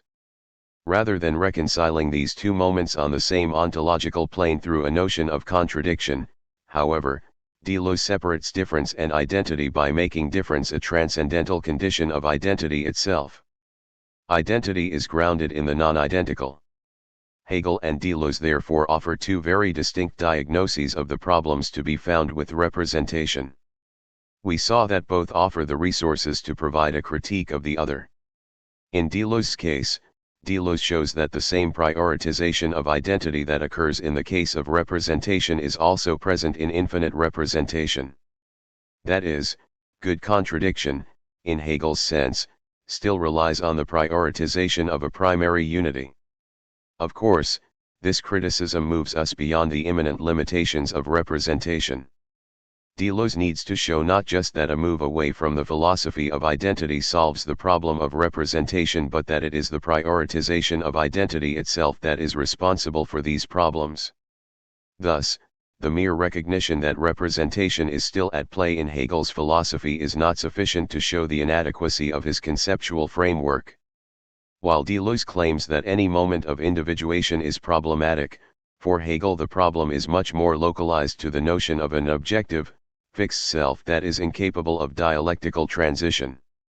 We also provided a possible line of objections to Deleuze's project from a Hegelian perspective. As we saw, the critique of transcendental philosophy presented by Hegel in his discussion of force and understanding presents a seemingly stark choice for even a transcendental empiricism, such as that of Deleuze. Either transcendental principles mirror the structure of the empirical world, in which case they lack explanatory value, or they are opposed to the empirical world, in which case they also fail to provide a true explanation. Thus either the transcendental repeats the empirical, a situation Deleuze also criticizes, or it simply inverts it, leading to an inevitable dialectical reconciliation of the two principles. Hegel therefore argues that transcendental philosophy is ultimately explanatorily empty. For Deleuze, however, this argument simply rests on the fact that difference has been reduced to a form of opposition for Hegel. If difference is not taken to the extreme of opposition, it provides the possibility of a transcendental explanation that is different in kind from the empirical without falling into pure inversion. The relationship between Deleuze and Hegel is not therefore grounded simply in the immanent problematic of representation but in their diagnoses of the cause of these problems. While purely in terms of coherence, no decision is possible between Hegel and Deleuze, once we turn to the empirical sphere, we saw that there was a radical dissimilarity between the projects of the two philosophers. Hegel's response to the problem of representation, in effect to produce an augmented Aristotelianism, forces him toward a certain conception of the unity of an organism. The organism is seen as a whole grounded in the reciprocal determination of the parts. The relation of the parts to one another is in turn grounded in the purposive nature of the whole. Such a conception of the organism allows us to explain how a closed, unified system can emerge and also exemplifies the structure of the notion found in contradiction, the infinite, and the calculus. Within such an account, however, the failure of a part to fulfill its function can only be understood negatively, as a lack. Hegel takes up Cuvier's account of the organism, and it is this implication that led Cuvier to reject the idea of the transformation of species. Hegel's speculative logic therefore implies a model of the organism as incapable of evolving. Deleuze's support for Geoffroy's theory of transcendental anatomy, with its corresponding theory of homologies, represents a radical break with Aristotle, and with this break comes the theoretical possibility of a theory of evolution, as Darwin himself recognized. It is here, therefore, in the application of these two images of thought to the world, that we find a criterion for determining the adequacy of the two approaches. The ultimate question is how well each image traces the articulations of the world, and on this point, Deleuze's philosophy surpasses that of Hegel. While Hegel searches for reason in nature, he fails to realize that the moment of contingency is not the impotence of nature but, precisely, its power. The question therefore presents itself whether the schism between problematic and diagnosis allows any alternative response to representation to that of Deleuze. Deleuze writes in Dialogues that he rejects the three Hs, Hegel, Husserl, and Heidegger. While Hegel and the dialectic present one of the most important responses to representation, the question remains open whether phenomenology should be seen as a form of representation or as a response to it. Deleuze deals with Husserl at some length, particularly in the logic of sense, but his engagement with Heidegger is sporadic throughout his work. We might question whether Heidegger's notion of being, which cannot be conceived of as an entity, 3 provides a suitable difference in kind to fulfill the same structural function as Deleuze's virtual-actual distinction. it is clear that the question of representation is at the heart of the later phenomenological tradition. Merleau-Ponty's working notes for his unfinished Visible and the Invisible provide a series of critiques that could have been proposed by Deleuze himself. Merleau-Ponty writes, for instance, of Husserl's eidetic reduction that it moves from one intelligible nucleus to the next in a way that is not belied by experience but gives us only its universal contours. It therefore by principle leaves untouched the twofold problem of the genesis of the existent world and of the genesis of the idealization performed by reflection. For Merleau-Ponty's point is that Husserl's search for the intelligible nuclei of experience, in the form of essences, begins at too advanced a stratum of constitution and therefore is incapable of grounding an inquiry into the genesis of these intelligible moments itself. It fails even as a propedeutic to a proper study of experience. Furthermore, Merleau-Ponty recognizes that two problems are intertwined, the problem of the emergence of the existent world and the problem of the emergence of reflection itself. Deleuze attempts to solve this problem by returning to a moment prior to the constitution of the subject and the object, a field of pure difference from which both representation and that which is to be represented emerge. Thus, the logic of sense, for instance, takes up its twofold genesis, sense as sensation and sense as the meaning of sensation. Merleau-Ponty's inquiry also presents a genetic inquiry into the origin of this twofold signification through the notion of a perspectival phenomenal relation to the world, prior to the emergence of the foundations of judgment, the universal and the particular. How was I able to appeal to myself as the universal source of sense which is to reflect if not because the spectacle had sense for me before I discovered that I am he who gives it sense, that is since a philosophy of reflection identifies my being with what I think of it before being this. 5. Merleau-Ponty's project is therefore to seek out a moment where Deleuze's two notions of sense are still intertwined. This in turn gives rise to its own pre-representational logic, its own image of thought, the flesh. Deleuze's criticisms in What is Philosophy, that his phenomenology simply presupposes an erdoza of lived experience, and that it is parasitic on art in order to carry the epoche into this new domain 6 amount once again to the claim that phenomenology is unable to truly think the pre-individual and to develop a pure concept of difference. Neither of these criticisms rests on the imminent catastrophes of representation themselves, however, but instead on Deleuze's diagnosis of the source of these catastrophes. The question is therefore still open as to whether the erdoze of phenomenology can provide the ground for an account of the genesis of representation or occur only when its fundamental structures have already crystallized. Similarly, while we opened this inquiry with an analysis of the failure of the Sartrine project, we can consider now whether the dismissal of Sartre developed in the logic of sense is really adequate. In Difference and Repetition, Deleuze distinguishes Sartre's project from that of Heidegger, leaving to one side any criticism of it. When criticism does occur, it is more of the mood of his thinking than its content. Sartre also develops a critique of representation, mirroring Hegel in refusing the possibility of a transcendental ground as an explanatory principle of the empirical. In discussing Heidegger's concept of Mitsein, which he takes to be an essential and universal category, 7. He claims that such an transcendental account is incapable of grounding an empirical relation to the other. He argues that as the law precisely constitutes its own domain, it excludes a priori every real fact which it has not constructed. For Sartre, therefore, transcendental principles are of necessity incapable of explaining particular events within the world. Sartre therefore provides an ontology of a world that is sundered into two incommunicable levels, 8. Knowledge and being. Representation and judgment are necessary moments in our relation to the world, but in spite of this, once again, catastrophes of representation emerge everywhere we look. The reflexive relation of the self leads not to understanding, but to bad faith. The other appears to us not as an object of knowledge but precisely as a moment of the disruption of our representations, the locus of a field of distances that are not our own.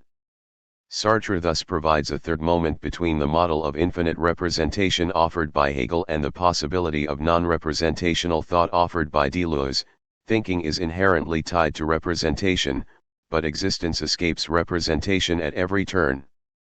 Sartre's philosophy is therefore in line with Nietzsche's assertion that we are not rid of God because we still have faith in grammar. 9. The grammar of representation remains, but without the benevolence of God to guarantee its application to the world, faith in it is lost.